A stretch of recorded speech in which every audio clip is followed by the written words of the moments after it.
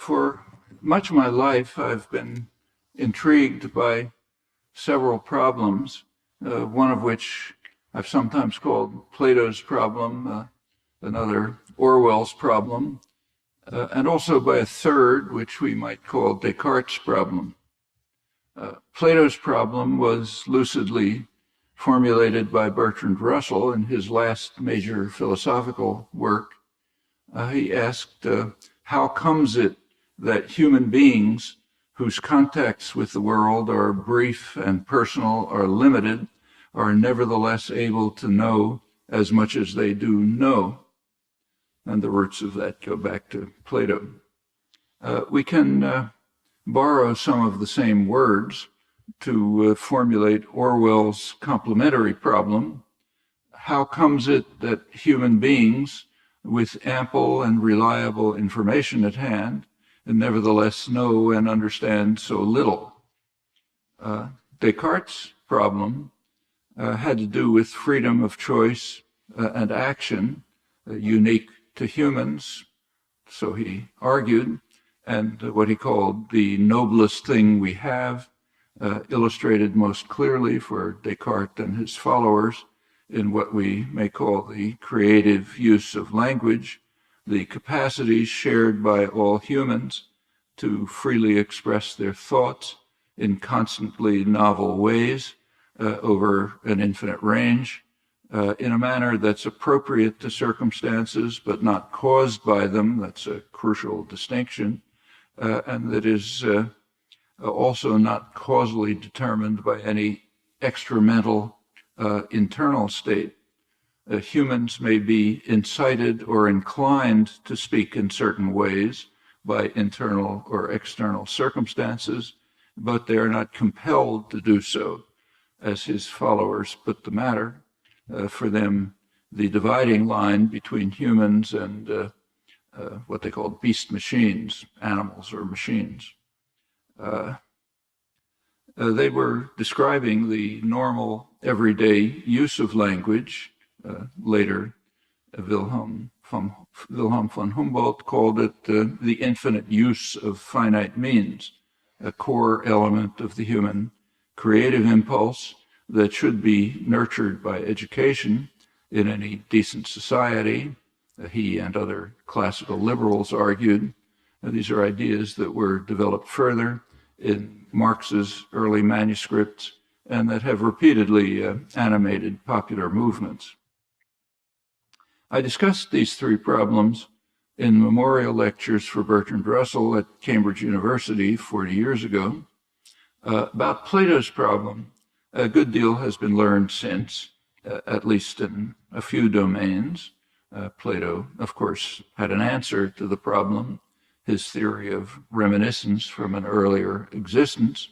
Leibniz found Plato's thesis convincing when, as he put it, purged of the error of reminiscence, which to us must mean, when formulated in terms of genetic endowment, a topical that's at least in principle susceptible to study. Descartes' problem remains shrouded in mystery, perhaps permanent mystery, so Descartes conjectured, and we have no strong reason to believe otherwise. David Hume reached similar conclusions about the limits of human understanding. He was writing about the man he described as the greatest and rarest genius that ever arose for the ornament and instruction of the species, Isaac Newton.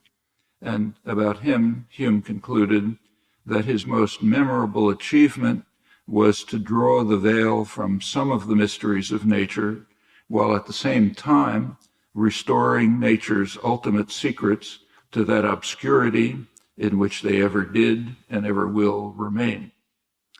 Presumably it was with such thoughts in mind that Russell gave his last great philosophical work, from which I quoted, the title Human Knowledge, Its Scope and Limits.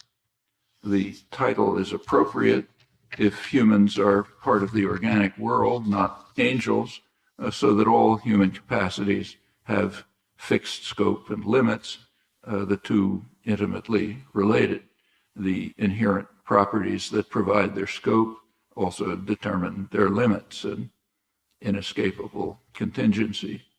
That's true whether we're considering athletic feats, intellectual and artistic achievements, or any other capacity, including the most ordinary and familiar, such as speaking our language. Newton had consigned nature's mysteries to permanent obscurity, Hume explained, by revealing the imperfections of the mechanical philosophy. Philosophy then, of course, meant science, so mechanical science. That's the conception of the world as a machine. That conception provided the criterion of intelligibility for Galileo and, in fact, all of early modern science, including Newton, who regarded his demolition of mechanical science as so great an absurdity that I believe no man who has in philosophical matters a competent faculty of thinking can ever fall into it, although he was compelled to accept that it is true, which was inconceivable to him, but nevertheless true. So by invoking the inconceivable notion of action at a distance, we concede that we do not understand the phenomena of the material world, where understanding is given a sharp meaning. It's construed in terms of intelligibility to the human mind with its own limits. The great scientists of the day shared Newton's judgment, sometimes with a degree of contempt. Christian Huygens, for example, described Newton's principle of attraction as an absurdity. Leibniz argued that Newton was reintroducing occult ideas similar to the sympathies and antipathies of the much ridiculed scholastic science, and that he was offering no physical explanations for phenomena of the material world. To these objections, Newton partially agreed, but only partially. His principles, he conceded, were occult, but not occult in the sense of the scholastics. The reason is that, as he put it, while the causes he postulated are occult, nevertheless, to derive general principles inductively from phenomena, and afterwards to tell us how the properties of actions of all corporeal things follow from these manifest principles, would be a very great step in philosophy, even though the causes of these principles were not yet discovered, because he hoped they might be discovered. But in fact, they never would be discovered in terms that Newton and other founders of modern science regarded as intelligible in accord with common sense understanding. So in that respect, Hume's statement that Newton left us with permanent mysteries appears to be correct. Thomas Kuhn, famous historian of science, suggests that Newton presumably wished to write a principles of philosophy like Descartes, meaning true science, but his inability to explain gravity forced him to restrict his subject to what he called the mathematical principles of natural philosophy, which did not even pretend to explain why the universe runs as it does, leaving the question in obscurity, permanent obscurity, Hume conjectured. Some of the ablest scientists of the 18th century continued to seek a mechanical, corpuscular explanation of gravity, that is, what they took to be a physical explanation, as indeed Newton did himself to the end of his life. In later years, positivists reproached all sides of the debate, quoting, for their foolishness in clothing the mathematical formalism of physical theory with the gay garment of a physical interpretation, a concept that had lost substantive meaning. That's Heinrich Hertz.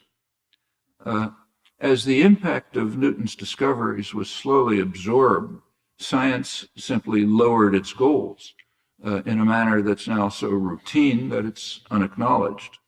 Scientists abandoned the animating idea of the early scientific revolution, namely that the world is in principle intelligible to us, and they restricted their goals to construction of theories that are intelligible.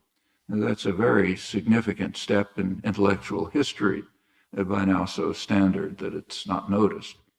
By the time we reach Bertrand Russell, his analysis of matter in 1927, he dismisses the very idea of an intelligible world as an absurdity, and in fact he repeatedly places the word intelligible in quotes to highlight the absurdity of the quest.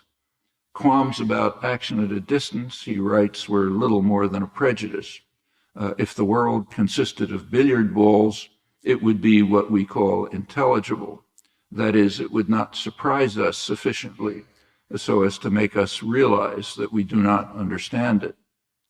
In this last phrase, Newton is invoking one of the great intellectual contributions of modern science, namely the ability to be surprised by what seems superficially obvious, and hence to recognize that we do not understand it. It's quite a difficult step to take. In fact, for 2,000 years, scientists were mostly satisfied that apples fall to the ground and steam rises to the heavens because they're seeking their natural place. It's only when Galileo and others were willing to be puzzled by the simplest phenomena of nature that modern science began. From a different perspective, when he moved from physics to psychology, Wolfgang Köhler observed that in psychology, it's far harder to make exciting discoveries. In physics, even the most elementary discoveries are exciting because they run so counter to common sense.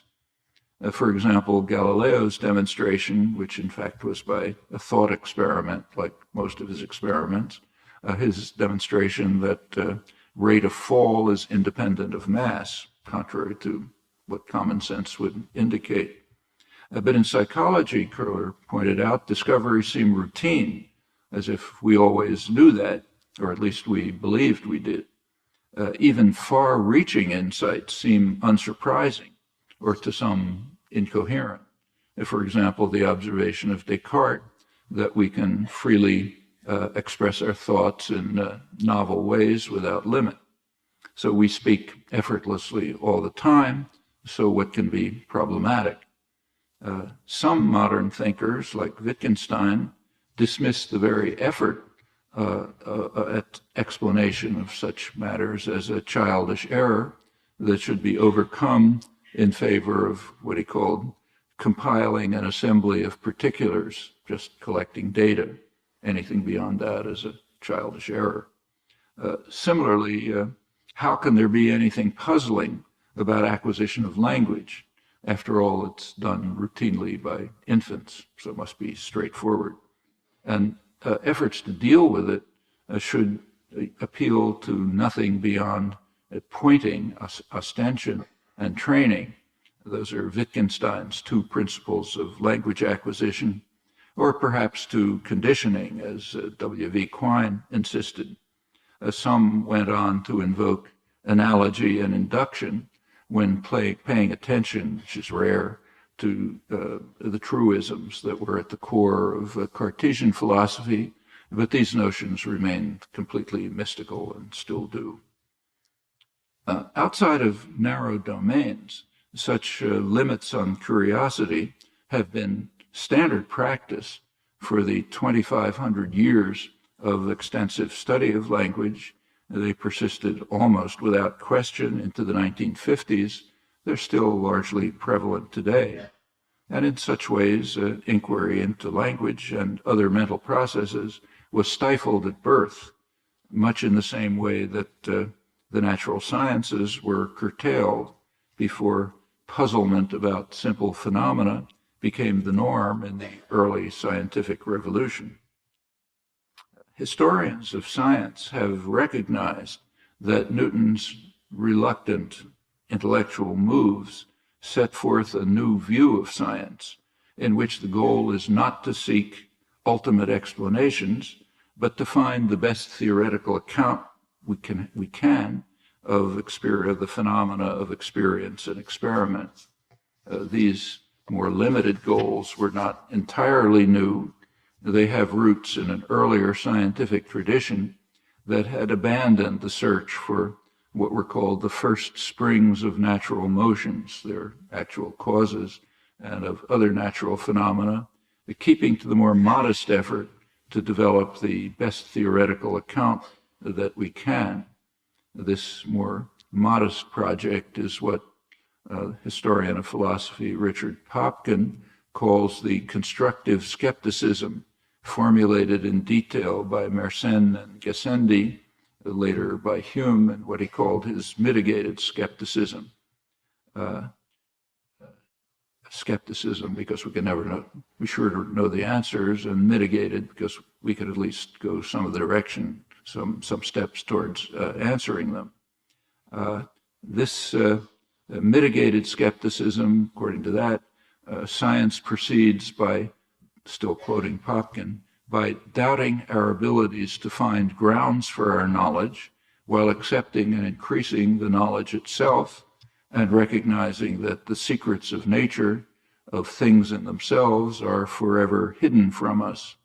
That's the science without metaphysics, he says, which was to have a great history in more recent times.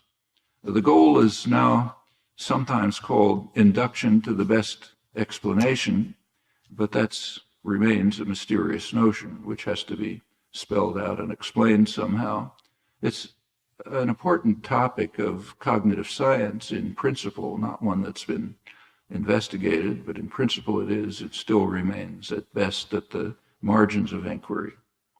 Well, a curious feature of contemporary intellectual culture is that anti-foundationalism is regarded as a courageous battle cry.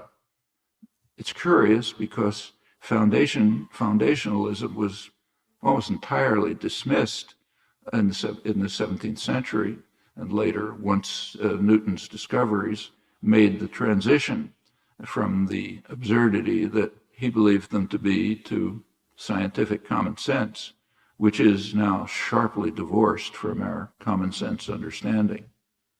Well, Descartes, too, before Newton, had recognized the limits of cognitive reach. If you look at the Reguli, Rule 8 reads, if in the course of subjects to be examined, we come to a subject of which our intellect cannot gain a good enough intuition, we must stop there, and we must not examine the other matters that follow, and must refrain from futile toil, from speculation based on nothing. Descartes speculated that the workings of the mind, of his res cogitans, might lie beyond human understanding. As he put it, we might not have intelligence enough to understand the workings of mind. But if the explanation for the normal use of language and other forms of free and coherent choice of action, if such explanation lies beyond our cognitive grasp, that should give no warrant for questioning the authenticity of our experience. He went on to say that there is nothing we comprehend more evidently and more perfectly than our ability to choose our course of thought and action, and it would be absurd to doubt that something that we comprehend intimately and experience within ourselves, and namely that the free actions of people are undetermined, it would be absurd to doubt that merely because it conflicts with something else which we know to be in its nature incomprehensible to us. Well, for Descartes, what was incomprehensible to us is divine preordination. For a tradition from Hume to Russell, it's the mysteries that lie beyond cognitive reach of this particular organism, ourselves, with its own scope and limits. That there are mysteries of this kind should be, again, the merest truism, assuming that we're part of nature. A separate matter, and an interesting one, is how these mysteries relate to questions that we might like to answer, or that we might like even to pose in proper terms. Now, that's, in principle, a topic subject to empirical inquiry. So it might turn out that what we call science, human science, is a chance convergence between aspects of the truth of the world and our cognitive reach, biological property of humans. That's a conclusion that might be established, for example, by some differently organized alien intelligence, just as we can reach similar conclusions about insects. And there is, furthermore, no contradiction in supposing that even within the limits of our cognitive capacities, we might in principle discover a good deal about what these limits are. So, for example, within our cognitive limits, Newtonian science did provide evidence that intelligibility of the world is in a crucial sense beyond our cognitive grasp. And if it were someday shown that intelligibility of theoretical explanation for humans is restricted to determinacy and randomness, it might be possible to provide empirical justification for Cartesian speculations about our inability to comprehend what we know to be our noblest property, our capacity for free choice of coherent action, and in fact the core of our existence. One philosopher-scientist to have tried to address these problems seriously was David Hume, who's misleadingly described as the arch-empiricist. He was very far from that. He, pursuing his mitigated skepticism, Hume recognized that much of animal and human knowledge must, as he put it, derive from the original hand of nature, which provides scope and limits to what can be attained. The original hand of nature is what we would call genetic endowment, and he argues that that provides the means for the experimental reasoning that guides scientific inquiry in some obscure fashion, and also the experimental reasoning on which the whole conduct of life depends. It can be nothing but a species of instinct or mechanical power, he said, that acts in us unknown to ourselves, and in its chief operations is not directed by any such relations or comparisons of ideas as are the proper objects of our intellectual faculties. In other words, whatever it is lies beyond our intellectual faculties. In our terms, rephrasing this, the genetic endowment and its cognitive manifestations lie far beyond the level of accessibility to consciousness. That's an idea, incidentally, which is dismissed as an absurdity by leading contemporary philosophers who regard themselves, curiously, as firmly within the modern scientific tradition. In reality, the doctrine of accessibility to consciousness is sheer dogma, borrowed uncritically from long abandoned tradition and amply refuted by empirical evidence, but quite prevalent in contemporary philosophy. Hume's ideas were taken up in different terms by Charles Sanders Peirce a century ago. He's best known for other work, but in an essay which is barely known on what he called abduction, which long remained in obscurity, in that essay, Peirce faced Plato's problem squarely. It's unusual. He recognized that attaining theories requires some principle rooted in our nature, which, as he put it, puts a limit on admissible hypotheses, a very narrow limit, if the experimental reasoning and the whole conduct of life are to be feasible. Now, Peirce could not spell out this principle of abduction, and there's been very little progress in doing so since, beyond quite specific domains. Peirce believed that whatever it is, this human capacity for abduction is a reliable grasp, a reliable guide to grasping the truth of the world. He gave an argument based on natural selection, which he said must have favored organisms capable of this achievement, but that surely is a fallacy. No selectional process made it possible for Galileo and his successors to be puzzled by what seemed obvious for 2,000 years and to construct theoretical explanations that may or may not approach the truth of the world, which we instinctively believe to exist, even by those who hotly deny it. We cannot avoid being naive realists, Russell observed, any more than we can keep ourselves from perceiving the moon illusion. The great figures of the 17th century speculated about the mysteries of nature in ways that have a resonance today, even though we don't use their terms. So Newton, for example, thought that some unknown force, which he called spirit, may be the cause of all movement in nature, including the power of moving our body by our thoughts and the same power in other living creatures, though how this is done and by what laws we do not know.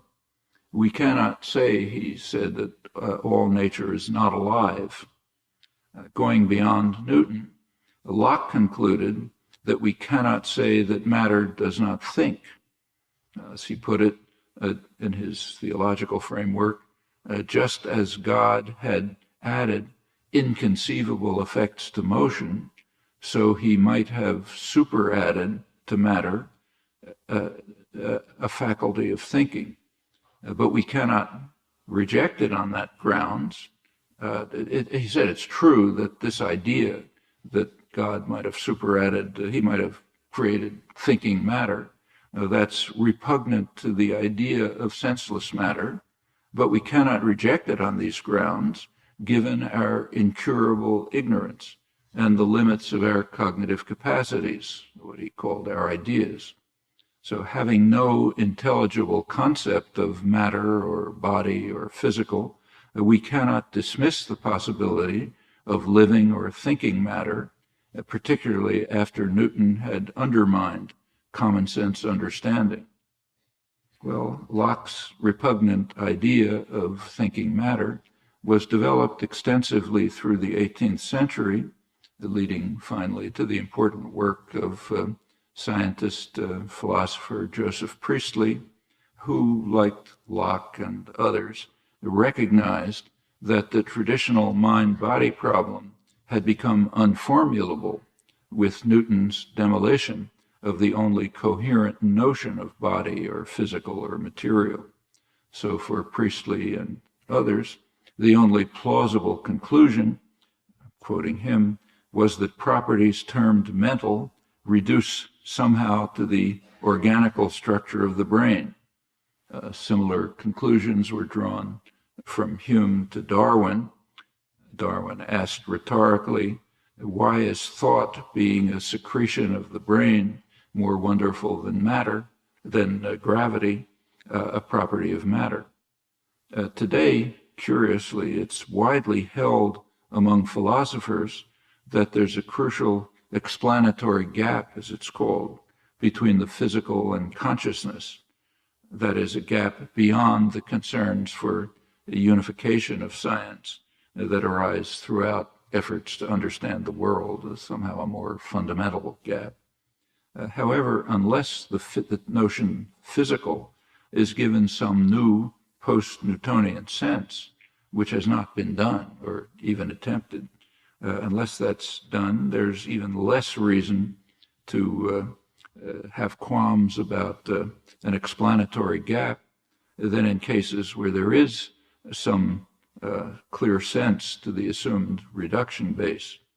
The most extreme of these concerns, and perhaps the most significant for the subsequent development of the sciences, is the explanatory gap that Newton unearthed and left unresolved, perhaps a permanent mystery for humans, as David Hume conjectured. Well, there are other curious aspects of contemporary debate about Plato's problem. Evidently, The growth and development in any domain involve three factors: genetic endowment, external data, and laws of nature. For language, the first factor, genetic endowment, is sometimes called universal grammar, UG, in contemporary work. It's adapting a traditional term to a new usage. That UG exists can hardly be doubted. I mean, otherwise it would simply be a miracle that every child acquires language while its pet kitten or chimp or songbird or whatever, exposed to exactly the same data, it cannot even take the first step at determining which aspects of the data are related to language. That's no trivial task, incidentally, let alone all the rest. Nevertheless, a debate has raged over this matter for decades, a very odd debate, if only because it's one-sided.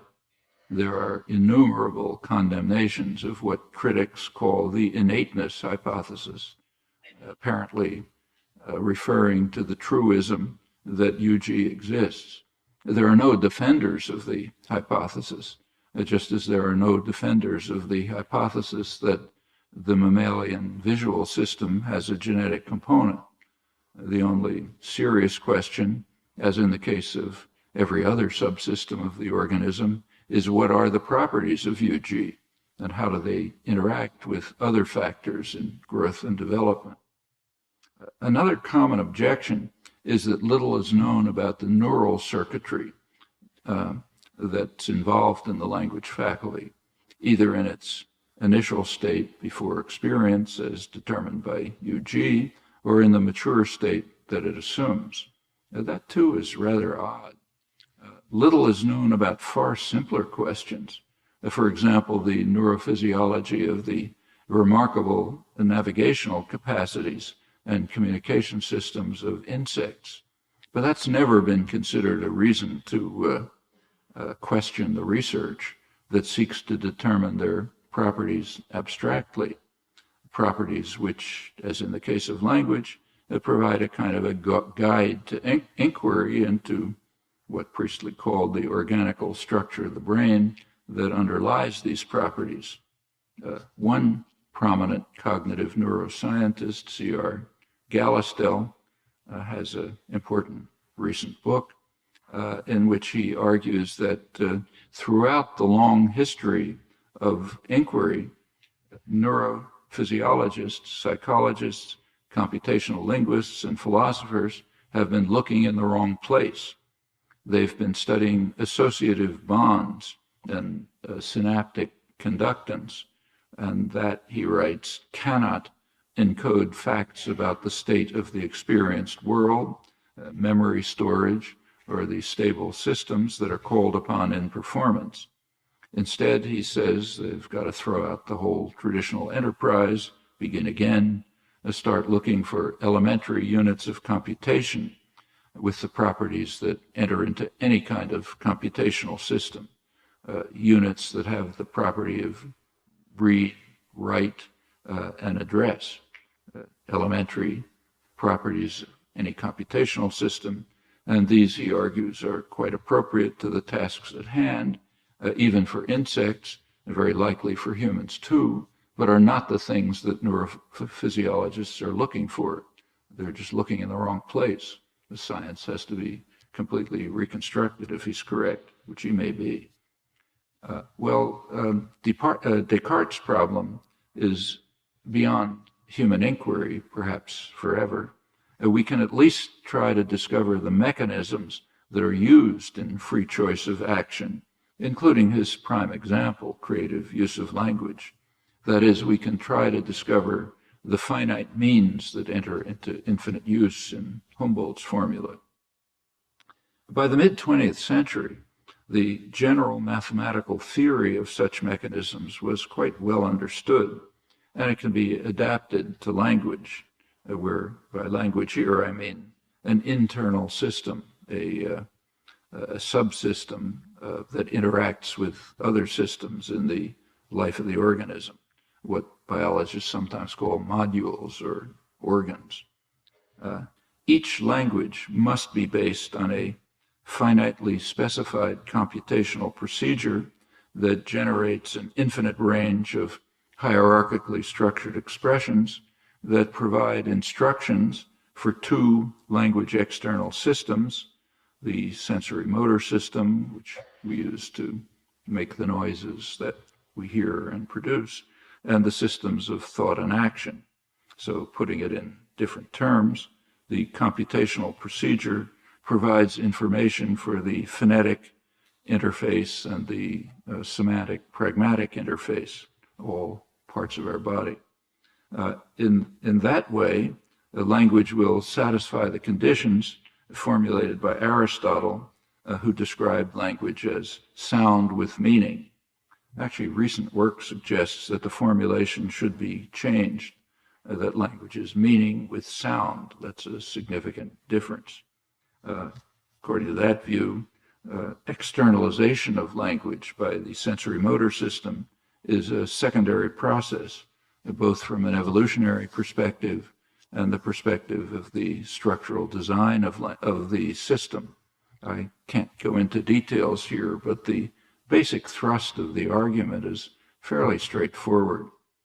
The internal computational procedure is sometimes called a generative grammar, or more perspicuously, an internal language. It's incorporated somehow in any such procedure is an operation, call it merge, that takes two objects already generated and forms from them a new object. The simplest operation will leave the two objects unchanged and unordered, so we can take the new object to be just the set of the other two. Reapplying merge over and over again, we obtain an infinity of hierarchically structured expressions. Furthermore, if no special stipulations are added, merge will form structures with what are called displaced elements. So, for example, if merge is applied to the structure underlying John saw what, it will form what John saw what. And if we carry out merge again, it can form guess what John saw what. That structure is then transferred to the two interfaces. Well, it turns out to be just what is required for the somatic pragmatic interface, where the element what has two functions. It's the direct object of the word see, and it gets its somatic interpretation from that. And it's an operator ranging over the whole expression, which means something like guess for which thing X John saw the thing X. The X is interpreted twice. That's the right information for the somatic pragmatic interpretation, but it's completely the wrong information for the phonetic interface. So we do not say guess what John saw what. Rather, we say guess what John saw. We delete the second occurrence of John, the lower occurrence in a hierarchy. Only the most hierarchically prominent occurrence remains in externalization. The others are all deleted. And in more complex expressions, that means lots of deletion. Well, that makes sense from the point of view of efficiency of computation and articulation. They're greatly simplified by this procedure. However, it raises problems for communication. It's necessary for the hearer to determine what's missing and where it is. And that becomes an extremely complex problem, as anyone knows who's worked on automatic parsing programs or on perceptual models. Well, what this illustrates is that there's a conflict between computational efficiency and communicative efficiency. And in this and every similar case of conflict that's known, language design favors computational efficiency and sacrifices communicative efficiency.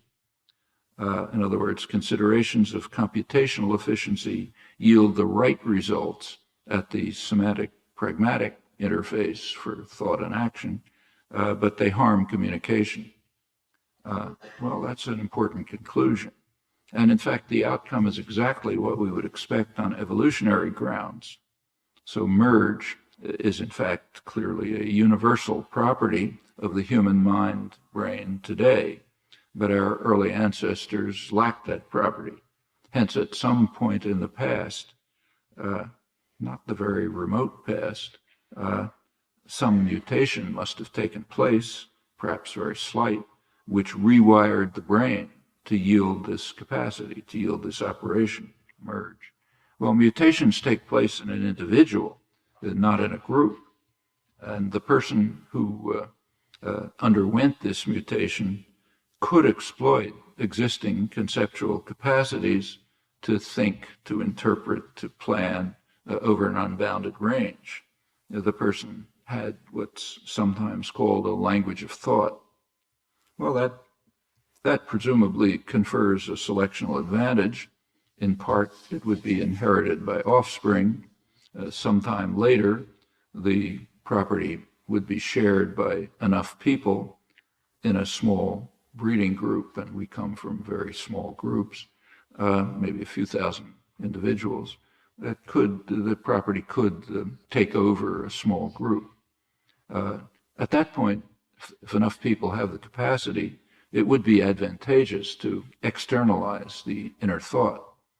To do so, it's necessary to solve a hard cognitive problem, that is, to relate the internal generative system, which had emerged suddenly, to the sensory motor system, which had been around for hundreds of thousands of years. We know that from fossil evidence.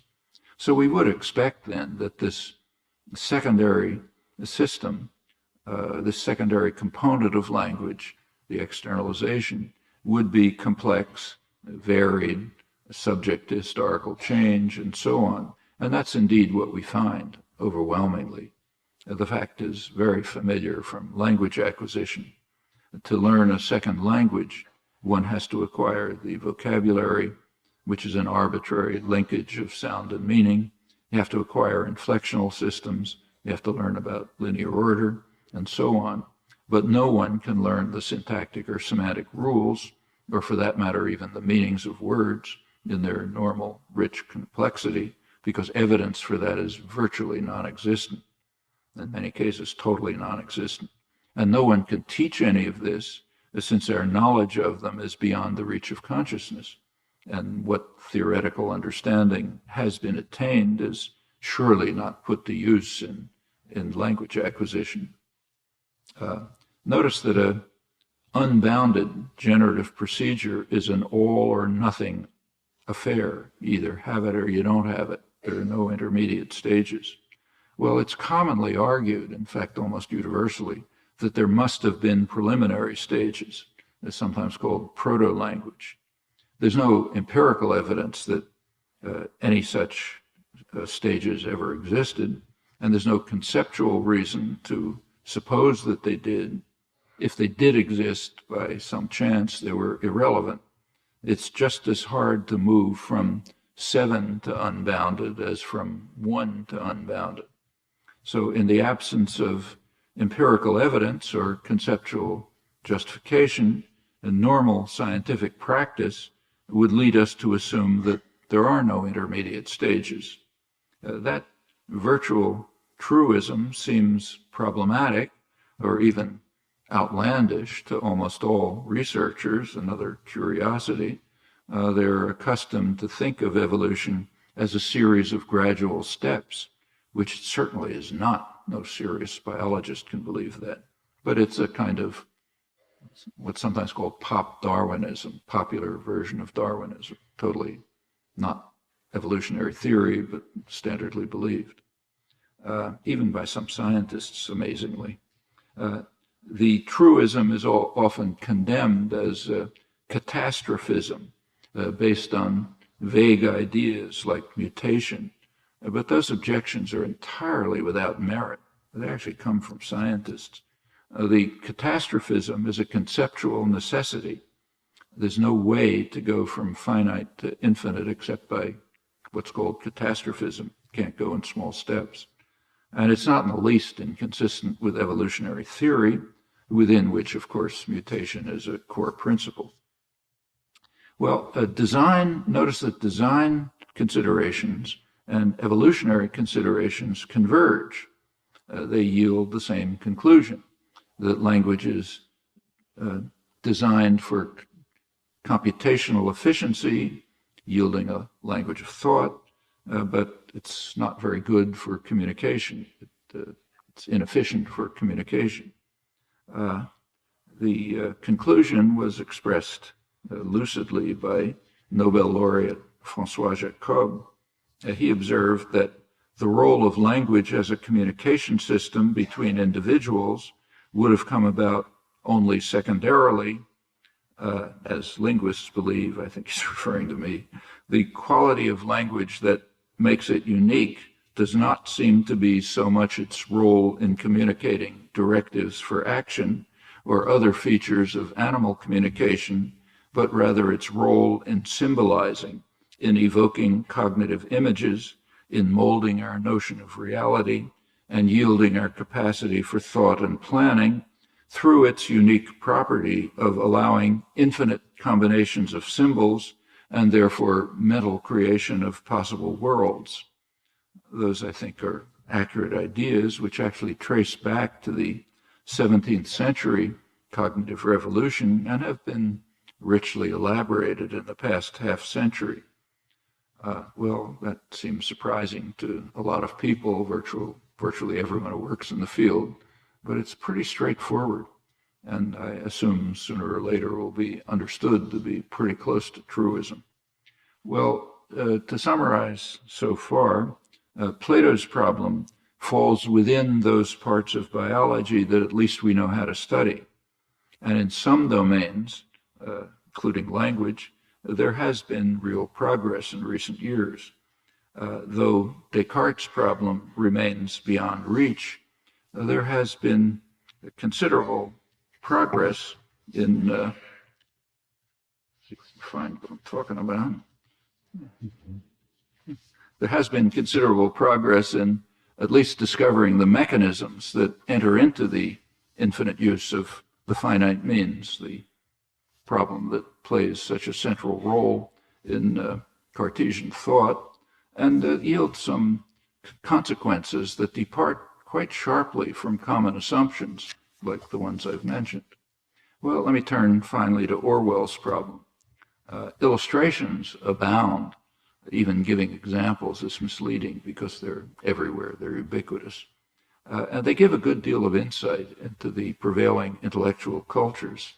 And it's not hard to identify the means that have been developed by systems of power to ensure that people will know and understand little despite the wealth of information available to them. Well, again, I can only give scattered illustrations, and they're inevitably misleading because they may appear to be exceptional, although in fact the practices are ubiquitous. So take just one case, a recent and illuminating one, the NATO bombing of Serbia. It was the subject of an inquiry by prestigious specialists in international law, led by the eminent South African jurist Richard Goldstone. The panel determined that the bombing was, in their phrase, illegal but legitimate. The illegality was transparent. It was a flagrant violation of the UN Charter, foundation of modern international law. In fact, it was an example of what the Nuremberg Tribunal determined to be the supreme international crime, differing from other war crimes because it encompasses all the evil that follows. That was the crime for which the Nazis were hanged at Nuremberg. And this is it's a kind of a test example, a standard example of it. Nevertheless, the panel found this war crime to be legitimate because, as they put it, there was no other way to stop the killings and atrocities in Kosovo. It should be noted that this is a standard interpretation in the West. It's a Western interpretation, accepted almost without exception in the West. The non-aligned countries, which represent the majority of the world, bitterly rejected it, condemned the bombing, and what they called the so-called right of humanitarian intervention on which it was based, they regarded it as just more of the posturing of Western imperialism with its civilizing missions and other familiar affectations of benevolence. More revealing than that is the question of fact, which is actually uncontroversial in this case.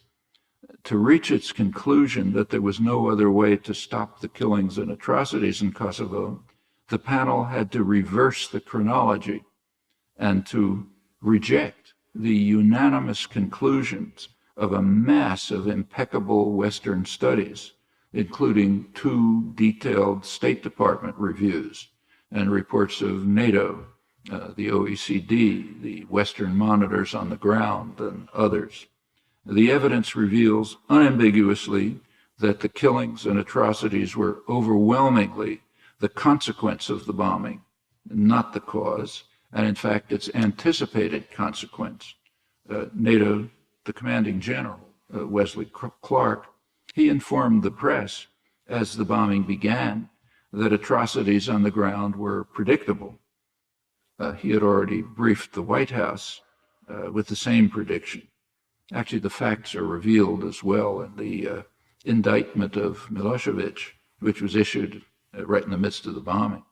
The charges, if you look, are all post-bombing, with one exception, which we know meant absolutely nothing to the attackers, because at that very moment they were supporting comparable atrocities carried out by their allies in cases where the past record was far more grotesque than anything that had happened in the Balkans. And furthermore, they continued to support those atrocities well after the bombing of Serbia ended.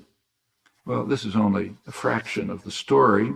What's relevant here is that the fallacious conclusion of the Goldstone panel is almost universally accepted in Western intellectual culture, in complete disregard of the unusually rich documentary record.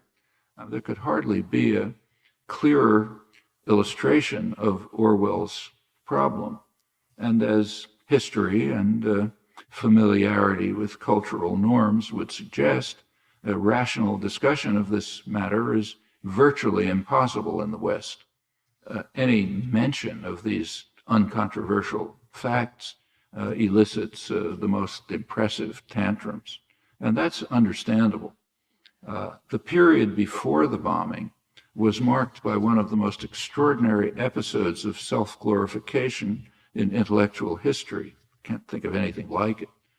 Prominent figures in the West lauded themselves and their own states for acting on principles and values for the first time in history, as the attackers led the enlightened states to a new era of history, acting out of pure altruism in a noble phase of their foreign policy with a saintly glow and so on, in a deluge that would have impressed Kim Il-sung. And after that performance, recognition of the elementary facts of the matter would be a psychological impossibility for the educated classes. And they have therefore resorted to what comes naturally to them, familiar means of to protect themselves from exposure and unwanted facts, slanders, lies, hysteria, denunciation, all of them virtually unanswerable, given the near monopoly of control over expression. In this case, it even includes the dissident fringes in the mainstream, which had been in the lead, if you look back, and trumpeting their own magnificence and supporting the attack. Now, there's a great deal in print about all this, but it's irrelevant. It's far too inconsistent with doctrinal orthodoxy and with self-protection to enter awareness. Well, the example is perhaps unusual in its clarity, but apart from that, it's pretty close to the norm. The mechanisms that are adopted to implement Orwell's problem are also not obscure. I mean, on the contrary, they've been described, frankly and with approval, by the leading practitioners and the most respected ones.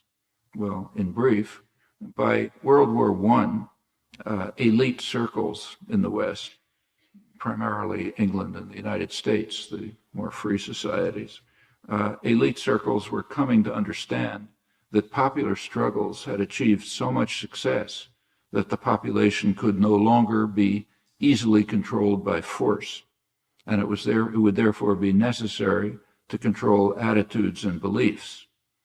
Among other devices, a huge industry was created to fulfill this task.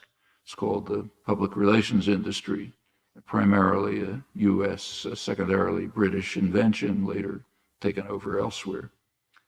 There's an early industry manual by one of its leading figures, Edward Bernays. It opens by observing that the conscious and intelligent manipulation of the organized habits and opinions of the masses is an important element in democratic society. But clearly it is the intelligent minorities which need to make use of propaganda continuously and systematically, because only they understand the mental processes and the social patterns of the masses and are therefore in a position to pull the wires which control the public mind, which they can regiment every bit as much as an army regiments the bodies of its soldiers. This process of what he called engineering consent is the very essence of the democratic process. Bernays wrote 20 years later, when he was being honored by the American Psychological Association in 1949 for the quite impressive achievements that he had made.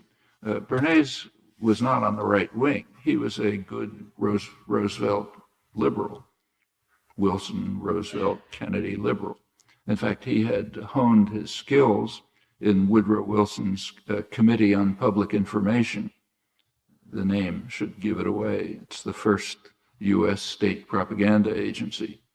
The committee was the official component of a campaign in which the most respected liberal intellectuals undertook, in their words, to serve as the faithful and helpful interpreters of what seems to be one of the greatest enterprises ever undertaken by an American president. They were referring to Woodrow Wilson's decision to enter the European war right after he was elected on the promise of peace without victory, not entering the war. So that was one of the greatest enterprises ever undertaken by a president, and the liberal intellectuals had to serve in that cause. Unwittingly, they were serving as instruments of the British Ministry of Information, which secretly defined its task as to direct the thoughts of most of the world, but particularly the thoughts of American intellectuals. The British recognized that that would be necessary to bring the United States into the war. The targets of British propaganda, namely the liberal American intellectuals, they were adopting good Wilsonian doctrine. Wilson's own view was that an elite of gentlemen with elevated ideals is necessary to preserve stability and righteousness. It's the intelligent minority of responsible men who must control decision-making. Another veteran of the Committee on Public Information explained in his quite influential progressive essays on democracy in the same years, as they were called. That's Walter Lippmann, the leading American public intellectual of the 20th century, also a Wilson, Roosevelt liberal. This specialized class of public men is responsible for the formation of a sound public opinion, quoting Lippmann, as well as for setting policy. The public must be put in its place. Its function in a democracy is to be spectators of action, not participants. It may act, but only by aligning itself as the partisan of someone in a position to act executively in periodic exercises called elections. That's the liberal end of intellectual thought. And the liberal academic world agreed. Harold Lasswell, one of the founders of modern political science, also liberal intellectual, he explained that the intelligent few must recognize the ignorance and stupidity of the masses who have to be controlled for their own good. Well, I've been sampling only from the progressive end of the spectrum. Views become harsher as we move towards the so-called conservative or reactionary end. And others were impressed by the success of these enterprises to control the public mind. Nazi propaganda, for example, consciously based itself on American commercial advertising with unfortunate success. The Bolsheviks tried to do so as well, but much more clumsily. It was never particularly successful. The basic principles remain. They take various forms, although, of course, they're constantly denied with rhetorical flights about dedication to democracy. Well, unlike the other two problems, Plato's and Descartes', Orwell's problem is quite easily solved at the intellectual level, but the solution to the problem explains why it remains with little impact within the dominant intellectual and moral culture that leaves obvious tasks for those who do not accept the guiding principles. It's hard to believe that this many people are interested in the status of labeling algorithms and the dubious character of specifiers and so on, which is what I wanted to talk about. But I'll start with some general comments and try to get to some more some issues that actually have been ignored in technical linguistic work, and when looked at, raise some very interesting questions. I'll try to say a couple of words about them to the extent that time allows. So just to start from a very general perspective, there are lots of different ways of investigating what's informally called language, but there's one that has a kind of logical priority in the sense that every approach presupposes its results, at least tacitly, even when that's hotly denied. That is the approach that considers the capacity for language of an individual person. We all have that capacity. The conclusions about that capacity arise tacitly, no matter what you're studying. Social interchange, using language, taking down a text from a tape recording or whatever it may be from an informant. You must make some assumptions, at least tacit, about the linguistic capacity of the person. Well, the direct study of the linguistic capacity of a person is the study of what's sometimes called internal language, whatever you have in your head, I language for short. So that concept, the study of I language, is somehow logically presupposed by everything. And if we investigate that topic, we enter into an inquiry into language as essentially part of biology.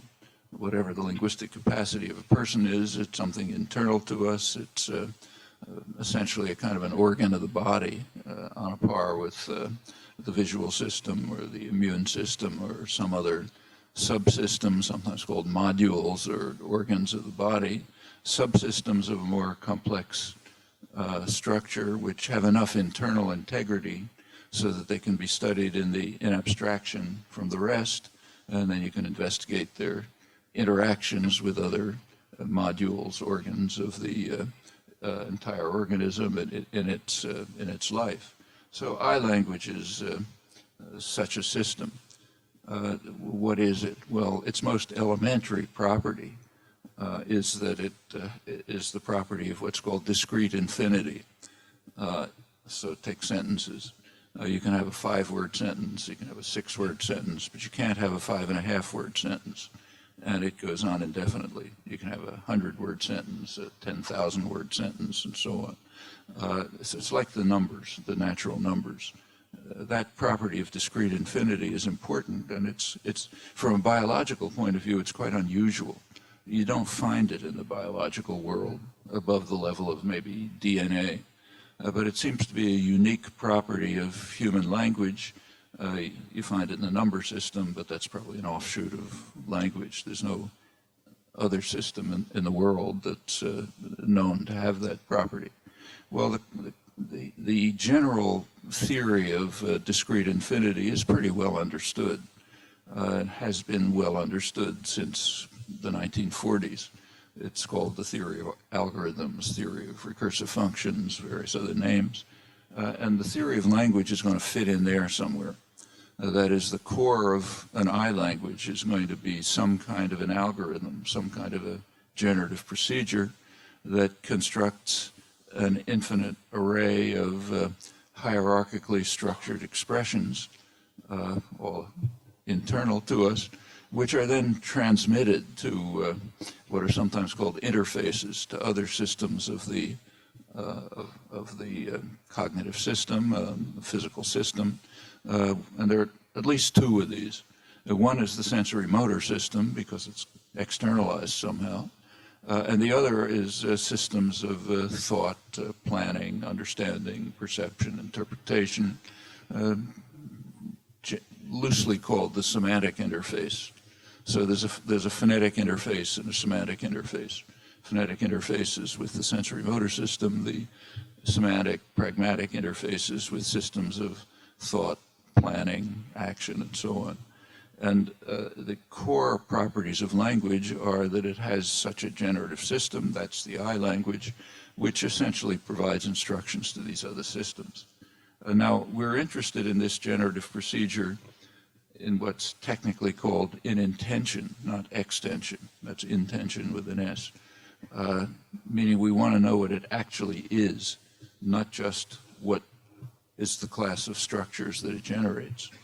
So that's study of a function in intention, and that's what we're interested in if we want to consider language as part of the biological world, because what's represented in our brain somehow is a particular algorithm, not a class of algorithms which are equivalent in the sense that they have the same category of structures that they produce. So we're interested, so I language is individual and intentional. We're interested in its actual formulation. In this respect, it's the same as the study of any other module. We want to know how it actually works, not just the class of things it can produce. The approach to language in these terms began to take off in the early 1950s, and it's part of what's sometimes called the cognitive revolution, which actually in many ways was recapitulating a forgotten cognitive revolution that took place in the 17th and 18th century, and it was then sort of forgotten and reconstructed. So it ought to be called the second cognitive revolution in the 1950s. And the study of I language was a part of that. It helped stimulate it, it grew within it. If you study language in this way, it arose in sharp conflict with prevailing conceptions of how human thought and action should be investigated, and not just language, but everything. So the general framework of the time was what was called the behavioral sciences, behaviorism in psychology, in social science, and so on. And in linguistics, structuralist approaches, procedural approaches, methods of reducing a corpus to an organized form, and so on. That was the general conception of how language and behavior generally should be investigated. But this is a contrast. This is saying let's study it as part of biology, the way we study other biological systems, other modules of the mind, ultimately the structure of the brain. Well, if you investigate language this way, several questions arise immediately, the same ones that arise in the investigation of, say, the visual system. Roughly speaking, these are what, how, and why questions. So what are the properties of the systems of the individual I languages? Second, that's the what question. How are they acquired? So how does an infant acquire the language capacity that you and I are now using in its own particular way? And the why questions are, why does it work this way, not some other way?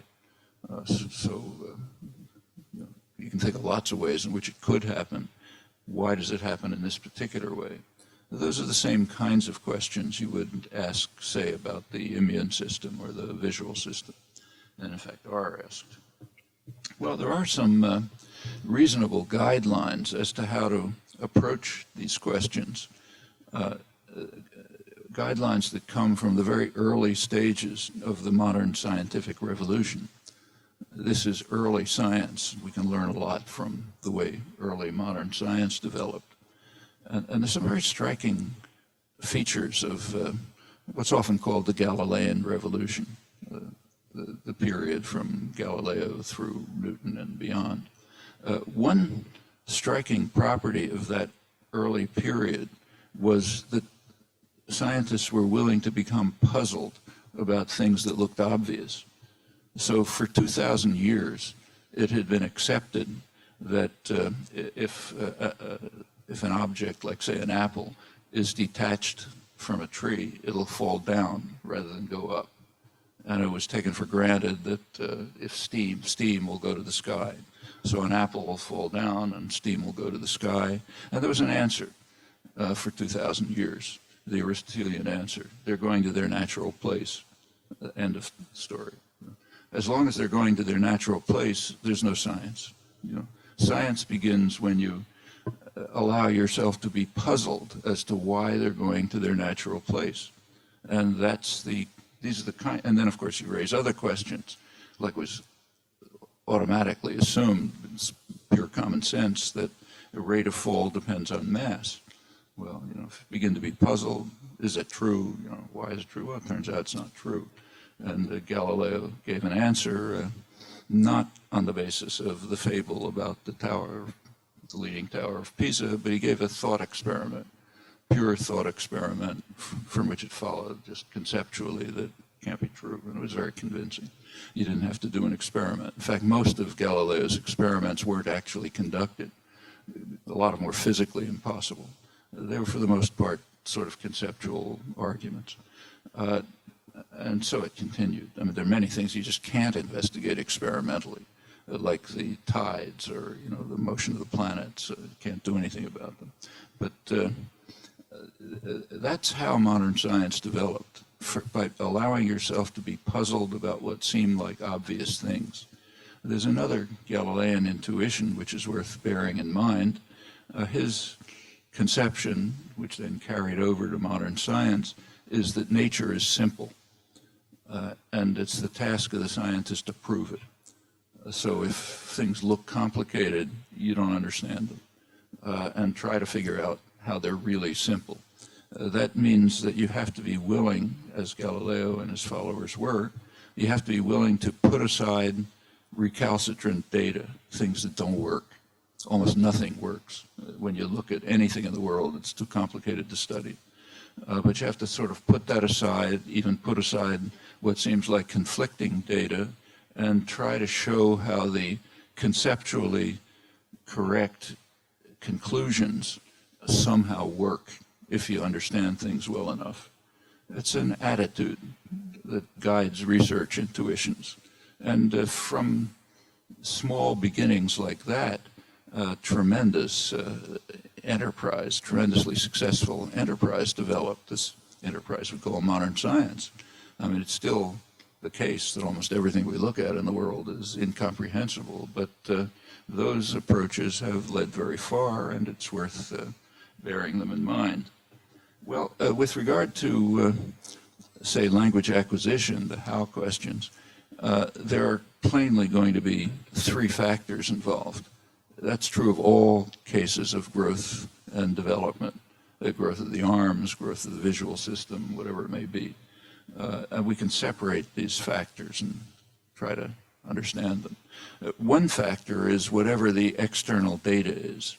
So an infant is placed in environment, complex environment, booming, buzzing, confusion, as William James called it. So that's the data. Then there are internal properties. A human infant has different properties from, say, a kitten. And those internal properties, back in the 17th, 18th century, they called them instincts. We would say genetic endowment. We don't know what it is, but there's got to be some genetic endowment that's specific to the child, to the human, that enables a human infant to pick out of the complex data environment around it some information which is language related. Actually, how this is done is a total mystery, but somehow the infant instantaneously, reflexively selects out of the environment language-related information. That's something to be puzzled about. It's not obvious how it's done, and in fact, it's not known how it's done. It evidently involves some prosodic, rhythmic features and a few other things, but it's basically not understood. Anyway, it happens clearly. It happens very quickly. And then, almost reflexively, the child picks up the kinds of capacities that we're using. It's influenced to some extent by data, but say a Martian scientist with a different intelligence would regard all languages as essentially the same, just as we regard all bees as essentially the same when they carry out a waggle dance. Actually, if you look closely, individual bees do it differently, but and different bee species do it differently, but for us it's more or less the same. And it would be the same if we looked at humans from the point of view of from the perspective from which we study other organisms. So somehow or other the child is almost reflexively picking up this capacity that we're now using. And then there's a third factor that's involved in all growth and development, and that's how natural law works. So there's no genetic instructions that tell a cell to divide into spheres rather than, say, cubes. That's just the way physical law works. And the same is true all the way through the process of growth and development. It's beginning to be partially understood in biology. It's called the Evo-Devo revolution, evolution development. In modern biology, it's pretty recent, and but finding pretty striking results. In any event, those factors have to be there. Something has to channel the course of growth and development, and incidentally also the course of evolution. It has to be channeled by more general principles, ultimately physical law. Well, these, in the case of language, it's a computational system, so a natural place to look is in principles of efficient computation. These probably hold quite generally throughout nature, but in the case of language, we want to see how they would operate, how do they interact with other factors in leading to growth and development. There's no satisfactory general theory of efficient computation, but some things are pretty obvious, like less is better than more. So a rule system, say X, is better than a rule system X plus Y, where Y has some extra rules. That's any theory of computation is going to have that property. Or minimal search is better than deeper search because it requires less computation. And there are other simple principles like that which are going to appear in any theory of efficient computation. And you can get pretty far, at least in our relatively primitive state of understanding. You can go pretty far by just appealing to simple principles of efficiency like those. Well, that's sort of the basic beginning. When you allow yourself to be puzzled and you think and you try to ask how these various factors can interact and why things turn out this way rather than others, you immediately notice right away that there's an enormous gap between the data available and the capacity attained. Now that's true in all growth and development. It's, in the case of language, it's considered controversial, but It's no more controversial than in the case of the development of the visual system. In the case of language, it's given a name only in language. It's called poverty of the stimulus, and it's considered some strange property we have to debate about. But it's a truism. The stimulus is impoverished in the sense that there's an enormous gap between the data available and the state attained. It's ubiquitous, hence also in the case of language. In the case of language, we can sharpen the question somewhat. Among the genetic capacities, we can distinguish, as a start at least, we can distinguish two types. One of them are general cognitive capacities, about which very little is known, but there are clearly general cognitive capacities that enable people, maybe other organisms, to learn things and so on. So they're general cognitive capacities. And then there are the capacities that are specific to the system of language, whatever, for example, those that enable the infant to pick out of the environment language-related information, to take the first, but much more. Those language-specific properties have been given a name, borrowing traditional usage and adapting it to a new purpose. They've been called universal grammar. Now that term has been misleading. Maybe it shouldn't have been used. It's used in this sense as just the theory of the linguistic, of the genetic component of the language faculty. That's what it is. There's a traditional usage in which it refers to things that you find in all languages. That's quite different. Many properties of the, say, genetic component of the visual system will not be found in all visual systems because they select among them for various reasons because of the interaction of the other factors. And the same is true here. So you have to distinguish two totally separate topics. One, what are the properties you find in all languages? One sense of universal grammar. Two, what's the theory of the genetic component of the language faculty? Separate question. And I'm now talking about that. That's the theory of I language.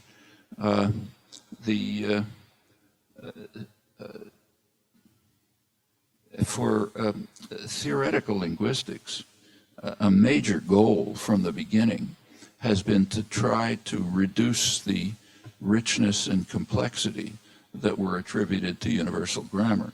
The complexity of the data and the diversity of the data that you face in the early stages, say in the 1950s, seemed to compel those investigating the topic to postulate highly rich and complex principles of universal grammar. Now, there's a problem with that. One problem is just sort of normal science. You want to have simple answers, not complex ones. You want deeper understanding rather than a superficial description. But there's another problem, and that's kind of on the borders of, maybe on the distant horizons of research. There is an empirical question. How did language evolve? Maybe a question that we can't face. Maybe we'll never be able to face it. Some evolutionary biologists believe. Dick Lewontin is one. But at least it's there. It's a real question. And that question is going to be harder to approach to the extent that universal grammar is richer. To the extent that your theory of universal grammar is rich and complex, it's going to be harder to address the questions of evolution of language. Now, it's kind of an interesting curiosity that elementary truism doesn't seem to bother people who work on evolution of language. And the reason is they're not working on evolution of language. There's there are international conferences, libraries of books and so on, all with words like evolution of language in them. And an interesting property of those is none of them deal with evolution of language. So if you take a look at a recent issue of Science magazine, the journal of the American Academy, the American Association for the Advancement of Science, there's an issue a week or two ago, which is a very enthusiastic review of a recent conference on evolution of language, talking about how much progress there's been and so on. And if you read through it, and you read through the papers of the conference, you notice that none of them have anything to do with language. I mean, they're all studies of, interesting, amusing data about what chimpanzees do and, what dolphins do and so on and so forth. But there isn't the slightest reason to believe that any of that has anything whatsoever to do with language. There's no connection. And this is overlooked because for a number of reasons. One reason is that there's a kind of a pop Darwinism, sort of a superficial version of Darwinism, which is not biology, but is very commonly held, even unfortunately by some biologists, which hold that everything has to happen in small changes. There have to be small changes. Anything that exists has to come from a long series of small adaptations, each of which is a little different than the one before it, and they're all directed by natural selection. Well, any serious evolutionary biologist will tell you that's perfect nonsense. I mean, that's not the way evolution works. And it's understood that it's not the way it works, but that's a kind of a popular conception. And therefore, human language, following this, must arise from small steps from animal communication. There isn't any reason to believe that. In fact, there isn't even any reason to believe that human language is a communication system. In fact, there's strong reason to disbelieve it. Come back to it. But that's kind of like an a priori assumption. And it leads to some very curious results. I mean, language is a system of infinite generation. I mean, that's not questionable. And you cannot go from finite to infinite in small steps. So there's no point trying. Can't be done. You can't go from a system of maybe, say, 4-word sentences to unbounded sentences in small steps. So you have to give it up. I mean, it's not, you can't approach the question that way. Another odd property of these investigations is that they do not ask what language is. What are you trying to show? What is it that evolved? It's just, well, language is used by people to talk to each other, so we'll go on from there. It's kind of like studying the evolution of the eye, when all you know about eyes is that people use them to watch television. So, okay, now let's talk about the evolution of the eye. It really is at that level. It's a highly irrational subject, and in fact, the general discussion of language is itself highly irrational. In many respects, we could go into that, but it's true. In any event, if you're serious about it, there is going to be a problem of how did language evolve someday, and you're going to have to know what it is, otherwise you can't. To the extent that you know what it is, you can ask how it evolved. And one thing that it is a system of digital infinity, hence a generative procedure, recursive procedure, and we're going to have to account for how that developed and how it works. Come back to that in a moment.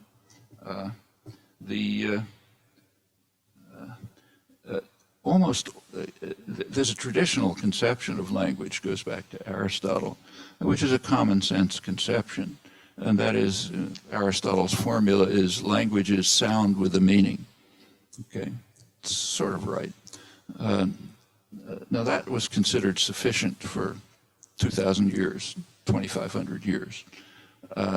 If you look at the history of the study of language, which is quite rich and complex, it almost entirely is concerned with the sound part, sound in a broad sense. That includes phonology, morphology, all the ways of organizing the externalization of language, ultimately through the sensory motor system. And that's richly investigated. And it's almost the entire study of language. There's some study of meaning, or what's thought to be meaning, but it's missing something critical. The study of sound is really syntax. It's the study of symbolic manipulations inside the head until you get to the point where you attach the study to the sensory motor system. Well, that's acoustic and articulatory phonetics. That translates the phonological syntax, the morphological syntax, to actual articulatory motions, for example.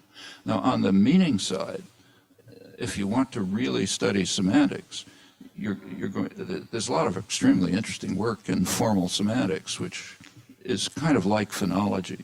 It's talking about the parts of syntax that are oriented towards ultimate interpretation at the thought interface.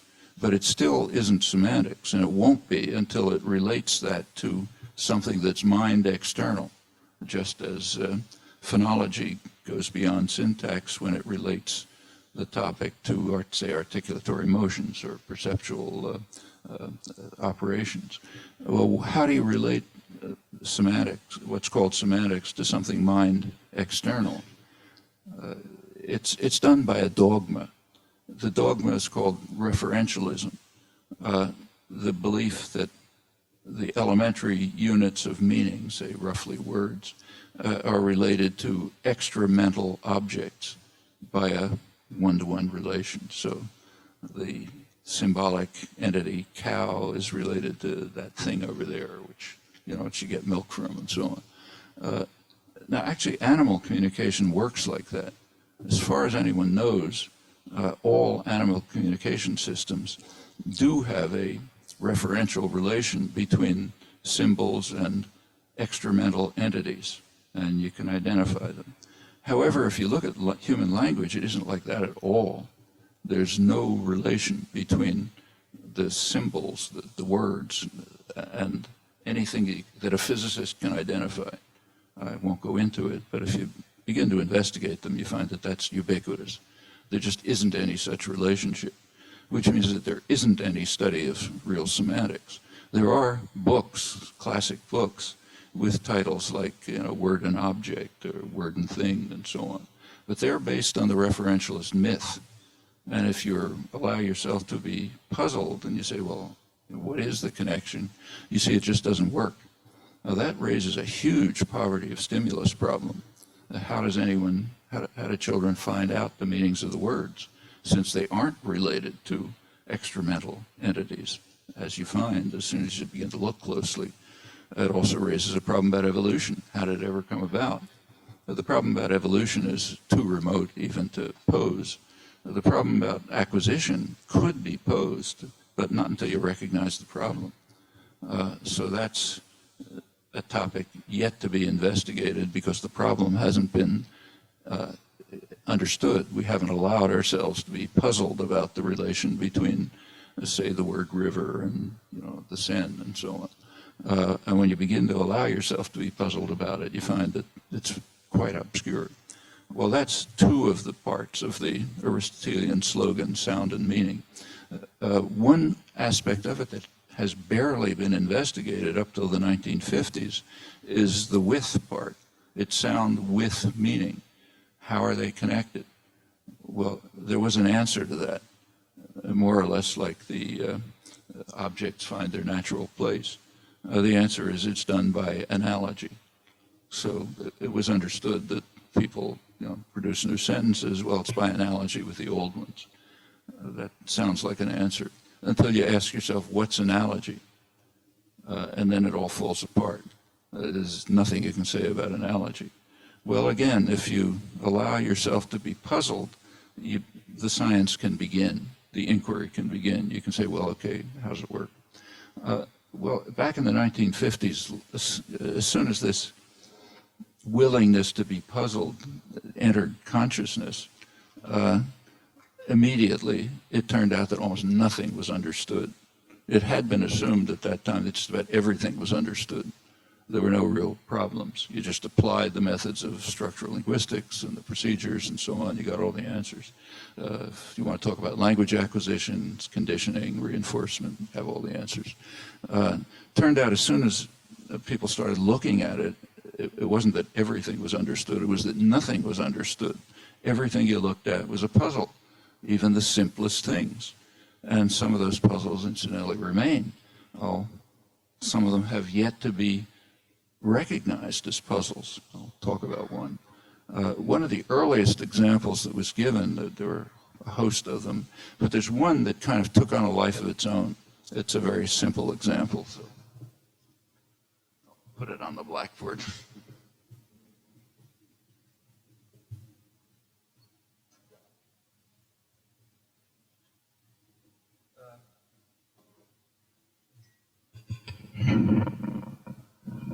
carry this. So take the sentence, say, can, it's not white, unfortunately. Can eagles swim? Okay, oh, can I use that? Can I use that?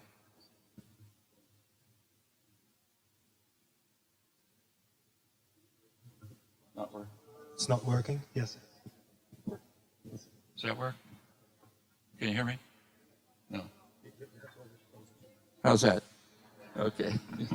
I'll pretend I'm eating it. Okay, so take the sentence, can eagles swim? How do we understand it? Well, we're asking, the word can is actually serving two functions in the sentence. It's what's called displaced, meaning two functions. On the one hand, it's indicating that it's a yes or no question. On the other hand, it's connected with swim. Okay, you're asking about the capacity to swim. And in fact, if you look at it more closely, it's sort of semantically, it appears over here. It's related to eagles can swim, and it's saying, is it true that eagles can swim? That's the question. That also shows up in the inflectional system, not just semantically. So, for example, if I said, are eagles swimming, the R would have the same relation to the inflection that it has when it appears over here. Eagles are swimming. Furthermore, the item that's displaced is actually just the inflection and whatever may happen to be attached to it. You can see that clearly in English, where you can move the inflection but not any verbal element. And when you do, you have to make up a dummy element with no semantic content, namely do, which carries the inflection. So suppose it was past tense, it would be did eagles swim? And it would be related to eagles did swim, eagles swam. So this item here actually appears in two positions. It appears in the initial position where it yields the interpretation on a yes or no question, and it appears over here where it gains its inflectional properties and its semantic properties. Okay, let's call that displacement. A good question is how it works, and I'll come back to that.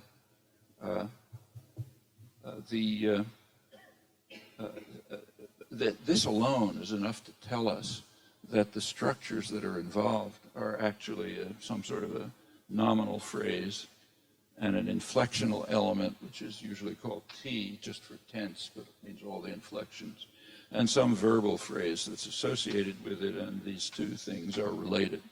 So this is some kind of a phrase which is an inflectional phrase, and the inflectional element can go out here and give you displacement. Well, there's another property of this example which is universal. You don't pronounce both of the elements. You only pronounce one of them. And the one you pronounce is the hierarchically highest one. Okay, this whole thing is a clause of some kind, and the can is out here in what's called the complementizer position. Let's write it just as C. Outside the clause, and depending on what the complementizer is, it'll be a question or an imperative or declarative or something else. And it's the T that's raising to the C position. That ought to raise puzzles, questions. I'll come back to the questions, but they haven't been noticed. They haven't been noticed. It's just been stipulated that that's the way it works, and there are problematic elements to it. Like, for example, why does the highest, the prominent element of this thing, call it a TP, a T phrase, why is it that raises? Why doesn't the most hierarchical part of the highest part of the noun phrase raise? You wouldn't see it in this sentence, but suppose the sentence was, can smart eagles swim? Why don't you form the question by just raising eagles? So it would come out, eagles, smart, can swim. Why isn't that the yes or no question? I mean, it seems ridiculous, but it also seems ridiculous to say, why do apples fall down instead of up? However, it's no more ridiculous than that. And when you begin to ask the question, it turns out to be non-trivial. There's no trivial answer to why you don't raise the noun phrase and you do raise the inflection. It's been assumed, meaning just stipulated, and it kind of has, only because it's like apples fall. It's obviously correct, so we stipulate it. But to stipulate it means to claim that it's part of universal grammar. And that means we're now posing, first of all, we're not getting a deep explanation, we're stipulating it. And secondly, we're posing just another problem for the eventual study of the evolution of language. Why did language evolve that way? After all, eagle smart can swim would be a perfectly fine way of asking a question. It's just that language doesn't work like that. So there's got to be some reason for it. And we can stipulate the reason in universal grammar, but that's not an answer. That's rephrasing the question. Well, actually, that's a poverty of stimulus problem.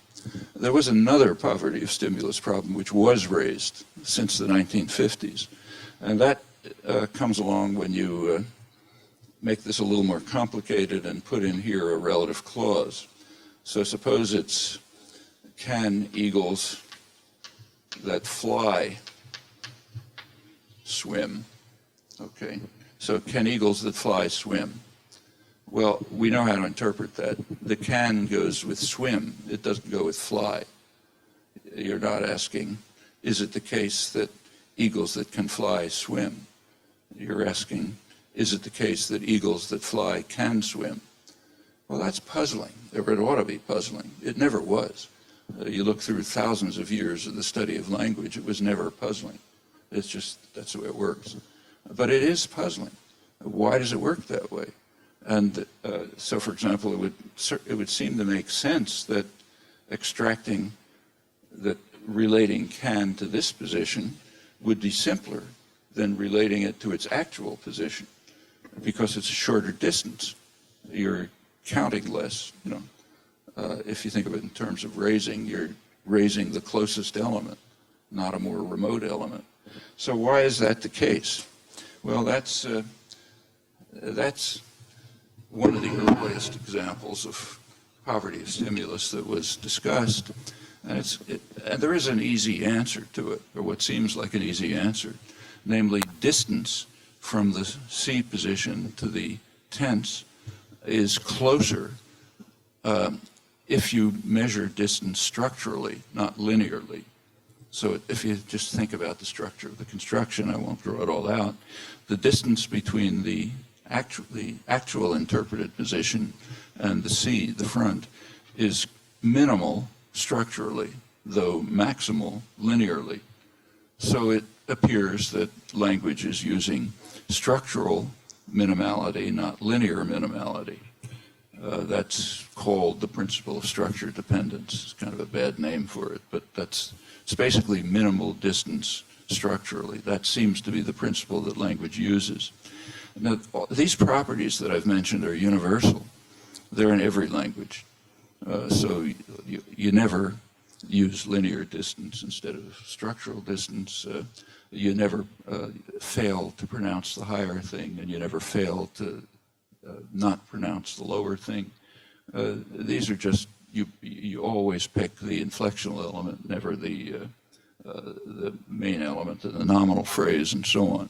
So everything, they show up differently in different languages, but in one way or another, these properties show up in every language and in every construction. So there's something far-reaching about them. Well, how can you go on to the why questions? So why should you use structural rather than linear distance? Well, one possible answer, the one that comes to mind right away, is that language just doesn't have counters, doesn't have a way to count. Universal grammar doesn't have a way to count. You can't form the negation of a sentence, let's say, by taking the third word and putting it in front. It doesn't work like that. Why should language not use linear operations? Well, there could be a deep answer to that, namely the whole externalization process is just not part of language. It's a reflex of the sensory motor system. So the sensory motor system does require linear order. I mean, you can't talk in parallel. You have to talk in time. So it imposes linear order. And therefore, it would make sense to think that the process of going from the internally generated structures to the sensory motor system add order along the way. Okay? They would require order because the sensory motor system does. Well, that conclusion is fortified by the observation, apparently correct observation, that semantic interpretation doesn't require linear order. It requires hierarchy, but not linear order. Now, that's contested and debated, but it seems to be pretty well confirmed. Well, if that's the case, then there would be no reason for the I language, for the generative procedure, to impose linear order on the path to the thought system, okay? Only on the path to the sensory motor system. So therefore, if that's correct, then linear order would not even be available for these operations. It wouldn't be there. So the question of linear closeness would never arise. Well, that looks like a good answer. There's some problems with it. One problem is that there appears to be empirical evidence that syntax, though not semantics, does require linear order. Okay, now we're in the Galilean conundrum. There's an answer that ought to be true, just on conceptual grounds, and there's empirical data which seems to conflict with it. So we get conflicting research intuitions. No point arguing about them. We could just identify them. One is the Galilean intuition. The data aren't understood. So let's proceed to understand the data and show that really order is imposed by the sensory motor system. The other is to say, well, I'm stuck with the data, so we'll throw out the natural conclusion. You just have to pick your own research intuition at that point. My own is, as you can guess, the first. I don't like data. But that's a common situation in the sciences all throughout and here too. There may be another answer to this, which doesn't involve this principle. I'll come back to it in a minute. Even if we do accept this, it still leaves the first question. Why is the displaced element the inflection and not the noun? Still leaves that question. Well, in order to, actually I should say on the side that I mentioned before that almost all the investigation of language, like 99%, has been externalization. It's been morphology, phonology, linear order, things like that. And that makes good sense. That's the data that's immediately visible. You can see it, You see the phonetic, you hear the phonetics, the order, and so on. It's also the domain in which languages appear to vary. There's a lot of variation in externalization. It's highly subject to historical accident. So it's the area of language that changes very quickly. So you have the Norman invasion, you start pronouncing things differently and so on, different words and so. It's also, it's the hard problem of acquisition. So if you're trying to learn a second language, you have to learn the phonetics, the morphology, the inflectional systems, the order of the words, and so on and so forth. You don't learn the semantics, and you don't learn the syntax. In fact, if you had to learn them, you'd never learn the language, because nobody can teach them. Nobody knows what they are. So those things are somehow just come automatically. And those also seem to be the parts of language that are pretty much invariant. To the extent that we understand them, they're essentially invariant. Maybe totally invariant if we understood enough. But the variation and the complexity is overwhelmingly in the externalization process. Well, all of that, once again, suggests, and there's stronger reasons for it, that the externalization problem is probably ancillary to language. It's a secondary process. It's a secondary development. There is the language, the I language, the semantics, the relation to the thought system, kind of a language of thought, if you like. And then tacked on somehow is externalization. And it's a difficult problem. You have to the sensory, if you think about it from an evolutionary point of view, we don't know much about the evolution of language, but a few things are pretty clear.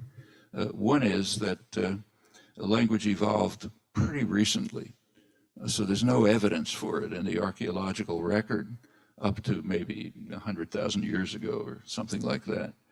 After that, there's a kind of a burst of creative activity that shows up in the archaeological record. Complex symbolic representation in the arts and the representation of astronomical events, complex social structures. Also, it's sometimes called the Great Leap Forward. There's a huge increase in sort of creative imagination that shows up in the archaeological record, and it's generally assumed by paleoanthropologists pretty plausibly that that's related to the evolution of language. The evolution of language gave the capacity to think and to do all kinds of things. So probably around that time, maybe somewhere around 100,000 to 50,000 years ago, it doesn't, exact dates don't matter, but sometime around then, language evolved. Well, what had to evolve was the operation that produced digital infinity. There can't be any precursors to that. As I mentioned, there can't be precursors. It's just like the number system. Either you have it all or you don't have any of it. There are no precursors. There's a lot of talk about proto-language and so on. There's no empirical evidence for it, no conceptual reason for it. It's just mythology. So something happened around that time which yielded the capacity for infinite generation. Well, it had to be a mutation of some kind, maybe a small mutation which rewired the brain somehow to give this process. Mutations take place in an individual, not in a group. So it happened to some person. There's a couple of marginal exceptions to this, but we can put them aside. Like a mutation in a germ cell could have hit many individuals. But basically it takes, a mutation is something that a person undergoes. Now that person would have had the capacity for thought, it would have a capacity for infinite generation of hierarchical structures which relate to whatever conceptual apparatus was around prior to that, a thought system, a mystery, but that's the other mystery I mentioned. However, there would be no point in trying to externalize it because nobody else has the capacity. Okay, so it's inside. Well, you know, such a mutation could have selective advantages. It's not obvious, but it could at least. And it would be transmitted partially to offspring. If there are real selectional advantages, it could take over a small breeding group. Our ancestors were very small in number, maybe thousands. At that point, there becomes a reason for externalization. A lot of people have the capacity, maybe they decide to try to figure out a way to externalize it so then they can interact.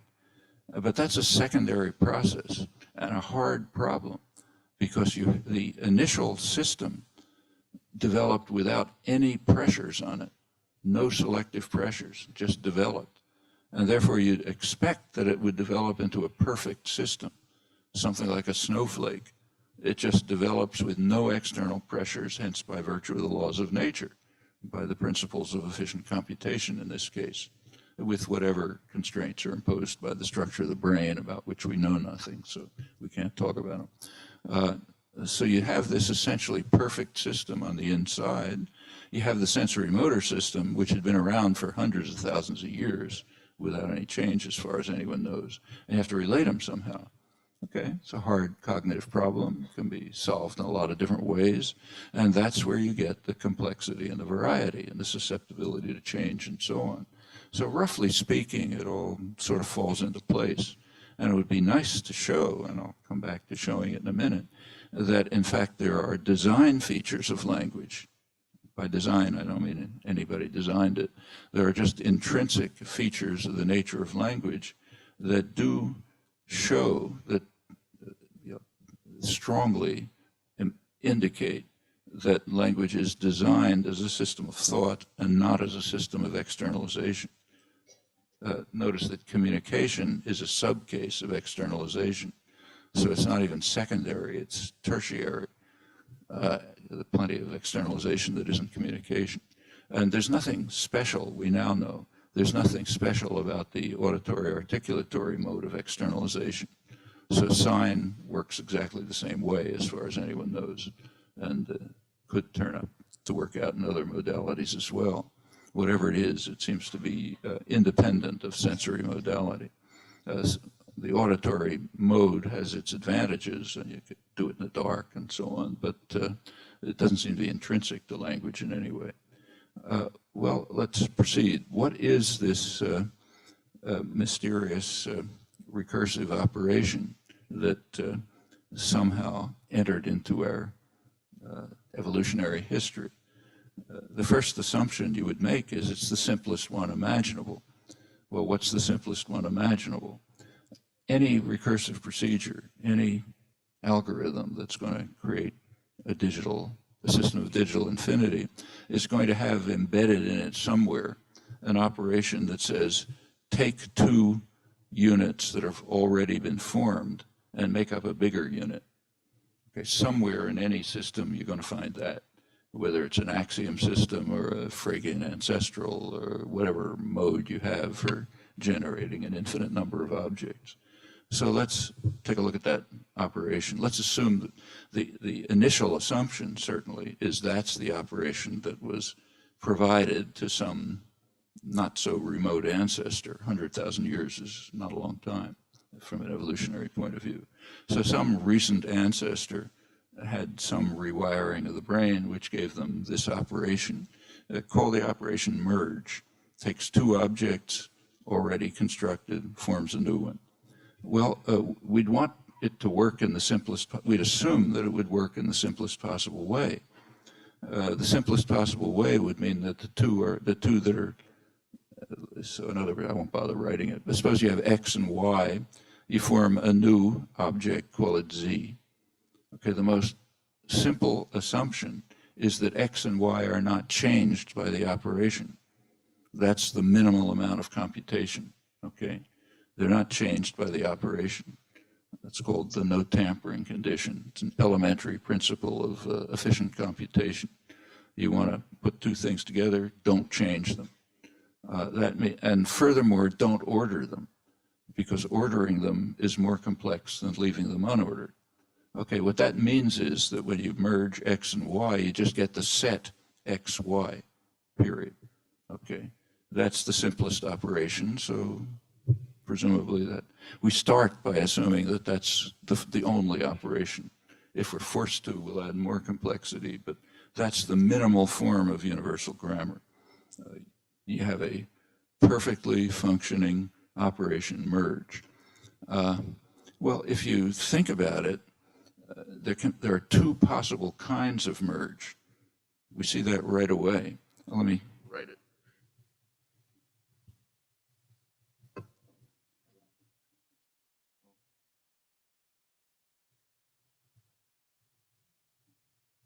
Okay. Yeah. So suppose we had X and Y. We want to merge them in the simplest possible way, and that will be the set X, Y. Okay.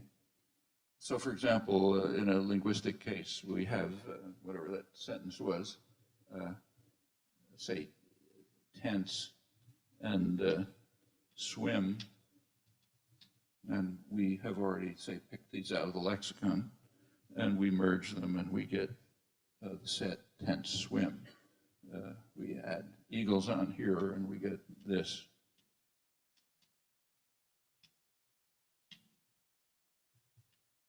Okay. There are two kinds of merge, just as a matter of logic. One of them will work like this. You take two things that are formed, stick them together, don't change either of them.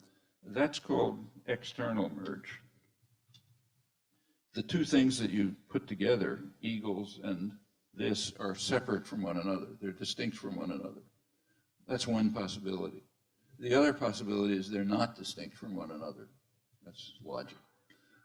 Well, let's say this one is can, Suppose we merge can with this whole thing.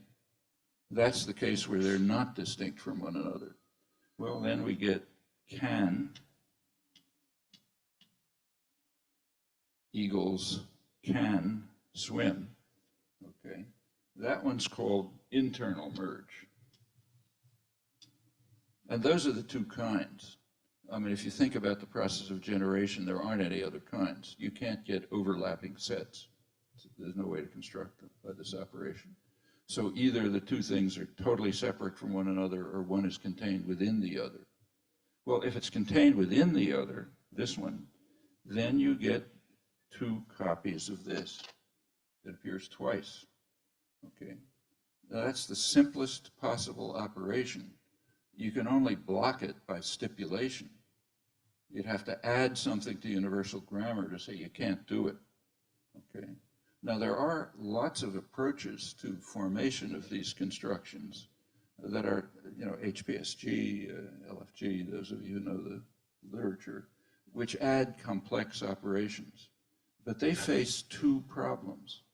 One problem is, why do they bar the automatically available operation? That's a stipulation. Second, why do they add the other operations? Now, I don't think either of those questions can be answered. So therefore, as far as I can see, the other approaches just aren't in competition. They just involve too many stipulations. Now, there's a historical reason why that's done. We should forget it. The historical reason is that external merge was taken for granted, was assumed to be just available. Internal merge, which was called transformations, was considered to be, by me too, was considered to be something extra. Something you have to add on, because that's the way language seems to work. And therefore there were many efforts to try to get rid of it. But when you think about it, you don't have to get rid of it. It's automatic. Now, if you take a look at the history of modern linguistics since the 1950s, a major effort has been to cut back universal grammar, to try to show that it's not as rich and complex as was assumed. Through the the original assumption was that it included phrase structure grammar and transformational grammar. Through the 1950s, through the 1960s, what do I do? Oh, okay. Sorry. Through the 1960s, phrase structure grammar was kind of whittled away. It has many stipulations and complexities, but they were ways were thought of trying to overcome them. It led to what's called X-bar theory, which essentially eliminated phrase structure grammar pretty much. You could make further steps, but got rid of a lot of it. In the 60s and on, there were efforts to whittle away at the complexity of transformational grammar, and they reached considerable success by, say, the 1980s. So you had two systems, but simpler ones. The next question was, can we reduce them to the same operation? Well, that turns out to be possible, in fact necessary, namely merge. They're reduced to the same operation. Okay, now you've reached the limit, aside from things you don't understand, which is enormous. You've reached the limit of what can be done to reduce universal grammar to its absolute minimum. If you can get away with this, that's the absolute minimum.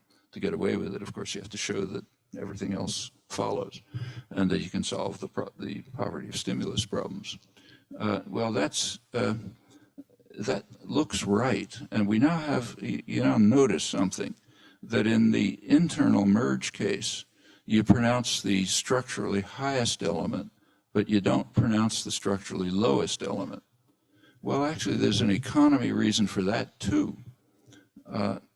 The pronunciation aspect, first of all, notice that what's given by internal merge is exactly correct for the semantics. For the thought systems, you do want to know that that element appears in two positions. It gets its semantic interpretation from the original position.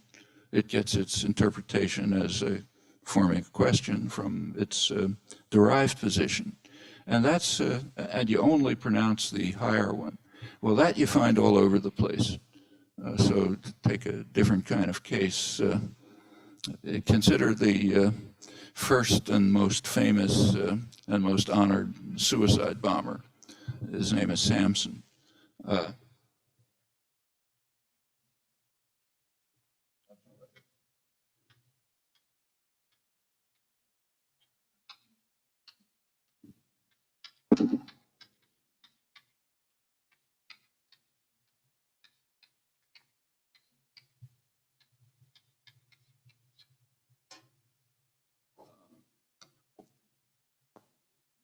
According to the Bible, Samson was killed voluntarily.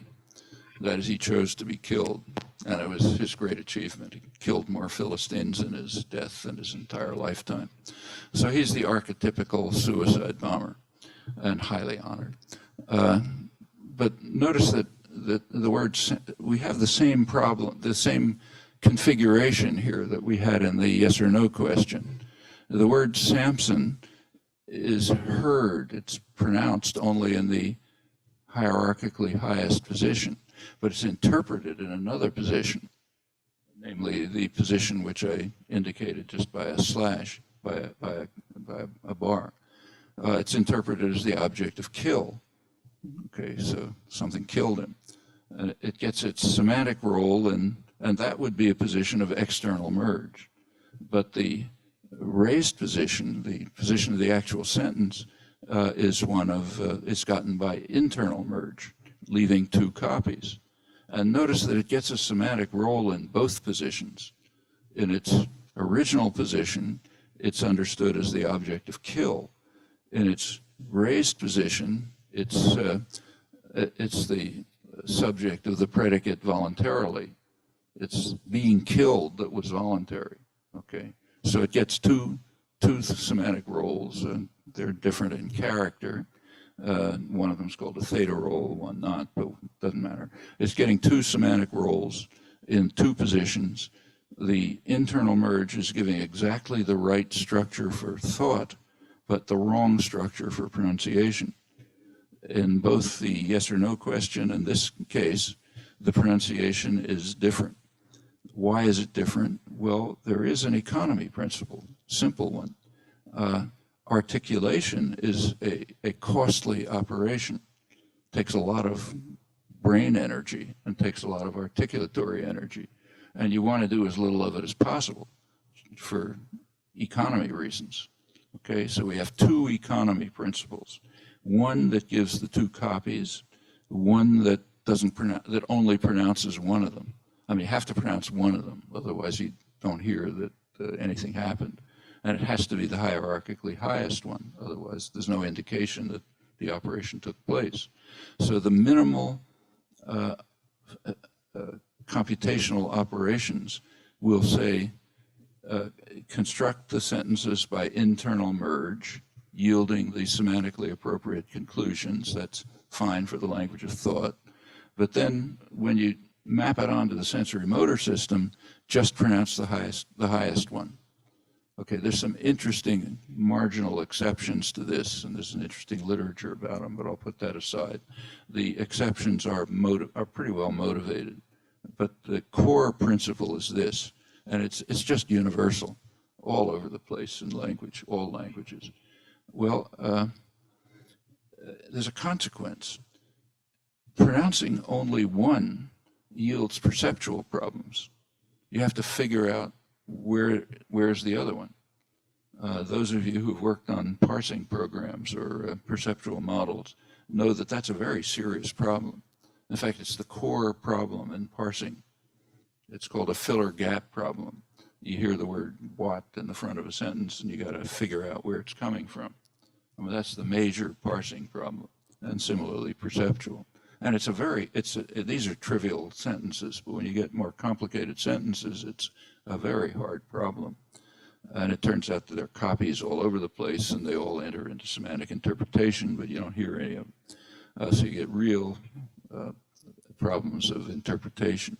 Well, if you notice, that's a problem of conflict between computational efficiency and communicative efficiency. The communicative efficiency would be far easier if you pronounced everything. Okay. Computational efficiency is better if you pronounce only one.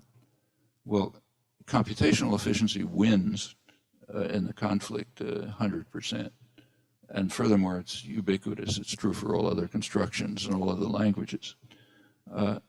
Well, what do we conclude from that? We conclude that the actual design of language, the way it's sort of put together, is for the purposes of semantic interpretation and computational efficiency. Communicative efficiency is sacrificed, which makes sense if that's a secondary process. You know, something comes along later, okay, we do it in some complicated way. Well, there are many other examples of this. So, for example, ambiguities. There are lots of ambiguous constructions, structurally ambiguous constructions. As far as we understand, they're all, anything we understand, it's generated by just letting the rules run free. You let the rules run free, you get ambiguity. That's bad for perception and parsing. There's a category of expressions called garden path sentences. It's the same. They are generated when you just let the rules run free, but they yield problems in perception and parsing. A more interesting case, which is only partially understood, is what's called islands. There are certain expressions which you can think, but you can't say. Like if you have the sentence, I wonder how John fixed the car or something. You can question the car and ask, which car did you wonder whether John fixed? Maybe awkward, but intelligible. On the other hand, you can't question John. You can't say, who do you wonder how fixed the car? It's perfectly good meaning, you know, so you can think it, but you just can't say it. You have to find some circumlocution to express that thought. Okay, that's an island. Now, as far as we understand islands, and it's limited, they seem to come from satisfying conditions of computational efficiency, but they yield communicative inefficiency, actually inefficiency, even an ability to express your thoughts. So it's another kind of conflict. This is a research area, a lot of open questions here, but and interesting ones. But where we understand anything, it looks as though computational efficiency wins out automatically over communicative efficiency, which is just not a relevant topic. Am I getting late? Yeah. Okay. I'll speed up. Let me.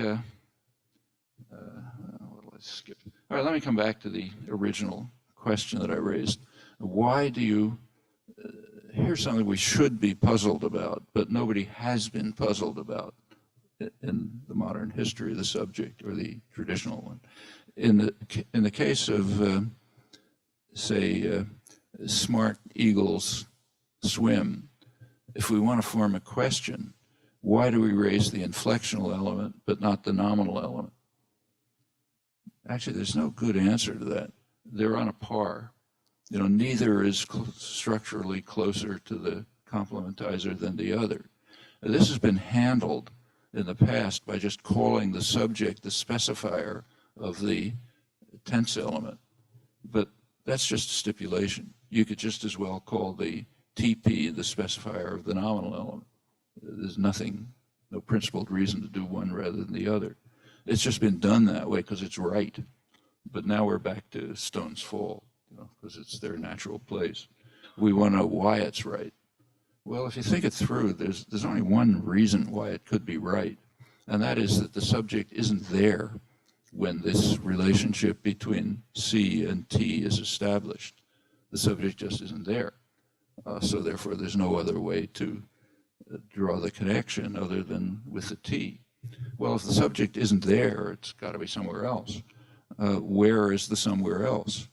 Well, there is a widely held belief that the subject actually is formed by external merge inside the verb phrase. Now, there's some arguments for that, empirical arguments, but they're not overwhelming. There's a kind of conceptual reason for it, Namely, the semantic roles are given in the domain of the verb. And it would be nice for them to be close together. But now we have a powerful reason for it. The subject just has to be there and later raised to the surface position where you hear it.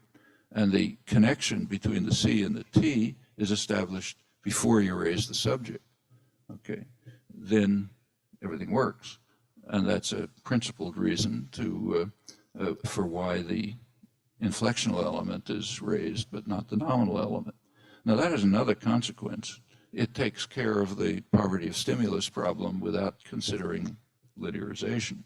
If the subject isn't there at the point where the operations apply, you never get the poverty of stimulus problem about linear order versus structural order.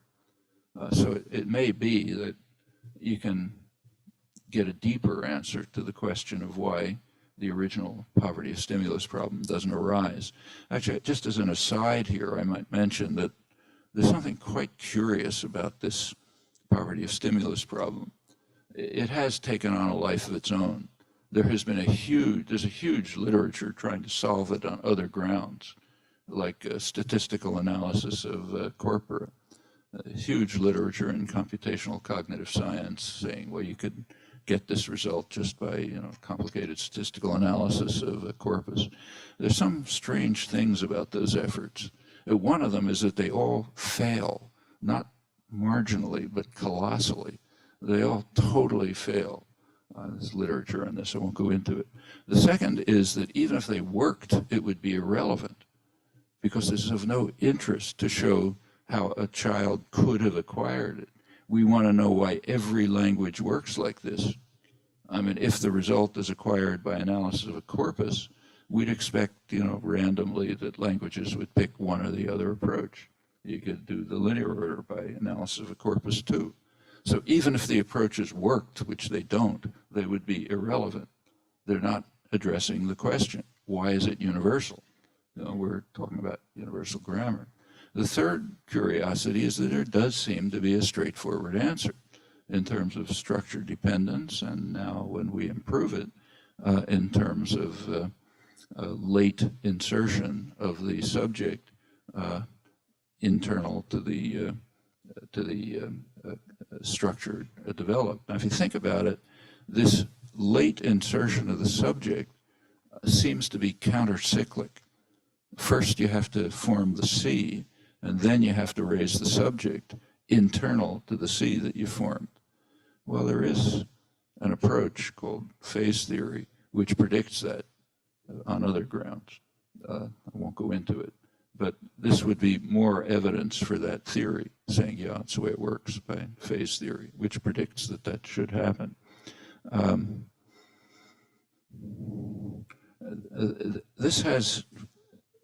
There's an next question that arises, namely, why does the subject raise from the verb phrase? Why doesn't it just stay there?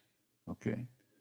Suppose it stays in the verb phrase where it's inserted by external merge. So you have the subject and a verb phrase which are externally merged, they're paired.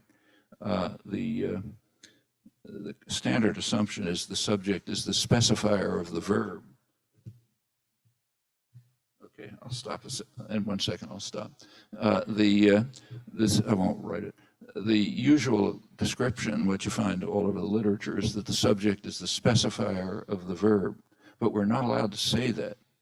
Just as we weren't allowed to say that the surface subject is the specifier of the TP. That's just an arbitrary stipulation. We say it because it's intuitively right, but you're not allowed to. That's adding a stipulation. What you just have is two elements, the subject and the verb phrase, and they're just a set, the set of those two. Neither is the specifier of the other. Well, there's a problem with a unit like that. There has to be a way of identifying configurations for them to be interpreted by the sensory motor system and by the semantic system. The semantic system, that both of those systems have to know what they are if it's going to interpret them. It's going to interpret noun phrases differently from verb phrases. So there has to be some kind of an algorithm. It's called a labeling algorithm, which looks at a unit and says, okay, this determines what you are. Now, the optimal algorithm will be a minimal search operation. That's probably a law of nature, just minimal search. If you have a TP, it gives you a nice answer. It picks the T, because the T, you have a T and a VP, the T is the entity that you find most quickly if you do search from the outside. It's the most prominent element. On the other hand, if you have an NP and a VP, the search is ambiguous. Do you look into the NP or do you look into the VP? So you can't label it. Well, if you can't label it, you can't interpret it. That's okay for syntax and phonology. This element, subject verb phrase, never functions in the syntax, like it doesn't raise, say, or it doesn't extrapose, and so on. On the other hand, it does get semantically interpreted. That's where the semantic roles are assigned. So it has to be labeled. And we want it to be labeled V, because that's right, you know. It's the way things work. How does it get to be labeled V? Well, there are two possibilities. One possibility is to raise the subject. If you get rid of the subject, then what's left is the copy of the subject and the VP. Well, the copy of the subject can't be seen by the labeling algorithm because it's a piece of a discontinuous element. I can't see it. It can, however, see the VP. So the whole thing gets labeled V, which is what we want. Well, that's a partial explanation for a mysterious property of language called EPP. Something's got to move to the surface subject position. There's more to it than that, but that's at least part of it. There's another way to make the entity labelable. That's to raise the object. If you raise the object, what you're left with is the subject, a V, and a copy of the object which you can't see because it's part of a discontinuous element. So once again, it's labeled V, which is what you want. Technically, the subject is the complement of the V once you've raised the object.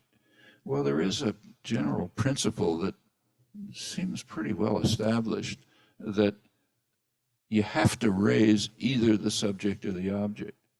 There's interesting work on this, a lot of evidence. This could be the reason. You have to raise either the subject or the object, because if you don't, the entity is unlabelable and therefore can't enter into semantic interpretation. So we might get we might draw that empirical consequence, which seems to be well established. Things go on. Suppose there's an indirect object. Well, that can't be there, because if it is, you're going to be back in the same paradox again. So that means the indirect object, traditional grammar must have been right when it called the indirect object indirect. It's coming from some other dimension. It's not like the object. And there is another dimension, namely a kind of merge that provides pairs rather than sets, pair merge. So it must be that the indirect object is coming by pair merge and really is indirect and isn't seen by the labeling algorithm. And the same would have to be true of adverbial phrases, prepositional phrases, and so on. That leads all over the place, where I won't go. Similar problems arise about coordination and many other things, but I'll drop it there. Anyhow, final conclusion. If we agree to be puzzled about simple things, instead of just taking them for granted, like apples fall from a tree, all sorts of directions open up. And they're pretty fascinating ones and lead to pretty rich conclusions, even quite general conclusions, like why externalization of language and hence communication is an ancillary process, not a core process of language. And lots of questions about language design, which come closer to the goal of showing that there's nothing in universal grammar but what has to be there by laws of nature, given that merge appeared somewhere. It's kind of a distant goal, but one that would be interesting to try to approach.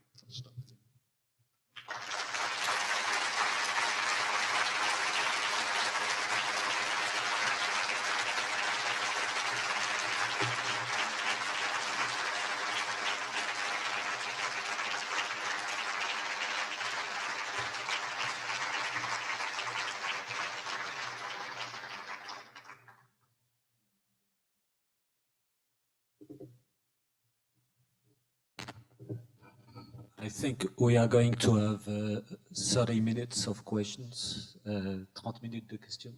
Ça va?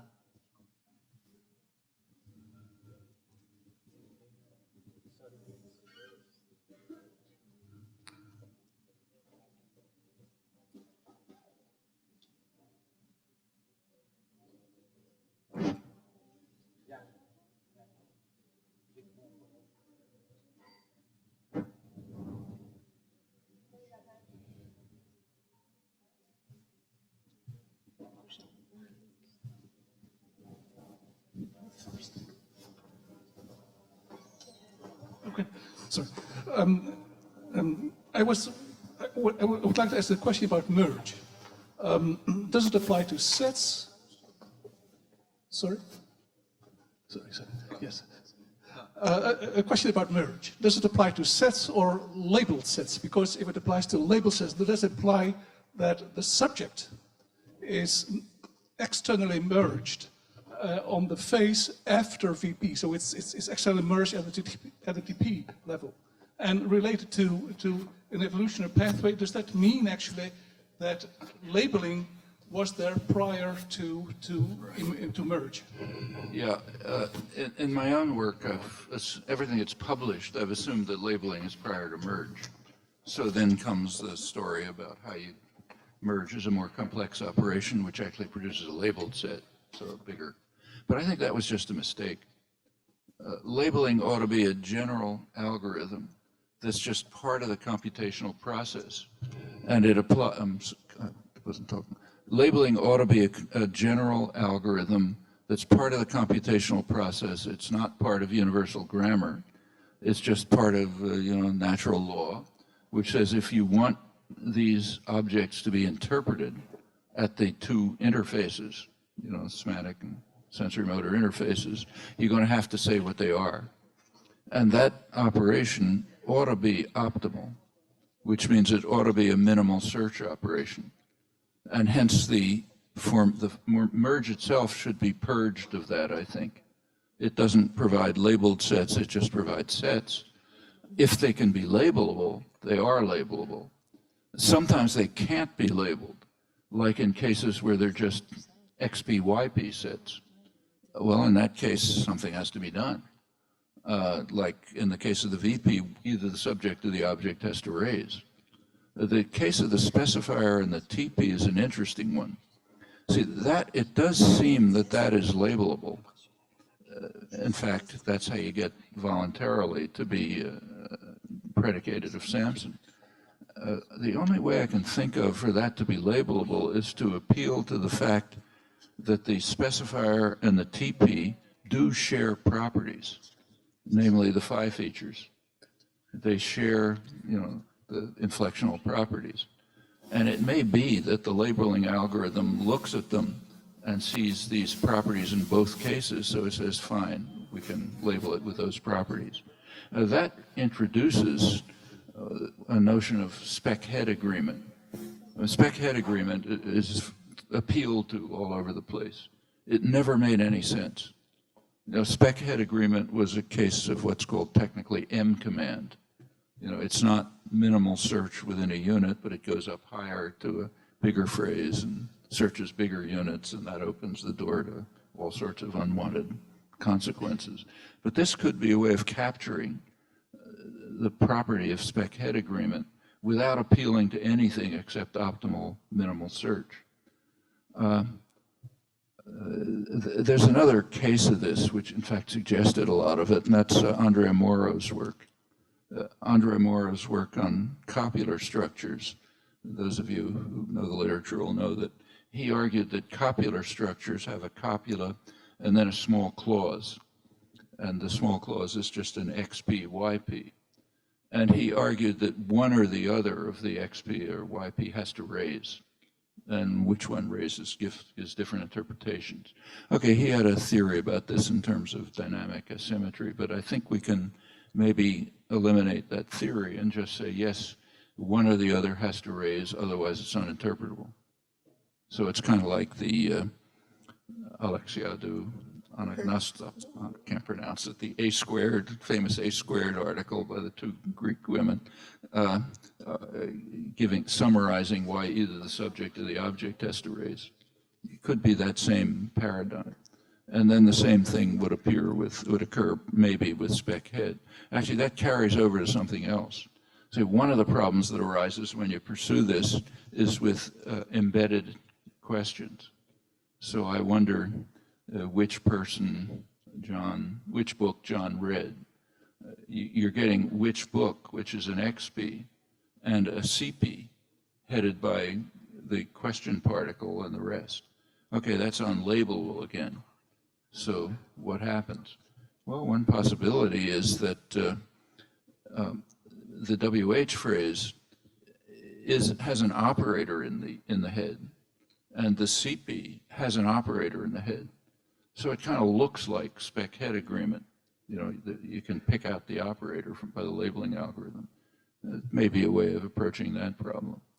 And there are as soon as you pursue it, there are questions all over the place. But that's what happens when you allow yourself to be puzzled about simple things. You suddenly find that nothing is intelligible. So we have problems all over the place, and we have to look for them. And when you pursue them, you often find some interesting answers, like your case, which I didn't have time to get to.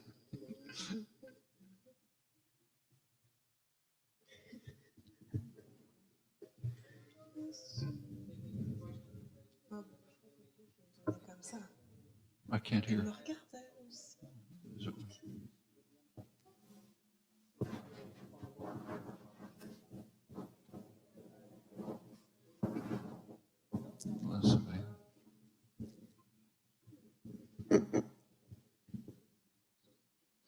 I have a non-expert question, but I'm not the only non-expert in the room, I hope. It seems that you want to infer everything from the poverty of stimulus argument. But I've just a naive question. Did it ever occur in your investigations that starting from native English speakers, you infer something from poverty of stimulus argument that must be universal, and then you discover that in some other languages, maybe Latin American one, New Guinean one, something, you don't have these universal features, and therefore there was more in the stimulus, if you wish, than you would have thought a priori. That's the question. Yeah, Does it occur? I mean, sure. It's difficult for me to see exactly, that's how why to know right. how poor the stimulus is. Well, that's why it's an empirical subject. You can imagine data which would falsify the conclusions. And if you come across data which falsifies the conclusions, well, then you're in the Galilean paradox. What do I do with the data? What do I do with the conclusions? But at least in the cases that I mentioned, I don't think that there's any contrary evidence. When you go beyond, you're going to find what appears to be contrary evidence. Actually, I mentioned one case with regard to linearity. So there's a conceptual argument that you shouldn't have linear order in the syntax. To repeat, it has two aspects. One, it doesn't seem to appear in the semantics, and the syntax is feeding the semantics. So there's no motivation for it to be in the syntax. The other is that there's a strong motivation for it to be in the externalization, because there it's forced by the sensory motor system. So the natural conclusion, the conclusion that Galileo would have liked to see if he'd thought about it, is that it's added, that linearization is added only in the externalization, secondary aspect of language. On the other hand, there is empirical evidence that it does appear in the syntax. So that's kind of your case. So what do? Well, here we have the conflicting research intuitions. And the same would appear if we found contrary evidence in some other language. So if we found some other language, let's say, in which the eagles that fly can swim, if we found that it's the fly, you get can eagles that fly, swim, meaning can fly. If we found something like that, it would be counter evidence. But nobody expects to find any evidence like that. In fact, it's almost unintelligible. I mean, you can express it, but you have to work. It's probably just totally inconsistent with, not even with universal grammar, just with properties of computational efficiency. So there's kind of an interesting historical phenomenon here.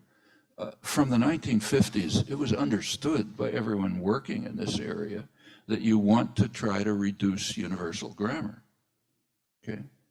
For obvious reasons. You want better explanations, and you hope that someday it'll be possible to formulate at least a coherent question about evolution of language.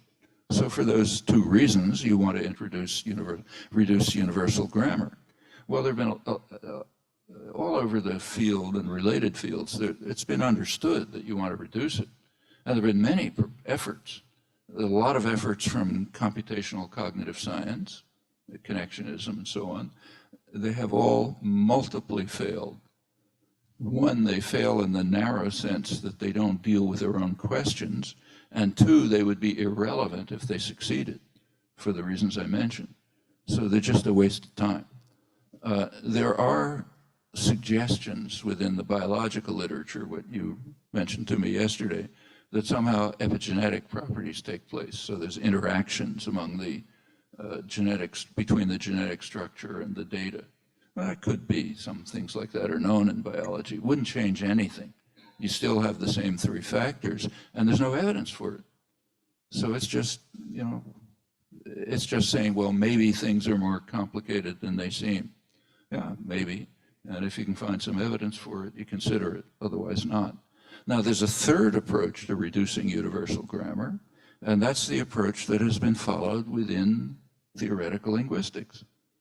And it has reduced it considerably. Reduced phrase structure grammar, reduced transformational grammar, may actually unify them.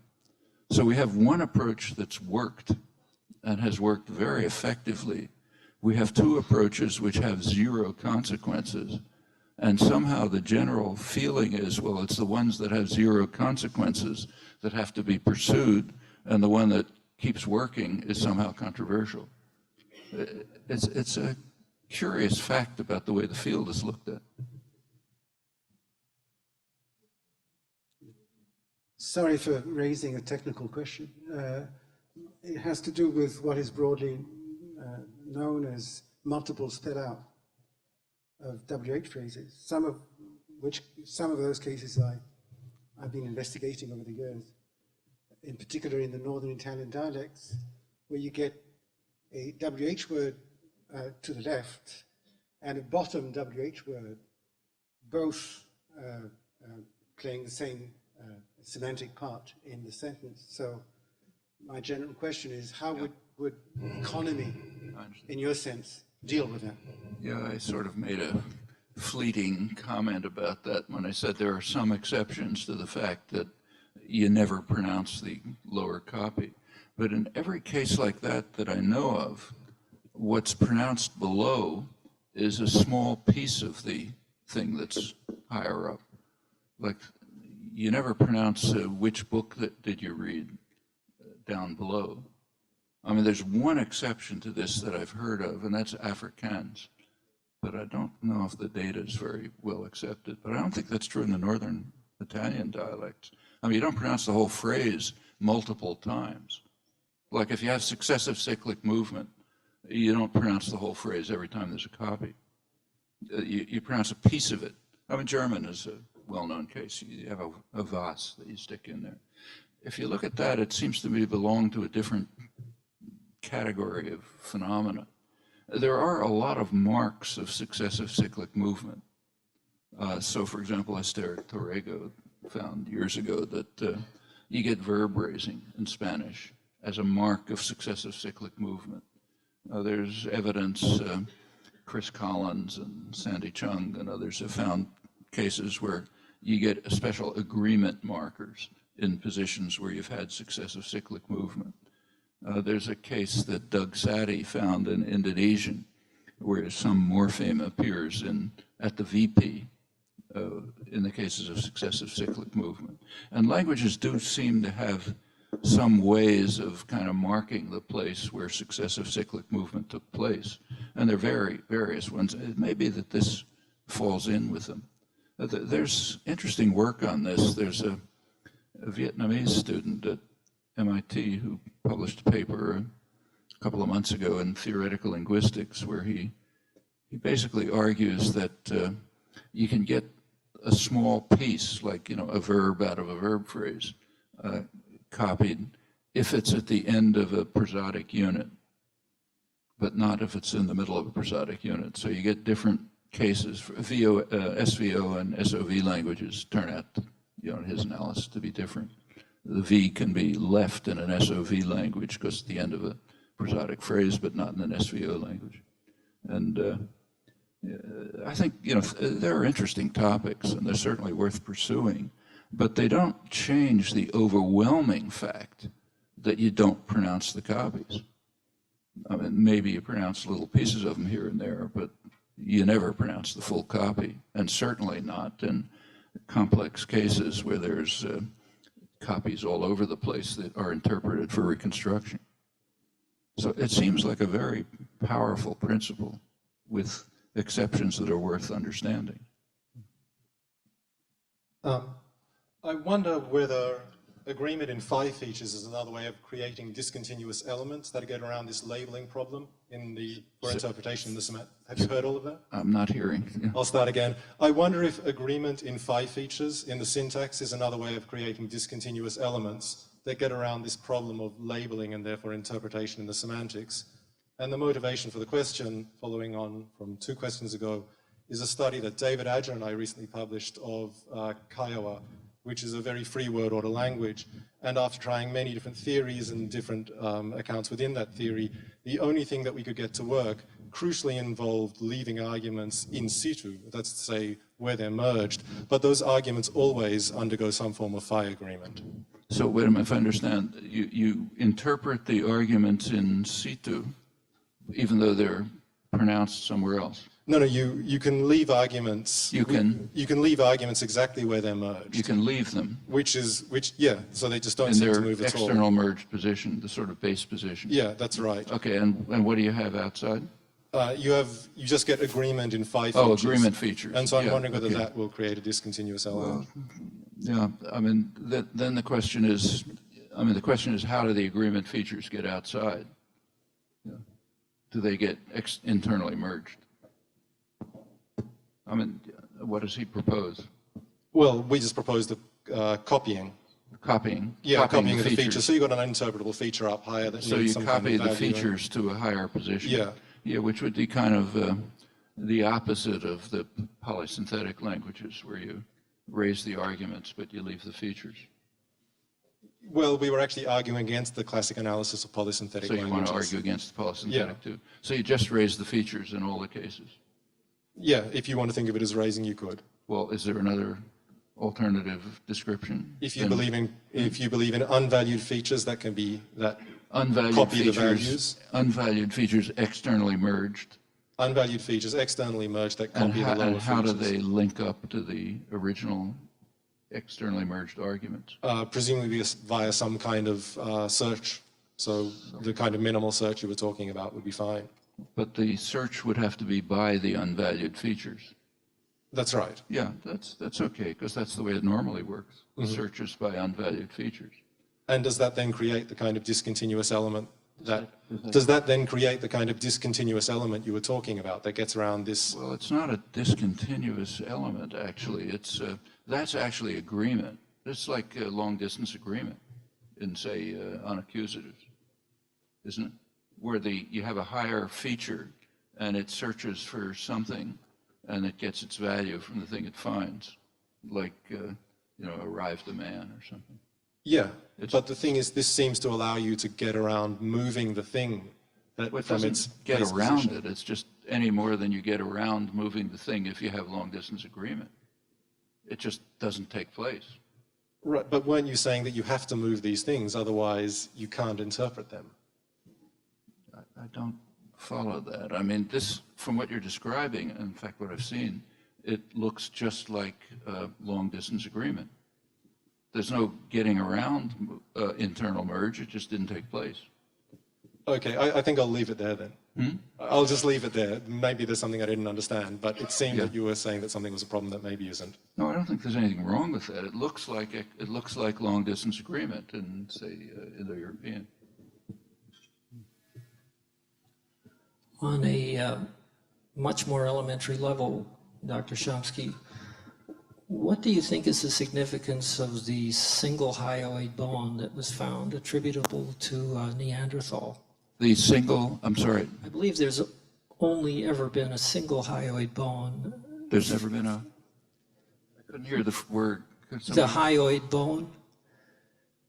The hyoid bone is an anatomical structure that is essential to human Oh, the speech. hyoid bone. Right, yeah. Yeah, okay. So one has been found, and it was attributable to Neanderthal. Yeah. Does that mean he had language? I don't think it means anything, frankly. That's Phil Lieberman's work, trying to tie evolution of language to the position of a certain bone, the hyoid bone. First of all, if it's true, it would have to do with externalization of language, with the use of the sensory motor system for perception and articulation. But we have good reason to believe that that's not an essential part of language. So, for example, sign language works just as well. The bones, first of all, their position differs in, say, children and adults, or for that matter, men and women. But that doesn't seem to affect anything about language. And furthermore, that same property has been found in many other organisms. Tecumseh Fitch published articles in which he's found it in deer and other things. I mean, there's a kind of Lieberman noticed a kind of a paradox. There is a shift in the laryngeal structure in humans, which is good for articulation. It helps articulation, but it's harmful for survival because it allows you to, if you're chewing food, it can go down the wrong channel. You can end up in your lungs, So it's kind of bad for survival, but marginally, very marginally, but good for articulation. And he argued that that's a factor in evolution of language. In fact, he says the factor. If it's true, then it's got to be pretty marginal, because for the reasons I mentioned. It hasn't been found in Neanderthal, but there's no reason to assume they had language.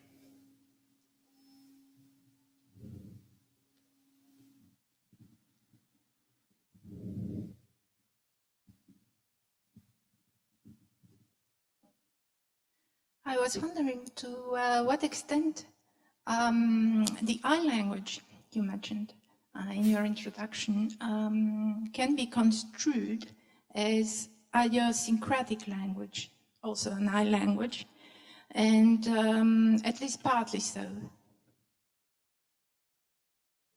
sorry, I didn't understand. Anybody here? Yes, I repeat. To what extent the I language, The I language? the I language internal that you mentioned in your introduction can be construed, can be interpreted Can be interpreted?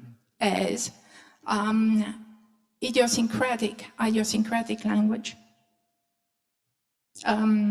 which is another form of internal.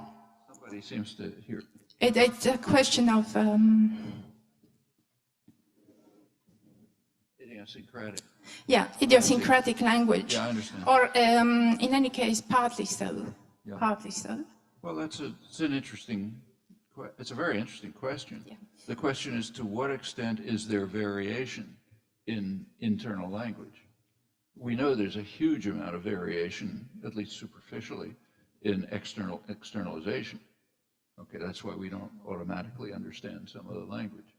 The question is whether that superficial differences reflects differences in the internal language. Yes. Yes. That's a research question. Yes. Has it been recently investigated? What do I think? Yes. If it has been. Yeah, it's I mean, actually. In fact, look, throughout the whole history of the subject, it's been assumed that the internal language varies all over the place. But the more that's been discovered, the less that appears to be true. So for a long time, some of the really most outstanding linguists, people like Ken Hale, believed that there was an internal parametric difference between sort of flat-structured languages, sort of free word order languages, and more hierarchically structured ones, with Japanese and German, and Walbury was the famous example, being taken to be examples of flat structure languages, free order. But the more that it's been investigated, the less that seems likely. I mean, in every one of the languages, including even Walbury, which was kind of like the extreme case, there does seem to be subtle evidence of hierarchic structure and even internal merge. So that difference seems to have been at least put into question, maybe leveled. And the same question arises about everything else. I mean, take what I mentioned, linearization. Is that in the syntax? If it's in the syntax, then yes, I languages are idiosyncratic in that respect. But is it in the syntax? Well, if it is, it's conceptually odd because it doesn't seem to enter the semantics, and it is strongly motivated by the sensory motor system. So we have to ask. And the same is true of many other issues, like take what he was mentioning about high particles searching for arguments. Well, is that an I language difference? Or is it just a different mode of realization of the same I language? Those are serious research questions. And they're all over the place.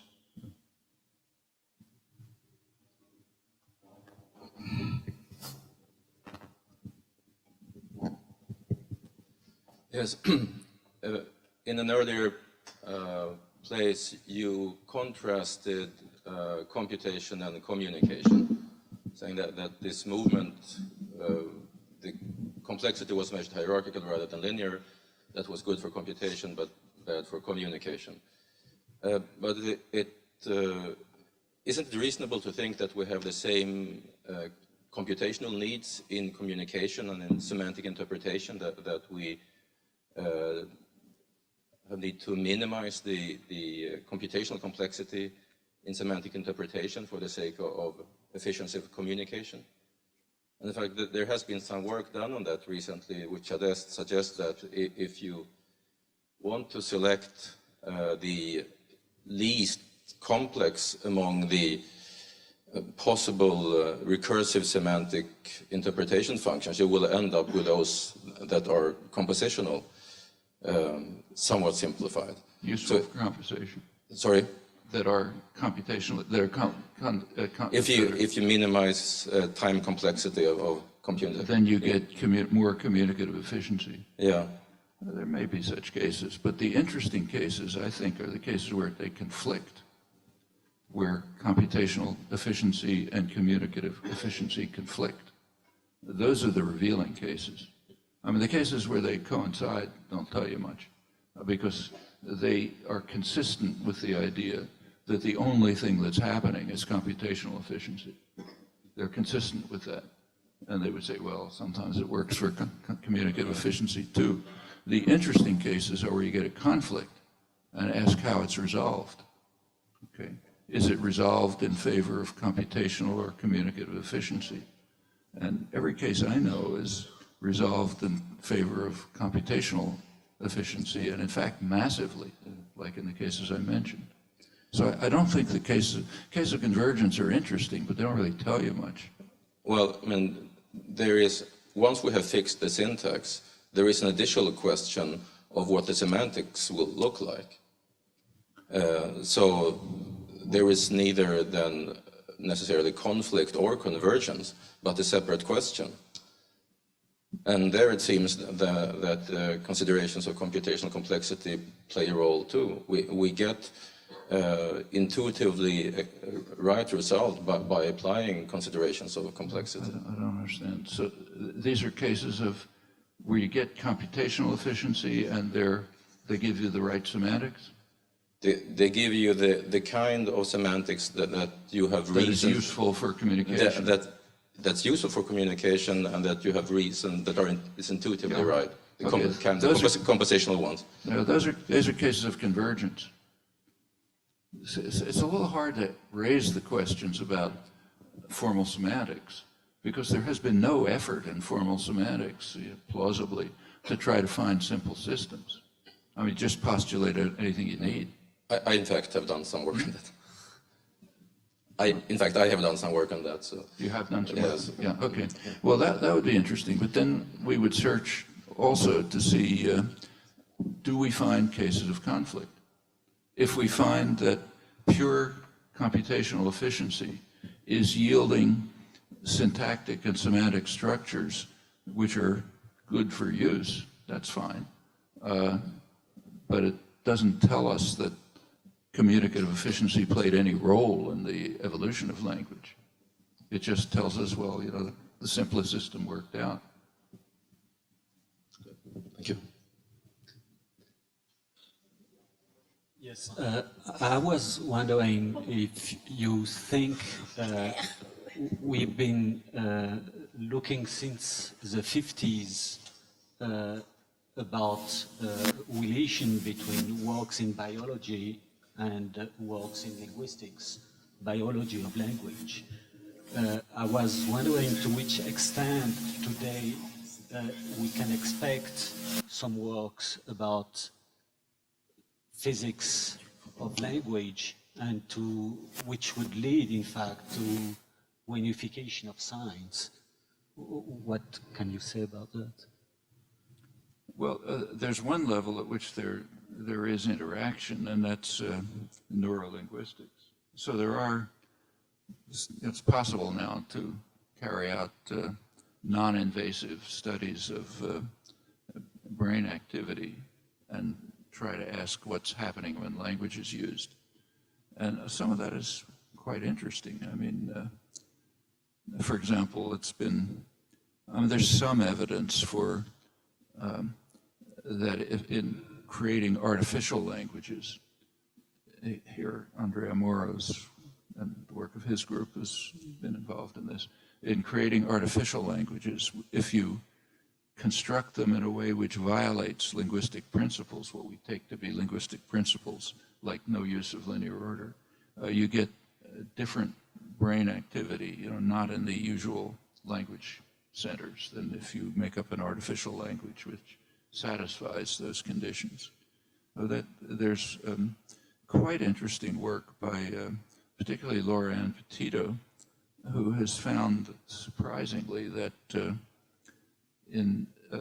that signers, infants who grew up signing, you know, it's their language, and those who use spoken language, that the same brain areas are involved in analysis of what's coming in, which was kind of surprising because it was assumed for a long time that sign language would be more right hemisphere oriented because it's using vision. But it turns out that it's apparently using the same left hemisphere analytic areas that are used in spoken language. There was evidence to that effect from aphasia, Ursula Blugi and others found, but this is direct evidence from the use of language, and she now has ways of getting information from very young children, a couple of days old, as to what's going on. She's also found things related to the work originally by Jacques Miller and his lab, who showed surprisingly that very young infants, about as young as you can test, were able to distinguish their mother's language from another language, both spoken by a bilingual woman, a voice they'd never heard. And since then, there's been a lot of investigation to find out how languages parcel out among those distinctions. And it seems to be mostly prosody.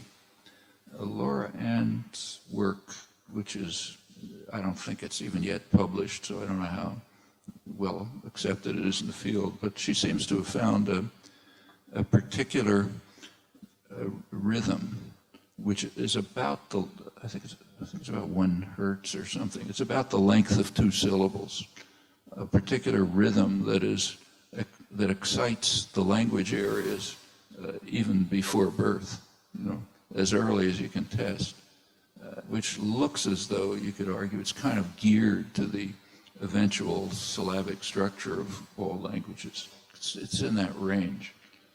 And that's interesting. But about the more general question that you're asking, I really think it's far off. We don't know. I mean, if it were to turn out, what's called sometimes the strong minimalist thesis, that means the thesis that UG might just reduce to merge, period, maybe set and pair merge, and everything else is computationally efficient. I mean, if anything like that turned out to be true, which would be a particularly pretty spectacular conclusion, then you might ask whether these same principles of computational efficiency show up elsewhere in the biological world. Like, do they show? I mean, there is a lot of optimization that goes on in biology, like the use of polyhedra to construct nests and so on. I mean, it is the most efficient mode of construction. Or phyllotaxis, the appearance of the Fibonacci series all over the place. I mean, that's now more or less explained on pure physical grounds. There are optimal foraging strategies that are used by birds and insects and so on. There's apparently in very elementary organisms like nematodes, tiny little worm-like things. Chris Cherniak has argued that they get optimal neural wiring. Shortest possible wiring is what you get. And he suggests that the same is true for more complex systems. So there are cases of optimization all over the place. And the question is, can you find any unified theory of them? I think that's still pretty remote. And the case of language is a difficult one to assimilate to any of this because it's digital. Everything else is continuous. Well, neural wiring, I guess, is digital, but there's just no clear cases of digital structures like language.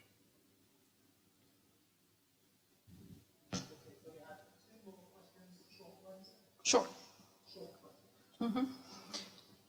Okay, I am interested in the small clause, which works with subject and predicate instead of subject and object.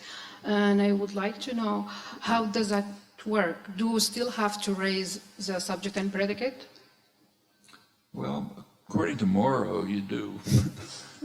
His work on copular structures does argue pretty convincingly, I think, that either the subject or the predicate raises and you get different interpretations. Does that generalize to small clauses more generally? I don't know. We need a better theory of small clauses to answer that. First of all, to find out which are the small clauses. Like a lot of people argue, they aren't really small clauses. They have an inflectional element of some sort that gives them it's a good open question, but anywhere you pick, there are plenty of open questions like that. Okay, thank you.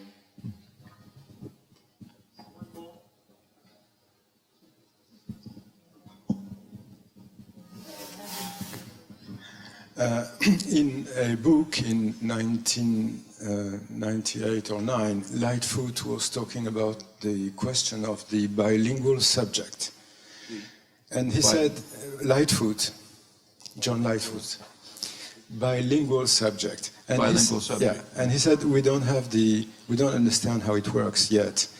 And you mean an individual who's bilingual? Yeah, a man speaking two or a person speaking two languages, yes. Mm-hmm. And he said, we don't have the solution yet. Let us allow us some time, and we make progress on UG, and we will come back with the solution. And he added, nothing makes us think that the creator did things so simple as to make our task easy. So have we progressed on that? And I haven't been aware of any further results in the meantime. Have we progressed on that? Well, it's first of all, it's kind of a hard topic in which to sharpen the questions, because every person, except on the most unusual circumstances, is multilingual. I mean, we all grow up in a complex environment with well, we call them different dialects or something like that, but if the various languages we're acquiring are different enough, we call it multilingual. But it's not so clear that there's a critical difference between growing up where your aunt talks one way and your mother talks a different way and your kids in the street talk a little differently, which is the way we all grow up, and the case where the differences between them are what, from the outside, we call different languages. And picking up many different languages, really different, mutually unintelligible, that's pretty common in most parts of the world. Like in West Africa, apparently kids grow up speaking, 5 languages. And it's kind of an interesting phenomenon. I don't think, as far as I know, it hasn't been very well studied, but my oldest friend and closest colleague, Morris Halley, that grew up in Latvia, and he grew up speaking 5 languages natively. And he told me once that until he was about 4 years old, he didn't realize he was speaking different languages. It was kind of like an aha or Leibniz. All of a sudden, it kind of occurred to him. This is the way you talk to your teacher. This is the way you talk to your mother. This is the way you talk to the kids. But and we all do that at some level. And when the languages are mutually unintelligible, we call it multilingual. And there's no known limit, as far as I'm aware, on how many languages a child can pick up without any interference, just natively.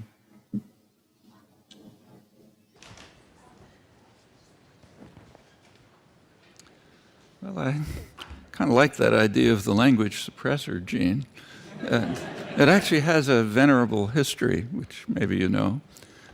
In the 17th century, when Westerners were discovering all kind of exotic creatures like apes and blacks and others, and they weren't sure which was which, there was a lot of discussion about whether orangutans, apes can speak.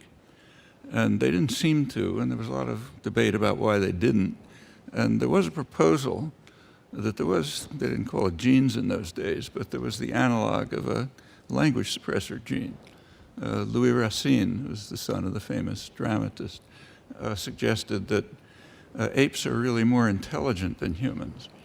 And the proof of it is that they don't speak, because they knew that if they did speak, we would enslave them. So they keep quiet. And this incidentally led to the conclusion that a brilliant father can't have a brilliant son. I was in RLE Building 20 in the Golden Age, and it actually was a golden age. But I got here in 1955. It was quite an exciting place. A lot of enthusiasm, innovation, a very lively interaction among people of widely different fields. It's a kind of community which I think will be very hard, if even possible, to reconstruct. I also have many very warm memories of it. In fact, some of them very hot memories. Those of you who were around in those days may remember that over the summer, Building 20 was unbearably hot. You could barely survive. Morris Halley and I then shared a small office, and we decided we would try to get the Institute to put in an air conditioner, a window air conditioner.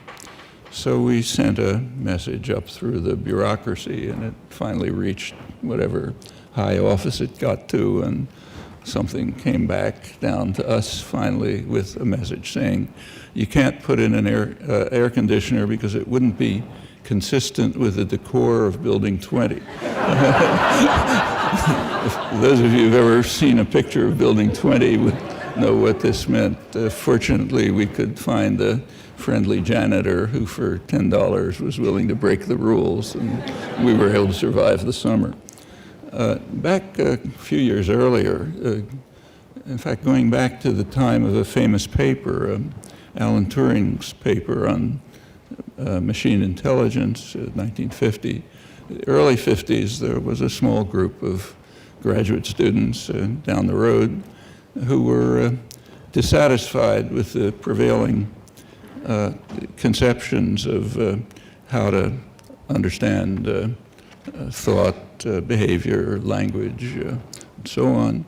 And we were trying to see if we can construct another way of looking at these topics, which might be more promising and integrated better into the general sciences. And Turing's comments had a certain resonance. You may recall that in this paper, which is about machine intelligence, he begins by saying that the question whether machines can think is too meaningless to deserve discussion.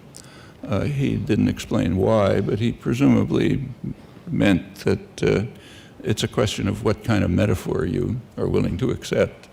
So it's like asking, do airplanes really fly, or do submarines really swim? If you want to extend the metaphor, yeah. If not, no. But it's not a factual question.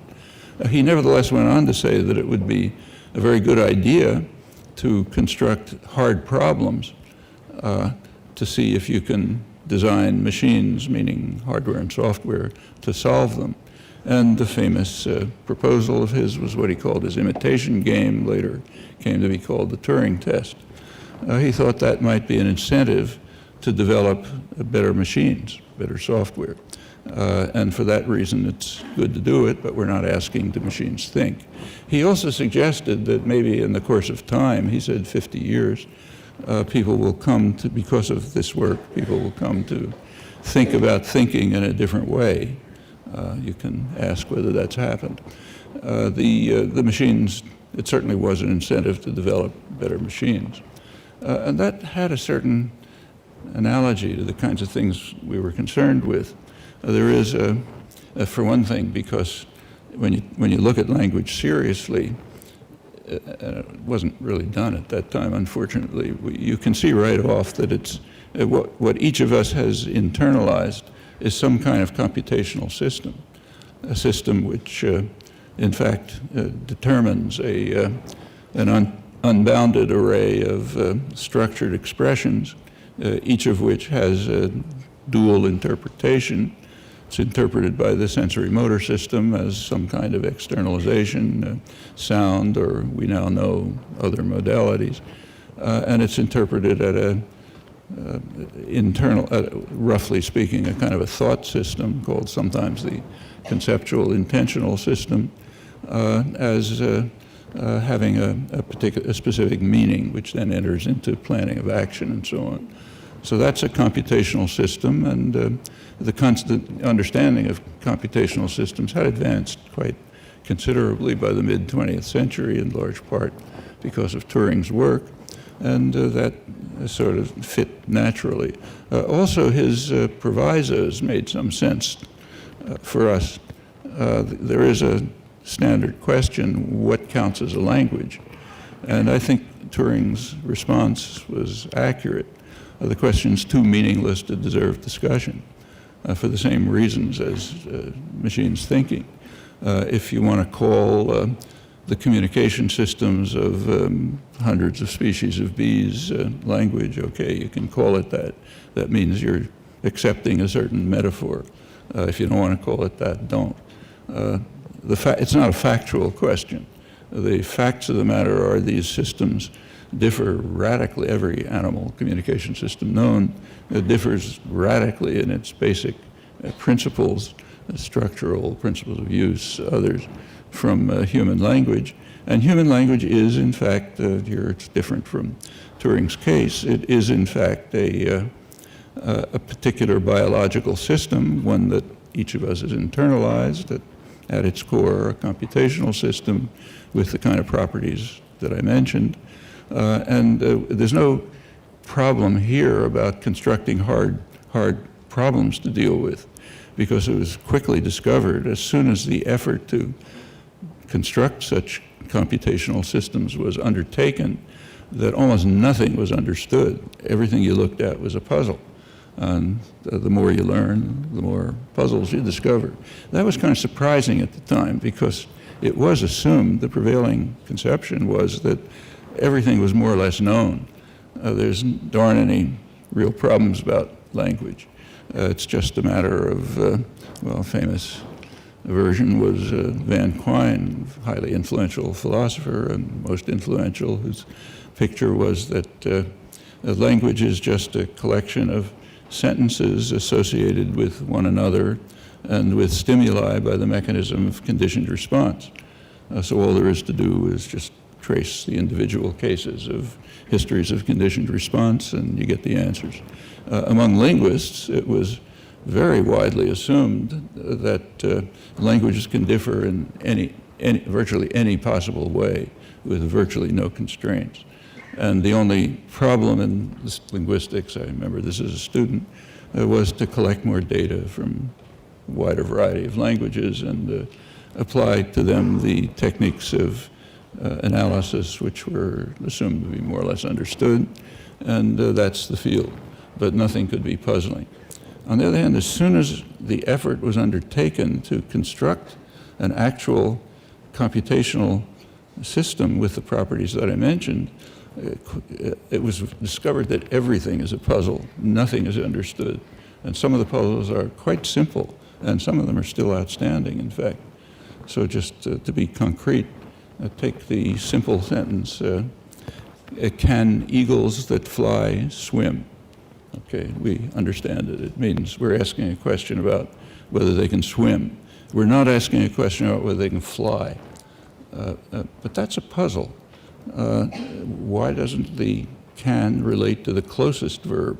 Why does it relate to the more remote verb, one which in fact is closest in a different sense? It's structurally closest. So similarly, we can say, are eagles that fly swimming, but we can't say, are eagles that flying swim? Now that's a reasonable thought. It's asking, is it the case that eagles that are flying swim? But somehow we can't say it. The design of language prevents us from articulating a perfectly fine thought except by paraphrases. And there is a question why that should be true. From a computational point of view, computing the closest verb, computing linear order and linear closeness is far simpler than computing structural closeness, which requires complex assumptions about the structure of the object. So there's a puzzle. The puzzle had been around for thousands of years, except nobody thought it was a puzzle. It's one of innumerably many such cases. I shouldn't mention that in the last couple of years, the sort of substantial industry has developed to try to deal with it on computational grounds. I won't talk about that. Don't think it gets anywhere. But it's a real puzzle. And furthermore, that principle of using structural distance but not linear distance is all over the place. You find it in structure after structure in all languages, and it seems to just be some universal property of language, and a very puzzling one. Well, discoveries of that kind are kind of reminiscent of the earliest moments of modern science. Go back to, say, 1600. For thousands of years, scientists had been quite satisfied with an explanation for such things as why stones fall down and steam goes up. They're seeking their natural place. End of that story. When Galileo and a few others allowed themselves to be puzzled about that, you start getting modern science. And I think that continues. The capacity to be puzzled about what looks sort of obvious is a good property to cultivate. And it's an awakening, and that began at that time. And it turns out there's enormous linguistic evidence that this is the way things work. There's also, in recent years, some evidence from the neurosciences. There's some interesting investigations being carried out by a very good group at Milan. The linguist in the group, Andrea Moro, is well known here. He's been here many times. They've been investigating in the reaction of people to two types of stimuli, one all new to them, rule systems that meet the conditions, the basic conditions of what's called universal grammar, of the general principles of language, and others that violate these conditions and use things like linear order. So, for example, an invented language in which to negate a sentence, you take the negative word and you put it in the third position in the sentence, let's say. And it turns out that brain activity is quite different in these cases. In the case of a normal language, which people have never been exposed to, Broca's area, language areas are activated in the normal way. But in the case of linear order, it's not. The language areas don't have the normal activation. People may figure it out, but they're figuring it out as some kind of a puzzle to solve, not using their linguistic capacities. Well, all of this ought to be puzzling, and it is. And in fact, as far as I know, the only serious proposal as to how to explain it has pretty far-reaching conclusions. The natural assumption is that at the point at which the computations are taking place in the brain, there just is no order. There's no ordering at all.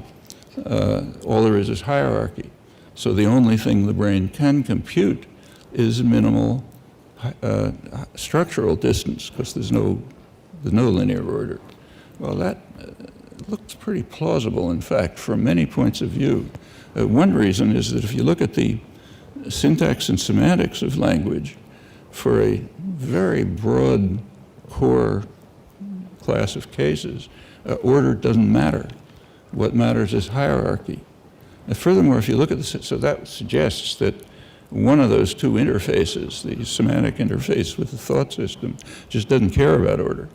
On the other hand, the sensory motor system must have some kind of arrangement, depending on what the form of externalization is. If it's speech, it'll be linear order. If it's sign, it'll be various things in parallel.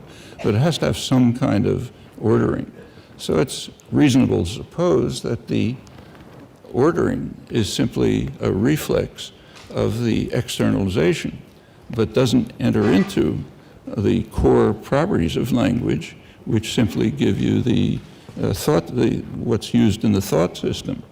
Now that effectively means, if it's correct, and it seems to be, that in the informal sense of the term design, no designer, but in the informal sense of the term design, language is designed for thought, not for externalization. Externalization is an ancillary process, and that would mean, incidentally, that communication, which is just a special case of externalization, is an even more ancillary process, contrary to what's widely believed. That has significant implications for the study of evolution of language. I won't go into them, but you can think them through, and for the nature of design of language. Well, there are other kinds of evidence that lead to similar conclusions. It says a lot about the architecture of mind, if this is correct. For example, one class of cases is there's kind of a ubiquitous phenomena in language of sometimes called displacement. You hear something in one position, but you interpret it somewhere else. So if you say, what did John see? You have to interpret the word what in two positions, where it is, where it's kind of an operator, asking some question about what person or something like that. And also in another position as the object of see, just as in John saw, the book or something, where it's getting its semantic role as the object of the verb. It's got to be interpreted in both positions.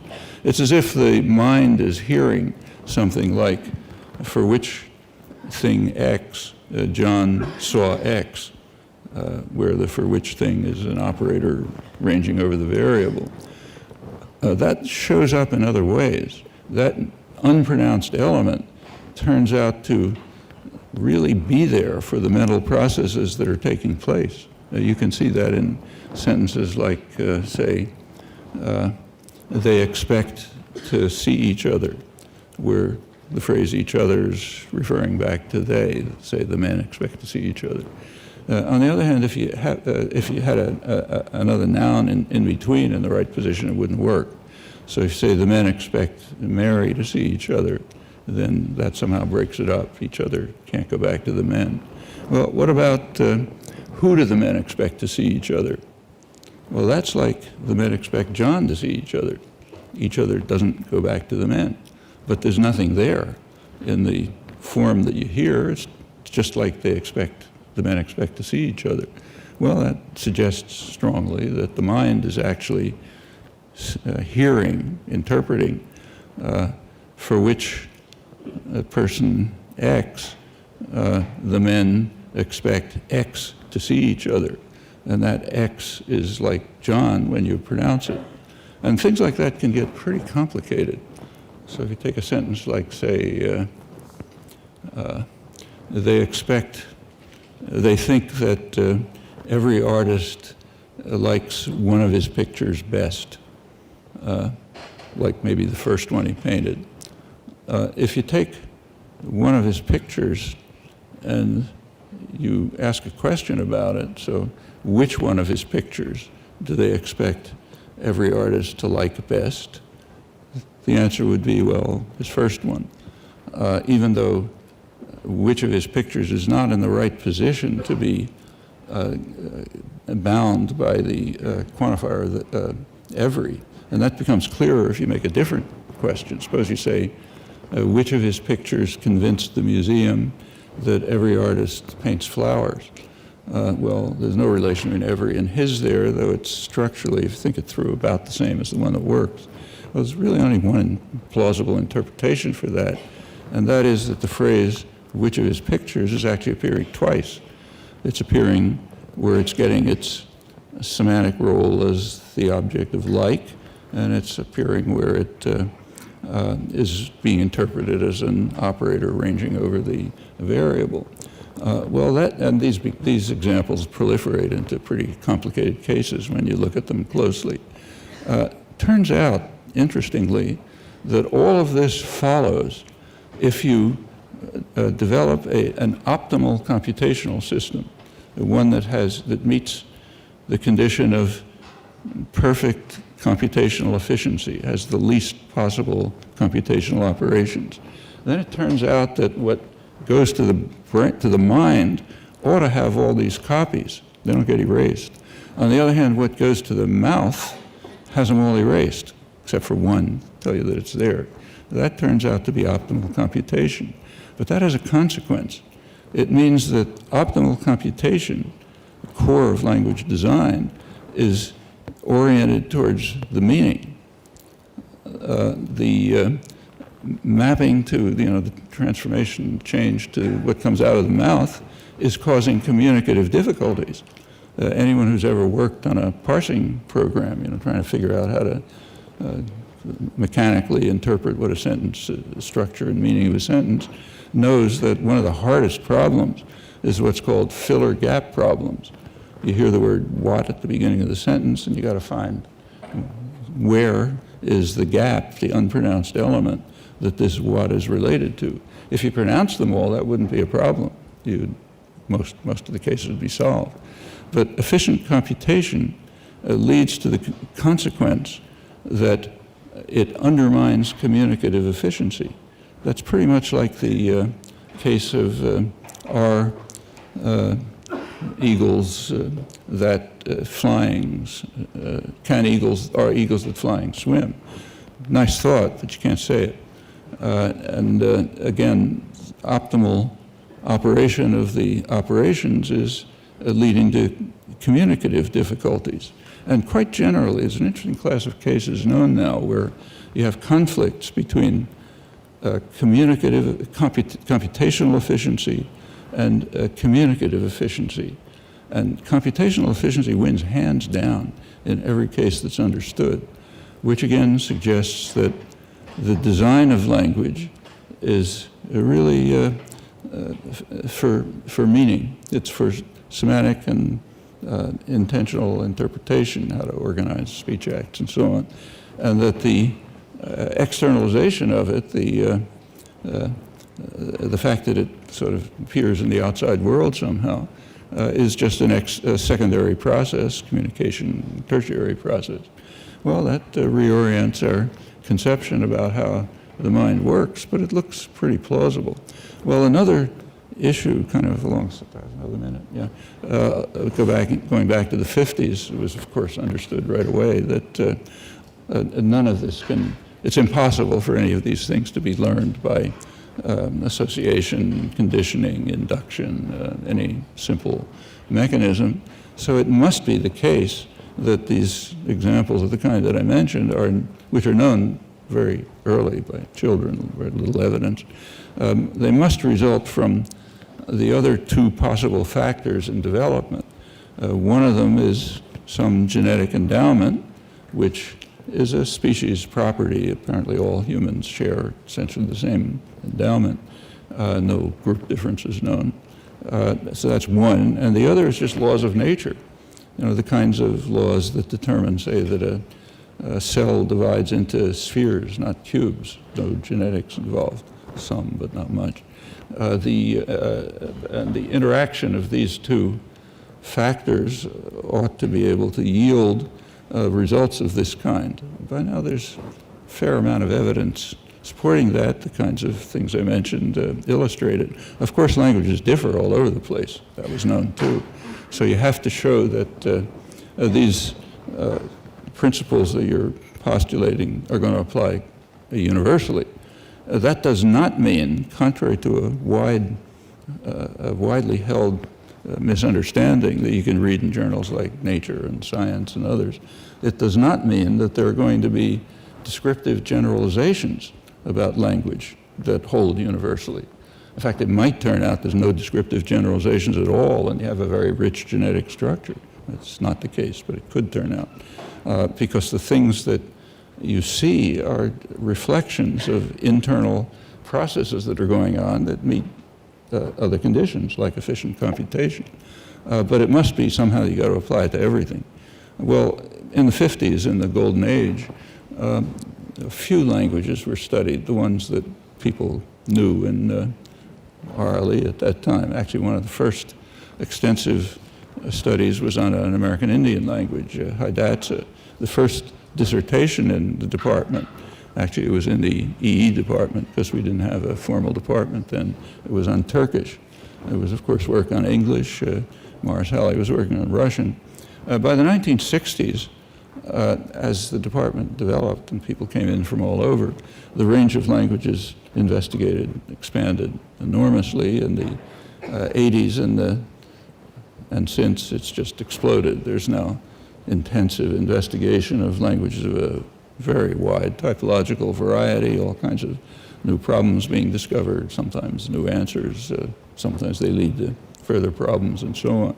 At the same time, what Steve mentioned before, the study of language acquisition really took off. Actually, Steve's work was part of the early work on this in the 80s, based on trying to discover how the options of variation of language, which is all that has to be picked up by a child, the rest is fixed, how those are set on the basis of data, and by now quite a lot of work on that. All of this, I'll just finish by saying, plenty of problems remain. I don't want to overstate, but there's some fairly striking and reasonably plausible conclusions which have far-reaching implications. All of this, however, is restricted to what's going on inside the internal computing system, what's going on inside the mind. Now, somehow language has to be related to the outside world, and because there are two interfaces, it's going to have to be related in two different ways. At the sensory-motor interface, the question is hard, but sort of understood.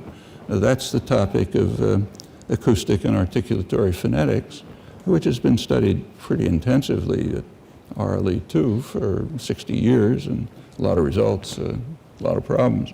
But at least the problem's kind of in hand. What about the other end? How does the meaning side relate to the outside world? Well, there is a doctrine that's widely held. It's supposed to give an answer to this. It's sometimes called the referentialist doctrine. It holds that the elementary semantic units, let's say words for simplicity, they relate to the outside world by a relation of reference, picking something out, or denotation for predicates, picking out a class of things. So like cow, the word cow picks out cows, where cows are something that a physicist could identify in principle. The only problem, and that's very widely held, it was known in classical Greece that that's not correct. They didn't have much of a deep analysis, but examples showing it doesn't work. In the 17th century, in the what we ought to call the first cognitive revolution, many of the significant questions were raised that are still puzzling today. It was widely understood that that doesn't work, that the, as David Hume put it, summarizing a century of inquiry, that the way we categorize things, the things we categorize, he said, are fictitious, created by the mind, using Gestalt properties, notions of cause and effect, notions of psychic continuity for sentient objects. John Locke studied this, and other properties that a physicist cannot identify. They're imposed by the mind on flux of experience. And those are the entities, if you like, sort of mental entities that we construct, and they're somehow related to the world. This poses a huge problem. There's no animal communication system known that has anything remotely like this. There, the referentialist doctrine apparently holds. So if you take, say, cries of a vervet monkey, each cry is keyed to some identifiable physical event. You know, like leaves are moving, we interpret that as meaning an eagle's coming, all the vervets run and hide. I don't know how they interpret it is another question, but, or else it's an internal sort of hormonal phenomenon, like I'm hungry or something like that. Every communication system that's known works like that. But human language doesn't work like that at all. You take a look at the words of the language, none of them work like that. And that's a real problem. For one thing, it's a tremendous evolutionary problem. Like, where did all this come from? Totally unknown and maybe unknowable. But it's also a problem for the nature of language and for the acquisition of language. Like, how do children find these properties, which they get to understand very quickly?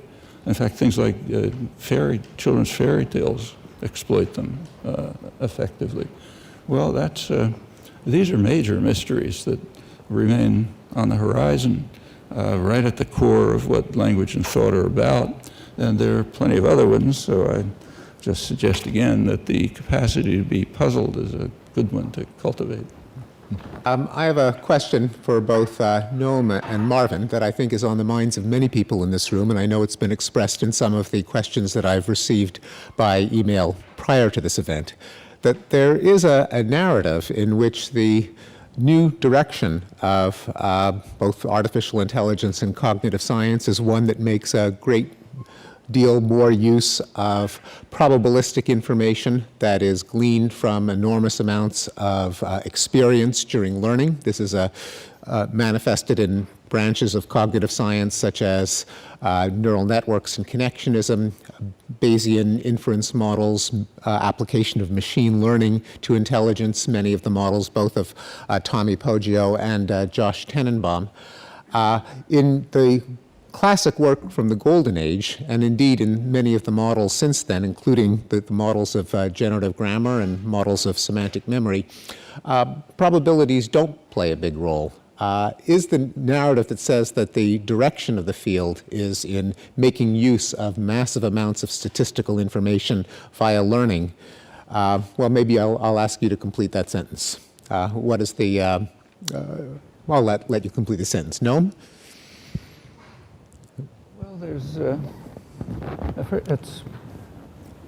It's true, there's been a lot of work on trying to apply statistical models to various linguistic problems. I think there have been some successes, but a lot of failures.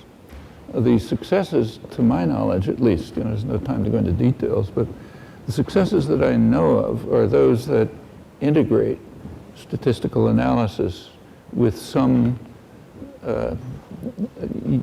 universal grammar properties, some fundamental properties of language. When they're integrated, you sometimes do get results.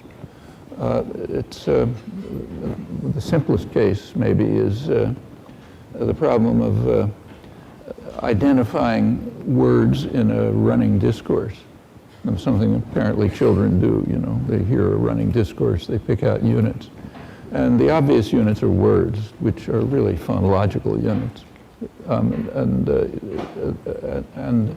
There's a natural property that I wrote about it in the 1950s. I mean, it was taken for granted that if you just take a look at if you have a series of sounds and you look at the transitional probabilities at each point, what's likely to come next, when you get to a word boundary, the probabilities go way down. You don't know what's coming next. If it's internal to a word, you can predict pretty well. So if you kind of trace transitional probabilities, you ought to get something like word boundaries. Actually, I wrote about it in 1955, and I assumed that that's correct. Turns out to be false. It was shown actually by Charles Yang, a former student here, a PhD in the computer science department, that if you apply that method, it basically gives syllables in a language like English. On the other hand, if you apply that message under a constraint, namely the constraint that a word has what's called a prosodic peak, you know, like a pitch stress peak, which is true, then you get much better results. Now, there's more recent work, which is still in press, by Shukla and Aslan and others, which shows that you get still better results if you apply that together with what are called prosodic phrases. I mean, it turns out that a sentence, let's say, has units, units of pitch and stress and so on, which are connected, related to the syntactic structure, actually in ways which were studied maybe first seriously by another former student, Lisa Selkirk, a colleague of Barbara's. But when you interact prosodic peaks with transitional probabilities, then you get a pretty good identification of word boundaries. Well, you know, that's the kind of work that I think makes sense. If you, and there are more complex examples, but it's a simple example of the kind of thing that can work. On the other hand, there's a lot of work which tries to do sophisticated statistical analysis, you know, Bayesian and so on and so forth, without any concern for the actual structure of language. As far as I'm aware, that only achieves success in a very odd sense of success. There is a notion of success which has developed in computational cognitive science in recent years, which I think is novel in the history of science. It interprets success as approximating unanalyzed data.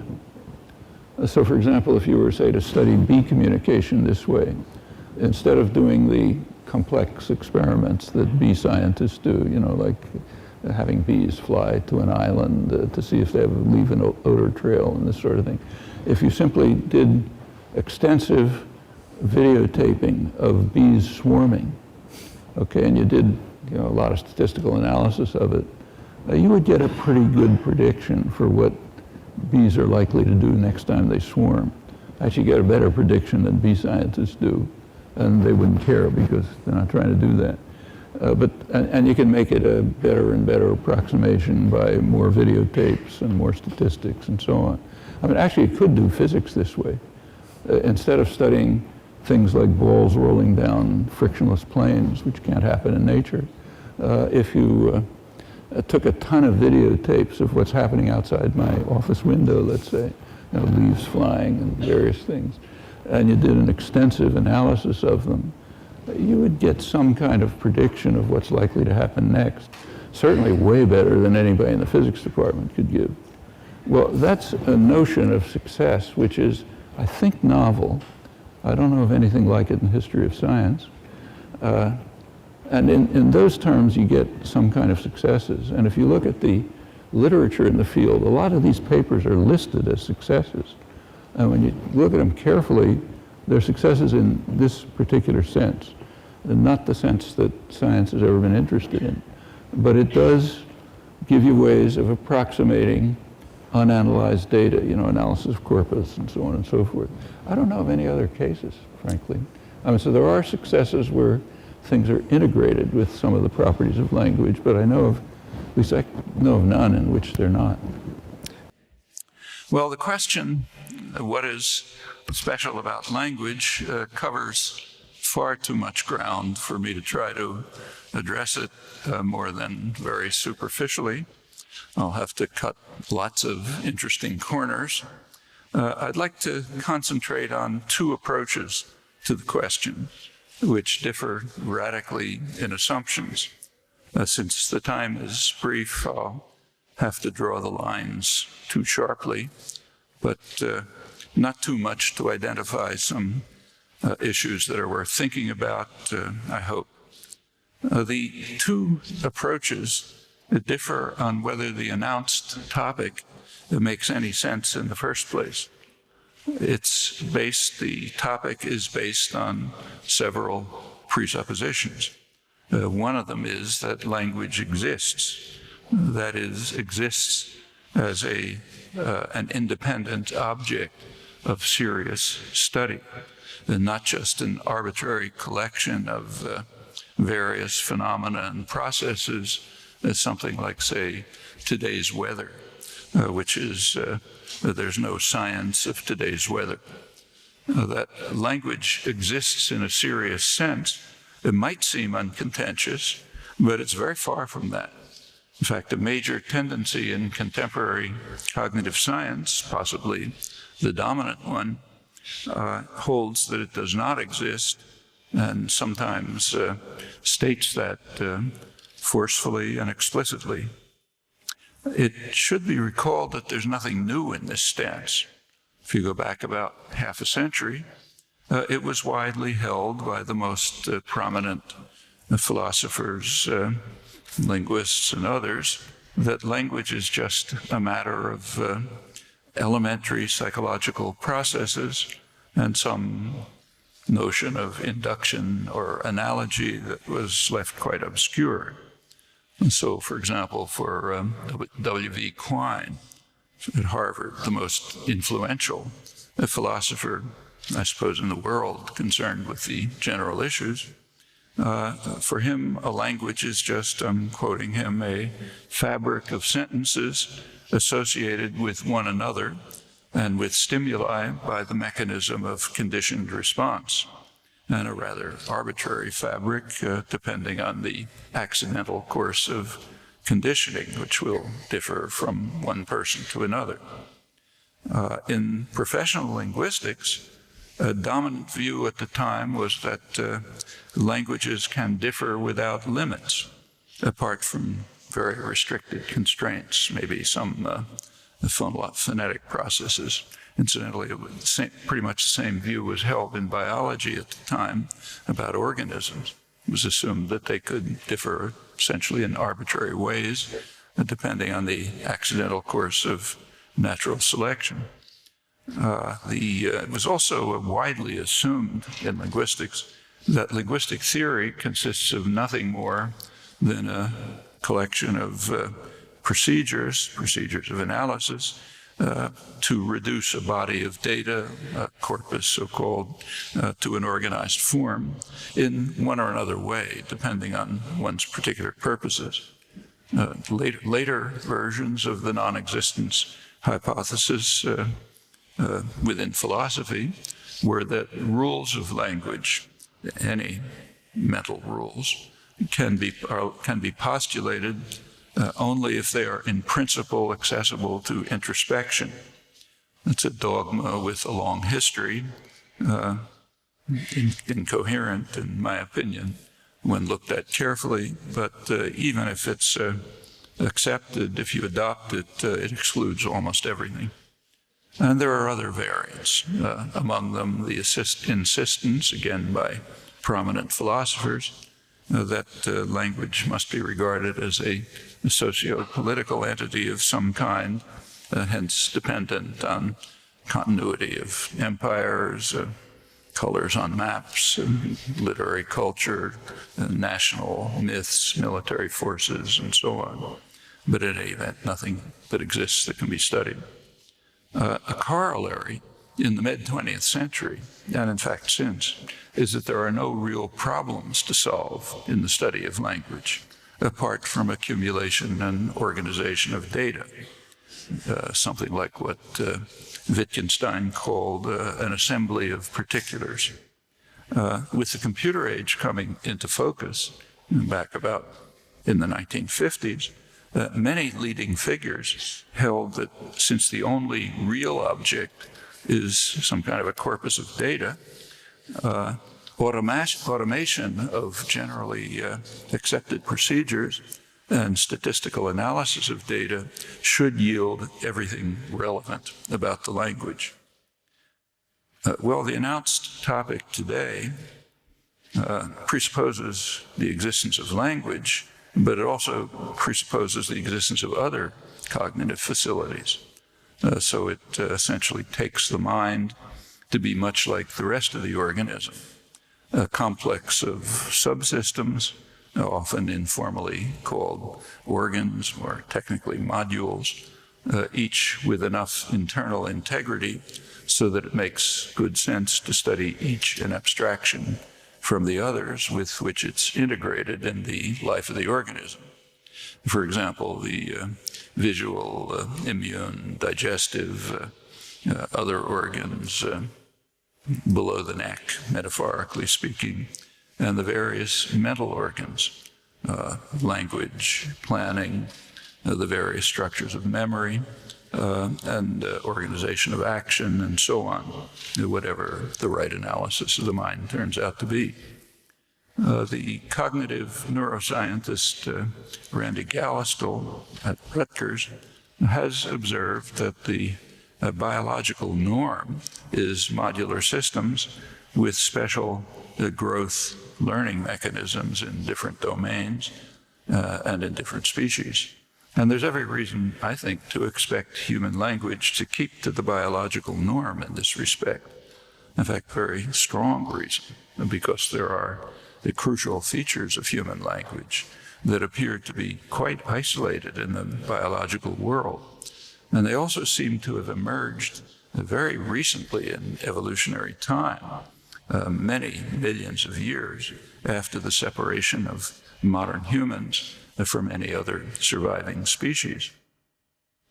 Well, my own assumption is that language does exist as a module of the mind-body, mostly the brain, but that the non-existence approach is in part raising the right questions, though pursuing them in a way that's very likely to fail, at least as failure and success have been understood in the sciences for many centuries. The study of evolution of language is a very lively topic these days, judging by the number of publications that pour out with such titles.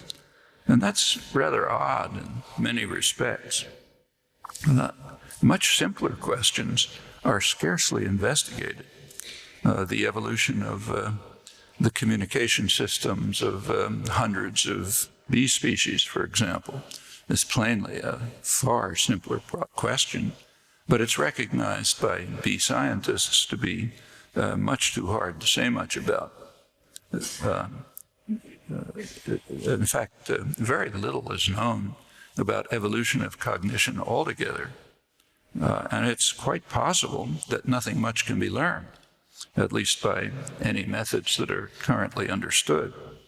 That's a conclusion that's been argued by a very prestigious evolutionary biologist, Richard Lewontin, in well-known but unfortunately neglected essays. A look at the literature on evolution of language reveals that most of it scarcely even addresses the topic.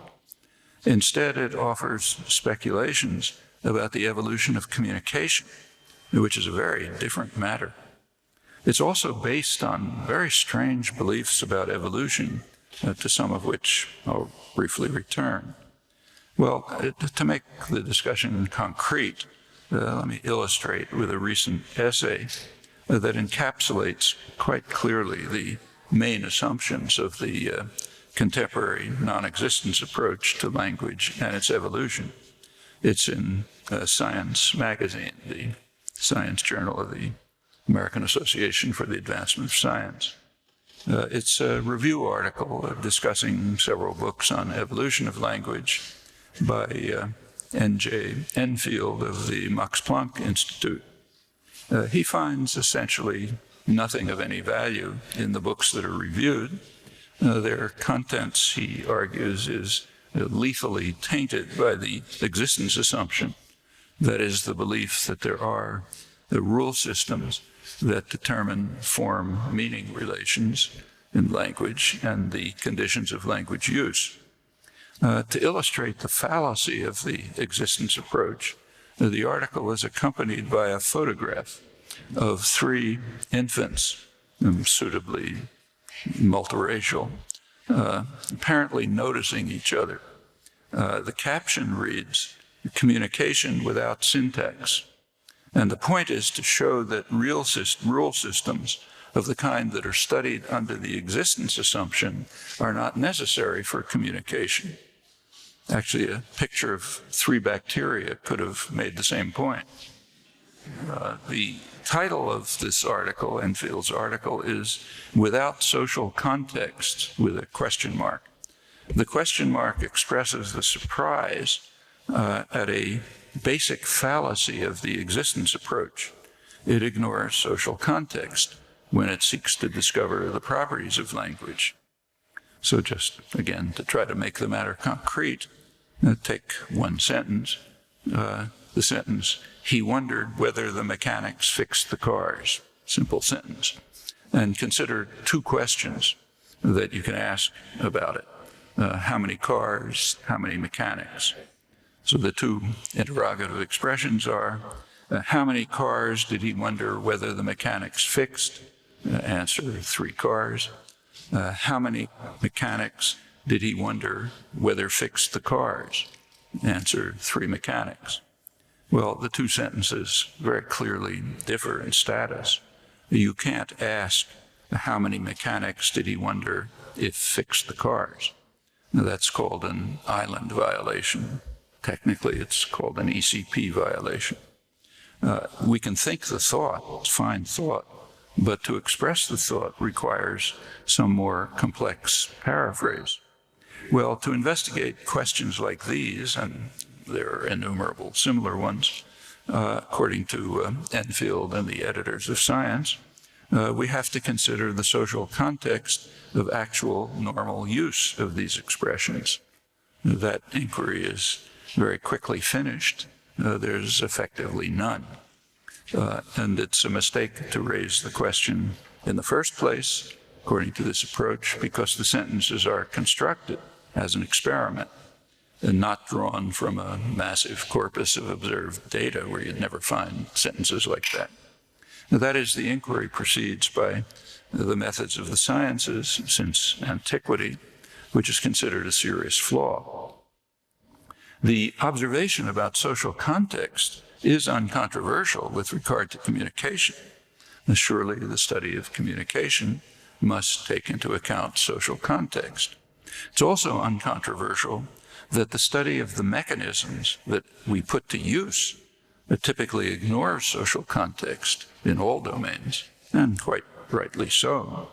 For example, the classical work on neurophysiology of vision, or on object recognition and constancy, or Shimon Ullman's very interesting study of how minimal stimuli, practically none, are interpreted reflexively as rigid objects in motion, or in fact virtually all the fundamental work that aims to determine the properties of the modules of cognition at whatever level of inquiry the study is conducted, physiological to psychological. But we're instructed by this approach that the study of the mechanisms involved in the examples that I mentioned, or vowel harmony in Turkish, or relative scope of operators, or in fact everything else about language, must depart from the scientific norm. The kind of critique that I just outlined, which is quite widespread, is generally accompanied by a novel concept of science that has emerged in the cognitive sciences, contemporary cognitive sciences, and related areas of linguistics, which has a new notion of success. An account of phenomena is taken to be successful to the extent that it approximates unanalyzed data. So take, say, the study of communication of bees. According to this conception, the way it's generally conducted by scientists is seriously flawed. Instead of difficult experiments, devising circumstances that never occur in nature, like, say, having bees fly to flowers in an island in a lake to test whether they're using an odor trail. Instead of doing things like that, and many more complicated ones, the bee scientists should be carrying out statistical analysis of massive collections of videotapes of bees swarming. They would achieve greater and greater success in approximating the videotapes, and they'd get a tolerably good prediction of what's likely to happen next. Actually, a much better approximation than bee scientists could give or would care about. And in fact, you might revise physics the same way. So throw out the physics department for the last couple hundred years, no balls rolling down frictionless planes, which can't exist in nature, and other such abstractions and idealizations that have defined the subject for centuries. Rather, what you do is extensive statistical analysis of videotapes of whatever's happening outside the window, say leaves blowing in the wind, other natural events.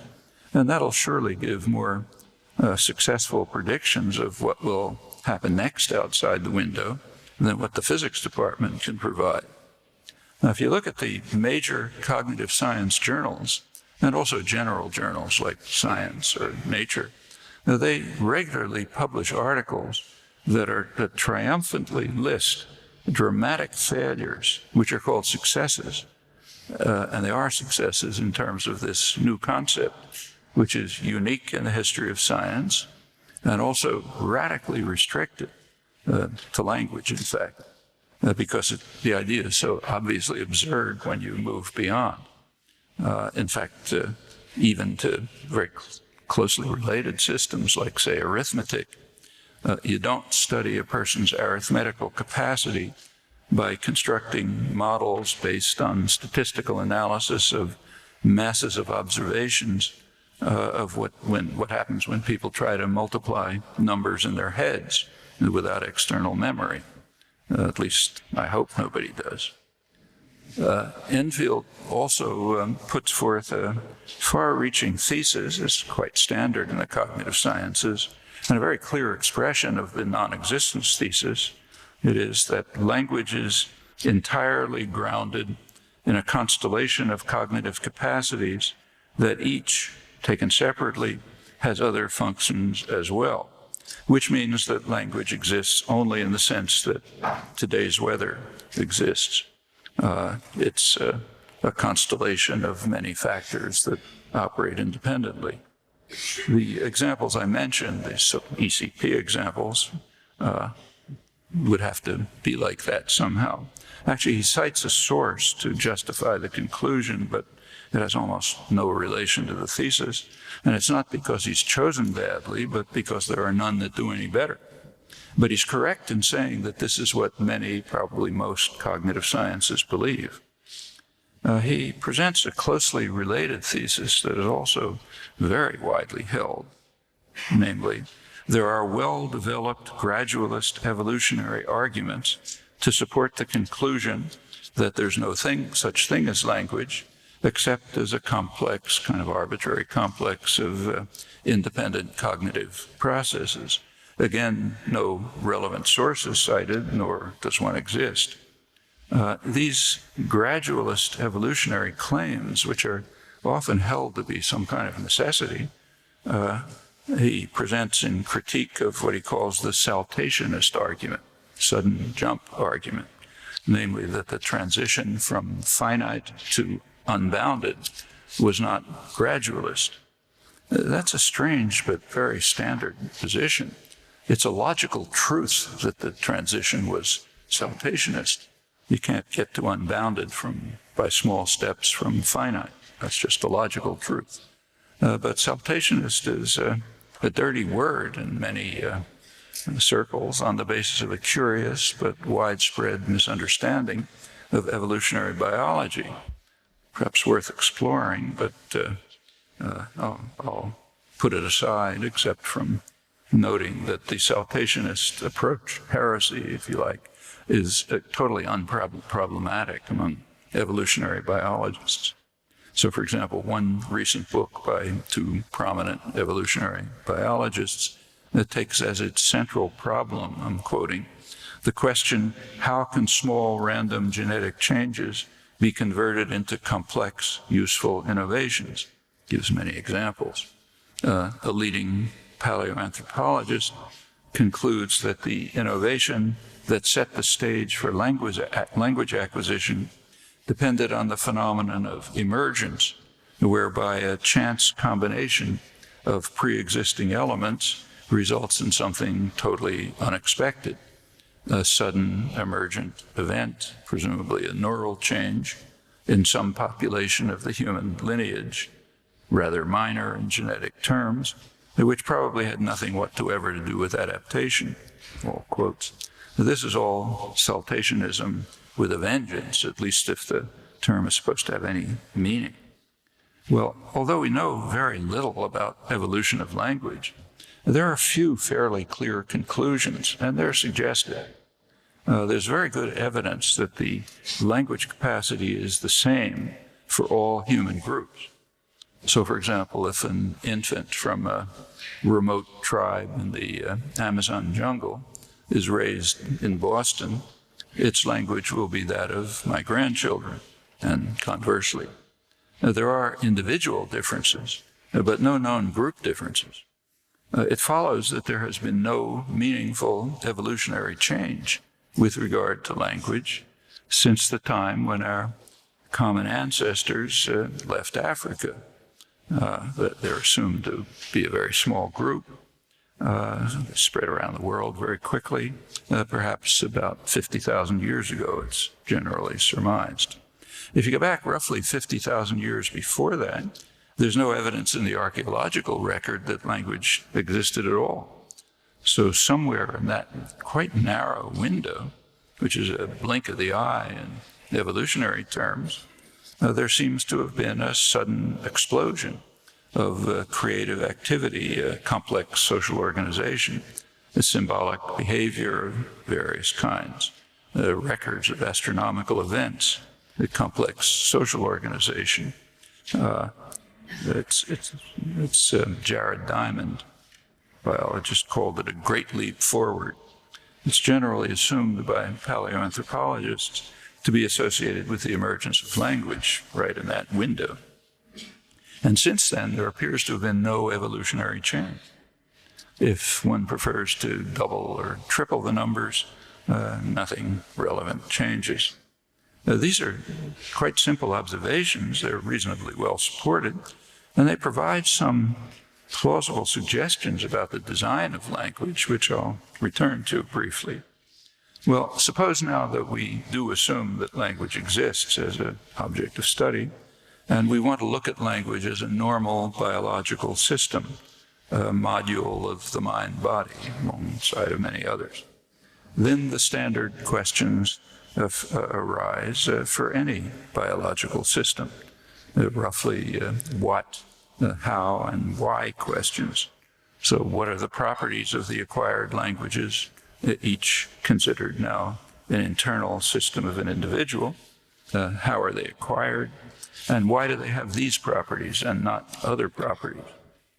Well, perhaps the most elementary property of language, and one which distinguishes it from anything else known in the biological world, is that it consists of a discrete infinity of interpretable expressions, kind of like the natural numbers. So there's a 5-word sentence, a 6-word sentence, but no 5.5-word sentence, and it goes on indefinitely. That means that each speaker has internalized what's called a generative process that yields an infinite array of hierarchically structured expressions, which are interpreted at the interfaces to 2 other systems, the sensory motor system and what's called the conceptual intentional system, basically thought and planning of action. The unbounded range is a very elementary fact, which rather interestingly seems to have received little notice, maybe none, until the 17th century scientific revolution, where it's discussed by Galileo, much more extensively by Descartes, and it played a significant role. Any approach to language that doesn't at least capture this property just can't be taken seriously. For language or any other internal module, the growth and development in the individual involves at least 3 factors. The one factor is external data. The second factor is a genetic endowment that converts data to experience, and it guides the general course of development. And third, principles of broader scope, some of them probably laws of nature, which are invariably a major factor in evolution and development. Well, for language, you can analyze the genetic endowment into 2 factors, 2 parts. There's a component that's specific to human language. That's called universal grammar. It's a modern adaptation of a traditional term, which meant something else. UG for short, it's called. And then there are others that are just relevant to language development, other cognitive systems and neurophysiological structures and so on. It would seem likely, prima facie, that UG is critically involved in determining such phenomena as the ones I mentioned, although 3rd factor general principles probably are also crucial. But we can explore the role of UG in the very early stages, early moments of language development. So it's now known, for example, that newborn infants can instantly and reflexively extricate language-relevant data from the confusion, the famous blooming, buzzing confusion around them. That's no trivial task. It's apparently a human-specific element of UG, impossible for any other organism. And the infant also very quickly acquires knowledge of the general, it's called prosodic system of the language, the pitch and stress contours, which differ from language to language. But by a couple of months, the child has mastered them. And in fact, it seems that in part this is prenatal, intrauterine learning, because it's all there at the moment of birth, as you can tell by sophisticated experiments. The sound system generally is known quite quickly, in a few months, and maybe a lot more. All of this must be dependent on UG. There are some early steps which do involve other cognitive processes. So in my own work on this topic in the 1950s, I took for granted that extraction of words from running text, discourse, has to be based on calculation of transitional probabilities, since there seemed to be no other relevant evidence. But the matter turns out to be more complex and much more interesting. The very recent work shows that this method fails, though the results improve sharply when the method interacts with UG principles. So 6-month-old infants segment running discourse into elements that have word-like properties. When high transition probabilities, which are aligned with phrasal, prosodic constituents, which actually are syntax related. And this is all determined by subtle, unconscious, and reflexive processes, but whatever it is, it's there by about 6 months. Although real results remain sparse, the role of statistics and statistical reasoning and other cognitive processes in language acquisition is potentially a significant area of research. It's something that's never been in doubt. There also are presumably conditions imposed on language by the structure of the brain, although too little is understood about this to draw any conclusions, although there has been recent progress in neurolinguistics, but not at this level of fine detail.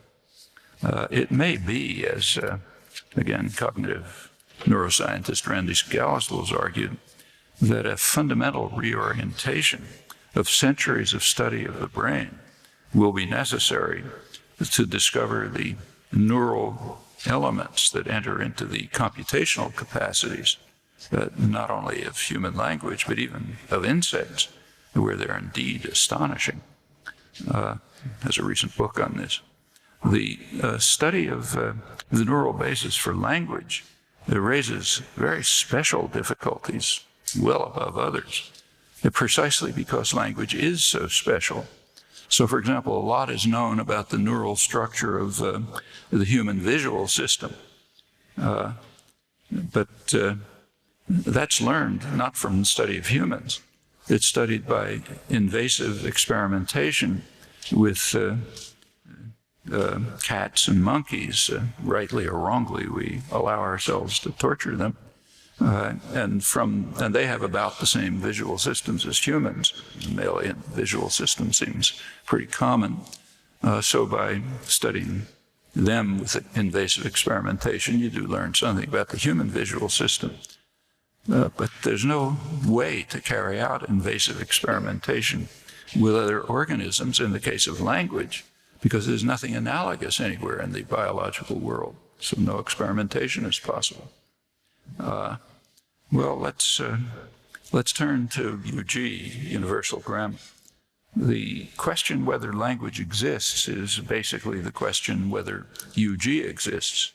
As I've mentioned, this is commonly denied, but I don't know of any coherent alternative.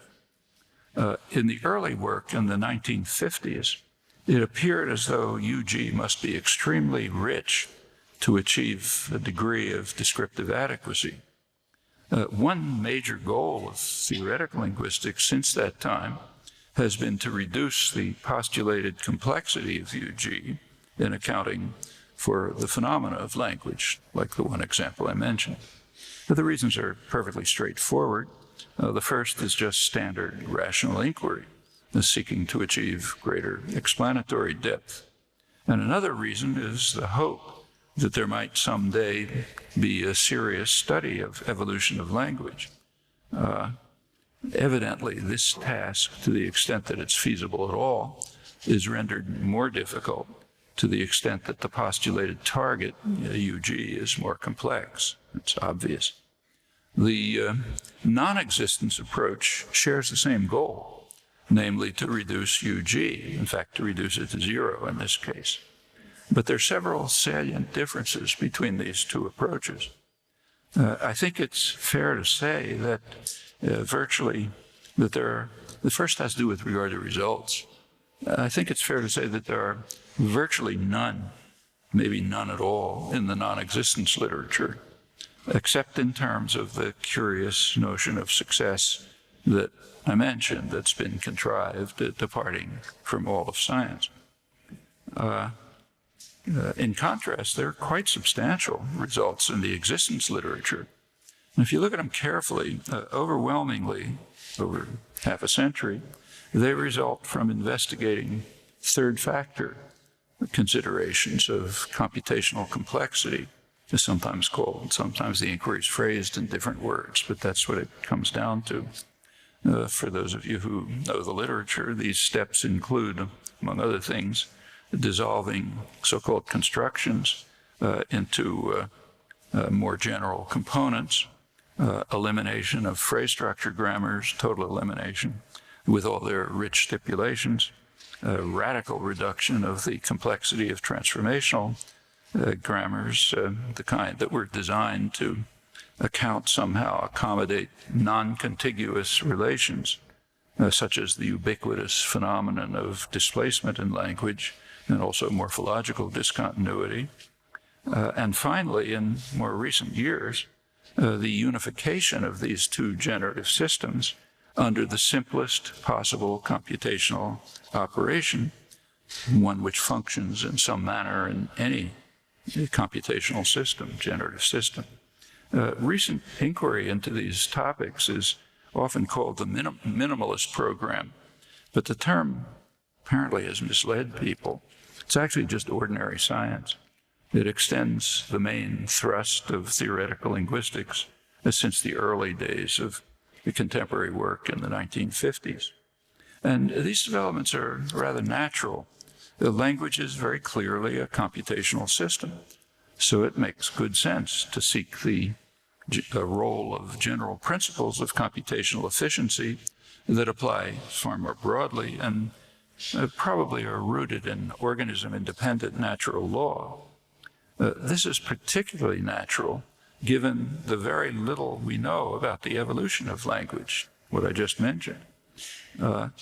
Clearly, a generative system emerged sometime in the very recent past, of course, in some individual. That's the way mutations take place. They don't take place in groups.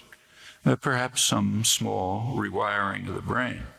Well, it should have been as simple as possible. That is, the minimal change from the earlier state by some small mutation. Furthermore, there were no selectional pressures at all at that initial stage, so we would therefore expect this emergent process to be determined solely by natural law, rather like a snowflake should be perfect. And the same should be true as this change is transmitted to offspring, ultimately maybe dominating a small breeding group. And there's increasing evidence that something like that may well have been what happened. Well, consider the what questions. As soon as the question was addressed within the framework of generative grammar about 60 years ago, many puzzles came to light, which previously had been unnoticed in the thousands of years of detailed study of language. And some of them are still on the agenda. That moment is somewhat reminiscent of the very early modern scientific revolution, 17th century. For millennia, the scientists had been satisfied with traditional answers to simple questions, like why does a rock fall to the ground and steam rise to the sky? Answer, they're moving to their natural place. End of discussion. When Galileo and others allowed themselves to be puzzled by such facts as these and to investigate them, incidentally, very quickly refuting conventional beliefs, modern science began. Science entered a new phase. The capacity to be puzzled by what looks simple is well worth cultivating. History amply reveals that. Well, of the myriad puzzles that arose back in the 50s, when the first efforts were made to go beyond resort to essentially vacuous notions like analogy, training, pattern formation, and so on, all left obscure. Of many, a huge number of examples very quickly discovered. I'll just mention two, because they are probably the only two cases for which answers have been sought relying on non-linguistic cognitive processes. As I mentioned, there's a very widely held belief, but there's almost no work pursuing it. There are a couple of cases, though, two, in fact. Typically, they adopt the non-existence approach. Well, one very old example has to do with what's called auxiliary inversion. So, for example, as in the sentence, can eagles that fly swim? Simple sentence. Well, we understand that the question is whether eagles can swim and not whether they can fly. that is, the auxiliary element can, is associated with swim, not fly. That's obvious from the interpretation. It's also obvious from the morphology. So you can say, are eagles that fly swimming? Have eagles that fly been swimming? But you can't say, are eagles that are flying swim? Meaning, in this case, that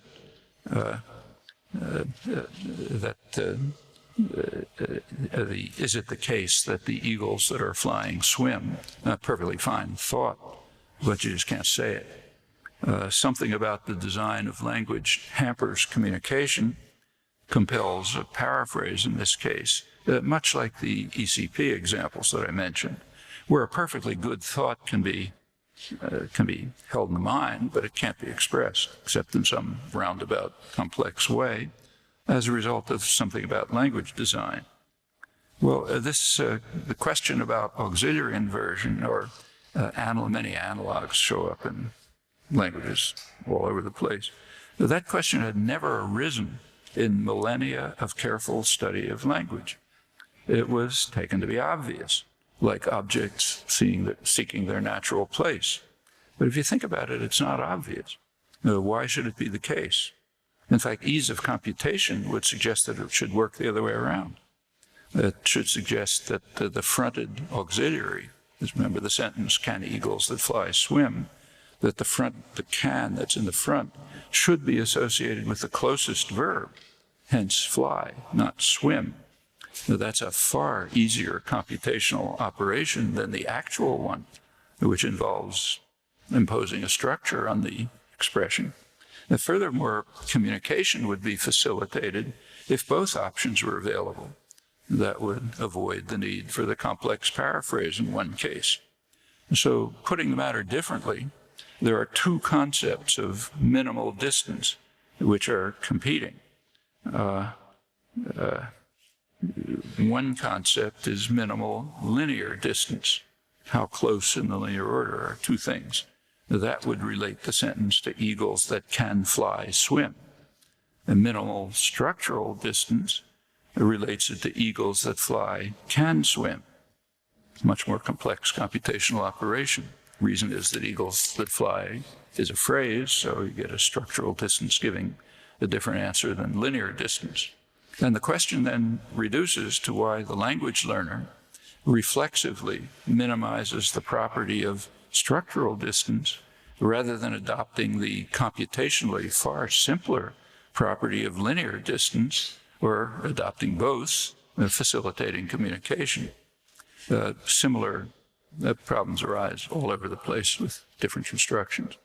Well, there's a very good answer to the what question, and namely minimal structural distance reigns unchallenged.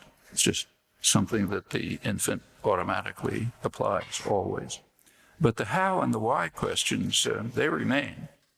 A very simple and quite likely correct answer, one which has lots of implications if it's true, has to do with the general architecture of the language faculty. There is an old dictum of Aristotle's that languages sound with a meaning, common sense dictum, but it seems it's not quite right, that it should be inverted. Languages meaning with sound. To put it more precisely, the core of the language faculty appears to be a generative process that yields structured expressions that are interpreted by the thought system, conceptual intentional system, while externalization to the sensory motor system is a secondary process. Linear order, or some kind of order, is clearly required for externalization. That's a property of the sensory motor system. And of course, it varies depending on the sensory modality used for externalization. So it's different for speech and sign. But it doesn't seem to enter into, at all, into core semantic processes of thought and planning. That just seems to use hierarchy, not order. So it looks as though linearization is a reflex of the sensory motor system. Well, that's not uncontroversial, a lot of empirical problems, but there's considerable evidence, I think mounting evidence, that it is indeed the case. Actually, there's also some interesting evidence in this case from the neurosciences. There's a research group in Milan which studied brain activity of subjects who were presented with two types of stimuli, in both cases invented sentences. In one case, the invented sentences satisfy UG principles, and in the other case, they don't conform to them. A particular example would be, for example, negating a sentence by placing the negative element after the third word. Uses elementary property of linearization.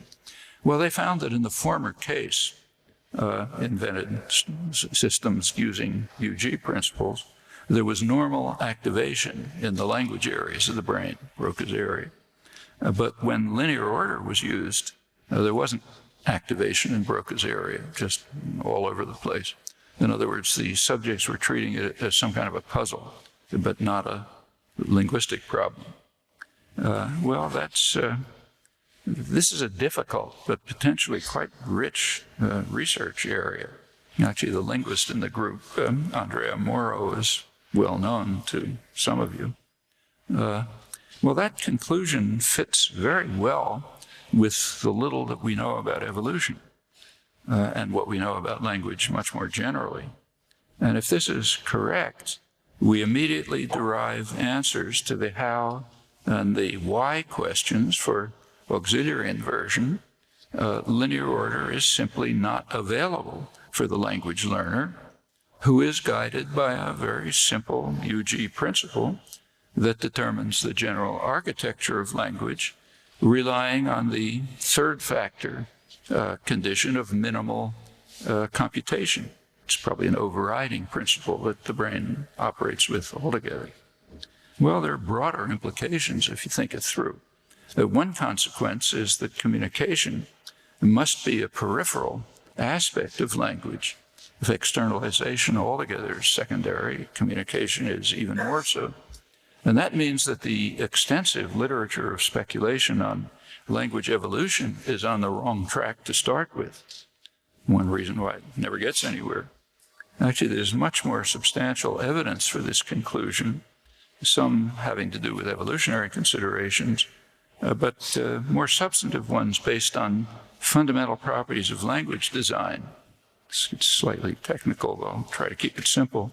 I mentioned before that contiguous and non-contiguous relations in language, which in earlier years were distributed between different parts of the system, phrase structure and transformational, it's now understood that they can be unified under the simplest computational operation possible.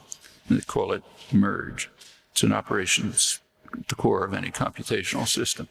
It simply says take two objects that have already been formed and construct a new object from them. So call the two objects X and Y, construct Z.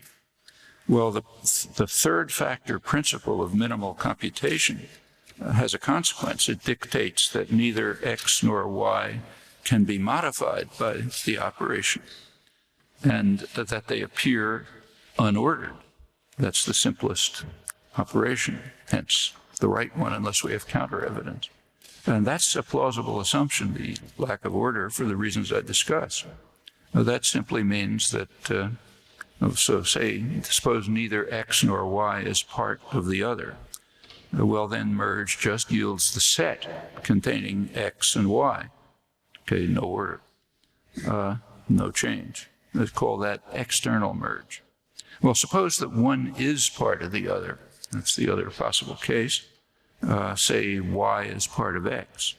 And then if you think it through, the result of merge is, again, a set, but it's the set containing Y and the set XY. Now that's going to have two copies of Y, one outside XY, one inside. We call that internal merge. But notice that both of these operations come free. It would require some stipulation to bar either one of them. So if we're working with the simplest possible system, they're both there automatically. But internal merge, if you think about it, yields displacement, non-contiguous relation. In fact, it turns out to yield displacement in a form that's appropriate for the thought system, for the CI system. So say, take a simple sentence, which books did John read, or its analog in other languages. And here, the phrase, which books, has two semantic roles. It receives its role as the object of read, just as in the case of read books. And it's also an interrogative operator, which technically terms binds the variable that's in the object position, so that the interpretation is something like, for which books X John read books X. Now notice that that can be read off directly from the generated structure, which books did John read which books, which is automatically the product of internal merge with no further comment. So in this and innumerable much more complex cases, internal merge gives the forms directly, which are what you need for semantic interpretation, for the conceptual intentional system, for thought. However, notice that these are the wrong structures for the sensory motor system. The universally in language, only the structurally prominent copy is pronounced. There's actually an interesting class of exceptions which support the generalization if you look at them closely. Well, that follows from another principle of minimal computation, namely pronounce as little as possible, which is a huge saving of effort if you look at what goes on in the brain. Well, the result is that the articulated sentences have gaps. Which books did you read? There's something missing, a gap. And as is well known to anyone who has worked on perception of language or parsing of language, that yields very difficult problems of interpretation. So-called filler gap problems are the main problems in developing parsing programs. If everything was pronounced, you wouldn't have those problems. You'd know what's there. But minimal computation forces a lack of communicative problems. The conclusion appears to be that if language is perfectly designed, if it became something like a snowflake when it suddenly emerged, maybe 60, 70,000 years ago, then it's going to provide structures with the right semantic interpretations, but difficulties for communication. Now that's pretty well established. There are many such cases. So ambiguous sentences, so-called garden path sentences, where you start interpreting them, but it's the wrong way because total structure has something else. So-called island constructions like ECP and others. In general, where we understand these at all, it appears that these structures follow, they result from free, unconstrained functioning of the simplest rules, minimizing computation, but they yield difficulties for communication. Well, that's just scratching the surface, but perhaps it's enough to suggest the kind of arguments that appear to provide pretty strong support for the conclusion that language is meaning with sound. This inverts Aristotle's dictum, and that externalization and a fortiori communication are secondary aspects, in the case of communication, tertiary aspects of language use. Aux inversion has been the topic of quite a considerable industry in computational cognitive science, seeking to show that the child acquires this knowledge on the basis of a statistical analysis of a corpus of data in accord with the non-existence thesis. And new papers appear regularly in the scientific journals up to the last few weeks, in fact. Now, they have very curious properties.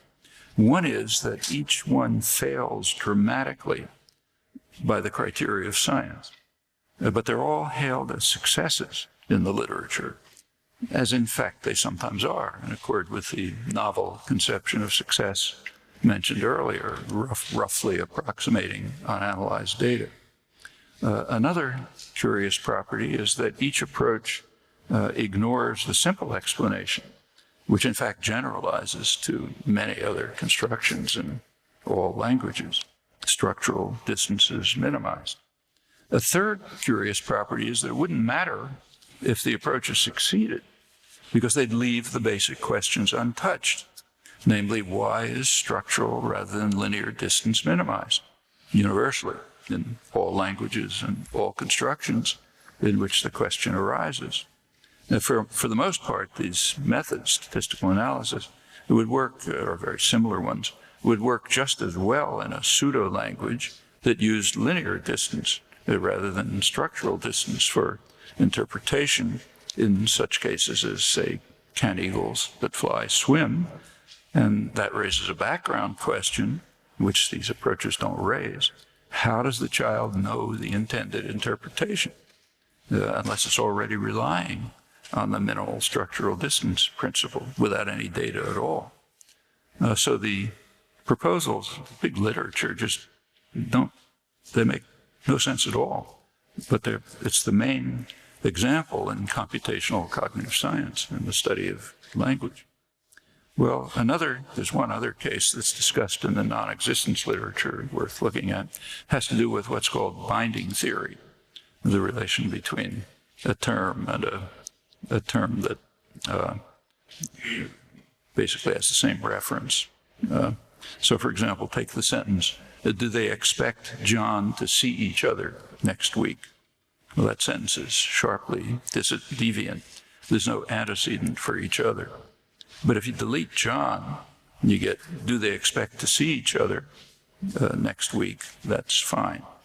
They is the antecedent of each other.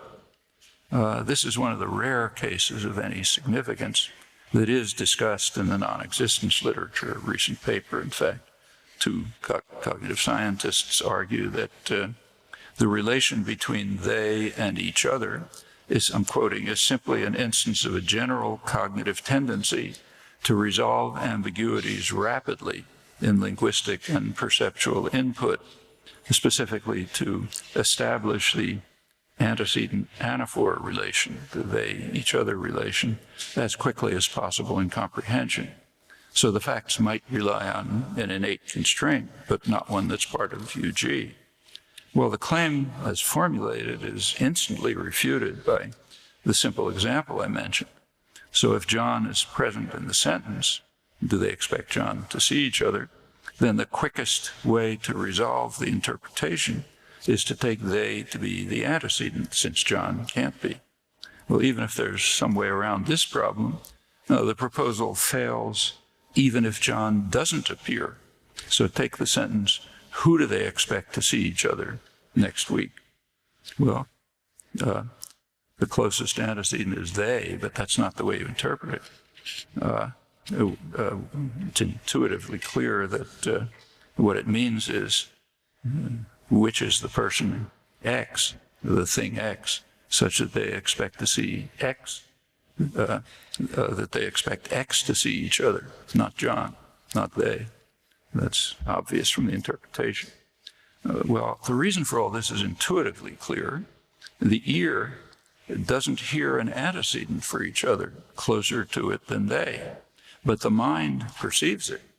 Namely, it perceives it in the interpretation for which book X they expect the person X to see each other next week. So you get X being the antecedent of each other, even though it isn't there. And if you think about it for a minute, you'll see that this arises from internal merge, much like the example, which books did John read? In brief, as soon as you pay attention to the most elementary facts, it appears that you just have to reintroduce rule systems of the kind that the authors are trying to avoid, and much else if you go beyond these. Well, despite the widespread and often quite enthusiastic endorsement, it's hard to find evidence or argument to support the non-existence approaches. On the contrary, there's quite good reason to believe that language does exist as a module of the mind alongside of others, and that this meeting has a topic. The way to pursue the topic would be to discover the specific properties of each of these modules and the ways in which they interact.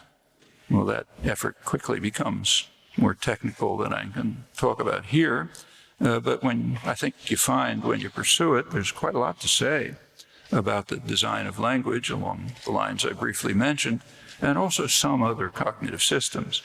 So, for example, the navigational systems of insects, or mammalian visual perception and organization of action, a few others. But the word "and" in the title remains elusive. Not a great deal is known about how these systems interact or even compare. Well, I don't want to end without mentioning, at least mentioning, another serious problem which has also been ignored. A computational procedure requires certain atoms of computation, smallest pieces. So for language, something like a lexicon of minimal elements. But even the simplest of these pose fundamental problems, fundamental puzzles. How do they relate to the mind external world? Well, there's two aspects to this problem, meaning and sound. The latter's secondary if the reasoning I reviewed proves to be accurate. For sound, we at least know where to look. The answers lie in articulatory and acoustic phonetics. Problems are difficult. They've been studied intensively for 60 years with high-tech equipment. Gives some answers, but leaves many unresolved. What about meaning? Well, there's a standard answer in this case. The standard answer is provided by referentialist doctrine. The word cow, it picks out cows. There may be a causal relation, standard argument in philosophy and cognitive science and linguistics. Something like that does seem to be true for animal communication. So take a look at the symbols in animal communication. They seem to have that property.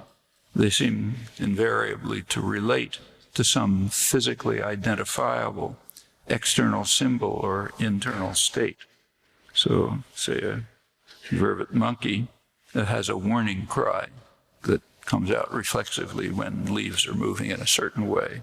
Maybe it means a predator's coming, or something that means I'm hungry. It can relate to a state that can be identified by a physicist, a natural scientist, externally or internally. However, nothing like, even remotely like that, seems to be true for the simplest elements of human language. Cow, river, person, tree, pick any one you want. I won't have time to go into it, but think about it for a few minutes, you see it's just totally false. Well, there are inklings of that understanding in Aristotle, in his discussion of what he called matter and form, but it was considerably enriched during the first cognitive revolution of the 17th century, the early scientific revolution, mainly in the work of the British Neoplatonists and the classical empiricists. They recognized that the elementary elements of language and of thought are not directly linked to mind-independent external entities. In other words, there's no notion of reference in human language and thought. There's an action of referring, but that's a very different matter. Rather, the basic elements provide rich perspectives for interpreting the mind-independent world that involves Gestalt properties, cause and effect, what's called sympathy of parts, the way things hang together, concerns directed to a common end, psychic continuity, and other mentally imposed properties. Actually, what was happening roughly in that period is that Aristotle's conception of matter and form were separated. Physics kept to matter. It eliminated form, design, purpose, and so on.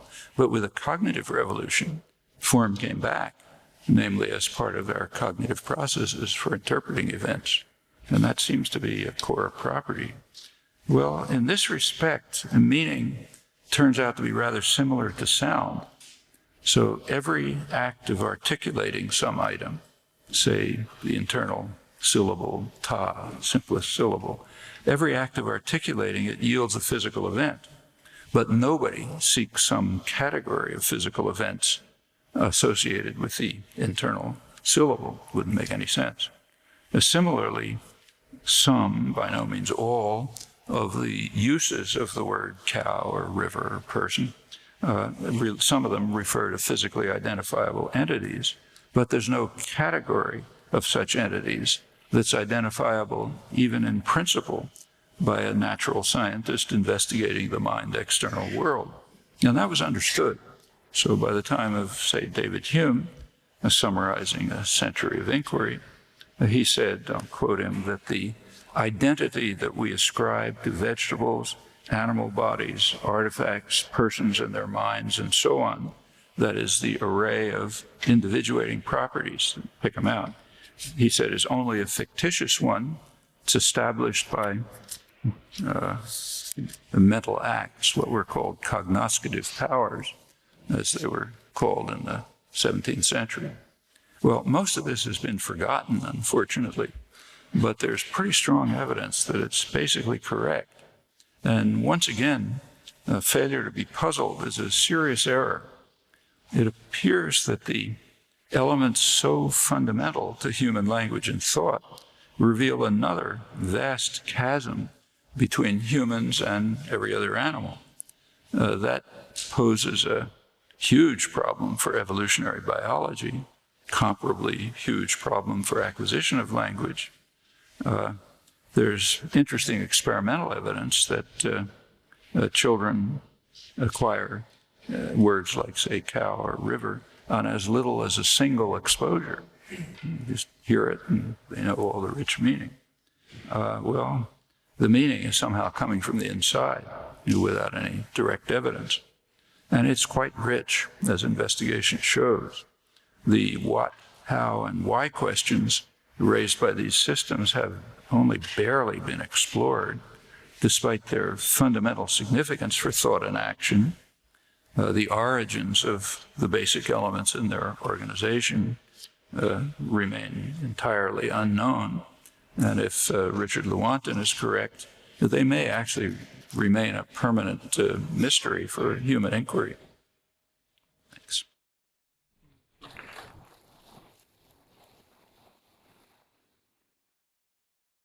Yeah.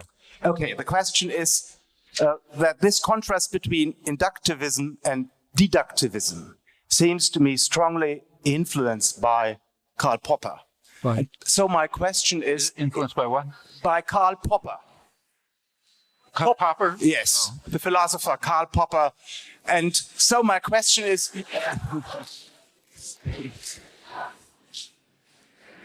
has there been any influence by Popper on your work? No.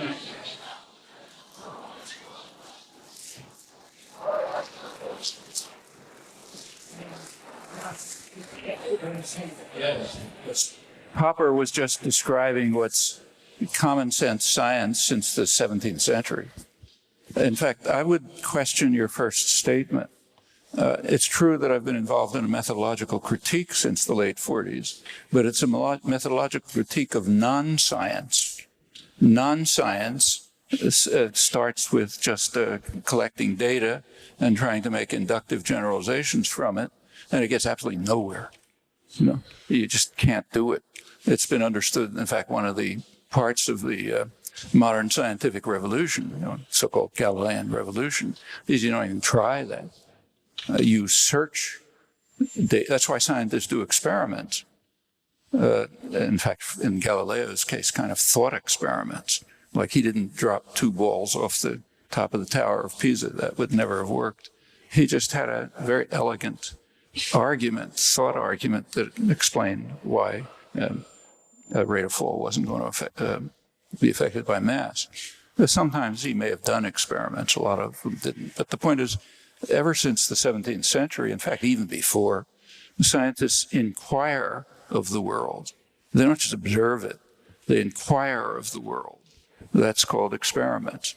They concoct situations that might give you some insight, and from them they make some guesses about what the theories might be, and then they try other experiments to test the theories, and ultimately they get sort of back to phenomena, but they really don't care very much if they get back to the phenomena, because in fact the phenomena themselves are so complex and so involve so many variables that you just don't try to approximate phenomena. Take the examples that I mentioned. Bee scientists don't try to approximate bees swarming. It's just too complicated. The wind's blowing, you know, one of them changed his mind, whatever. And physicists certainly don't, you know, take a look at what's going on outside the window and try to draw inductive generalizations from it. I mean, you go back far enough, and maybe in, you know, pre-classical Greece, maybe science looked like that. But this is just mythology. It doesn't happen, and it couldn't happen. Scientists are inquiring, they're inquiring about nature. And the same is true in linguistics. If you're a field worker, so you're working, you know, some unstudied language in the Amazon, I mean, if all you can do is take recordings, okay, you take recordings, but you're not going to find much. If you're really doing serious field work, you use the techniques that you learned in your field methods course in college.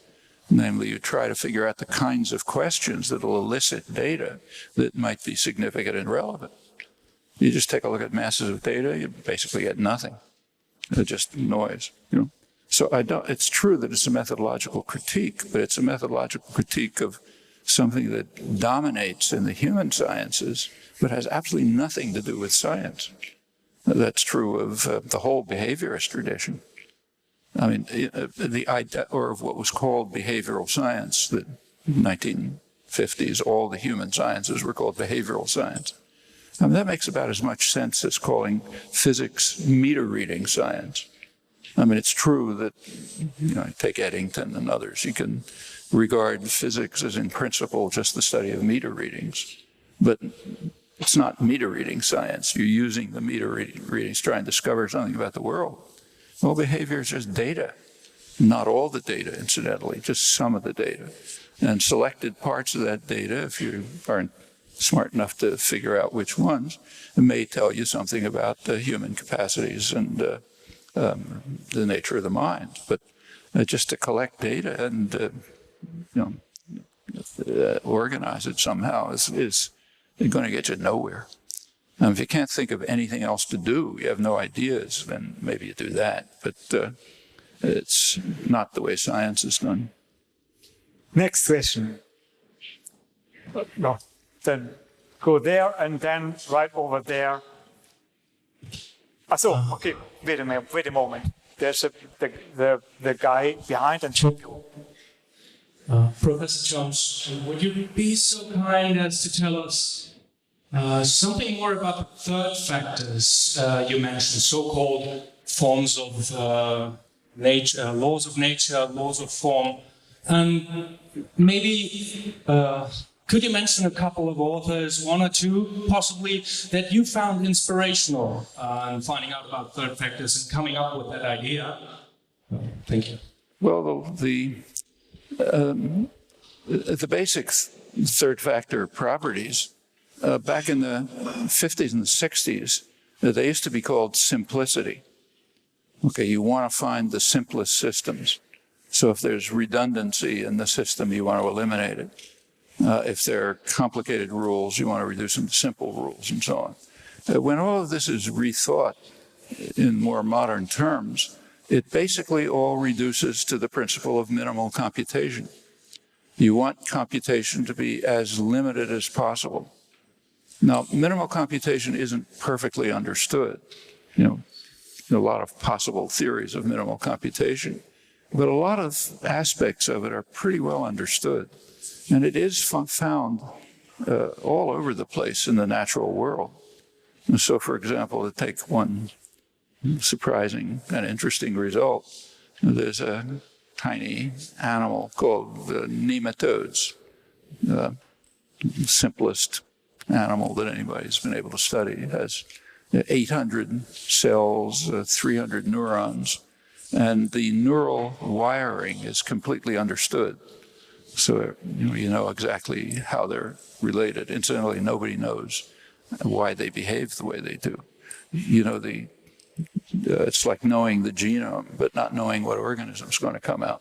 There's too many other things going on. But at least the neural wiring is understood.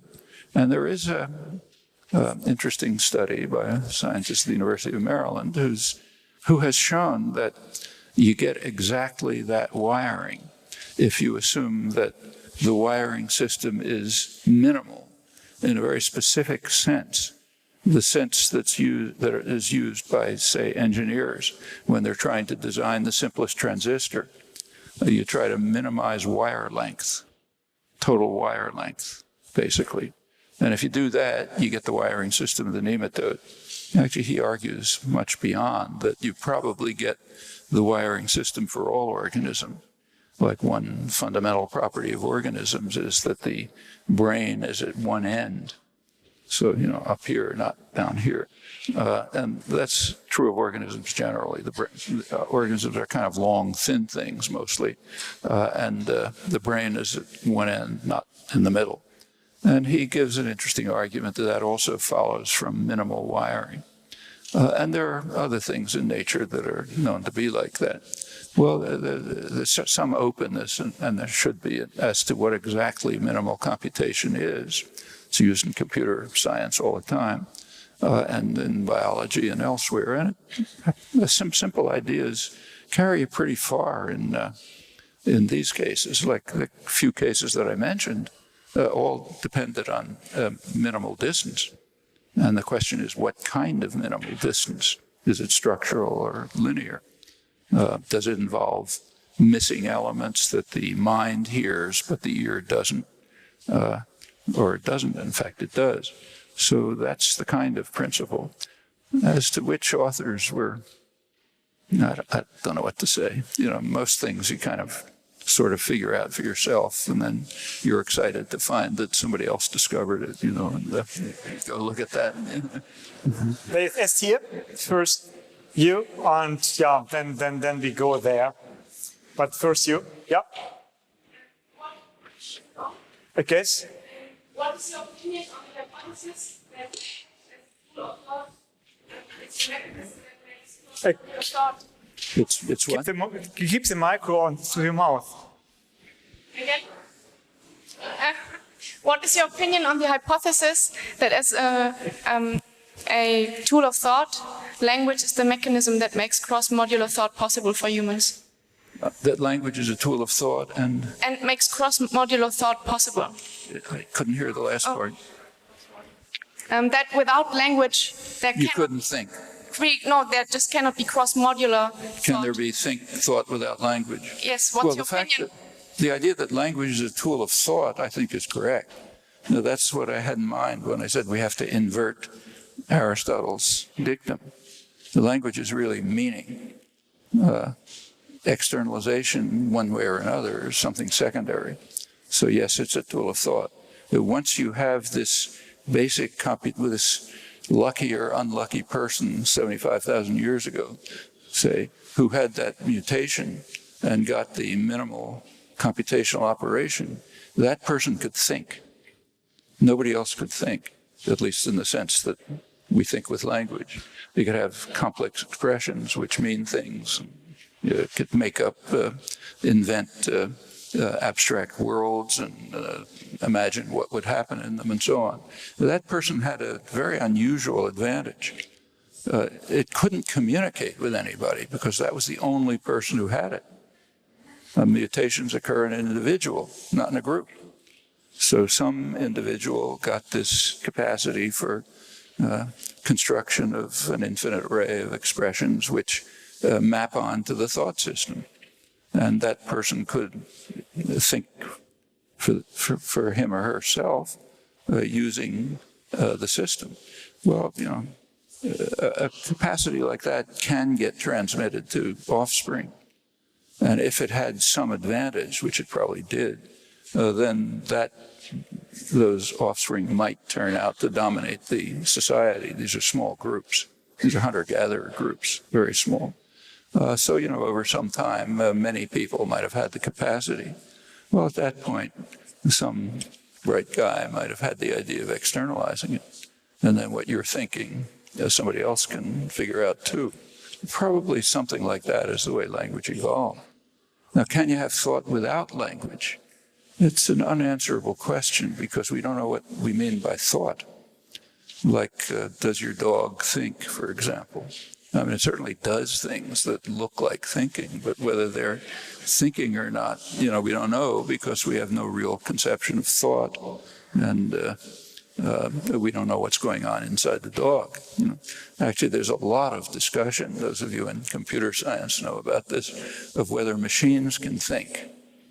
And it has an interesting history. It goes back to a paper by the great mathematician Alan Turing, back around 1950. He wrote a short paper called Can Machines Think? Some title like that. He was also one of the original inventors of the modern computer. He studied it abstractly, but it's the basis for modern computers is his mathematical work, and is really one of the outstanding mathematicians. However, and there's a lot of work that's come out of that. For that example, there's a competition every year in which smart computer scientists invent program. He gave a test. Nowadays, it's called the Turing test. He called it the imitation game. He asked, can you construct a program? When people talk about machines, they mean programs. The computer itself is no good for anything except maybe as a paperweight. But the program in the machine does things. And the idea is to construct a program which can fool a human observer into believing it's a person. That's essentially what it comes down to. And there are competitions every year with huge prizes for the person who does best in this. It's all total nonsense. And the interesting thing about it is that Turing said so. If you read that 8-page paper, not hard to read, he says the question whether machines think is too meaningless to deserve discussion. Because we have no conception of what thought is. We want to call it thought, okay. It's like asking, do submarines swim? Well, it's not a factual question. It's a question whether you want to extend the metaphor to submarines. Do airplanes fly? In some languages, yes. Other languages, no. It's a question of what metaphor we like. So the question is too meaningless to deserve discussion. He nevertheless thought it was a good idea to pursue it because it might encourage people to build better machines. And in fact, that's pretty much what's happened. If you take the things that are famous, like IBM Deep Blue, IBM built some huge complicated machine which plays chess. And at one point it beat the best grandmaster. And all over the newspapers, machines that are smarter than people. It's totally meaningless. It was predictable in advance. I remember discussions about this 60 years ago. It was predictable in advance that sooner or later you'd be able to program a computer that would beat any chess master. The reason is you've got a big bunch of grandmasters sitting around thinking of every possible contingency. It's a finite game, chess. And they sooner or later work something out which is better than what a single grandmaster can do in 45 minutes. So sooner or later, you get a better program. Completely meaningless, except maybe for selling machines. And that's actually what IBM uses it for. It uses it for propaganda. Recently, there was another case that hit the newspapers, I don't know if it did here, about the story was there's some game that they play on television. It's called Jeopardy. People make guesses about things. And they designed the machine that beat the best humans in Jeopardy. And again, total triviality. You learn absolutely nothing from it. You don't know anything about humans. You don't know anything about thought. All you know is if you work hard enough, you can get a program that will do complicated things. Meaningless. So, and the same problem arises about whether animals think or whether, say, a 2-day-old infant thinks. It's doing things that look rational and so on, but whether that's thought or not is kind of like asking whether submarines swim. If you want to call it swimming, they do. If you don't want to call it swimming, they don't. But it's just like Turing said, it's not a real question. So. Haben Sie ein Mikrofon? Here there are 2 questions. Good. Yeah. Okay, then first start there, and then you are the next. Yeah, because we are closer. You then hear the question, then you, and then we are a little bit coming to an end, I guess, so here. Two questions about WH questions. In the sentence, who did John see? Who has two roles, one indicated by its original position in the object position, and the other one at the front of the sentence indicating its role as WH operator. What about languages such as Chinese, where you have John saw who? Such as what? Such as Chinese. Chinese, yeah. Without WH movement, visible WH movement. Well, that's yeah. Yes, that's the first question. Second question, you also have so-called long-distance WH questions, like who did you say Bill thought Hans saw? Yeah. And there is good evidence that the movement to the front of the sentence in these cases is piecemeal, stepwise. Yeah. Are there additional semantic roles in these intermediate steps? So these would be the two questions. Well, that's the second question is tricky. There is very good evidence that it's piecemeal, and that incidentally is another application of minimal computation. The computation is simpler if it goes in small steps, if it's broken up into small steps. And there is pretty good empirical evidence, been around for about 40 years or so, that in fact it is in small steps. That raises the question whether the second question you asked, whether these intermediate steps have interpretations. That's pretty hard to tease out. These are questions of what's called reconstruction. They're quite difficult questions. They get into subtle considerations of a variable binding, like can you move a WH over a quantifier and have it still be interpreted, but not under that quantifier? Now, these get you into sentences that are quite subtle and complex. Now, the fact of the matter seems to be is that by and large, they don't, except maybe in pretty subtle cases, the intermediate positions don't seem to have interpretations. There's arguments to the contrary. Julie Legate is one person who's found interesting evidence that in some cases they do get interpretations. And that does raise an interesting question. Why doesn't that happen? I think there's some answers to it. The answers to it have to do with something I really can't go into here, but if you look at, it's what's called the theory of projection. So if you go back to, say, you obviously know linguistics, so you'll understand. You go back to phrase structure grammar, back 50 years ago. Every category had projected to something. X-bar theory, it becomes explicit. So, read books is identified as a verb phrase, not a noun phrase. Okay, it's traditional grammar. That means that the verb projects, but the noun doesn't. And it was assumed in those theories that everything has a projection. The modern terminology is a label. Everything has a label. That's probably wrong. It's probably the case that the only things that are labeled are those that enter into further computation, because that's the only role of the label. The role of the label is to tell the generative system what kind of an object are you. And if you don't have a label, if you don't enter into computation, you don't want to know that. Now, successive cyclic movement, the kind you're talking about, the intermediate positions don't have labels. There's very good reasons to think that they don't have labels because of the simplest way of producing labels. And that's the right result. That means that they must move on and they won't get an interpretation, which seems to be the overwhelmingly true conclusion. So it did raise questions. The question you raise is a very serious one. It's been around for a long time.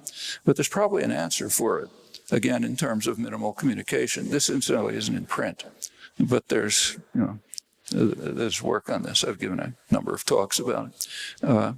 The first question about Chinese and similar languages that have what's called WH in situ That is, the WH phrase only appears in one position, the position where it gets its semantic role. Those have been studied extensively since work by Jim Huang back around 1980. He argued and gave interesting evidence that even in Chinese, his native language, even if, though you don't hear the thing move, it's mentally moving. It's what's called covert movement. It's moving but doesn't leave visual, audible evidence that it's moving. And his basic argument was that Chinese questions have essentially the same properties as English or German-like questions where the thing actually moves. And those properties can be explained in terms of the successive cyclic movement. So it therefore looks as though it's successively cyclically moving in Chinese. Now, since then, there's other work by Tanya Reinhardt and Dylan Tsai and others with a different approach, saying that in Chinese-type languages, there's actually an operator high up, which is seeking the WH phrase by ordinary matching operations, GRI it's called. And it has a special semantic function which yields the interpretation of the question. So there's these two competing theories around pretty much about whether there's actual movement or an operator that gives slightly different interpretations than actual movement. But that's normal. When you make a generalization in the natural sciences, usually it's not true. You find exceptions. You find exceptions because the world's more complicated. But in the natural science, here's a difference in methodology, in the approach to the human sciences and the natural sciences. In the human sciences, when people find apparent exceptions to a generalization, they say, okay, we throw out the generalization. There's nothing there. Anything can happen, And there's plenty of current papers that draw that conclusion. It's not at all the way you work in the natural sciences. So, for example, it was discovered, many years ago that Neptune, the planet Neptune, does not have the expected elliptical orbit. There's perturbations in the orbit. Well, if you treated it the way people treat linguistics, you would have said, okay, let's throw out Kepler's and Newton's laws. I got a counterexample. Nobody did that. What people did was try to figure out why it's not working that way. Well, finally, they discovered Pluto. Okay, it turned out now it's working the way it's supposed to. So that's the way all of natural science works, at least since the 17th century, probably long before. But in the human sciences, there's just a different attitude towards it. If a apparent generalization doesn't seem to work, you throw out everything. And you say, okay, everything goes. You're back to the non-existence approach. It's a very strange way in which we study our own minds, not using the approaches of the sciences. It's kind of like the behaviorism case.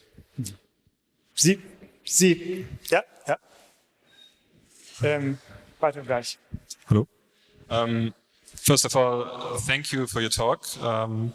I'm not a linguist, so excuse my question. You've talked about reversing the dictum of Aristotle, and I would like to know whether you believe that language can express through structure more than the meaning of its words. For instance, in poetry, where we have repetition to express beauty or desire. Could you comment on that, please? Yeah. That certainly is true. And actually, that's an observation which, I don't know how far, in a way, it goes back to Plato, I guess, but it was expressed in kind of modern terms by a Spanish philosopher, linguist in the 16th century, Juan Huarte. He described what he called three kinds of intelligence. 3 levels of intelligence. The lowest level is animals. They're kind of like reflex machines. The middle level is humans. They can create new expressions, new thoughts. He couldn't say how, it's too early for that, but he kind of recognize that there's some creative aspect to normal language use. And then he said there's a third category, what you're talking about, the poetic use of language or the arts. And here he followed Plato. He said there's a mixture of madness in that, but it's some new kind of, it's a higher kind of use of language than the normal creative use. And yeah, sure, that's something like that's obviously true. You know? True creativity, what we call creative acts, are different than the innovative acts that we carry out all the time. What that difference is, it's what aesthetic theory is about. But it's certainly, basically correct. Okay. Tomorrow, in the morning, when I came to the restaurant, I saw you bent over some secret revolutionary pamphlet or something. What are you reading these days? Pamphlet on the origin of metaphysics and Aristotle. Okay. Always the subversive. And continuing in this vein of being subversive, we were talking politics the first half of the morning. Now we are going to be talking linguistics. Could you lay out for the ordinary person, Jane, not USA this time, the ordinary person, what generative grammar, the thing you've been doing basically for 60 years, what it is all about? What makes it different from when on before? What makes it different from what's going on in other realms of the humanities and linguistics now? Well, go back 60 years. So my grandchildren grew up in Nicaragua.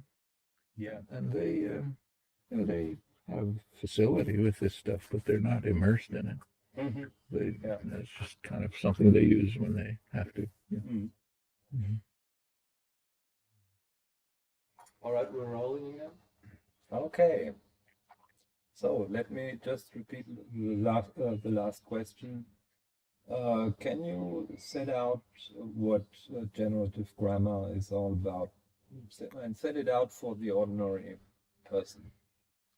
Well, if you go back 60 years roughly when this work began, it departed from prevailing conceptions in a number of ways. For one thing, it took seriously something which is obviously true. Each of us has a language capacity, something internal to us that enables us to do what you and I are now doing. So there's something inside the organism, mostly the brain, which is constructed in such a fashion that we can do this. Mm-hmm. So there's a biological problem. Studying this. When did you start to think about this as a biological thing? Right Did you do that right away when you wrote your BA or your MA, or did it start a little later? Pretty much, but it really began to become clarified in the early 1950s, about 60 years ago. You have to understand the prevailing conception at the time was that there's what was called the behavioral sciences. That's what dominated all thinking and psychology, philosophy, linguistics, everything. And that regarded language just as a kind of behavior. So it's like drinking a cup of coffee or something else. Yeah. And the prevailing assumption was that behavior is all a matter of conditioning and training. So you're trained through conditioning, the way you train a dog to lie down or something. You're trained through conditioning to produce these sentences, and other people are trained to understand them. And so all you can study is either the behavior and the training period that leads to it, conditioning period, or the outcome of behavior, like a text. corpus of material. So the object of the study would be behavior. Behavior and its products. Mostly its product. Yes. So linguistics was a... So you would tape sentences, or you would study texts, and statistical distributions. in principle, I mean, any linguist whose head was screwed on didn't do that, but that was the principle. And the theory, such as it was a set of techniques, procedures for organizing and analyzing data, segmenting it, classifying the segments, bigger units. And when you're done with that, it's a construction, so-called, passive, verb phrase or whatever. But when you're done with that, you're done with the work. It also followed, and indeed was stated, that languages can differ in arbitrary ways. Yes. So any old thing could be a language. Nothing to say about it. And of course, from these assumptions, it also follows that there can't be much of a difference between other animals and humans. After all, we're all just conditioned by the same methods. So humans would be different in that they maybe bigger memory, bigger memory or something like that. Mm-hmm. I mean, all of this is just total nonsense. It can't possibly be true. In fact, it takes 1 minute reflection to see that it can't be true. So, for example, take, say, my granddaughter, and suppose she has a pet chimpanzee or songbird or something. And from birth, literally from birth, my granddaughter, they both have the same data around them. Let's say they have exactly the same data. My granddaughter instantly from birth, actually it's prenatal, that we now know, but from birth you can test that the infant selects out of the environment, which is a very complex environment, selects data which is language related. That's instantaneous. And then almost reflexively develops the capacities that we're using. It's now known that very early, way before the child can exhibit anything, they know they have acquired much of the language. There is always something more than you Something's see. going on internally, reflexively. No training, doesn't matter. The infant just picks it up. On the other hand, the pet chimpanzee, it can't take the first step. There's just a lot of noise going on. Yeah. And from that trivial fact alone, and that's just the bare beginning, it follows that there's some unique biological capacity. When you begin looking at the language, at what's acquired, it has properties that just don't exist in the animal world outside of humans. Something has to be there that enables humans to do this. Yeah, just as the same reasons why you have a mammalian visual system and not an insect visual system. It's not from experience. Yeah. Yesterday you were talking about there is no language view. Language doesn't exist view. Well, what about that? That was the view that prevailed. Something that's maybe even kind of prevalent now is the view. They would give that point. There has to be something that is innate. Nobody disputes that now. Well, that's not true, unfortunately. It's in fact, it's very common to deny it now, or just as in the 1950s. That takes slightly different forms, but a very dominant view in the cognitive sciences and related parts of linguistics is pretty much like the 1950s. There is no language. There's just some relatively arbitrary collection of actions, acquired by pattern formation or habits or something, just like other, Actually, none of this works for animals either, incidentally. That's another story. But it was assumed at the time that animal behavior could be accounted for in terms of conditioning, habit, induction, and so on. That's now known to be false also. But the assumption is whatever is going on with language is the same, and languages can differ in arbitrary ways. There are no generalizations. I mean, as far as animals are concerned, experiments by Lorenz or Tinbergen at the time, then in Europe, even at that time, tended to show that it's Well, not. that's quite interesting. Back in the early 50s, these were the prevailing dominant attitudes, not even question. But there were a few graduate students at Harvard, 2 or 3.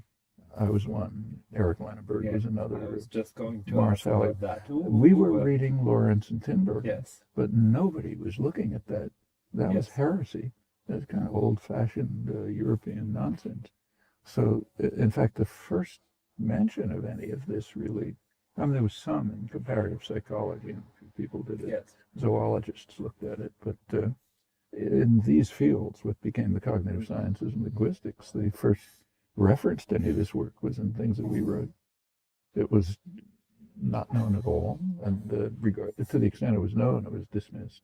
When did you first start reading this stuff, and when did you first meet Eric Lenneberg? About 1951, so 60 years ago, when we all got to Harvard. Yes. We got there as grad students. Yeah, who were some of the other people who were part of this? Maurice Halley, obviously. What about Sylvain Bromberger? Sylvain Bromberger. Oh, that's later. He's a mathematician and a biologist. He came around 1960 or so visiting, and he fell in right away. Yes. But he was just coming from a different background, mathematics and biology. I think the beginnings of the 1960s was also when you met Lila Gleitman.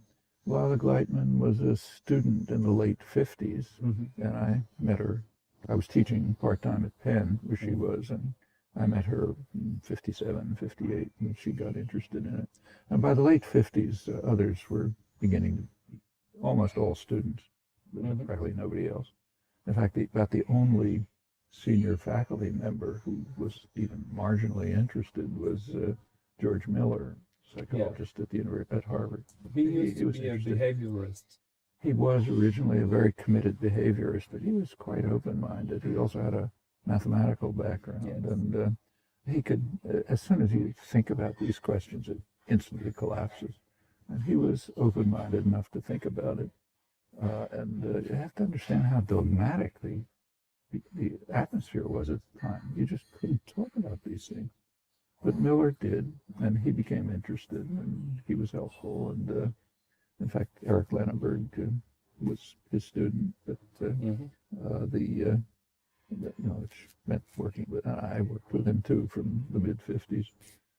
But it basically was young people who just kind of broke through. Well, first, one aspect of it is the biological orientation. In fact, Eric Lenneberg went on to pretty much found biology of language.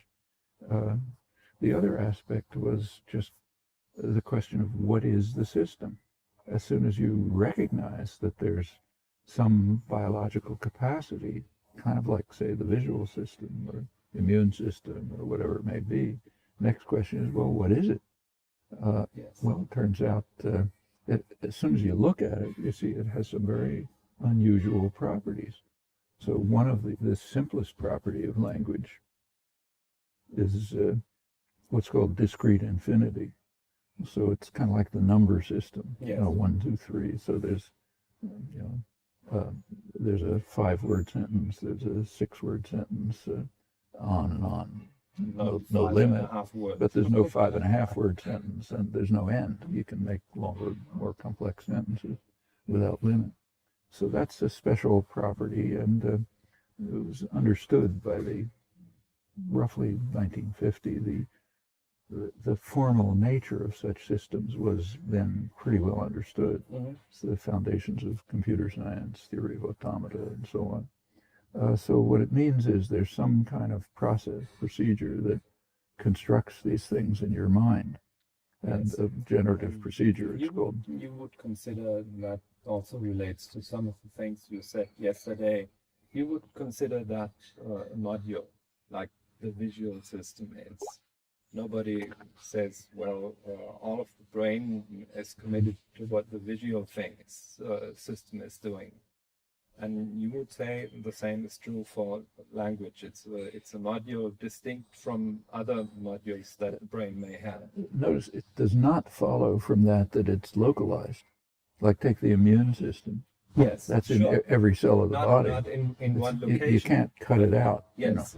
But in fact, it is somewhat localized. But it turns out that it is localized, but it doesn't have to be. Just because it's a module, there are modules that aren't localized. But by now in fact, it was known in the 19th century that there's some parts of the brain that seem to be specialized for language. Yes. Broca's area, Wernicke's area, and so on. But and by now a fair amount is known about this, and it's pretty interesting what's known. For example, it turns out that everyone's surprised that sign language, the language of the blind, of the deaf, is localized in the same areas of the brain as sound language, which is a surprise because the modality is visual, not auditory, but it all goes into the same left hemisphere analytic center of the brain for normals, and there's by now much more detailed knowledge of how similar they are. So there's something. And you mentioned the name of Andrea Moreau. Well, that's an interesting. He's a linguist who works in Milan with neurologists on neurolinguistics, and it's a hard topic. I mean, there are some results. They had one quite interesting result, which I mentioned last night. They found that the actual experiment, which I didn't describe, they had speakers of German, monolingual speakers of German, and they presented them with materials. One of the sets of materials was actually taken from Italian. So for them it was nonsense syllables, but it was actual Italian, and it met the principles of universal grammar, the genetic principles. The other was invented, and it was a simple pseudo-language which used principles that violate the conditions of what's called universal grammar. Universal grammar is a technical term. It's often misunderstood. It means the genetic component. It's just the reference to the genetic component. So they took systems that violate the simple rules that violate those principles. The case that they used was something like, say, forming a negative sentence by taking the negation particle. Every language has one, not or something, and putting it after the third word of the sentence. Right. So the way to negate a sentence is to say the sentence. And so that would be the kind of linear rule. A linear rule, yeah. That you were talking about yesterday. Yeah, and those rules are computationally extremely simple, much simpler than the actual rules, but they're just not consistent with the genetic basis for language. And what they found was that when the Germans were learning what in fact was Italian, the normal language areas, Broca's area, was activated in normal fashion. But when they were presented with these pseudo-languages with quite simple computational procedures, it wasn't going to Broca's area. Other parts of the brain were being something activated. Different in the brain reacted. Well, what it means is that people were just treating it as a puzzle. Kind of like a jigsaw puzzle or something. But so the brain is maybe general problem-solving capacity somewhere. It's called general problem solving, but that's just an expression of our ignorance. Exactly. I mean, if we ever understood anything about problem solving, which we don't, we'd find that it's also probably highly modular, very specific. Yes. But, if we knew more about it, we wouldn't be talking in that way. No. When people talk about general systems, that just means they don't know what they're talking about. Because as soon as you begin to understand something, you see it doesn't work like that. I mean, the same is true of insects, pigeons or whatever. What looks general is mainly our ignorance. So if you take, say, behaviorist studies of pigeons, one of the main experimental animals, they thought they could do things like train pigeons to, say, play ping pong or something. But when these were analyzed more closely, what was discovered was they're actually taking the instinctive behavior of pigeons. Pigeons peck. That's something they do instinctively. and you can slightly modify their pecking behavior. So it looks to you like they're playing ping pong. Yes. The pigeon just thinks it's pecking, you know. And in fact, if you look even more closely, it turns out that what's considered pecking is actually at least two different, totally different systems. One is pecking, and one is swallowing water. They look the same, but from the pigeon's point of view, they're totally different. Yeah. And you have to distinguish these from each other. And in fact, you know, the whole behavior system just totally collapsed, just from internal inquiry into the nature of the actual behavior. Incidentally, when I say it collapsed, I don't mean it disappeared. So it's still very widely believed in cognitive sciences and among the general public and so on.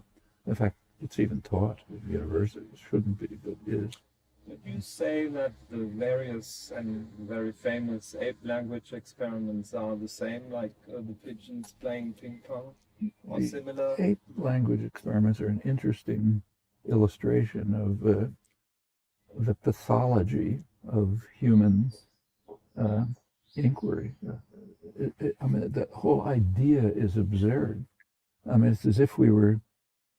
There's been a lot of very good work on bee communication. You know, von Frisch, famous work, Nobel Prizes. They do all sorts of strange things. You could train graduate students to do something like the waggle dance of bees, and they do a pretty good job. You know, they wave their arms around, run over there. But the whole idea is ludicrous.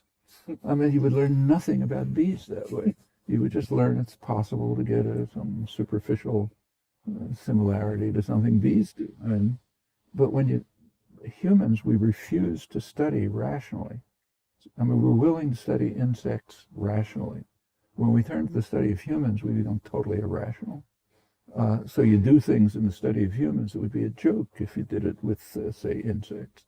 And that's what the ape language is.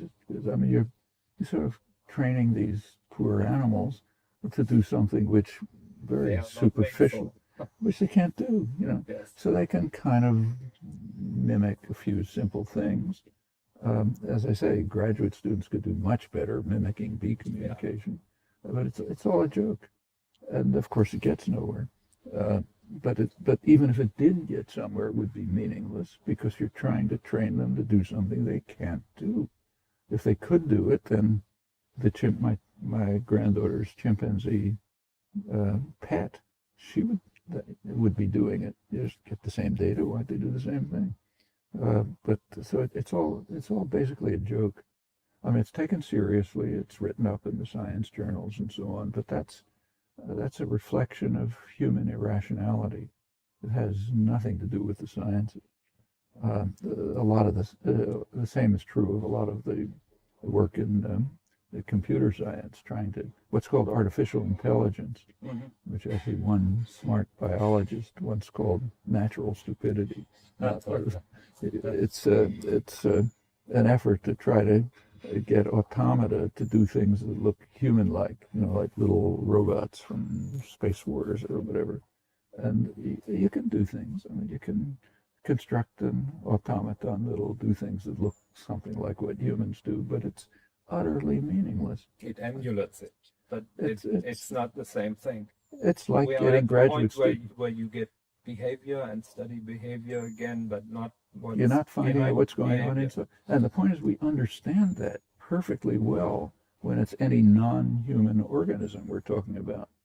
So to get humans to act like, say, apes or dogs or bees, people would regard as ridiculous correctly, because who cares, you know? And same with, you know, automata that act like dogs, let's say. I mean, people, bee scientists do construct mechanical bees, but for a scientific reason. They construct automata which act more or less like bees, but they want to see if the bees will swarm when they're led by a mechanical bee instead of an actual bee. And that's important because that can test how the bee is doing it. Like, Yes. Are they following an odor trail or are they doing something else? Well, okay, you can test that by constructing a mechanical. So that's once again the question: what is the real research interest? Do you study the organism, or do you study something that's going on? Yeah, and in the sciences, back to the Babylonians, you don't just study data. Yeah, it's totally pointless. When you started to go about this seriously, how did your own methods or the kind of linguistics you started doing, how did it differ, for example, from what's laid down in that famous book by your teacher, Zelig Harris? You just characterized it a couple of minutes before, and you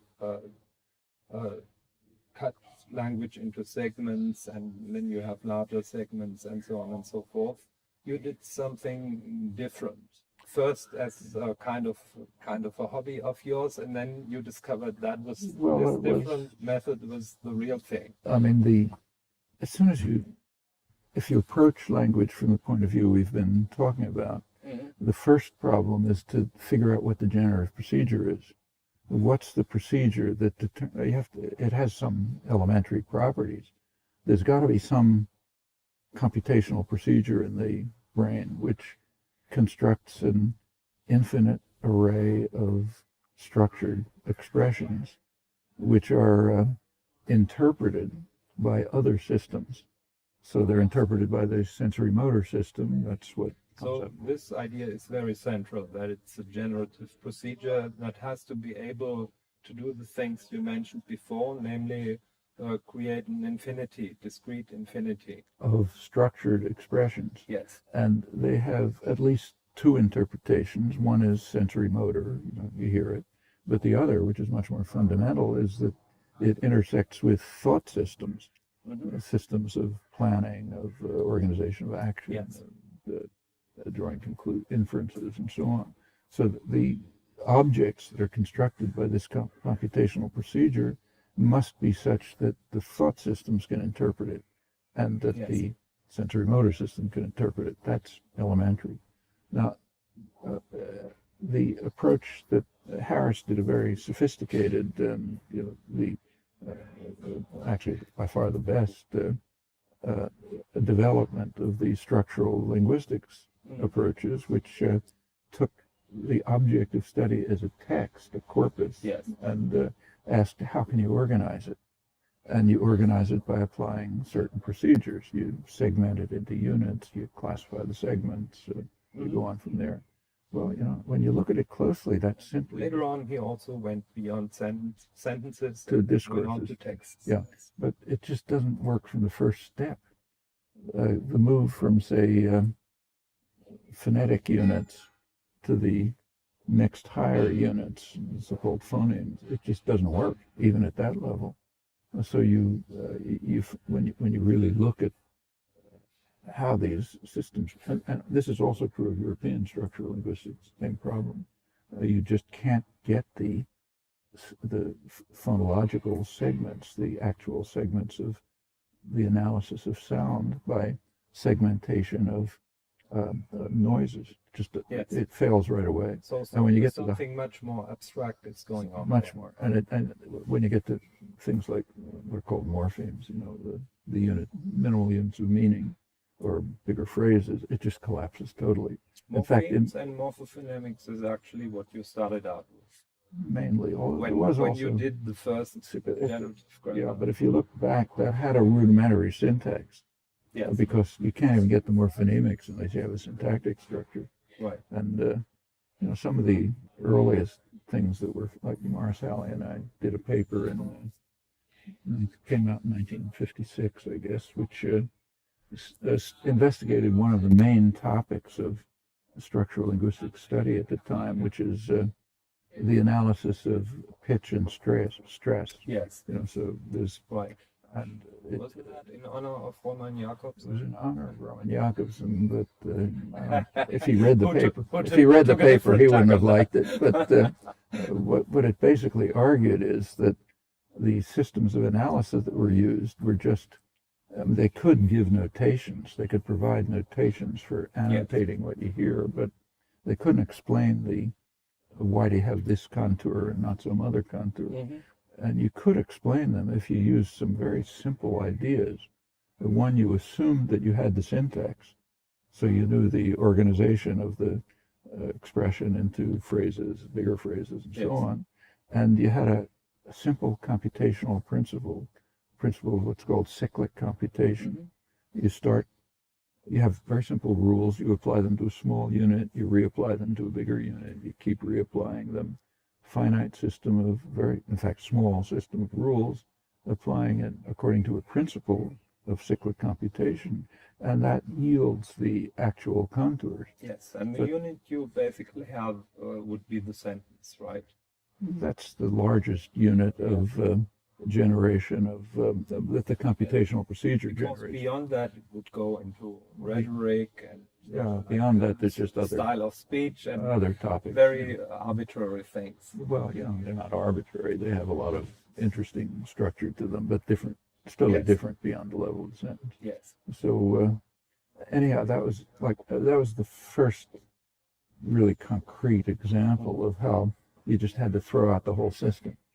Because that approach violated every procedure you can imagine. It was using higher, more complex abstract levels like syntax in order to account for the most rudimentary phonetic facts. Yeah.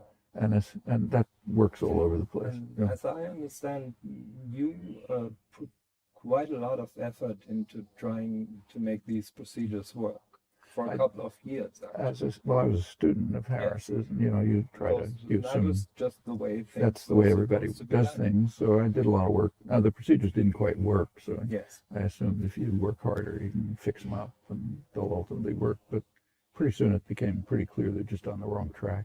Yes. You're never going to get anywhere this way. I think in terms of syntax, this would be the point where one of the famous notions of generative grammar came in, namely transformations. When did you start with Well, that? actually, because in the syntax component in your first work on Hebrew, there were no transformations. Actually, there's a notion of transformation in Harris's work too, but it was for a different purpose. It was for analyzing discourse. And the idea was that if you want to try to analyze discourse, you first have to kind of normalize the sentences, make them look alike. So if you have a passive sentence, change it to an active sentence. And if you get all the sentences kind of normalized, then you can do something like structural analysis of the discourse. But that's, again, organization of data.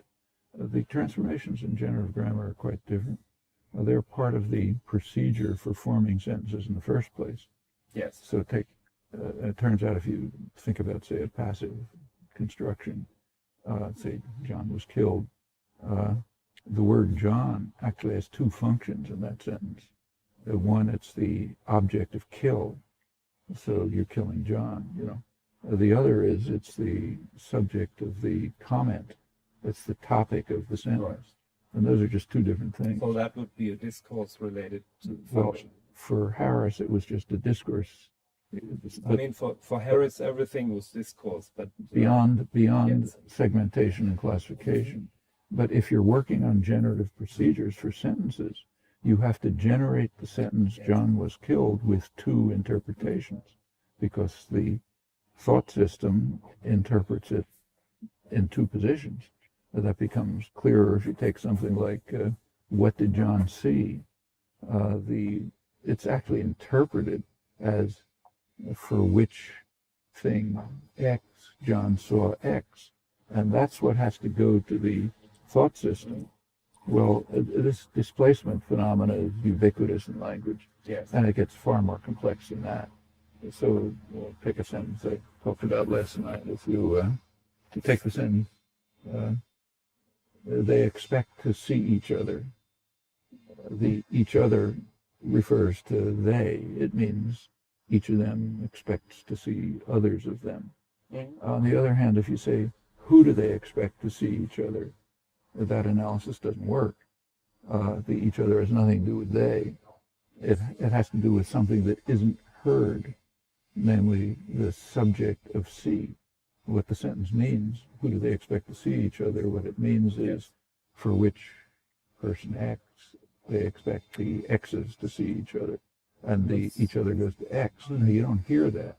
The ear doesn't hear it, but the mind hears it. The mind sees it. The mind sees it, and the generative procedure has to provide that to the mind. Well, at that point, you get into the so-called transformational operations. And one of the major discoveries of the past roughly 15 years. Which were the areas where transformations first came in? I remember quite vividly when I taught a course on syntactic structures. And one of the things that was really fascinating to the students was the auxiliary system. How marvelously it worked when you had that phrase structure component, and then you just had affix hopping, and that was it. And that was it actually saved the so first. much effort. That was the first major discovery. If you look at the structural linguistics analysis of the affix system, it just listed everything. It listed all the possibilities. But if you sort of look into the nature of the system, you can see that there are what are called discontinuous elements. Like if you say, I am reading, the ing and the am, the copula, they are together. They're a single unit. They just appear in different places. And if you do a simple analysis of what makes them discontinuous, it's a transformation. That's it. And then the whole thing falls into a simple pattern. And that works for every language, basically. So that's one kind of simple transformation. It's essentially morphological discontinuity. It's a non-contiguous relation, a relation between two things that aren't next to each other. So you can't get it in phrase structure grammar, and you can't get it by procedures of analysis. But you can get it by a simple displacement operation. But the much more general case is the general displacement that you get in things like, say, passive WH questions and so on. And when you begin to analyze constructions this way, you very quickly find all sorts of puzzles that you can't deal with in terms of segmentation and classification and constructions and so on. Like, who do they expect to see each other? Very simple example where what the ear is hearing is not what the mind is seeing. Yeah. And there's a very simple explanation. There has to be something that's not visible on the surface. Yeah, but that's true right away. I mean, as soon as you look at phonetics, you find that.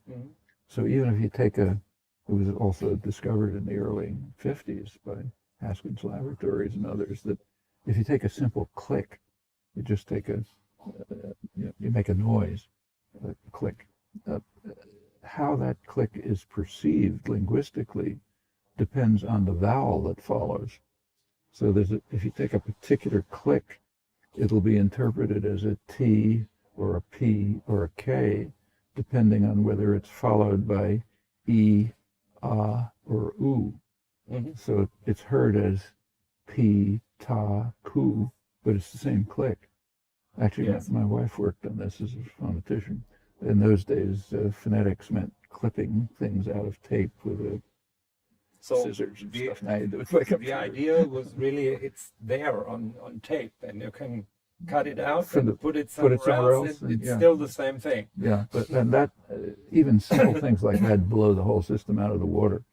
And as soon as you go beyond, everything collapses. It's like what happened with behavioral psychology. As soon as you look at the simplest cases, like a pigeon playing ping pong, you see the experimenters just fooling themselves. In fact, what happened in the behaviorist literature is quite intriguing. The main, the leading figure was B.F. Skinner, and he developed, systems of conditioning, operant conditioning, and so on, which actually are useful experimental tools. They don't tell you much, but his students assumed, just like the linguist assumed, that the whole field is over. We know everything. So now we can go into applications. And in fact, his best students started to go into animal training.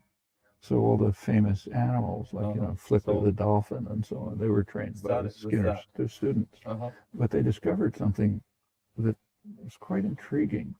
They discovered that the entire behaviorist literature was fooling themselves. If you train an animal you think you're training, you know, take one famous case. They tried to train a pig to pick up a coin and put it in a slot like a mailbox. So the pig was picking up the coin, putting it into the mailbox, and the pig worked fine. However, they discovered that if they continued the training, if they continued the performance, the pig started rooting. You know, that's what pigs do. You went to the coin and started trying to dig it out, and it took longer, so the reinforcement was slower. And finally, the pig would starve to death because it would just keep rooting. It was hungrier and hungrier, keep rooting. Yes. Well, basically they were driving the pig mad. But what they were doing is working on the pig's instincts. They didn't know it. They thought they were training the pig to pick up a coin.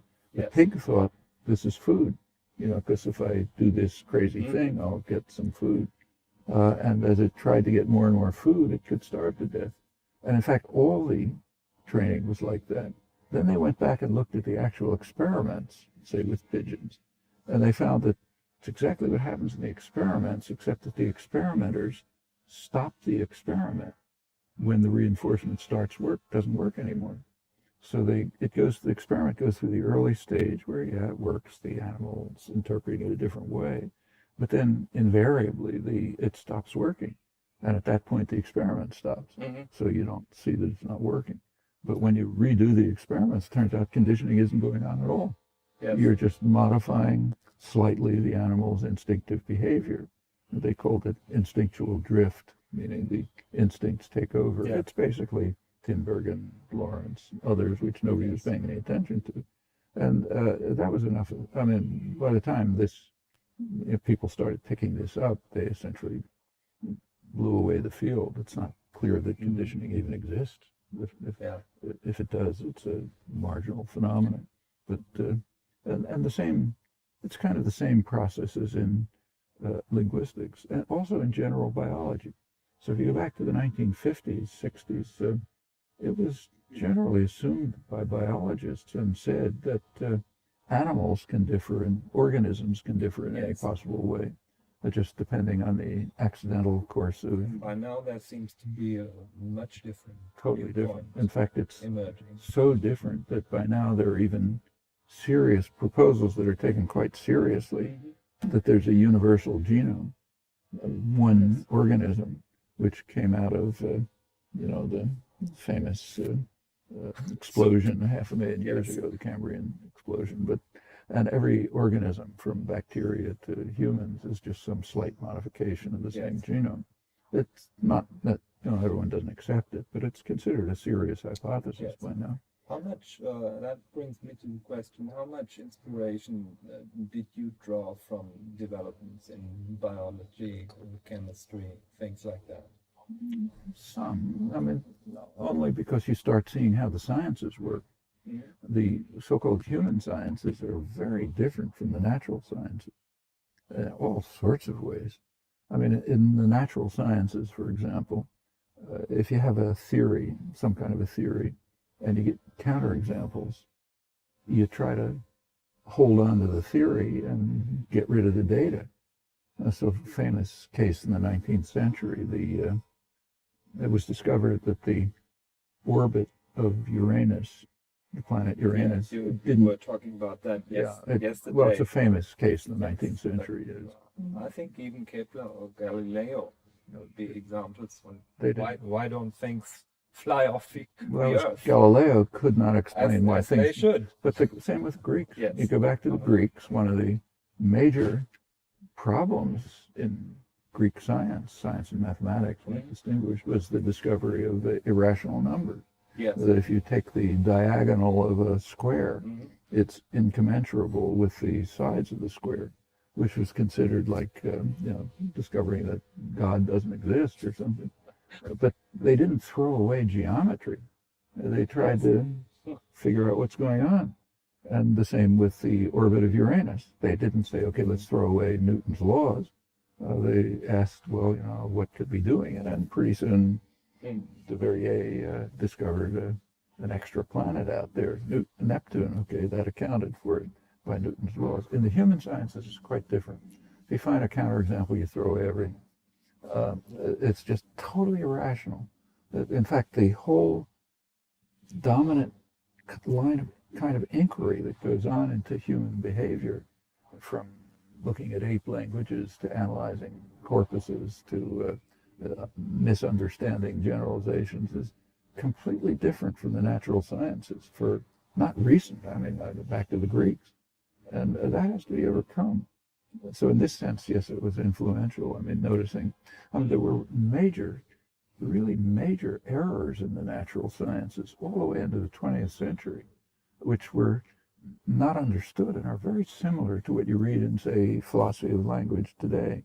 So, for example, it's a big argument in philosophy of mind, philosophy of language is alleged the problem is supposed to be that you can't reduce the study of mental acts to physical behavior. You can't find a big problem.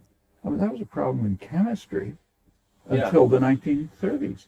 When I was a kid, people assumed that the major scientists, Nobel Prize winners, thought that chemistry is just a computational technique. It can't be real because you can't reduce it to physics. Well, in fact, it's these little things you paint on blackboard and just calculating devices. It's a technique for calculating the results of experiments. The molecular theory of gases was treated the same way. Where's the molecules? Poincaré, one of the major scientists of the 20th century, said that we can't take the molecular theory of gases seriously. Who can see the molecules? But I mean, my take on Poincaré is he should have been the one to discover or to propose relativity. He pretty near did. He pretty much did. He was very close, but he didn't give it a realist interpretation. He gave it a positivist interpretation. It looks as if things were like that. And then Einstein came along and said, well, they are actually like things that. are like And then, of course, he did more than that. He developed a mathematical theory of it. But I mean, even if you look at Einstein, immediately after Einstein's famous 1905 paper, Special Theory of Relativity, experimental physicists started studying it in Germany, where the main experimental physics was, and they refuted it. They had experiment after experiment that showed it didn't work. Younger scientists completely disregarded the experiments. I mean, it was so obviously true that they didn't care what the experiments were. They just waited to find out what's wrong with the experiments. In fact, that goes on up till 1930s. I mean, read someday the correspondence between Max Born and Einstein. Max Born, famous physicist. In the late 1920s, Max Born, who followed experimental physics much more closely than Einstein did, pointed out to Einstein in the correspondence that a famous American experimental physicist had apparently disproven the Michelson-Morley experiment, famous experiment, which part of the basis for relativity theory about ether. So he said, look, he seems to have disproven it. And then the correspondence is quite interesting. Both Einstein and Born take it for granted that the experiment's wrong. And Born asks Einstein, do you think it would be worthwhile to go look closely at this guy's experiment and see what's wrong with it? And Einstein says, well, who cares or something. But and then finally, some years later, people redid the experiment and found there were statistical errors and so on. But that's typical of the science. As I say, all the way back to the Greek. And a very sharp break from the human sciences. Anyhow, to get back to the chemistry case, what is not quite understood is that it happened to be true that chemistry could not be reduced to physics. It was true. And the reason was discovered. Physics was wrong. It wasn't until the quantum theoretic revolution took place that you then had a way of giving an interpretation of, say, the chemical bond. In terms of, if you give a quantum theoretic explanation, in fact, Linus Pauling got the Nobel Prize for this in 1935. But until then, chemistry could not be reduced to physics. Unification turned out to be closer to chemistry than it was. Chemistry didn't change; physics changed, and they were unified. It was never reduced; couldn't be reduced. And very likely the same will be true about, a lot more was known about physics and chemistry than is known today about mental acts and the brain. Yeah. So the fact that they can't be unified, we don't know what that means. Could mean that all of neurology is wrong. Brings me to another area where the question of abstractness comes in, and that's been bothering many people, namely the question of the relation between competence and performance. Have you seen, do you see a lot of progress and developments going on in theory of performance? Because I was just reading some stuff, this brilliant book by Bob Berwick, where he talked about that performance, sentence parsing and processing in a minimalist setting. There's supposed to be a problem about that, but I don't know what it is. In biology, it's just taken for granted. In fact, it's so taken for granted, there isn't even a name for it. So take, say, the digestive system. I mean, it has a certain structure and design. You can investigate the properties of the digestive system. That's essentially competence. On the other hand, how the digestive system works depends on whether you ate bean sprouts with E. coli, say. Okay, then it works differently. So that's performance. But this is so trivial that nobody even talks about it. It's just taken for granted. Obviously, there's a difference between the structure and design of a system and the way it operates in particular circumstances, where many other factors intervene. That's competence. But I think the question how the performance system uses the system of knowledge. It's a perfectly fine question. Yes. And there's a considerable amount of work on it. Most of the work is parsing programs. Yes. So an effort to because construct. nobody has an idea what's going on between having an idea and making an utterance about that idea. Nobody can even discuss. Yes. But it's it's a question, but beyond the levels of contemporary science. But parsing you can study, and there's a lot of work, and there's some interesting ideas about what is done when a person tries to assign the properly generated structure to a series of noises or words or whatever it is that come along. So yes, they're interested. It's a perfectly interesting study. And you find, this is done back in the 1950s, so some of the work that George Miller and I were doing back in the 50s was about this very striking fact that you can, we have some articles about this, you can show that in performance, I mean, the competence system allows indefinitely deep embedding. You can take if-then sentences, either-or sentences, men are, not men is, structures like that, and you can embed them in each other without limit. On the other hand, if you look at performance, you ask if people can understand these sentences. It turns out we did construct examples up to about depth 7, but you couldn't go beyond that. Now, that's 7 is already very much. Well, 7 you have is a sentence like the cheese, the mouse, the rat, the cat. well, see, but that's a different problem. Yes. That's the problem of self-embedding. Yes. With self-embedding, when you keep embedding the same structure, you can only get to about 3. Yes. And the fact that you can get to 7 relates to the nature of short-term memory. It's Miller, in fact, had shown that he had that famous article, the number 7 plus or minus 2, and that's true all the way, for birds, so on. There's a kind of a fixed bound on short-term memory, and humans are a little bigger. Short-term memory would be another one of those modules.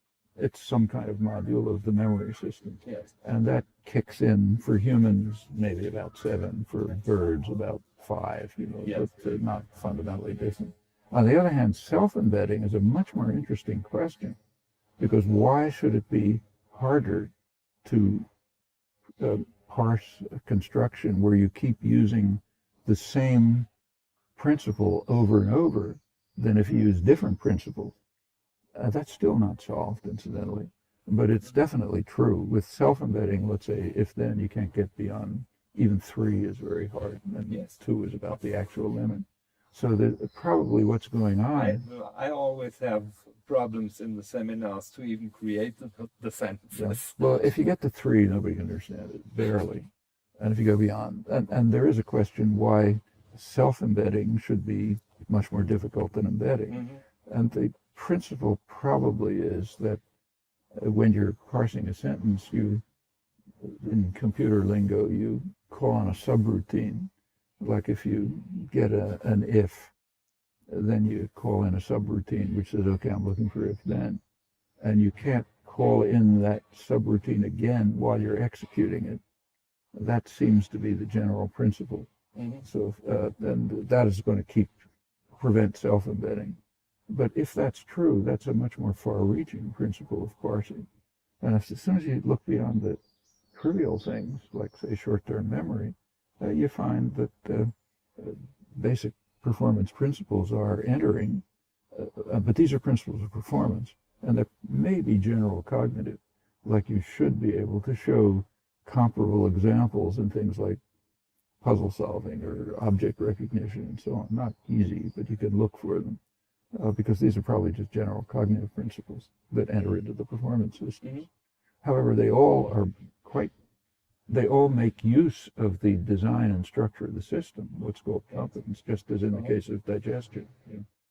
Yeah, let me get to a final complex that relates to things you talked about yesterday, namely going back to Aristotle, who talked about language being a relation of sound and meaning, and you kind of turned it around, saying that actually we should regard it as meaning being the primary thing, and sound something secondary that externalizes what is the real thing. It may or may not be externalized. In fact, if you just introspect for a minute, almost your entire use of language is talking to yourself.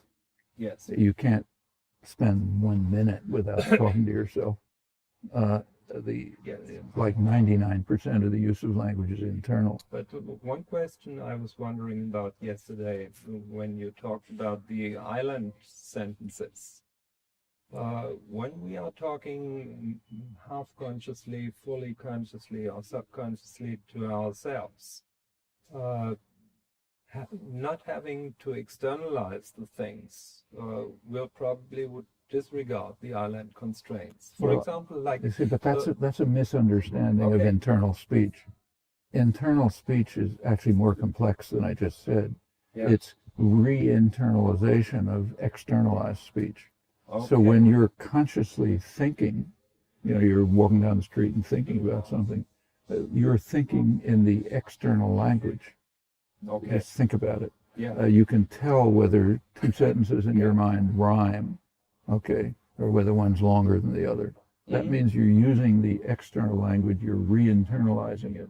But the actual thinking is just not accessible to consciousness. Yep. Remember, what we talk about, we introspect, we're talking about consciousness. But consciousness is just a superficial reflection of whatever's going on inside. So most mental things going on are subconscious. You just can't, not only subconscious, but inaccessible to consciousness. I mean, there's an interesting history of this. In fact, if you look through intellectual history, the idea that there is internal thought that is inaccessible to consciousness is almost never expressed. I mean, it's not even in Freud. Like if you look at Freud, he does talk about the unconscious, but kind of tacit assumption is you can bring it to consciousness. For example, you have that principle of accessibility to consciousness in principle. So you can bring to consciousness the that's a philosophical dogma, which has absolutely no evidence and is totally incoherent when you look at it. But it's a dogma. It's considered even the criterion of the mental. You have to be able to bring it in principle to consciousness. Yes. Absolutely no reason to believe that. And it's almost entirely, all the evidence shows it's totally false. The language is a case in point. What we think to ourselves is re-internalized external speech. In fact, it's kind of interesting to ask the question about signers, it hasn't been studied, but the people who work on sign guess, they haven't studied it yet, that signers probably think to themselves in sign. Now, there should be ways So that would be the re-internalization of their external system. Now, there are very subtle ways of testing things like this. Mm-hmm. So, for example, in the case of you and me, we think in spoken language. If you do very sensitive analysis of, say, the lips, you can find evidence from kind of unconscious neural lip. impulses. Something's going on when you're thinking, things like. And it's conceivable, if you could do the experiments properly, that if you studied the fingers of signers, that you would find some reflection of what they're thinking about in their fingers. But these are hard experiments. But something like that. But the point is that beyond this, below the level of consciousness for either signers or speakers, we've got the same things going on. There are a lot of misunderstanding of this. It shows up in a lot of domains. Recently, you may have read that there were some discoveries that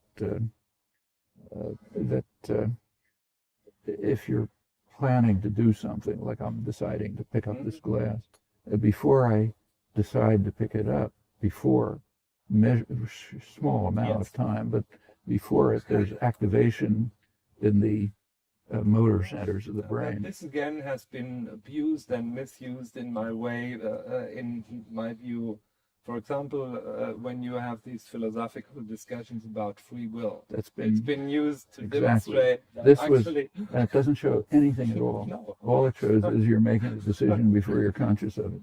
Okay, but this stuff gets wildly misinterpreted because of a dogma that says there's nothing beyond what's conscious, or at least in principle accessible to consciousness.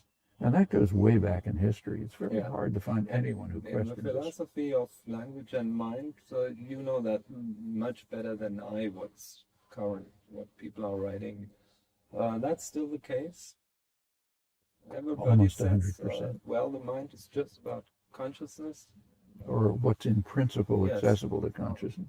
You get into all kind of problems because of things like what's called blind sight. It's a famous phenomenon now, but with a certain kind of damage to the visual system, a special kind of damage, you get people who have this behavioral phenomenon. They look at let's say it damages half the visual system, so you can see what's on the left but not what's on the right. So you present them with a visual image and say they can't see what's on the right, where what's on the right is, let's say, a fire. And you ask the person, what do you see? And they say, I don't see anything. On the other hand, you find behavioral evidence that they're actually seeing it. They're not conscious of seeing it, but they're like they recoil or something like that, which it's called blind sight, which means that something's going on, which is... That's the most succinct demonstration that something's going on. If you take a look at the philosophical literature, there's all kind of elaborate ways of trying to get around this, but there's no way to get around it without going into total incoherence. But in general, the whole dogma has to be thrown out. It's an ancient dogma. It's almost unchallenged. It's really hard to find anyone in the whole history of philosophy that ever questioned it. Maybe Jung questioned it, sort of, but in a very obscure fashion, But it has a very tight grip, and it has to be thrown out. It's like the belief that, people like Poincaré and others, that if you can't see it, it can't really be there. Get back to the question of externalization once more. Cedric Brooks had an article in that new book, Linguistic Enterprise, that relates the character of words as we have them as humans, different, as you explained yesterday, from, let's say, animal calls, which have a one-one relation to what's going on in the outside world. And he relates the character of words to the computational system. So words have an edge feature which makes them mergeable. if I understand him correctly. Yeah, but he's talking about the syntax of words. Yeah. But what I was talking about yesterday is the semantics of words. Yeah. That's quite a different question. See, there's another philosophical dogma. I think he's also getting at the referential question, because So, as I understood him, he was also bringing in the idea that the detachability of words from the concrete object also has something to do with the edge feature. it can't be. It just can't be. It's a completely different phenomenon. Okay. If you look at the meaning of a word, this is again pretty obvious, but there is a philosophical dogma, unchallengeable, which holds that, say you have the word cow, standard example, the meaning of cow is that thing over there. And there's a causal relation, you kind of look at the cow and somebody says cow and that establishes the meaning. It's totally false. And you can tell it, you can tell it from children's stories, It's standard semantics, but I kept telling students the same. Totally false. We are doing this standard thing so that you know, but think about it. Well, as soon as you think about it, you see it can't be true. Yes. So, standard fairy tale that every infant understands. The wicked witch turns the handsome prince into a frog. Okay, and finally the beautiful princess comes along and kisses the frog, and out comes the prince. Every infant understands that that thing that has all the properties of a frog is actually the prince. Like if a prince didn't come out, but an eagle came out, the child would be surprised. And so somehow an infant knows that what identifies a person is in fact some non-physical property, a property of what's called psychic continuity. So there's something about the psychic continuity that identifies persons. Same is true of cows. There has to be, get the same stuff. For example, there is a children's story, which my grandchildren like, where the wicked witch turns a baby donkey into a rock. And throughout the whole story, this rock is trying to convince its parents, I'm really your baby donkey. And since children's literature always has happy endings, at the end, out comes the baby donkey. But the kids understand that that rock, which has only rock properties, is in fact the baby donkey. Same with cows. The psychic continuity is a property of which we impose upon organic creatures, but it's not a physically identifiable property, and that means there is no reference. And this is true for every word you think about. I mean, so the whole, and in fact, it's interesting that this was understood by. Actually, there's something like it in Aristotle even, but it was pretty well understood by classical empiricists. Locke, Hume, and others, they understood it. Yeah, actually, that's something I wanted to get at. The character of the words that we use, which is radically different from what animals do, and probably what our predecessors did. Well, certainly, because apes don't do it. Yes. Not that they're not our predecessors, but whatever common origin there was to primates certainly didn't do it. First question always is, can you hear me in the back? Yeah? Okay. Actually, a week ago, I thought Mother Nature was going to continue with her antics, and I'd have to come next spring, but made it. The title has a couple of presuppositions, which I want to say something about. One, it's talking about other cognitive processes, so it's assuming that the mind, like the mental systems of mind, brain, is like everything else in the body. It's a modular system with subcomponents, dedicated subcomponents that have their own particular properties, their own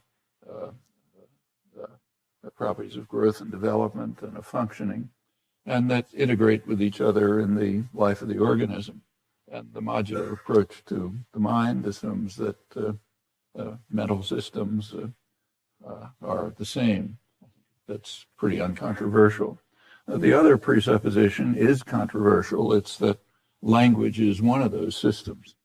When I talk about language and other cognitive systems, we're assuming that language exists as a separate system, not just some kind of accidental connection of interaction of other systems. That's highly controversial. In fact, that language exists in the sense that can be an independent object of serious study, is distinctly a minority position, and in fact has been for a century. Which is kind of strange when you think about it, because on the surface, it seems entirely obvious. If you consider a newborn infant, let's say, the infant is faced with the famous blooming, buzzing confusion of William James, and somehow, and how incidentally is not known, in fact, barely studied, because it hasn't been recognized to be a problem, though it is. The infant somehow picks out of this complex collection of unorganized data some subparts which are language related. It's not easy to figure out how that happens. As I say, it's barely been studied, just beginning to be studied now. So the infant picks this out of the environment, reflexively, of course. In fact, we now know that that's going on even intrauterine to a certain extent, and then continues, again, pretty much reflexively to pick up the capacities that you and I are now using, and does so with very little evidence. Not only is the evidence scattered among other data, but for much of what anyone knows, there's almost no evidence at all. That goes from the meaning of the simplest words, when you look at them closely, up to complex structures, and their interpretation. I'll give a couple of examples, but it's pretty clear. Furthermore, it's a humanly unique capacity. So if an infant has a pet chimpanzee or songbird or kitten or whatever, the animal doesn't even make the first step, can't pick out of the environment language-related data. That's not because of sensory motor defects or deficiencies or differences even. Chimpanzee auditory system is pretty much the same as a human auditory system. So much the same that it's recently been discovered. It even picks out the distinctive features, the kinds of sound features that play a role in language. Chimpanzee auditory system is somehow constructed so it specifically identifies those. And the motor system really doesn't matter. I mean, the people learn language perfectly well. Children learn language actually normally if they're exposed only to sign, not to sound, and if they use only sign. The course of development is virtually identical in quite remarkable ways. And in fact, what's sometimes called the externalization of language, the way it goes through the sensory motor system, it seems to be modality independent. And of course, say apes have the same visual system, essentially the same capacity for motor action, even more developed in some ways than humans. So that can't be the problem. It's got to be something about the internal computational system that's uniquely human. But despite all these facts, and they are glaringly obvious, nevertheless, there's kind of a dogma that language just can't be a separate system. It's got to be just a combination of other things, common maybe to primates. In fact, if you take a look across, in comparative terms, across other organisms, about the only known animal that even has any of the rudimentary properties of human language are certain kinds of songbirds. And they're, billions of years away in terms of evolutionary history. So whatever similarities they are has to be convergence, not a common ancestry. So there's something very special about language. Also, it's pretty recent in the human line. There's really no evidence for its existence beyond maybe 100,000 years ago, which is flick of an eye in evolutionary terms, and many millions of years after the separation from the nearest species. Well, despite all of this, which again is glaringly obvious, there is a kind of a doctrine. If you took votes among cognitive scientists today, almost all would agree with it, that it can't be true. I think it's an interesting case of denial of the obvious, for which maybe psychologists might want to have something to say, but you can easily determine it from the literature. Also, it goes way back. So if we go back to the 1950s, when the kind of work that I'll be talking about, what's sometimes called the generative enterprise, when it was sort of barely beginning, actually a couple of graduate students at Harvard who didn't believe any of the, were highly skeptical of the standard behavioral science concepts of the time. At that point, the same view was just rampant. So the leading philosopher, most influential philosopher who had anything to say about these things was a very important philosopher at Harvard, W.V. Quine, and his conception, which was highly influential, and not just in the Cambridge area, but everywhere else as well, was that every language is just a fabric of sentences associated with one another and with stimuli by the mechanism of conditioned response. This was all within the framework of the radical behaviorism that was prevalent at the time. It's a view that's almost incoherent. I mean, how can you even tell whether some of the behaviors are sentences unless there's an independent concept of language? But despite the incoherence and the complete lack of evidence, in fact, masses of contrary evidence, this was a widely believed, accepted view. Outside in the fields around linguistics, there was no cognitive science at the time, it was just barely beginning. In linguistics itself, a rather similar view was held. So it was a common standard view, you can kind of read it in the major literature at the time, was what was called the Boasian view, named after the famous anthropologist, linguist Franz Boas. Whether he believed it or not is another story, but it was called the Boasian view, namely that languages can differ from one another in arbitrary ways, and when you approach a new language to investigate, you should do it without any preconceptions about what a language can be, because they can all be entirely different. Actually, it's the way I was taught in the late 1940s, early 50s, when I was a student. And of course, that would mean there is really no such thing as language. It's sort of anything that comes along.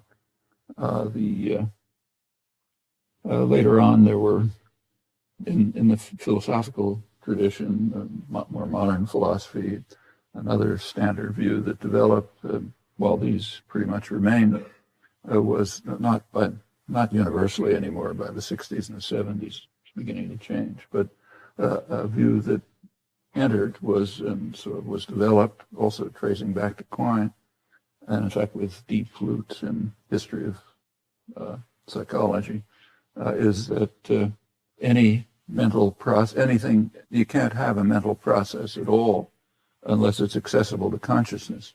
It may not be conscious, but at least has to be accessible to consciousness. That's a very widely held view. In fact, if you look over the history of psychology, it's pretty hard to find anyone who questioned it.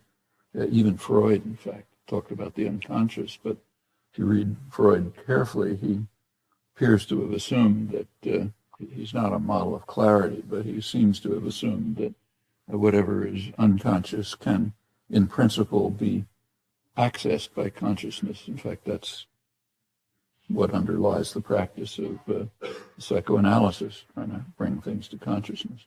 It's very hard, you might check, to find anyone who believed that the the mental processes, our processes of thinking, planning, interpreting, and so on, that they can in fact be inaccessible to consciousness. Although I think, again, the evidence is overwhelming that that's what they are almost entirely. And in the case of language, almost completely, which is why you can't investigate a language by introspection. You can look at the data, but it's of your own language, but it's as foreign to you as it is to anyone else, what's inside it.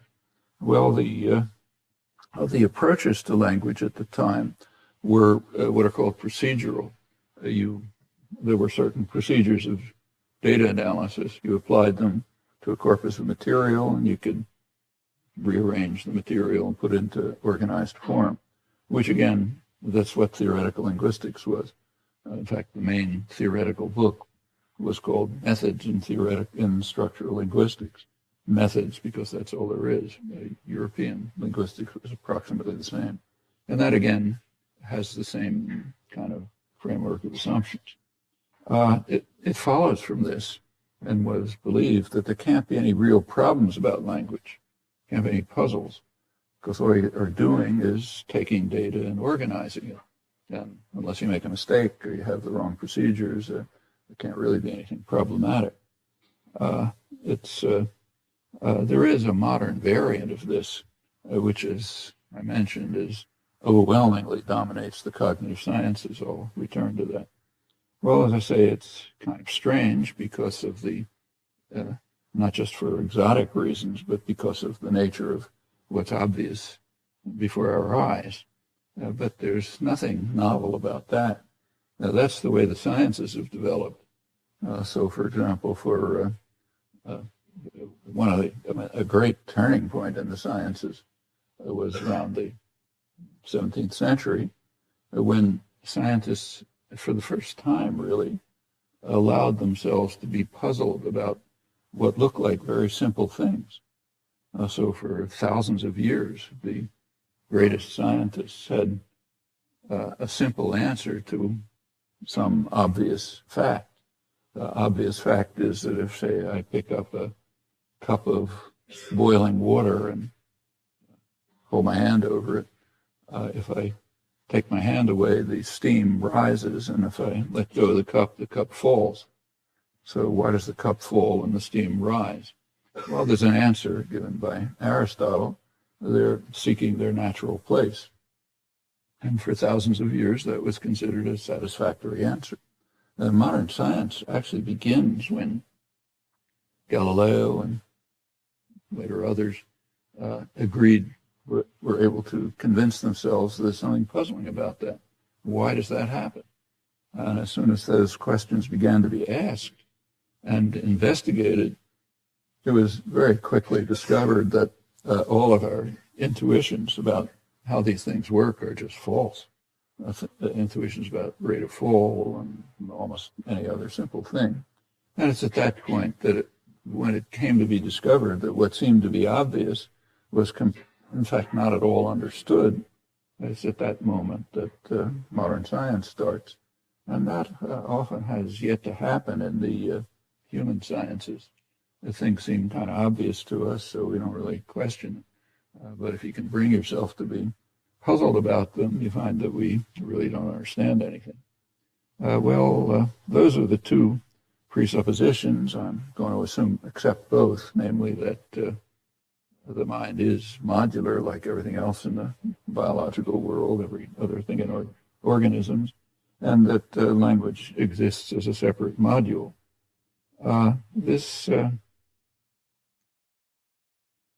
It shouldn't really be surprising that language and the mind and the human intelligence should follow the biological norm. As I mentioned, language itself has very special properties. I'll mention some of them. And the things that should have seemed puzzling are very puzzling and still are when you look closely. And it's a very recent development.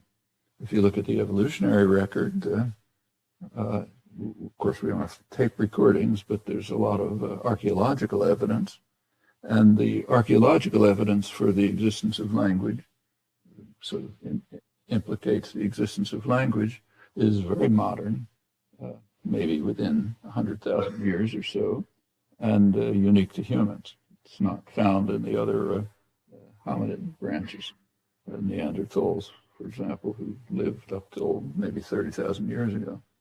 In fact, we still have Neanderthal genes, but it seems to be very specifically human, millions of years after the break from other organisms. There is a huge literature by now, just the last 20 years, it's burgeoned on what's called evolution of language, which is itself kind of curious.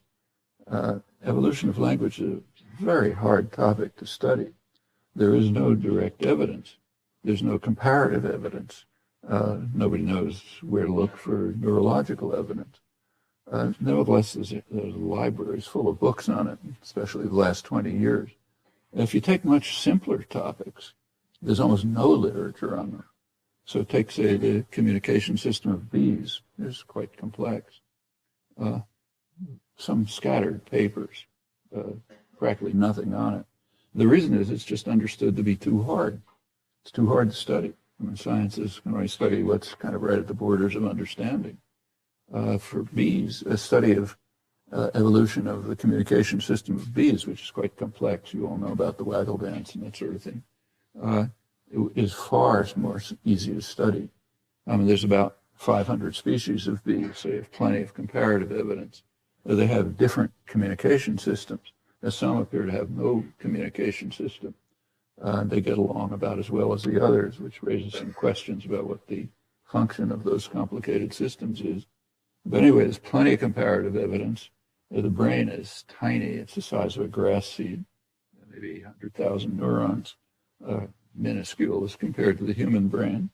Very short gestation period, a couple of days, so you can breed and so on and so forth. You can do any experiment you like. You want to take them apart, that's allowed. You don't need consent forms or ethical issues or anything. So it's a perfect organism to study, and humans are impossible to study in all of those dimensions. And nevertheless, there's almost nothing about it because of the recognition among biologists that it's just too hard. On the other hand, the kind of tacit assumption that there can't really be much to language makes it a possible topic to study. If you don't know anything about language, and incidentally, if you have quite confused notions about evolution, there is a kind of a pop biology, which is very widespread, that assumes that evolutionary change takes place in small steps and adds up, and finally you get complex things happening. It was believed at one time, not very long ago, in fact. Nobody believes it anymore. By now there's overwhelming evidence for what's called saltation, sudden changes. And it's even kind of understood why. This has been understood in the biological sciences ever since at least the 60s and the 70s, when after the discovery of the regulatory mechanisms in cells that govern the action of the genes that govern the action of other genes. If you change the regulatory circuits a little bit, you get huge phenomenal differences. And there's by now many examples of very small changes, genetic changes that lead to substantial differences in what the organism is. Famous discussion back in the 1970s by François Jacob, who's one of the discoverers of these mechanisms, a Nobel laureate, who argued that if you could change, his image was you could change an elephant to a fly by just changing the timing and organization of a few regulatory circuits. And that you can't prove yet, but similar, smaller results have definitely been shown. So the idea that everything has to happen by small steps is out the window. I might say that back in the 1950s and 60s, in biology too, it was generally assumed that organisms can vary in arbitrary ways.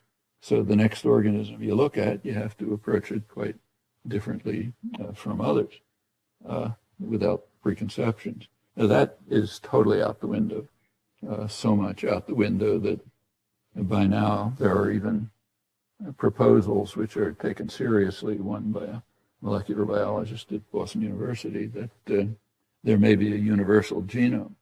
That is, that all the metazoa, complex organisms that come from the Cambrian explosion 500 billion years ago, that they're all fundamentally the same. They all have basically the same genome with slight variations. And that doesn't look exotic anymore. It may be true, maybe not, but it's not an exotic proposal, given what's known now about conservation of genes and genetic structures, going all the way to bacteria up to humans, and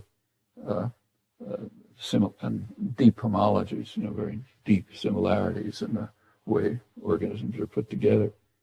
I think the same is true of language, but it's much more controversial in this case. Well, give you some illustrations from today. I go back a couple of months. There was a review article in the journal Science, main journal, Scientific Weekly, American Association for Advancement of Science, by a well-known cognitive neuroscientist at the Max Planck Institute in the Netherlands. He was reviewing several books on evolution of language, and he kind of dismissed most of them because they were tainted by a false assumption, and namely the assumption that language actually exists. That is, that there are rule systems specific to language which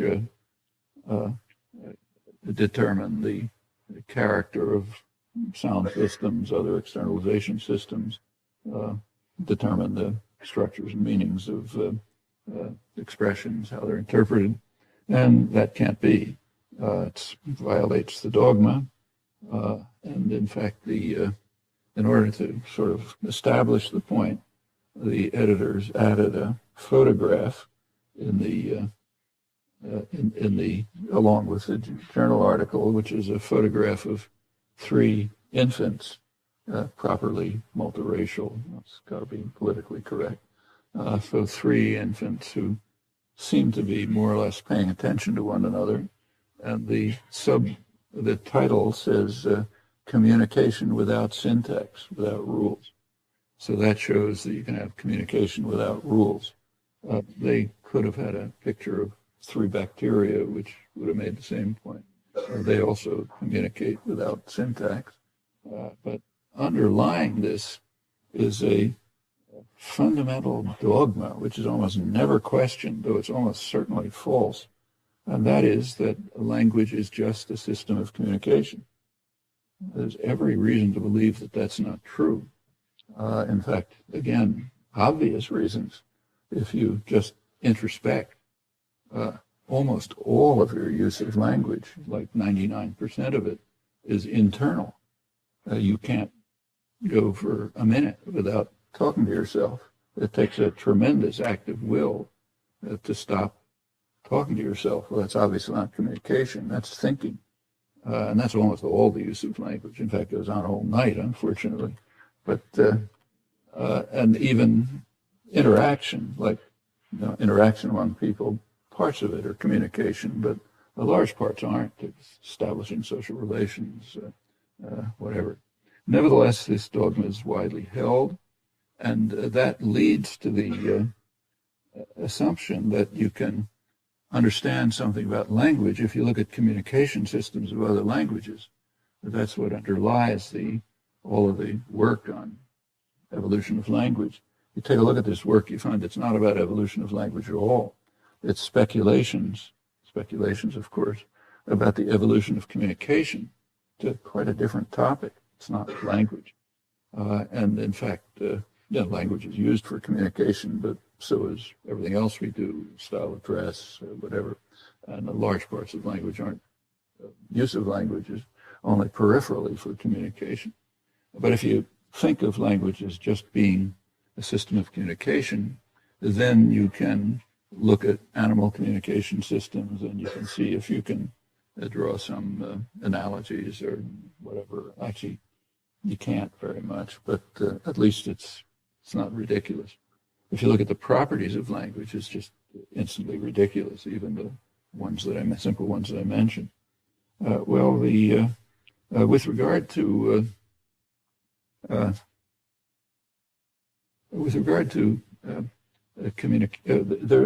also the title of the article, incidentally, is also revealing. The title of the article is "Without Social Context?" ? And the point is to criticize the idea that you can study language without paying attention to the social context of its use. Well, in fact, if you're studying communication, that's true. It wouldn't make much sense to study communication without looking at the circumstances of its use. It's close to tautology. On the other hand, it's completely false of the study of the mechanisms that enter into communication or that enter into other aspects of life. And in other areas of the cognitive sciences and biology, that's just taken for granted.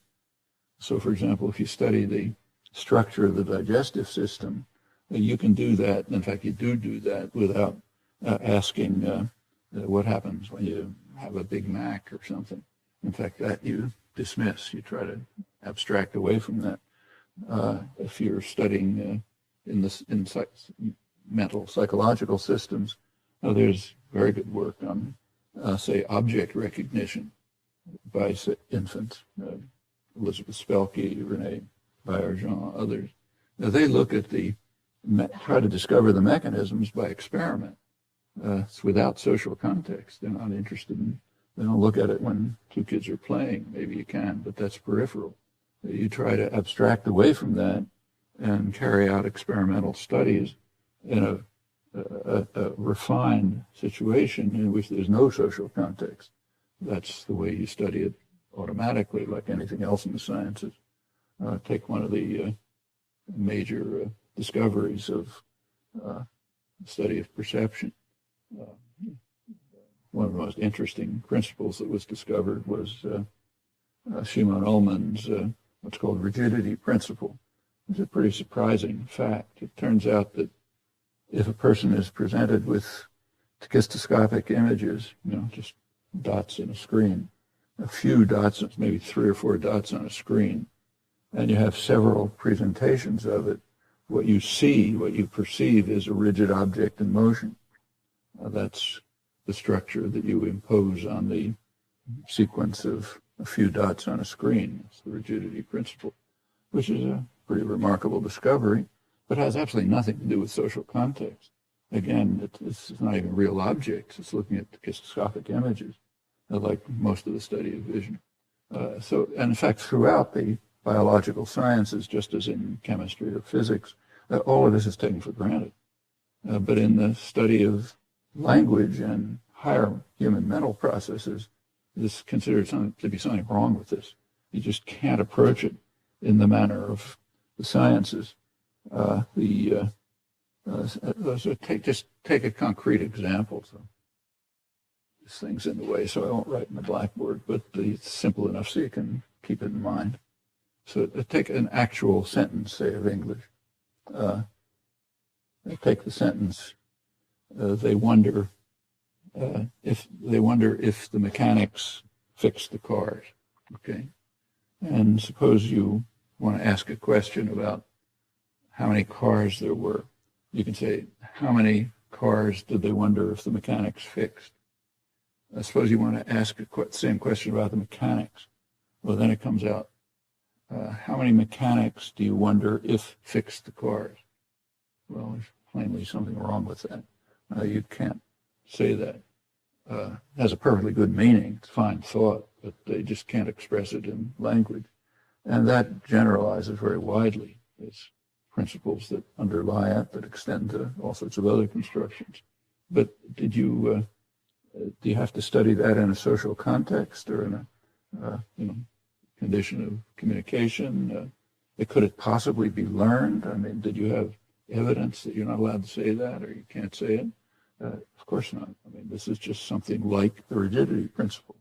It's some property of the system, which if you're willing to reach the stage of, say, Galileo, if you want to enter into modern science, you should be puzzled about. And it's a typical example, myriad examples of that kind. And any one of them illustrates the fact that if you want to understand anything about the properties of language, you're going to have to study it the way the sciences are pursued, even the cognitive sciences in other domains. But that's contrary to the dogmas.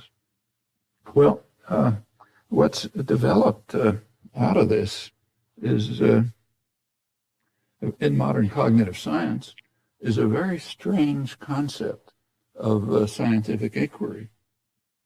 It's not true of, say, the study of vision by Spelke, by Arjon, Ullman, and others, but it is true of especially the computational cognitive sciences, which have the merit that the proposals are clear enough so you can actually investigate them. They're not just hand-waving about, everything happens like other primates. They actually have models that you can investigate, which is good. And what you can show is they fail 100%, totally. And it doesn't make any difference because they succeed in terms of a new conception of science, which dominates the computational cognitive sciences. The idea that science is a matter of developing models that more or less approximate data, usually Bayesian methods of statistical analysis. And Bayesian methods have the nice property that whatever the data is, you can find a Bayesian analysis that will fit it. You just have to pick the right priors and so on and so forth. Not exactly fitted, but kind of come close. This is never done in the sciences. So, for example, if someone is studying, say, bee communication, say the waggle dance of some species of bees, they don't proceed by taking videotapes, massive videotapes of bees swarming, and then do a statistical analysis of them, Bayesian analysis, and from which you could get a pretty good prediction of what's going to happen the next time bees swarm. But that's of absolutely no interest to bee scientists, and quite rightly. If you apply for an NSF grant to study it, they'll laugh at you. On the other hand, if you apply for an NSF grant to do the same thing with a corpus, a collection of spoken language, you get it right off. It's considered very sophisticated. Or say physics. If trying to study physics, you don't take videotapes of what's happening outside the window, leaves blowing around and so on, and do an analysis of them and get, it's a massive collection. You get a pretty good prediction of what's going to happen tomorrow when you look out the window. A prediction that's way better than any that a physicist can give. In fact, they can't give you any prediction at all, and they don't care about it. But the sciences just aren't done like that. The only thing that is done like that is particular branches of the computational and other cognitive sciences that deal with higher mental faculties, language in particular. And there's a criterion of success. The criterion of success is you get a little better each time. You have more data, more complicated Bayesian analysis, more sophisticated methods, and you get a little closer to the data. As I say, in any other domain, this would simply be ridiculed, but it is the criterion of success in the computational cognitive sciences, novel approach. You can find it in all the major journals all the time, and but only for language.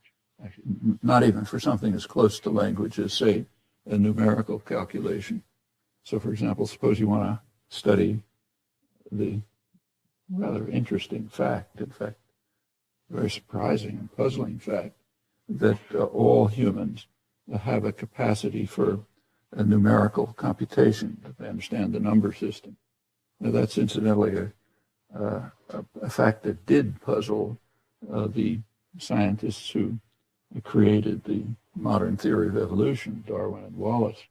They were kind of struck by the fact that all humans, they didn't experiment with it, they just recognized it was true, that all humans have comprehend the number system, which is very surprising from their point of view, because it couldn't have been selected. It's barely been used in the whole history of humans. A small group of humans, mostly pretty modern and still small, have made use of this system. But for most of almost entire human history, in fact, most humans in their day, they never used it at all. They could handle small numbers, but so can apes.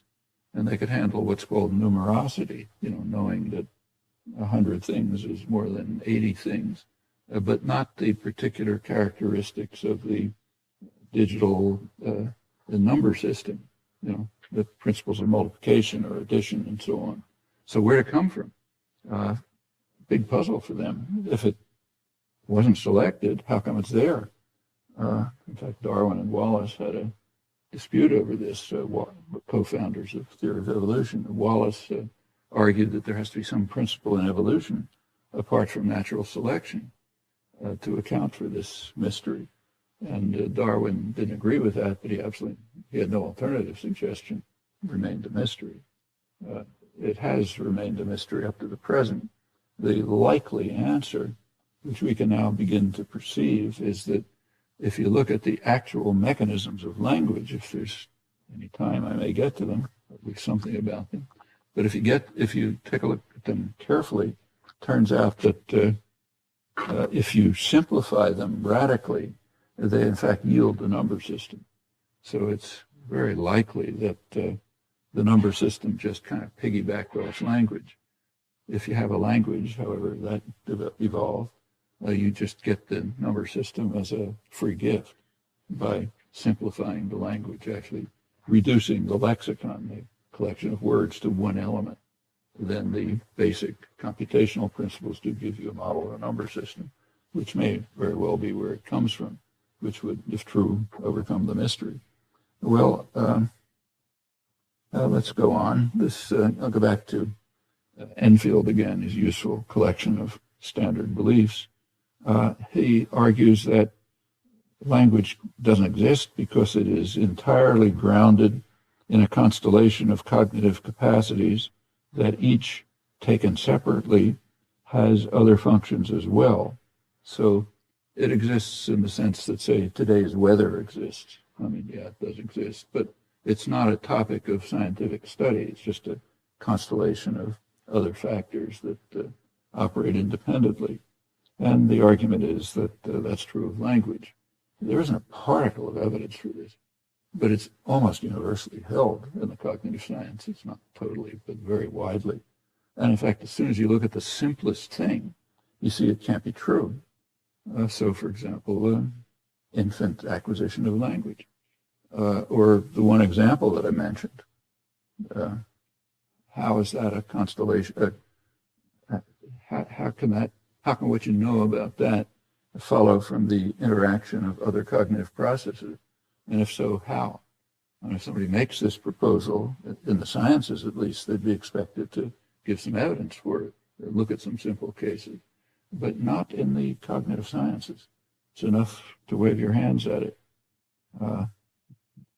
Mention one well-known thesis in the study of acquisition of language. And one of the main figures in the field is Michael Tomasello. Those of you in the field are familiar with this. And his view is that language is just a structured inventory of linguistic constructions acquired by processes common to primates and others which are kind of obscure. So there's interrogative constructions and passive constructions, and you just acquire them. They could be any other way. It's just kind of accidental this way, and there's nothing more to say about them.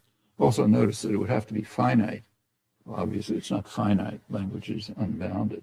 So how does it become infinite? Well, that's just more hand-waving. Going back to Enfield, talking about the evolution of the system, he says there are well-developed gradualist evolutionary arguments to support the conclusion that there's no such thing as language, except as a complex of independent cognitive processes. Notice the notion gradualist. That's a reflection of the mythology about evolution that's still maintained outside of biology. So I'm in evolutionary biology, everyone knows that's false. But outside the field, even as close as cognitive neuroscience, it's still assumed that somehow everything has to be gradualist. It's well known that that's not true, but it's kind of what you learn in high school, and people believe it in the sciences too. And he's particularly upset about what he calls the saltationist argument, and it is saltationist, that the transition from finite to infinite was not gradualist. So natural language is clearly infinite.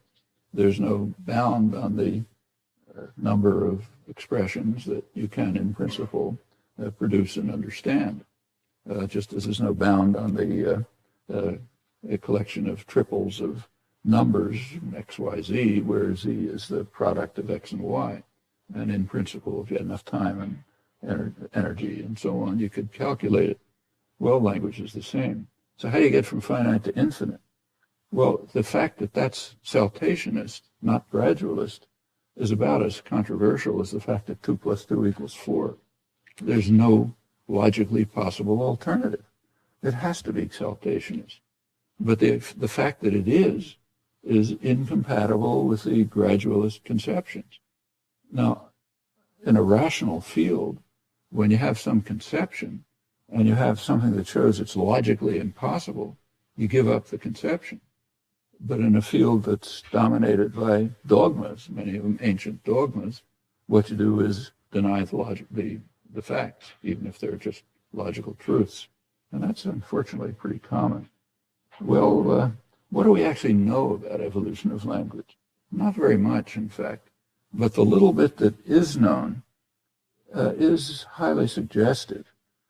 One thing we know, which is kind of surprising, if you're willing to be puzzled by simple things, is that all humans have the same capacity for language. Now, all humans haven't been studied, but a lot of linguistic groups have been studied, and there are no known group differences. There are individual differences, but they're found in all groups. So, for example, if you take an infant from a tribe in, say, Papua New Guinea that hasn't had contact with other humans for, tens of thousands of years, and you bring it to Boston, and its child is raised here, it'll be just like you. Same linguistic capacities, same cognitive capacities, go on to become a quantum physicist and so on. And conversely, you take an infant from here, put it in Papua New Guinea, same thing happens. And in fact, as far as is known, there are either no or at most very marginal differences among human groups in cognitive capacities altogether. But in linguistics capacities, if they exist, they're so minute you can't find them by present methods, so very marginal at most. Well, humans, we all descend from a fairly small group that left Africa maybe 50,000 years ago, something like that. And what that means is for the past 50,000 years, there's been zero evolution, none. There's been change, but change is not evolution. Or the fact that we're different from hunter-gatherers in our cultures and size and everything else, those are signs of change, but not evolution. If there is evolution, it's very superficial. Things like, say, skin color, hair length, things like that, but not in fundamental human capacities as far as anyone can tell. So that's 50,000 years with no evolution at all, which is striking. That means that whatever, for language, whatever evolved was kind of rigid, never changed again. Of course, languages differ, but that's not evolution. That's just something else. Like the Norman conquest changed English enormously. It made it kind of like French, but that's not evolution. If languages change the way they do, say by the effect of teenage jargon or something, which is a very big effect on language change, it's not evolution. It's just changes that take place within a fixed system. And the system seems to be pretty rigid for at least 50,000 years.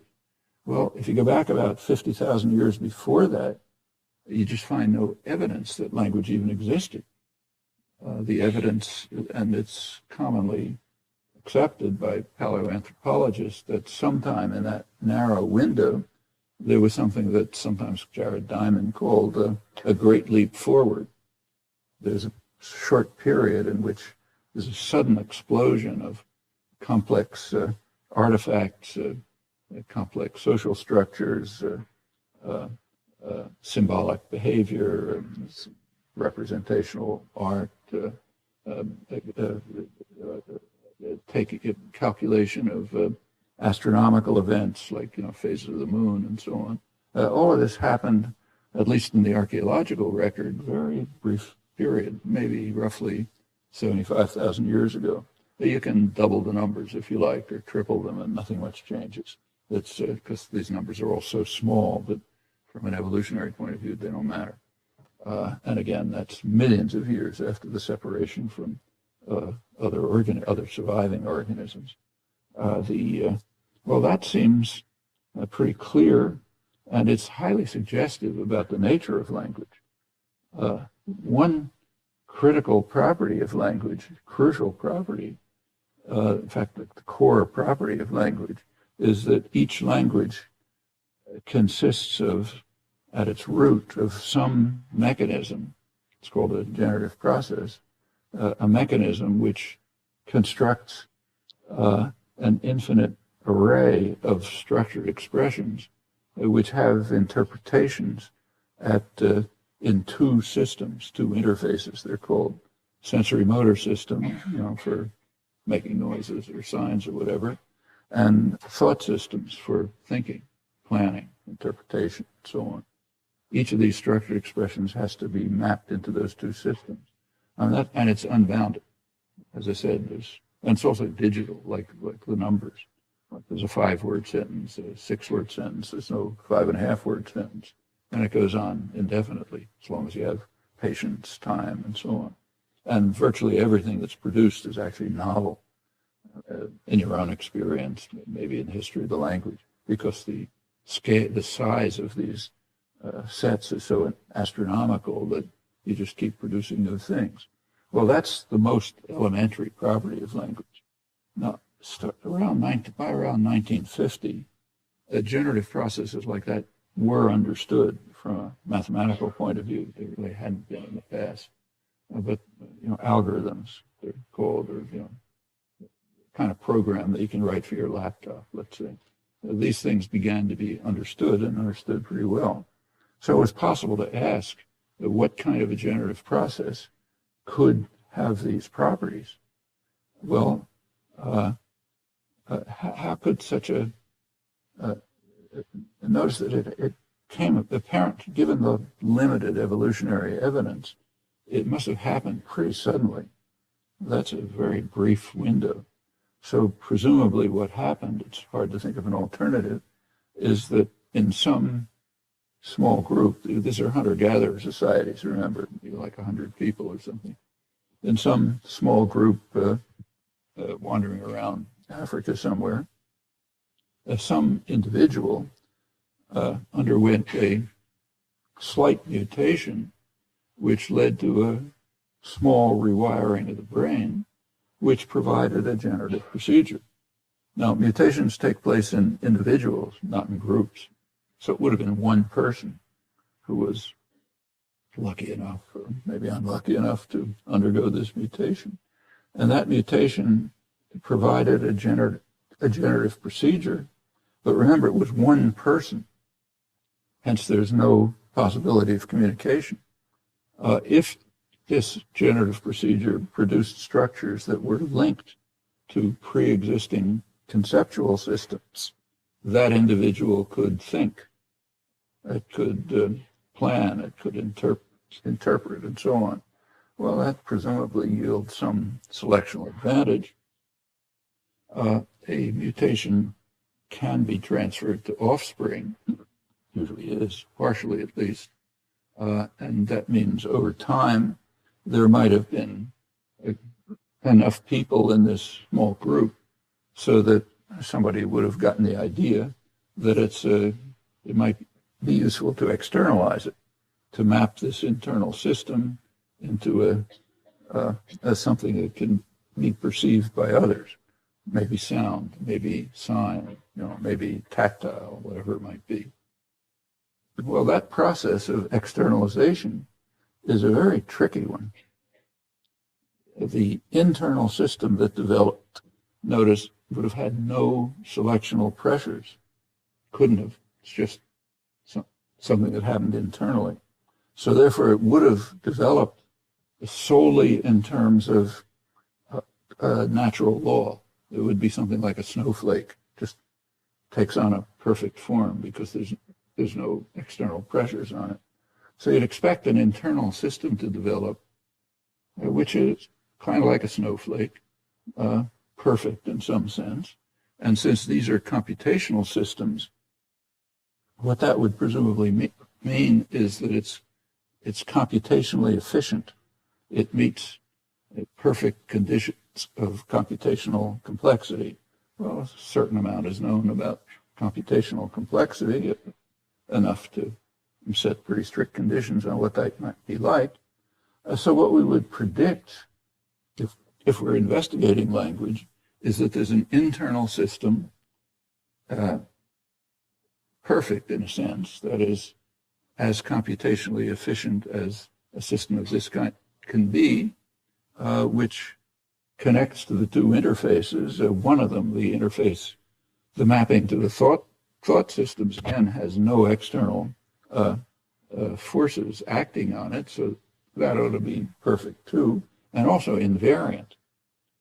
Wouldn't change because there's no pressures. On the other hand, the mapping to the sensory motor system is quite complex. Sensory motor system has been around for hundreds of thousands of years. Pretty good evidence for that. And it had nothing to do with the internal system. So finding the connection between the internal system and the data produced by the sensory motor system, that's a complex cognitive problem. And you can expect it'll be solved in many different ways. And in fact, it is. That's the task faced by every infant.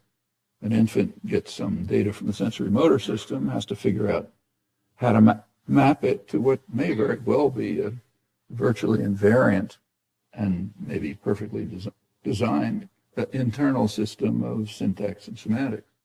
And as far as we know, about one of the pretty obvious, overwhelmingly, the facts about language that are getting better and better established as research continues, is that while the externalization systems vary enormously and are pretty complex, the internal system, the syntax and semantics, they seem close to invariant, which is to be expected because there's very little evidence for them.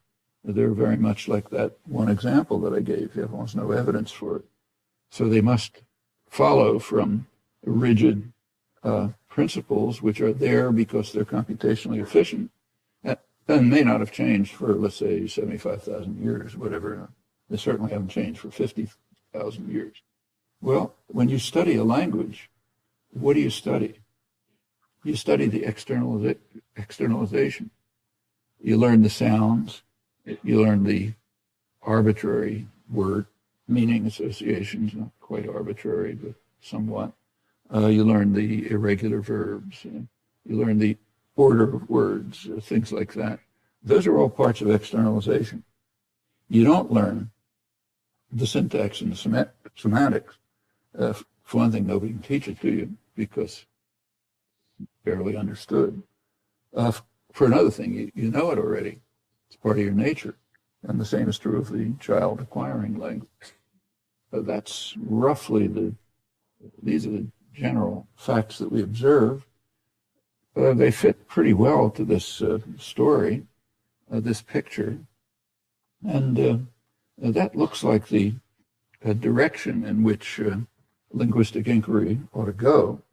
And it is internal to what's called the generative enterprise, but quite separate from beliefs and doctrines in the cognitive sciences, especially the computational cognitive sciences, and I stress again, it's a kind of a harsh judgment, and I don't have time to talk about it, that there are literally no results in the computational cognitive science with regard to language. There's a huge literature, but if you look closely, the only results are in terms of this novel concept of scientific inquiry that I mentioned, and which has to do with matching data, not known in any other field, even in cognitive psychology. Well, there's a lot to say about this, but it's getting late, so let me just make one final point. Any computational system, whatever it is, has to have sort of atoms of computation, minimal elements that are operated on by the computational principles. Any system you program for your laptop, any computational procedure. So it has to be true of language. Those are roughly word-like first approximation, not really. So we can take words, first approximation, to be the minimal atomic elements. Well, where do they come from? Here's something else that one should be puzzled about. How are words related to the external world? A word like, say, cow or person or table or river or anyone you pick. There's a dogma about this, as there is in most things connected with language. The dogma is what's called the referentialist dogma. A child learns the word cow because it sees a cow, somebody says cow, and an association is established between the cow and the word, and that's the meaning of the word.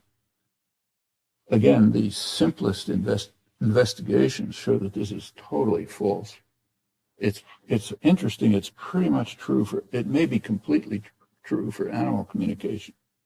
Every animal communication system that's known consists of atoms, finite number of them, of course, which are tied to particular mind-independent events that a physicist could describe.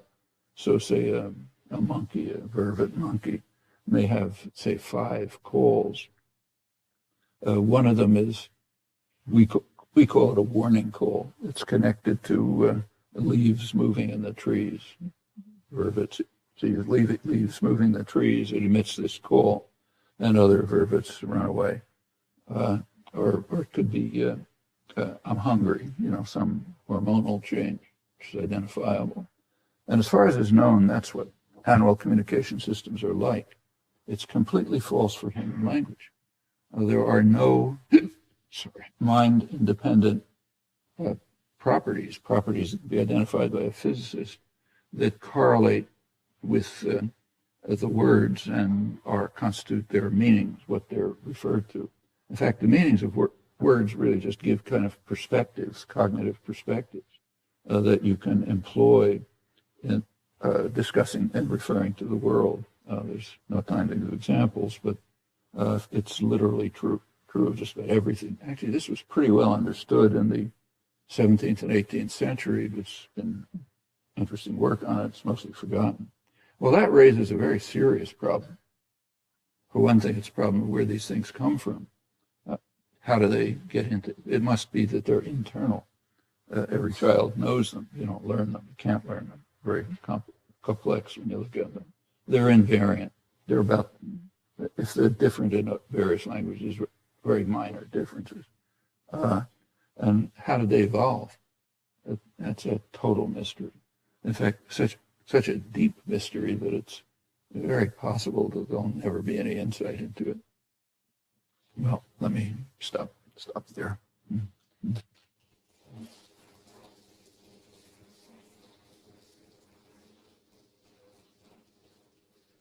I could use that.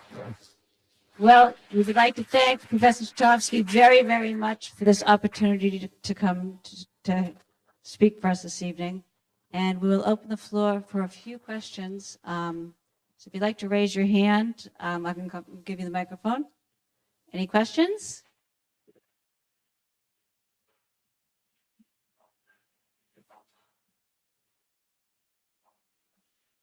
Over here. Thank you. Professor, my name's Frank. Over here. Sorry. Right here. How you doing? You were critical of what you called gradualism in evolution. You were critical of what you called gradualism in evolution and how people think that it happens slowly over time.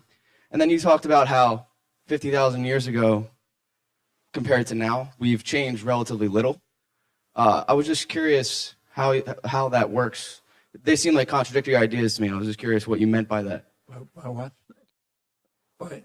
By why nothing changed in 50,000 years? Well, you said we haven't really changed that much. Barely. Yeah, but then I feel like that is evidence of gradualism. And I feel like you were critical of gradualism. Against gradualism. It goes against gradualism. Yeah, if there's just constant evolutionary change, small changes, why should it have stopped somewhere before 50,000 years ago? On the other hand, if what happened in human cognition is that some rigid system were developed suddenly for reasons having to do with natural law, a mutation, a rewiring of the brain, computational complexity, and so on. But then there's no reason to expect it to change. Maybe it'll change someday with another mutation, but there's no reason to expect small changes. So this doesn't prove that evolution is not gradualist. It's just consistent with the view that it isn't, which we know anyway. Any other questions?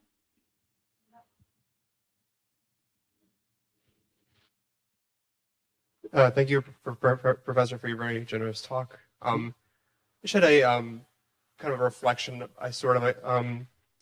So I was interested in one comment you made about kind of conscious and non-conscious processes and how the kind of the functional aspect of your proposal is more or less non-conscious, whereas there's a kind of a conscious component, which is like our everyday lived experience, which is not kind of going to be able to introspect upon this functional system. So I was wondering, more on a philosophical note, how exactly we're supposed to think about phenomenal experience and kind of conscious experience in terms of its relationship to functional relationships, like your specifically your linguistic proposal, but then also the other domain-specific proposals like perception. There are those who don't believe that perception is modular or domain-specific, that it's embodied or something to that effect. So I wonder if you had any proposed reflections on this kind of research now and how this relates to kind of our phenomenal lived experience. Well, let's take visual perception, which, yes, relatively uncontroversial. And take the one example that I gave, the rigidity principle. Okay, when you're looking at that sequence of tachistoscopic presentations, you perceive a rigid object in motion. You can't prevent yourself from perceiving that. That's what you perceive, period. What you're actually, the stimuli that are actually reaching your eyes,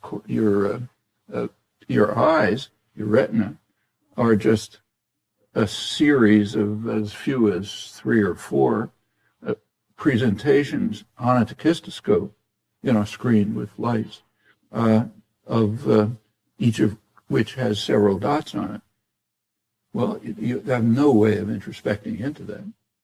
Your phenomenal experience is a rigid object in motion, but the stimuli that are hitting the retina are a very small number of presentations of a few dots. You can't introspect into that. In fact, that's why it's a discovery. It's kind of like the discovery of the chemical structure of coal or something. You can't introspect into it. So the phenomenal descriptions, they're useful, but they're useful as data. They tell you very little about what's going on. So it's kind of like everything else in the world, where you have data, but it doesn't tell you much about what's going on. That's why you have to take courses in physics and chemistry and so on, because the data isn't transparent. and it's hard for people to deal with. But the same is true of our conscious lives. I mean, we tend to take for granted, kind of like, it's just normal, that we can understand everything about ourselves. In fact, we don't understand anything about ourselves. It's even harder than understanding how chemistry works, because it's so much more complex. And that's the crucial step that the human sciences really have not taken yet, for the most part, that was taken in the natural sciences around the 17th century. Just the willingness to be puzzled about things that look obvious. Like, what could be more obvious than if I let go of a cup, it goes down instead of up? Well, Galileo was willing to be puzzled about that. That's why you take physics courses. Before that, all you had to be told is things are going to their natural place. And it's a big psychological step, even in studying the external world, even greater in studying ourselves, because there we sort of feel that we know everything. What's conscious must be what there is. And in philosophy, modern philosophy, it's kind of a principle. It happened to be John Searle who I was quoting, but it's a widely accepted principle that nothing can be a mental process unless it's accessible to consciousness. And as I mentioned, if you look over the intellectual history, it's very hard to find anyone who departed from this view.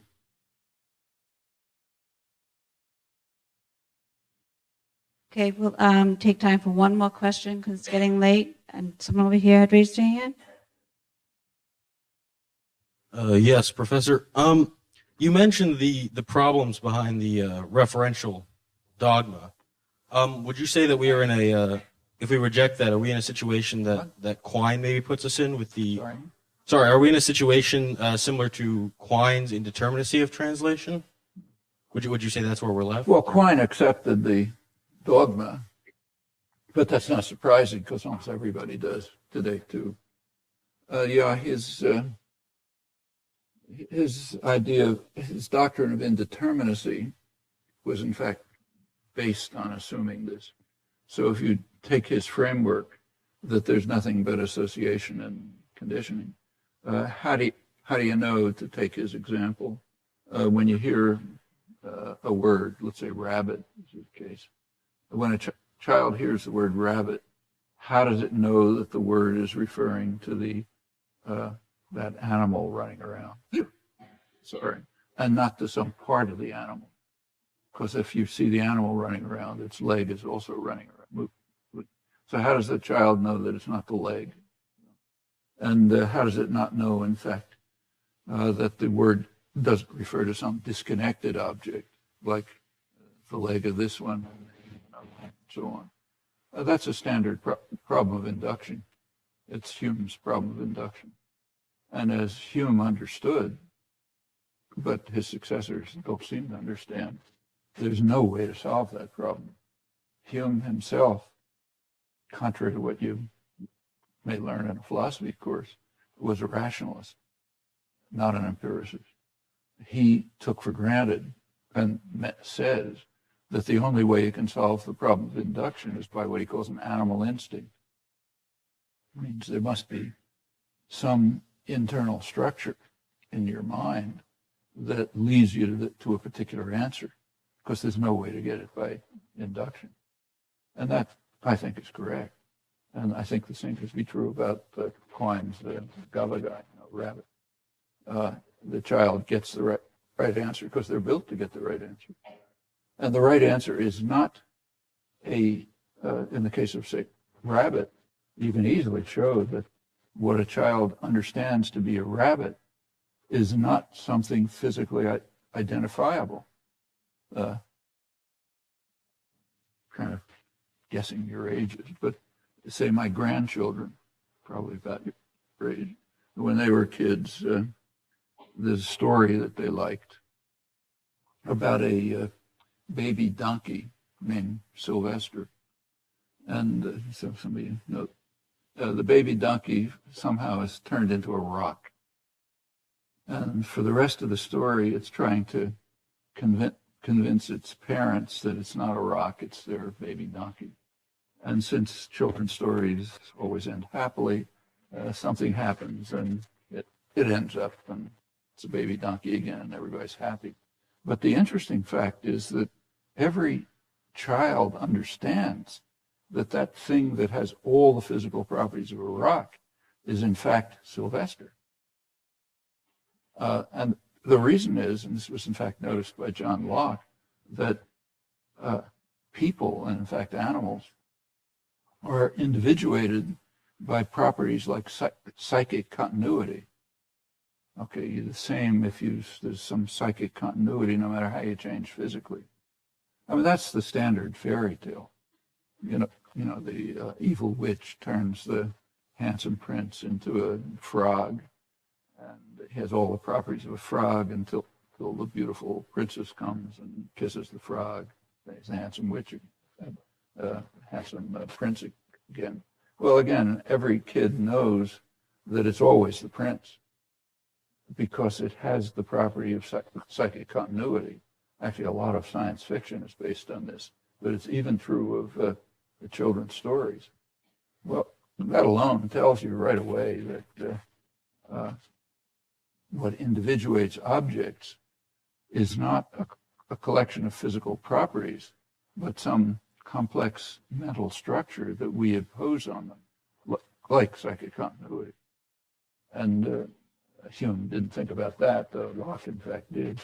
But I should say Hume recognized it was true, that we don't identify words by physical properties.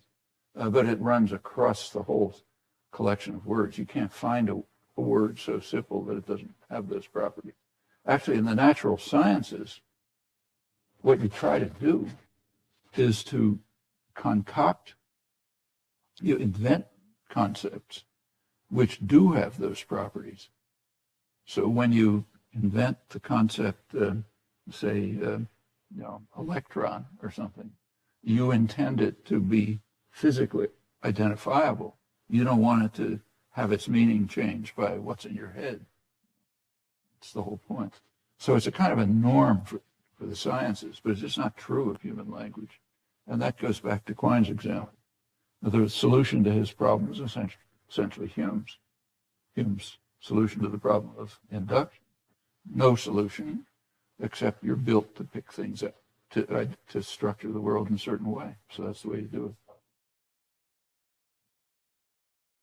About Isaac Newton and his contributions to a study of mind, that he's not known for that, but I think a case can be made that he did make substantial, indirect, but nevertheless substantial contributions. I'd like to explain why.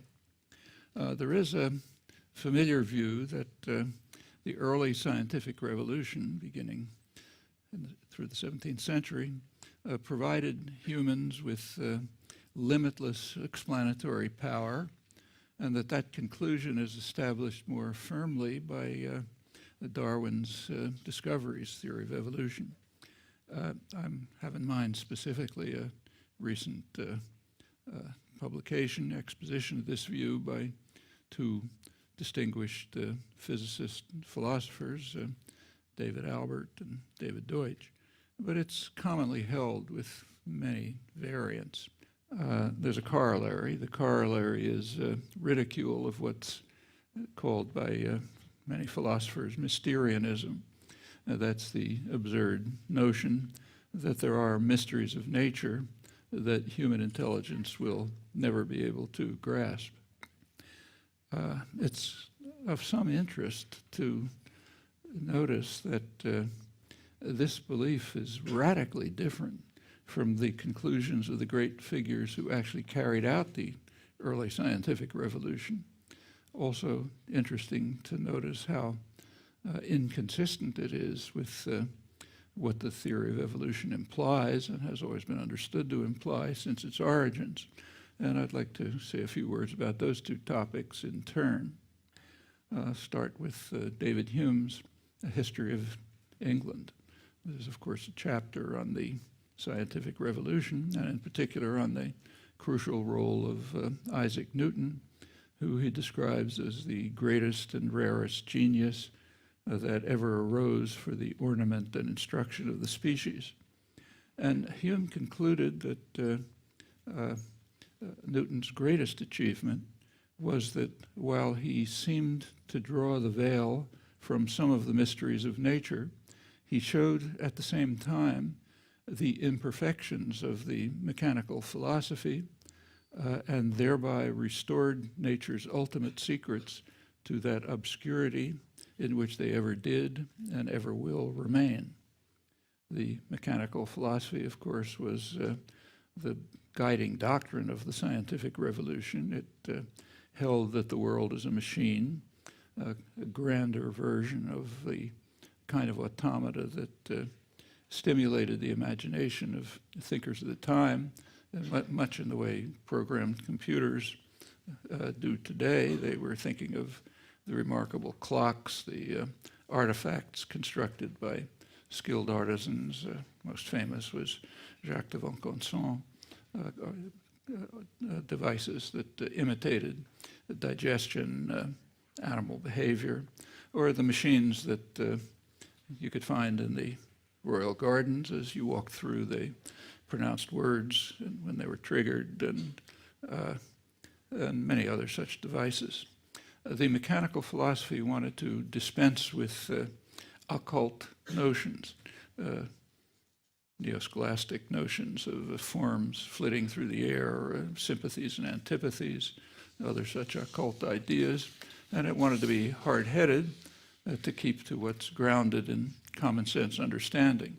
And it, in fact, provided the criterion for intelligibility from Galileo through Newton and indeed well beyond. Well, it's well known also that Descartes claimed to have explained the phenomena of the material world in such mechanical terms, while also demonstrating that they're not all-encompassing and don't reach into the domain of mind, his view. He therefore postulated a new principle to account for what was beyond the reach of the mechanical philosophy. And while this too is sometimes ridiculed, it's in fact full in accord with normal scientific, not scientific method. He was working within the framework of substance philosophy, so the new principle was a second substance, his res cogitans. And then there's a scientific problem that he and others faced, determining its character and determining how it interacts with the mechanical world. That's the mind-body problem cast within the scientific revolution, and it's a scientific problem. Well, it was for a time. The mechanical philosophy was shattered by Newton, as Hume observed, and with it went the notion of understanding of the world that the scientific revolution sought to attain. And the mind-body problem also disappeared, and I don't believe has been resurrected, though there's still a lot of talk about it. Those conclusions actually were pretty well understood in the centuries that followed. They've often been forgotten today. John Locke had already reached conclusions rather similar to Hume's. He was exploring the nature of our ideas, and he recognized, I'll quote him, that body, as far as we can conceive, is able only to strike and affect body and motion, according to the utmost reach of our ideas, is able to produce nothing but motion. These are the basic tenets, of course, of the mechanical philosophy. They yield the conclusion that there can be no interaction without contact, which is our all common sense intuition. And modern research and cognitive science has given pretty solid grounds for Locke's reflections on the nature of our ideas. It's revealed that our common sense understanding of the nature of bodies and their interactions, as nowadays we would say in large part genetically determined, it's very much as Locke described, very young infants can recognize a principle of causality through contact, not in any other way. If they recognize causality, they seek a hidden contact somewhere.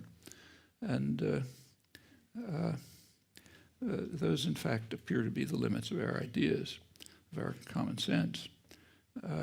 The occult ideas of the scholastics or of Newtonian attraction, it goes beyond our understanding and is unintelligible, at least by the criteria of the scientific revolution.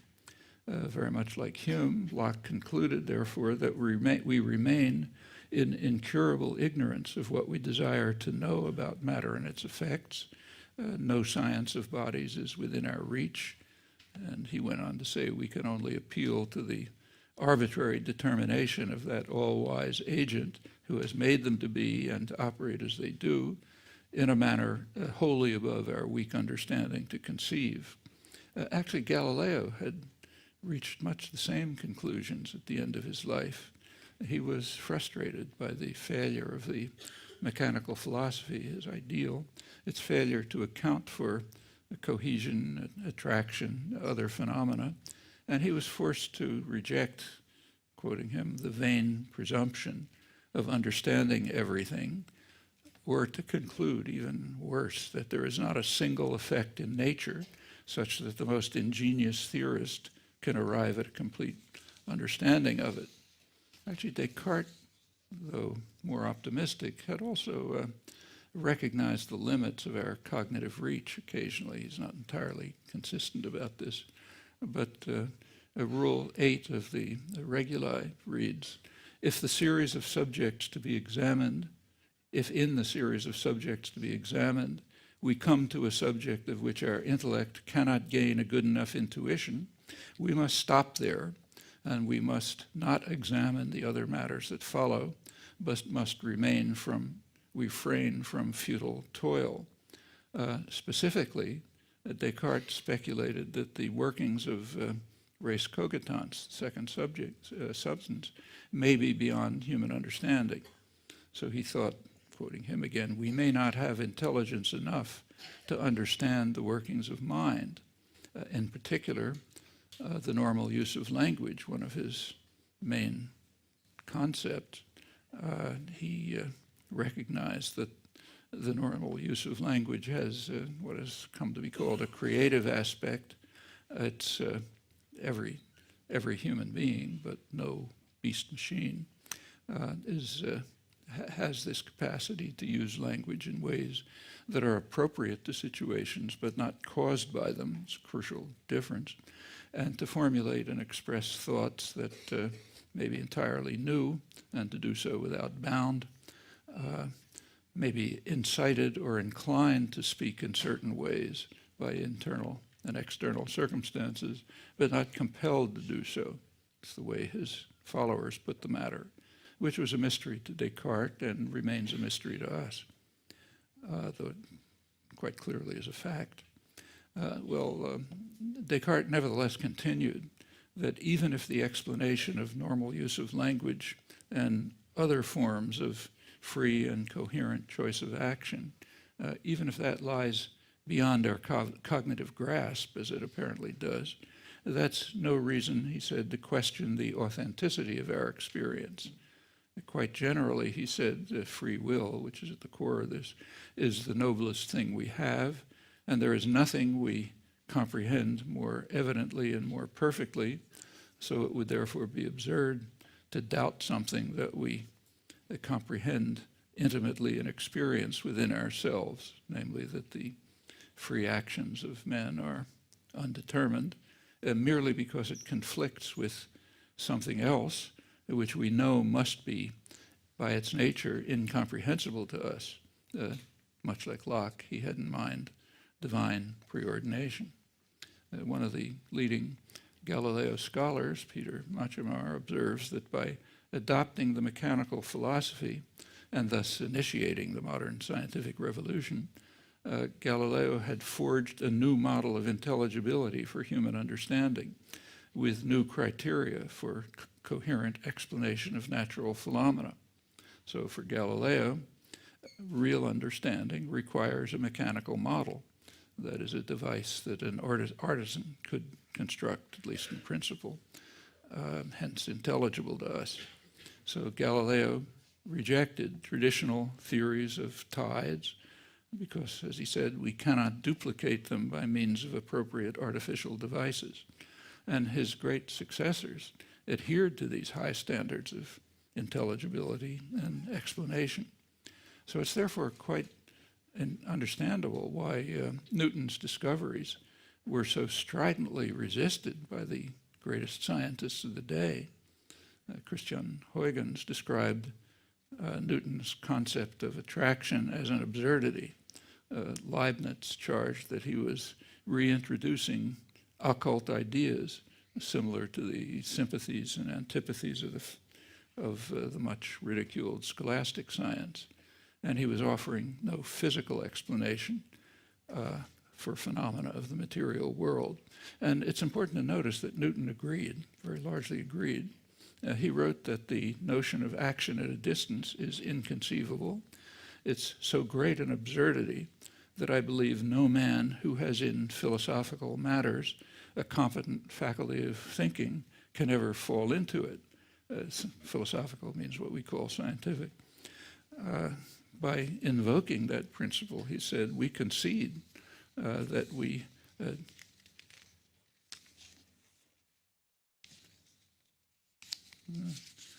do not understand the phenomena of the material world. So, and Newton scholarship recognizes that. I.B. Cohen, for example, or Dukester House, pick someone else, points out that by the word understand, Newton still meant what his critics meant, understand in mechanical terms of contact action.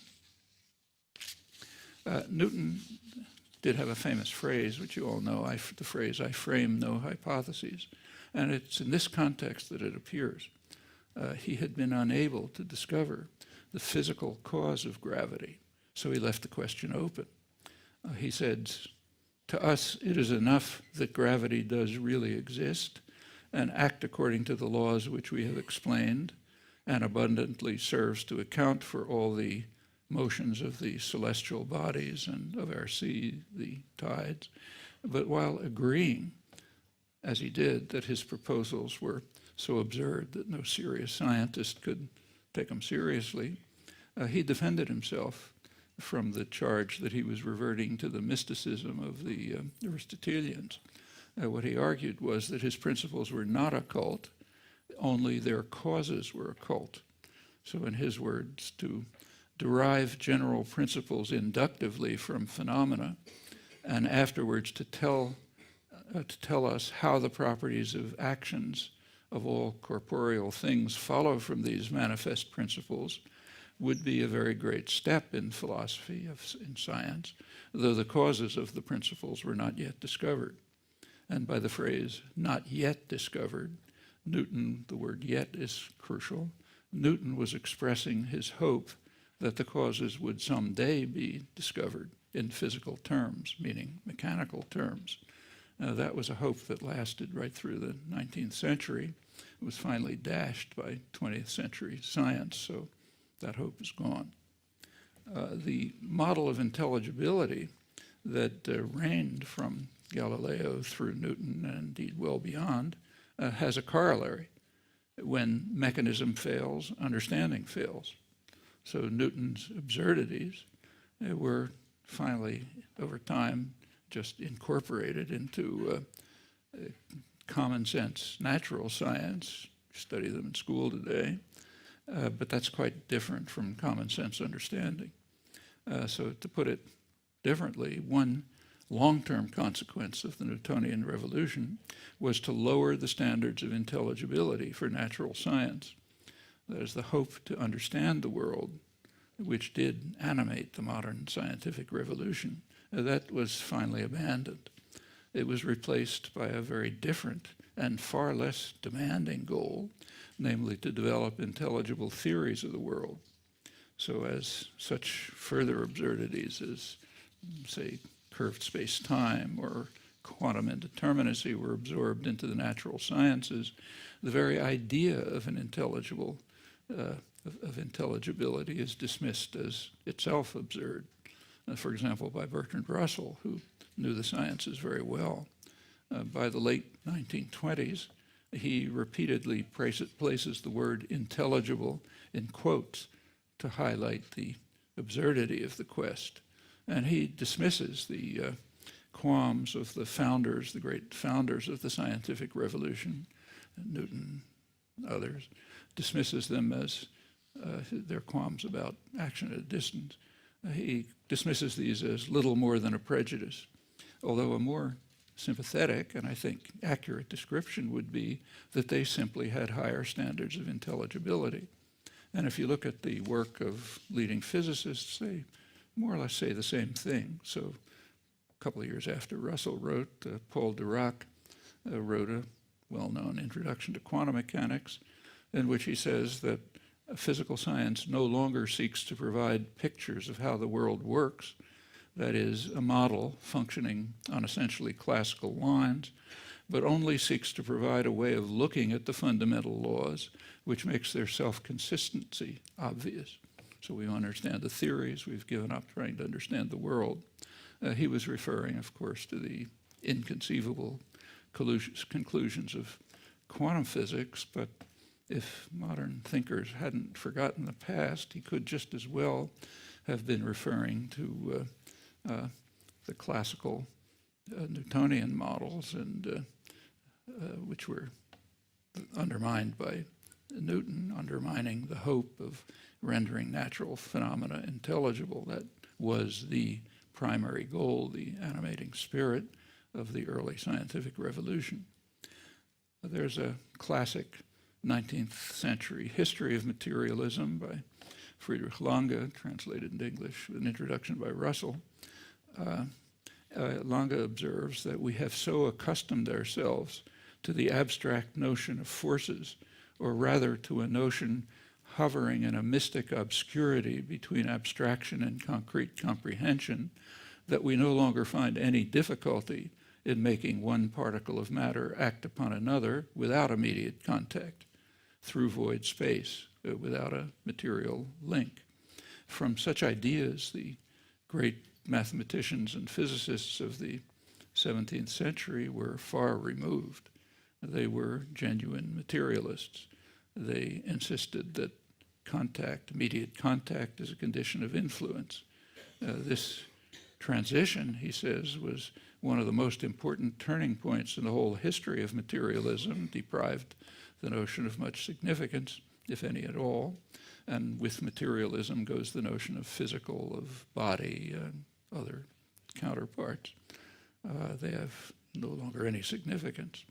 And he adds that what Newton held to be such a great absurdity that no philosophic thinker could light upon it is prized by posterity as Newton's great discovery of the harmony of the universe.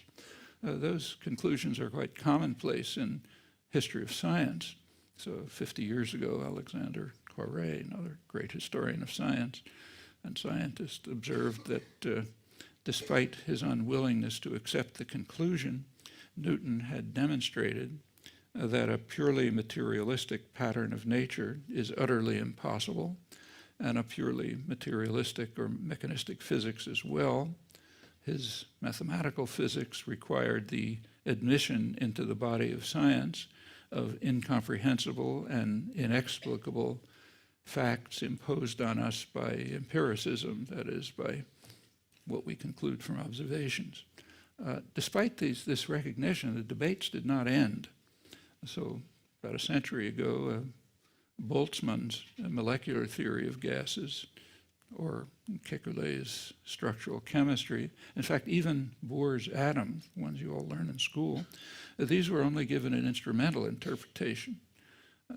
Modern history of chemistry, standard history, points out that they were regarded as calculating devices, but with no physical reality.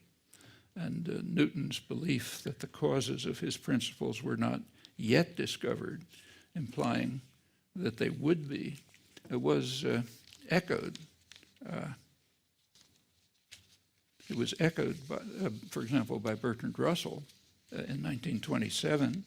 He wrote that chemical laws cannot at present be reduced to physical laws. Much like Newton, he hoped it would happen, and he expected that it would.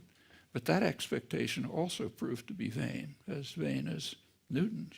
Shortly after Russell wrote this, it was shown that chemical laws will never be reduced to physical laws because the conception of physical laws was erroneous. Finally done in Linus Pauling's quantum theoretic account of the chemical bond. Very much as in Newton's day, the perceived explanatory gap, as it's now called by philosophers, was never filled. Today, interestingly, just a few years ago, we read of the thesis of the new biology that things mental, indeed minds, are emergent properties of brains, though these emergencies are produced by principles that we do not yet understand. That's neuroscientist Vernon Mountcastle. He's formulating the guiding theme of a collection of essays reviewing the results of what was called the decade of the brain, last decade of the 20th century. His phrase, "we do not yet understand," might very well suffer the same fate as Russell's similar comment about chemistry 70 years earlier, or for that matter, Newton's much earlier one. In fact, in many ways, today's theory of mind, I think, is recapitulating errors that were exposed in the 1930s with regard to chemistry, and centuries before that with regard to core physics, though in that case leaving us with a mystery, maybe a permanent one for humans, as Hume speculated, actually asserted. Throughout all this, and today as well, we can optimistically look forward to unification of some kind, but not necessarily reduction, which is something quite different. Talk about reductionism is highly misleading. It's been abandoned over and over again in the history of science. Seeking unification, much weaker goal. Sometimes, in the case of, classic case of Newton and what he left veiled in mystery, that's may involve a significant lowering of expectations and standards. Well, let me go back to the beginning, the exuberant thesis that the early scientific revolution provided humans with limitless explanatory power. If we look over the history, I think a quite different conclusion is in order. The founders of the scientific revolution were compelled by their discoveries to recognize that human explanatory power is not only not limitless, but does not even reach to the most elementary phenomena of the natural world. That's masked by lowering the criteria of intelligibility, of understanding. Well, if we accept that much, as I think we should, a less ambitious question arises, the goals of science having been lowered to finding intelligible theories. Can we sensibly maintain, we can ask this, can we sensibly maintain that humanly accessible theories are limitless in their explanatory scope? It's a much weaker goal. And furthermore, does the theory of evolution establish the limitless reach of human cognitive powers in this narrower, more limited sense? Actually, if you think about it, the opposite conclusion seems much more reasonable. The theory of evolution, of course, places humans firmly within the natural world. It regards humans as biological organisms, very much like others. And for every such organism, its capacities have scope and limits to go together. That includes the cognitive domain. So rats, for example, can't solve, for say, a prime number maze. It's because they lack the appropriate concepts. It's not lack of memory or anything like that. They just don't have the concepts. So for rats, we can make a useful distinction between problems and mysteries Problems are tasks that lie within their cognitive reach in principle. Mysteries are ones that don't. Mysteries for rats, they may not be mysteries for us. If humans are not angels, if we're part of the organic world, then human cognitive capacity is also going to have scope and limits. So accordingly, the distinction between problems and mysteries holds for humans. And it's a task for science to delimit it. Maybe we can, maybe we can't, but at least it's a formulable task. And not inconsistent. It's not inconsistent to think that we might be able to discover the limits of our cognitive capacities. Therefore, those who accept modern biology should all be Mysterians instead of ridiculing it, because Mysterianism follows directly from the theory of evolution, everything we believe about, scientifically believe about humans. So the common ridicule of this concept, right through philosophy of mind, what it amounts to is the claim that somehow humans are angels, exempt from biological constraints.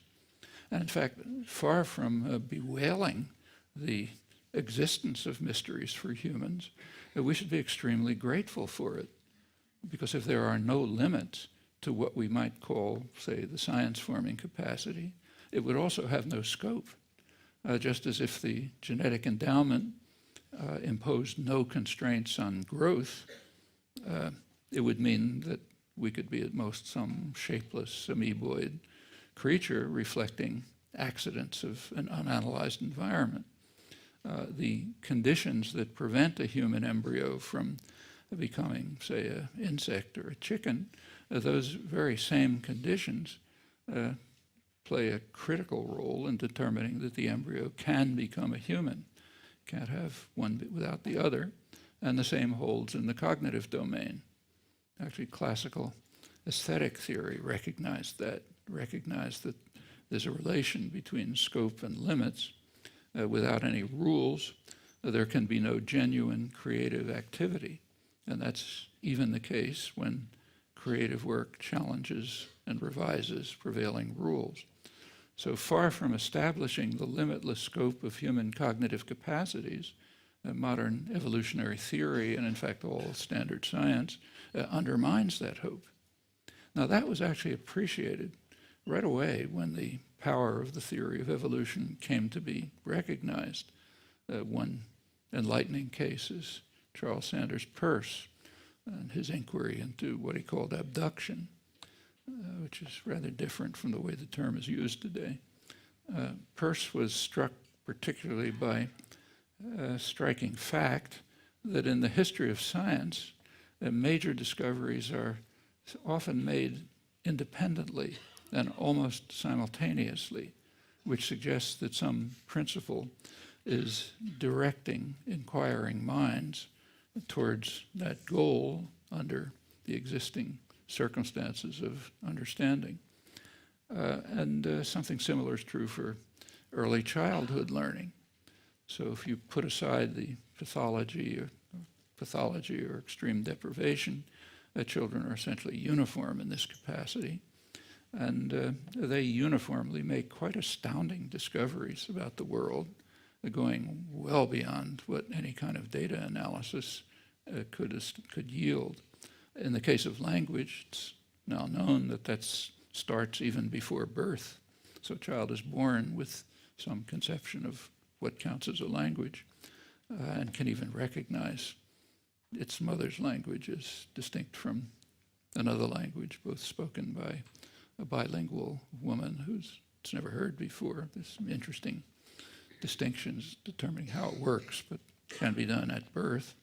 And in fact, even the first step of language acquisition, which is generally sort of just taken for granted, is quite a remarkable achievement. An infant has to select from the environment, from what William James called the blooming, buzzing confusion. The infant has to somehow select the data that are language related. That's a task that's a total mystery for any other organism. They have absolutely no way of doing it. But it's a reflexively solved problem for human infants. And so the story continues all the way to the outer reaches of scientific discovery. And it may not be continuous. I'm not suggesting that. There's probably different capacities involved.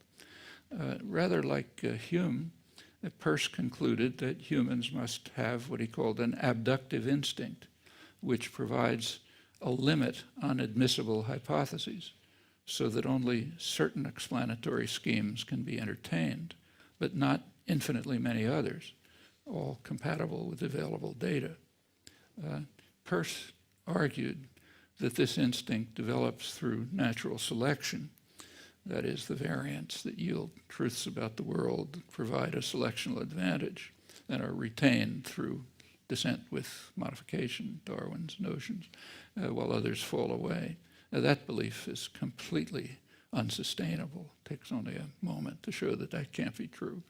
And if you drop it, as we must, we're left with a serious and challenging scientific problem, namely determine the innate components of our cognitive nature, those that are employed in reflexive identification of language-relevant data or in other cognitive domains. To take one famous case, the capacity of humans, which is quite remarkable, to, if presented with a sequence of tachistoscopic presentations, just dots on a screen, 3 dots on a screen, presented with a sequence of these, what you perceive is a rigid object in motion. Some of the cognitive principles are known, but not the neural basis for it. Or, for example, discovering and comprehending Newton's laws, or developing string theory, or solving problems of quantum entanglement, or as complex as you like. And there is a further task, that's to determine the scope and limits of human understanding. Incidentally, some differently structured organisms, some Martians say, might regard human mysteries as simple problems and might wonder that we can't find the answers or even ask the right questions, just as we wonder about the inability of rats to run prime number mazes.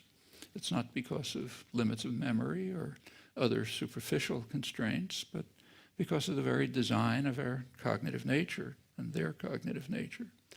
So actually, if you think it through, I think it's quite clear that Newton's remarkable achievements led to a significant lowering of the expectations of science, a severe restriction on the role of intelligibility.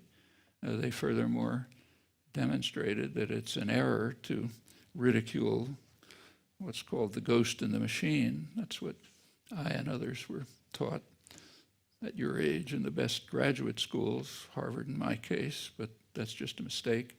Newton did not exorcise the ghost. Rather, he exorcised the machine. He left the ghost completely intact. And by so doing, he inadvertently set the study of mind on quite a new course. In fact, made it possible to integrate it into the sciences. And Newton may very well have realized this. Throughout his life, he struggled, later life, struggled vainly, of course, with the paradoxes and conundrums that he followed from his theory, and he speculated that what he called spirit, which he couldn't identify, but whatever it is, might be the cause of all movement in nature, including the power of moving our body by our thoughts, and the same power within other living creatures, though how this is done and by what laws we do not know. We cannot say, he concluded, that all nature is not alive. Going a step beyond Newton, Locke added, that we cannot say that matter does not think.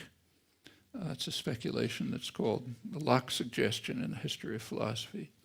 So as Locke put it, just as God had added to motion inconceivable effects, it is not much more remote from our comprehension to conceive that God can, if he pleases, superadd to matter a faculty of thinking. Locke found this view repugnant to the idea of senseless matter, but he said that we cannot reject it because of our incurable ignorance and the limits of our ideas, that is, our cognitive capacities. Having no intelligible concept of matter or body or physical, as we still don't, incidentally, but having no such concept, he said, we cannot dismiss the possibility of living or thinking matter, particularly after Newton had totally undermined common sense understanding permanently. Locke's suggestion was understood, and it was taken up right through the 18th century. Hume, for example, concluded that motion may be and actually is the cause of our thought and perception. Others argued that since thought, which is produced in the brain, cannot exist if this organ is wanting, and since there's no reason any longer to question the existence of thinking matter, it's necessary to conclude that the brain is a special organ designed to produce thought, much as the stomach and the intestines are designed to operate the digestion, the liver to filter bile, and so on through the bodily organs. So just as foods enter the stomach and leave it with new qualities, so impressions arrive at the brain through the nerves and are then isolated. They arrive isolated and without any coherence, but the organ, the brain, enters into action. It acts on them. It sends them back changed into ideas, which the language of physiognomy and gesture, or the signs of speech and writing, manifest outwardly. I'm still quoting. We conclude then with the same certainty that the brain digests, as it were, the impressions, that is, organically, it makes the secretion of thought, just as the liver secretes bile. Darwin who agreed with this, put the matter succinctly. He asked rhetorically, why is thought, being a secretion of the brain, more wonderful than gravity, a property of matter, a property that we don't understand, but we just came to accept? It's therefore rather odd to read today what I quoted before, the leading thesis of the decade of the brain that ended the last century, namely that things mental, indeed minds, are emergent properties of brains, Mountcastle's summary. Strange to read that because it was commonplace in the 18th century, so it's not clear why it's an emerging thesis. And it's many other prominent scientists and philosophers have presented essentially the same thesis as, quote some contemporary examples, an astonishing hypothesis of the new biology, a radical new idea in the philosophy of mind, the bold assertion that mental phenomena are entirely natural and caused by the neurophysiological activities of the brain, opening the door to novel, promising inquiries, a rejection of Cartesian mind-body dualism, and so on. All of these reiterate, in virtually the same words, formulations of centuries ago, the traditional mind-body problem having become unformulable with the disappearance of the only coherent notion of body, again, physical, material, and so on. So, for example, Joseph Priestley's conclusion, 18th century, that properties termed mental reduce somehow to the organical structure of the brain, an idea, incidentally, which he developed in quite interesting ways, an idea which was stated in different words, less detailed by Hume, Darwin, many others, and almost inescapable, it would seem, after the collapse of the mechanical philosophy. Well, with the belated revival of ideas that were reasonably well understood centuries ago, and our direct conclusions of Newton's discoveries, we're left with scientific problems about the theory of mind. They can be pursued in many ways, like other questions of science, maybe with an eye to eventual unification, whatever form it may take, if any. That enterprise renews a task that Hume understood quite well. He called it the investigation of the science of human nature, the search for the secret springs and principles by which the human mind is actuated in its operations, including those parts of our knowledge that are derived from the original hand of nature. It's what we would call genetic endowment. Hume, of course, is the arch empiricist, but also a dedicated nativist. It's supposed to be the opposite of empiricism, and he had to be because he was reasonable. This inquiry, which Hume compared in principle to Newton's, had in fact been undertaken in quite sophisticated ways by English Neoplatonists, and work that directly influenced Kant. In contemporary literature, there are other names for this. It's sometimes called naturalization of philosophy, or epistemology naturalized, or sometimes just cognitive science. But in fact, it's the direct consequence of Newton's demolition of the idea of grasping the nature of the world and inescapable. So let me just summarize briefly. I think it's fair to conclude that the hopes and expectations of the early scientific revolution were dashed by Newton's discoveries, which leaves us with several conclusions. One conclusion, actually reinforced by Darwin, is that while our cognitive capacities may be vast in scope, they are nonetheless intrinsically limited. Some questions that we might like to explore may well lie beyond our cognitive reach, that we may not even be able to formulate the right questions. The standards of success may have to be lowered once again, as has happened before, very dramatically with the collapse of the mechanical philosophy. And another conclusion is that the mind-body problem can safely be put to rest, since there is no coherent alternative to Locke's suggestion. And if we adopt Locke's suggestion, that opens the way to the study of mind as a branch of biology, much like the study of the rest of the body, the body below the neck, putting it metaphorically. A great deal has been learned in the past half century of revival of traditional concerns of the early scientific revolution and the Enlightenment. But many of the early leading questions have not been answered and may never be. Thanks.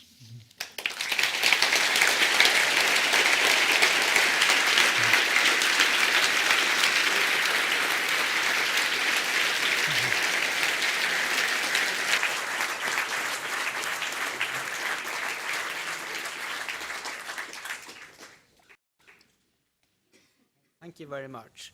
We're going to open for questions and comments right away. I have a question about mind-body. You just ended here with maybe we should just forget that dilemma. And my question to you is if you have thought about, instead of banish it, instead of just to forget it and put it in a bracket, then we can just add another factor, mind, body, and the senses, and see what happens. And my question to you is, have you anything to say about that combination? Mind, body, and the senses? Yes. Well, mind, body is meaningless. If there's no body, there's no mind-body problem. And there hasn't been any concept of body since Newton.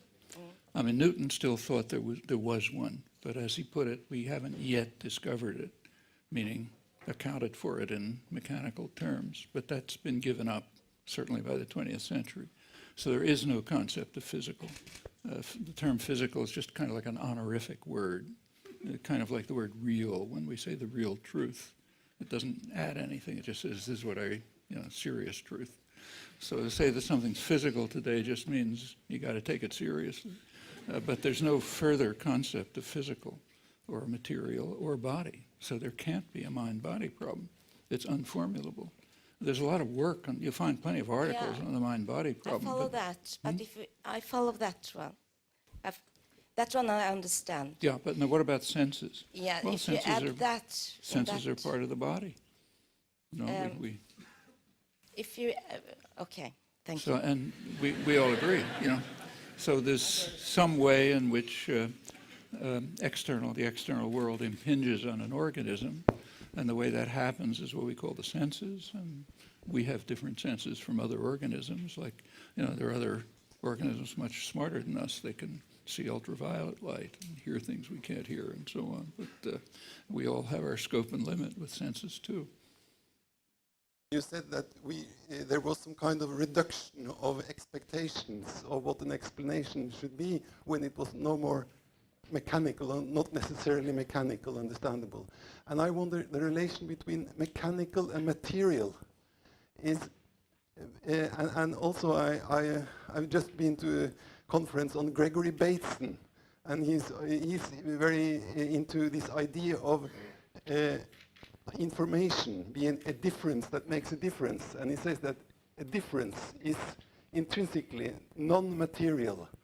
So the cybernetic causalities, they are non-material, but still mechanical. And then I wonder, what is the relation between mechanical and material, and could that be some of the problem? Well, there can't be a relation because there's no such thing as material. That's like saying, what's the relation between information and ectoplasm? You can't ask that question till you tell us what ectoplasm is. And nobody can tell us what material is. Actually, when you look at modern physics, you have some pretty interesting proposals. There's a book, I don't pretend to understand it, but published by the American Physical Society, so I guess it's taken seriously by a very well-known physicist. I think he died recently, a physicist at the Institute for Advanced Study, John Wheeler, who argues that the only thing that exists in the world are bits of information, namely answers to questions that we pose to nature. That's all there is. Everything else is some kind of construct for those. So, you know, from that point of view, all there is information. You know, it's apparently not ridiculed by physicists, so I'm not able to ridicule it. And you understand what he means. What he's talking from the framework of quantum theory, which says this: what's there is our observations, the questions we pose to nature, and the answers it gives back to us. And those are just bits of information. Everything else is constructed from that. It's a little bit like, say, Eddington and Russell, you know, early 20s, saying that all that really exists is meter readings, and everything else is our construction from meter readings. So if physicists had the same illusions as psychologists and sociologists and others, they might call physics meter reading science, the way modern study of society and action is often called behavioral science. That's confusing the topic with the data for it, some of the data. You know. You were talking about the limits of understanding a little bit, and I was watching a clip on YouTube, I believe it was in 1971, and you were debating with a French philosopher, which is Foucault, I believe, I don't remember. Michel Foucault. And you were debating about, or his arguments were more, I guess, that the social limits that we impose ourselves are something that needs to be taught and needs to be enforced. While you were trying to say that it was something inherently in the human mind to have kindness and intelligence in order to be like social. My question is, what do you think is our limits for, or to be able to go in peace in a social context and start struggling? I believe in evolution, so I think that it's an evolution thing. But I think your philosophers are trying very, very hard to develop or to understand in order to be more social and peacefully creatures. Yeah, not just philosophers, all of us are. In our ordinary lives, raising children, whatever it may be. There's no real debate between, I mean, the debate was not about the importance of social factors, of course they exist. The debate was about what is taken to be contentious, but shouldn't be, the existence of innate factors. That's very commonly denied, and Foucault, in fact, was denying it. But it's just incoherent to deny it. If you deny it, then our cognitive and social behavior would be like some imagined organism, if you can imagine one, that doesn't have any genetic program that determines what kind of organism it'll be. and nothing that determines that it'll be an insect or a mouse or a human or whatever, and it therefore will be nothing. It'll be some, amoeboid style reflection of accidental data. A lot of scientists have argued that, philosophers too. So Quine, for example, famously, I would say infamously, argued that language, but it would hold for, he held it for all behavior, in fact, all theories, is just the result of it's a kind of an accidental collection of behaviors developed through conditioning. I mean, it's essentially like saying we're all amoebas, amoeboid, not even an amoeba, because an amoeba has internal structure. It doesn't make any sense. You can't have any structure in an organism unless there's some form of predetermination. That form of predetermination will provide scope. It'll also impose limits. And there's just no way out of that. That's practically logic. Yes. But yes, to try to become more humane creatures is not just philosophers' quest. It should be a quest for all of us. Yeah. What are the determination? What are the historical or scientific factors determining the scope of our understanding? And can we assume that the scope of our understanding have progressed since, say, the ancient times? Well, as far as we know, human cognitive capacities have not changed for at least 50,000 years, when humans are some small group of hunter-gatherers left Africa, spread all over the world. We're all their descendants. I mean, maybe a little more complex than that, but not a lot more. Now, we know that pretty well. It's like, it's not that anyone understands the biological nature of it, but there's very strong evidence.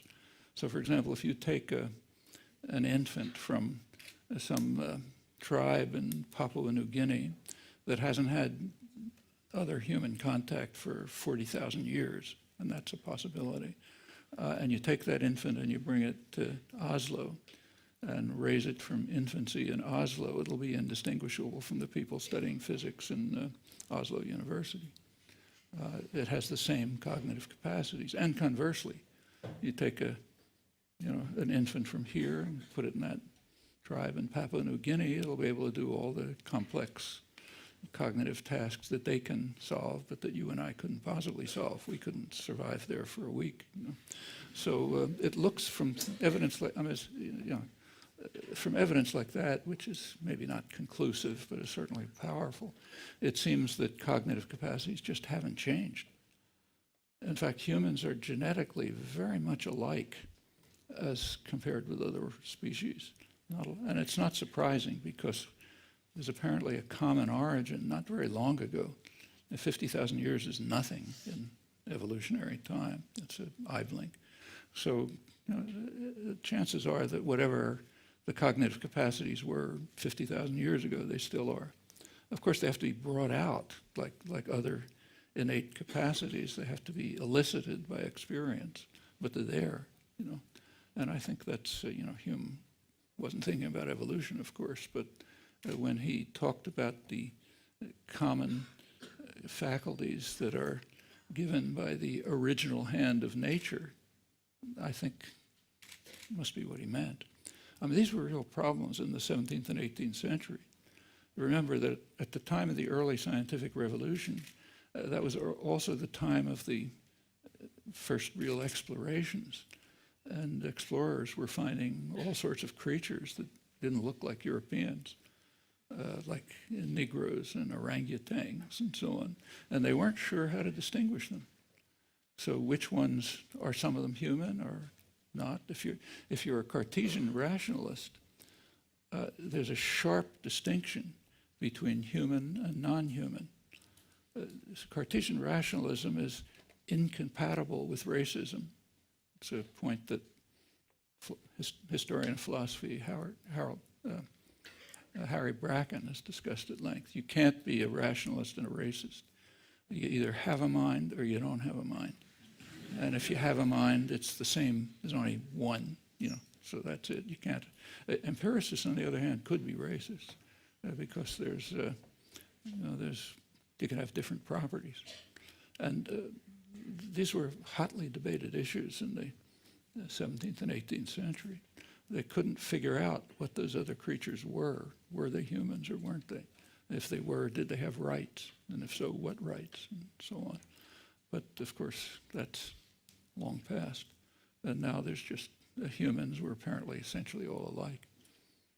And whatever there could be a study of what our common cognitive capacities are. In fact, it's studied quite a lot. So when you study what the way, say, infants determine the continuity of objects on the basis of very scattered data, you're essentially asking the kinds of questions that Descartes asked. Descartes actually, people don't, unfortunately, philosophers these days tend only to read the Meditations. But that's not Descartes. In fact, that was kind of propaganda. He even pointed that out. The famous letter he wrote to his friend Mersenne, where he said that the point of the Meditations is to try to convince the Jesuits to take his physics seriously. That's what he really cared about. When he wrote Principles of Philosophy, that means principles of science. That's the real stuff. And in that work and in the optics and other things, he posed very interesting questions. He didn't carry out the experiments, but he carried out thought experiments, very much the way Galileo did. But if he carried them out, they'd probably come out his way. So like one was to ask the question, they said, imagine an infant who has had no experience with geometrical figures, okay? Which in fact is every infant, because geometrical figures don't exist in nature, just some other things. But so take an infant with no experience with geometrical figures, present that infant with a triangle drawn on paper. He said what the infant will perceive is a distorted triangle, not a perfect instance of whatever crazy figure it is, with the two lines not quite coming together, and one of them somewhat curved, and so on. And he regarded that as kind of paradoxical. Why should that be true? And if you're a thoroughgoing empiricist, you shouldn't permit that conclusion. In fact, since the conclusion is almost certainly correct, it's an easy refutation of standard empiricism. And his conclusion, Descartes' conclusion, was, well, we must have some innate system of, he would assume, Euclidean geometry, which we impose on data to yield our understanding, in fact, our perception.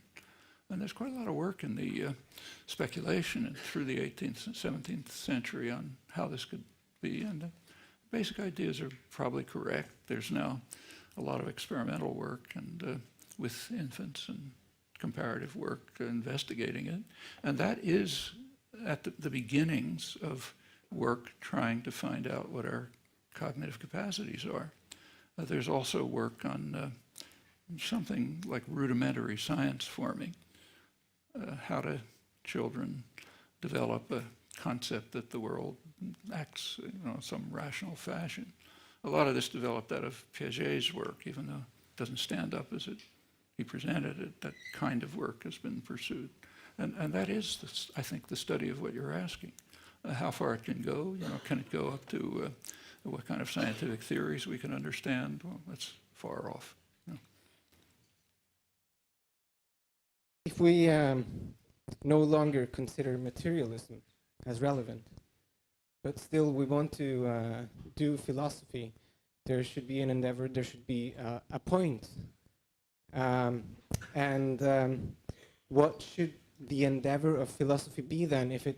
Is it pure consciousness? Is that what we are exploring? And if so, how do we go about to explore those limits of knowledge, and how do we practically do that? Because many people propose, for instance, that they can use psychedelic substances. And so are there some taboos that are stopping us from making that research that would be leaving materialism behind and moving on forward considering different aspects of our experience, or whatever. I'm not sure if I framed that right.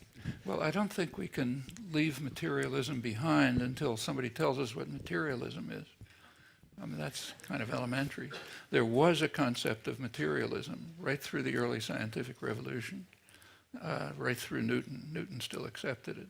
In fact, the great scientists of the next century accepted it. You know, Lagrange, others kept trying to develop a material, mechanistic concept of the universe that went right through the 19th century, ether theories and so on. It was finally given up in the 20th century. You know, finally recognized, look, we're never going to get it. And totally different ways of looking at things were developed, which have no relation to traditional materialism. Friedrich Lange is correct. And nobody's ever suggested another notion. Materialism just is like anything we more or less understand. It includes thinking, it includes reasoning, and so on and so forth. Locke's suggestion. So we can't leave it behind unless someone tells it what it is. But there's no reason why we can't study it. I mean, we can study what the human capacity of understanding is. In fact, we know some things about it. We know some negative things. For example, we can't understand the way the world works because our concept of understanding is too limited to incorporate what Newton described as an absurdity. You know, people like Newton and Hume and Locke were not idiots. We have to take them seriously. They regarded it as an absurdity for very good reasons. And modern cognitive science, which somehow tries to recapitulate some of this, finds pretty much that. So, as I mentioned, an infant presented with presentations which indicate that there's some kind of causality, like, you know, when the ball rolls this way, light turns red or something, they will invent a mechanical cause. And they don't care if it's not visible because infants understand that most of what goes on is invisible. You know, but there's got to be some mechanical cause, otherwise no way for it to influence anything else. So that does seem to be the way our minds work. And that tells us something about the limits of our understanding. In fact, a classical, crucial case. And it can go on to other cases. And we can study it directly. In principle, we can study it directly. It's not simple. I mean, it's not easy to understand why a rat can't deal with a prime number maze. Even that's hard. I mean, we have good evidence that it's true, but why it's true is unclear.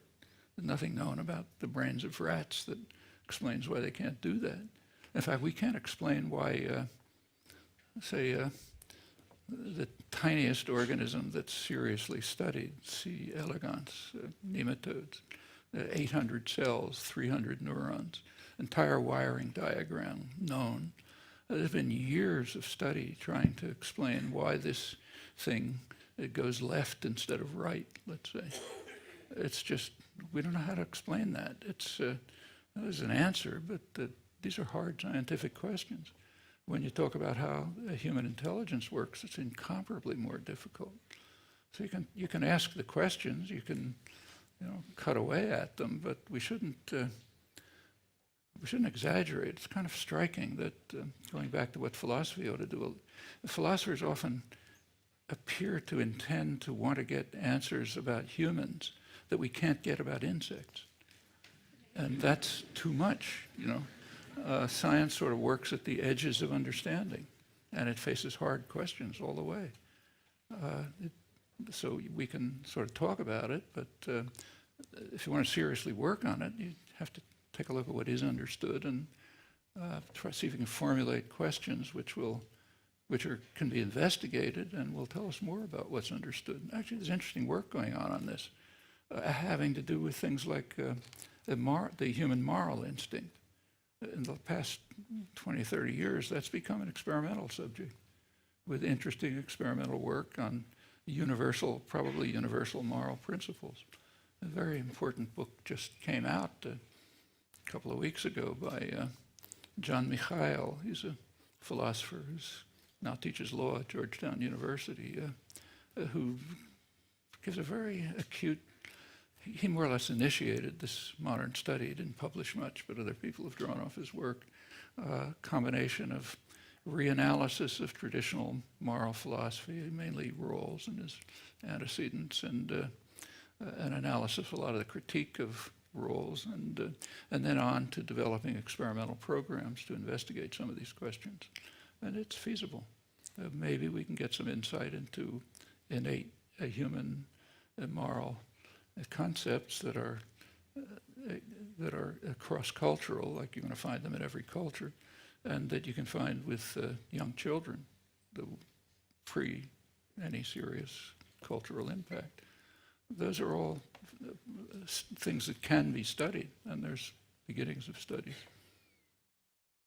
I was wondering what you think about the prospects of genetic engineering and how that might perhaps expand our cognitive abilities and thereby maybe also expanding the scope of what we're able to understand. Well, in order to carry out genetic engineering, you have to understand something about the genetics of the traits that you're trying to deal with. So if Monsanto wants to genetically engineer, say, rice that'll be immune to some kind of disease, they have to understand something about what in the genetics of rice yields the susceptibility to disease. When we talk about human understanding, we haven't a clue what the genetics are. So you just can't even begin to ask a question. I mean, that raises an ethical question. Should we even try if we did know? But that ethical question is pretty far off in the distance because the genetics of it aren't understood. I mean, my own professional work is mostly on language. And even in the case of language, which is a small part of our cognitive capacity, kind of a central part, but a small part, and nobody has any idea very little idea what the genetics are. I mean, it's obviously there, and you can see its consequences, but to try to find it is very hard. And as I said, questions like that are not easy to answer about insects or tiny worms and so on. Would you say that the search for these so-called particles carriers of influence, like the Higgs boson and the photon, is that a search for a path back to contact action and therefore mechanical philosophy? I'm sorry, I didn't understand. It's the search for the photon, a return to the sort of contact. The photon. Yeah. Oh, the Higgs search boson. for the Higgs boson. Oh, the Higgs boson. Well, there's a slight problem in physics. They can't find 90% of what the universe is made up of. But, it doesn't mean an end to physics. You just look harder. And what they're searching for is the Higgs boson, which is supposed to be there. And if it is there, it can account for why particles have mass, hence energy. Otherwise, you just can't account for it. I mean, it's just assumed either it's there or something different from the standard model is correct. But until it's found, you can't say whether it exists or whether the standard model that presupposes it is wrong. That's a very live question. They're spending billions of dollars trying to answer it in Switzerland, at CERN, things like that. The United States, incidentally, has given up on that question. Congress won't fund it. Hi, my name is Timothy Chan. I'm a postdoc here at CSMN. Okay. Yes. Okay. So, Professor Chomsky, you mentioned that you thought there's a legitimate scientific project to investigate where the limits of human understanding lie. So, whether a question is beyond our ability to answer. I just wonder what kind of evidence or inquiry do you think would be relevant to that? So just an example, in philosophy, Colin McGinn holds the view that the nature of consciousness or the explanatory gap, that's something that human beings are just never going to be able to answer. And I guess there's some affinity between his position and what you say. But then an objection to him that I'm sympathetic to is that, well, how do you know we cannot know? How do you know that if you give human beings 10,000 years. So suppose that we haven't gone extinct by then. How do you know that you give 10,000 years, people aren't going to come up with new concepts that they don't now have? So how do you know that they are not going to be able to solve it? So I just wonder if you think there's a scientific evidence for this question. What kind of evidence would that be? Well, first of all, we're talking about empirical questions. And in the case of empirical questions, you never know with certainty. That's what makes them empirical questions. Otherwise, they'd be questions of logic or maybe arithmetic. And even there, you can ask questions. But if it's empirical, we're never going to know with certainty. That's for sure. Well, it's true by definition. So the question really is, what evidence do we have and how good is the evidence? Well, in some cases, the evidence is pretty good. Like take the classical case, what Newton regarded as an absurdity. And again, I think you have to take people like Newton seriously, and Hume and Huygens and the rest of them. What they regarded as an absurdity is that there could be influence without contact. And while we don't know with certainty that that's the limits of human intelligence, there's pretty good evidence. If you study, first of all, we just have it from our own intuitions and from the history of centuries of efforts by the leading scientists to try to do something, to overcome it, finally ending in failure and abandoning the quest. And we also know it, are beginning to understand it from just the experimental study of infants, children, things of the kind that I mentioned. They reflexively seek some kind of contact in order to account for correlations. Doesn't make sense otherwise. Well, physicists have finally given that up. They say, look, we're never going to find it. It doesn't exist. But how strong is that evidence? Well, you decide how strong it is. It looks pretty compelling to me. And if it is really the limits of our understanding, then nothing's going to change in 10,000 years, just as it didn't change in the last 50,000. What about things beyond that? Well, it's not an easy question to ask, even about other creatures like rats. But you can investigate it. Are you ever going to get certainty? No, you'll never have certainty because it's an empirical investigation. So that you don't bother looking for. As far as consciousness is concerned, it's a very hot topic these days. In fact, in philosophy, it's called the hard problem. Everything else is an easy problem somehow. But this is the hard problem. You go back to the 17th and 18th century, they also had something called the hard problem. Namely, how is motion possible? That was the hard problem. I mentioned, Newton wrestled with it, finally said it's impossible. We just have to accept it, even though we can't find what he called a physical cause. That was called the hard rock in philosophy. Voltaire, dedicated Newtonian, said that the fact that humans can cause motion by thought, like I can think, I want my hand to go over here and something will move. He said that's so inexplicable that it's got to be divine intervention. He was, of course, a pretty dedicated atheist by the standards of the time. But it looks as if we're stuck with that. And there seem to be, if we look further, there are many other things. Take, say, language, which is easier to study. There are impossible languages. You can construct things that look, symbol sequences, which are given interpretations and so on, but which have a structure that humans cannot learn. They may deal with it as a puzzle of some kind, but they can't deal with it as a linguistic task. There's by now pretty good experimental data on that. Well, that's the kind of thing you expect to find when you look at any organism, including our other cognitive capacities.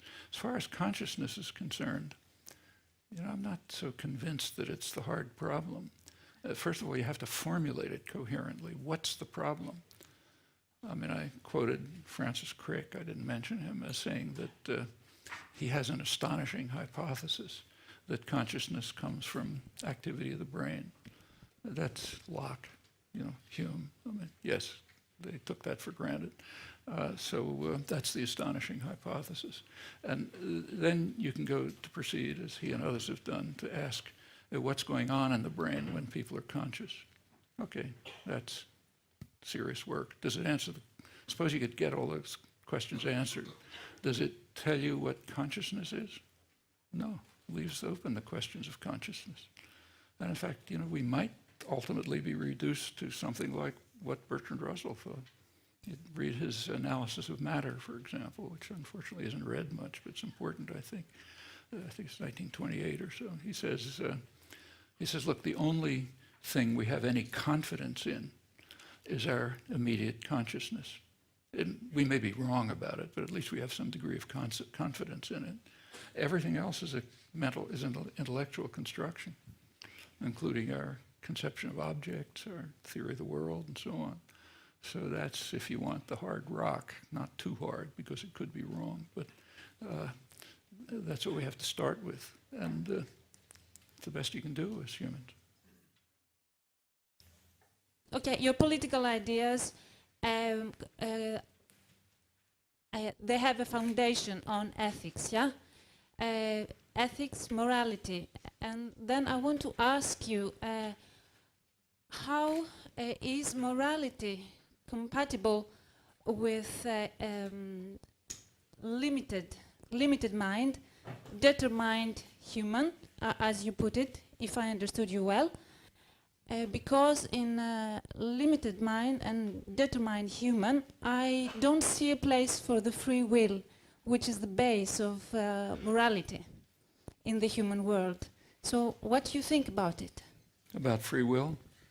And morality, which is of course the base of politics and social human moral ideas. principles we can study, like the kind of work that I mentioned, John Michael, others, are carrying out the beginnings of experimental work, which sheds light on and may ultimately shed a lot of light on what our innate moral principles are, what Hume was looking for example, and Adam Smith and others. That could shed some light on it. So I don't think it's going to tell you much about freedom of the will. Freedom of the will, I think we're stuck pretty much where Descartes was. We just can't abandon believing it. It's our most immediate, phenomenologically obvious impression, but we can't explain it. And as he said, if there's something which we just know to be true and we don't have any explanation for it, well, too bad for our explanatory possibilities. But I don't see any way of getting around that. I mean, there's a lot of arguments that we don't have freedom of the will. And those arguments there's a ton of literature on that. And the literature is kind of interesting, actually for reasons that William James discussed. He said, if you believe that there's no freedom of the will, why bother presenting an argument? You're forced to do it. The person you're talking to can't be convinced because there's no such thing as reasons. So why not watch a baseball game? That wasn't his example. But anybody who denies freedom of the will actually believes that it's there. Otherwise, they wouldn't bother presenting reasons. I mean, unless they say, look, I'm just forced to present these. I can't do anything else but present these reasons. Which is, yeah. And it's very, very odd, these discussions, many of them. Actually, you may have seen some experimental work which caused a big flurry a couple of years ago. Some neurophysiologists discovered that if a person's going to carry an act of willed action, let's say, pick this up, say, you can find activity in the motor centers of the brain before there's a decision to pick it up, okay? And that was held to show, okay, we've undermined freedom of the will. It doesn't say anything. All it says is what we ought to know anyway. Decisions are mostly made unconsciously. By the time they reach the level of consciousness, they've probably already been made. But that doesn't tell anything about how decisions are made. But you didn't answer me, at least I didn't realize, I didn't perceive that I got an answer of, is it compatible, your teaching about determined humans and ethics, political ethics, morality, and free will. That is what I ask. Is it compatible, it's or compatible. do you think it's incompatible and unexplainable? You said it's unexplainable. Yeah, I don't understand why belief in certain ethical principles should be inconsistent with the belief that we have an ability to make choices. In fact, they seem totally consistent. Maybe it's all wrong, but they're consistent. If somebody's determined, one cannot take a choice. That is the that's the base of. Yeah, I don't understand what the alleged inconsistency is. In fact, Over I here, think it's near more you. like what I thought you said before, that the commitment to moral principles basically presupposes freedom of the will. But I don't see any inconsistency. She attributed some belief in genetic determinism to you, but you haven't committed to anything on. Yeah, there's genetic determinism, of course. That's why we're all humans and not insects, because that's our genetic endowment. That's genetic determinism. Just what follows from it, you have to look and see. We don't know. My question relates to the previous question, actually. Free will. As a philosopher, I'd like to, you as a philosopher, I'd like to ask you this question. Studies have shown that decisions made in the brain actually appear some moments before an individual experiences them. Yeah. Well, how can you then say that there is such a thing as free will? I mean, thus, wiring, determinism, it proves that free will basically doesn't exist. Yeah. Those are the experiments I was just referring to. There are some experiments which show that in a willed action, simple willed motor action, picking something up, there is activity in the relevant parts of the motor cortex before the decision to pick it up is conscious. Okay? That tells us absolutely nothing about freedom of the will, except that choices are probably unconscious. But I think we know that without the experiments. What? Complicated? Oh, yeah. Anything in this area is very when we understand nothing, everything's complicated. Yeah. It's another truism. You do seem to imply that the theories of physics and chemistry are in some way constructs of our own imagination, and I wouldn't very much agree to that. But you also seem to imply that they can be deconstructed in some way in biology. They can be deconstructed into the neurobiology of our brains.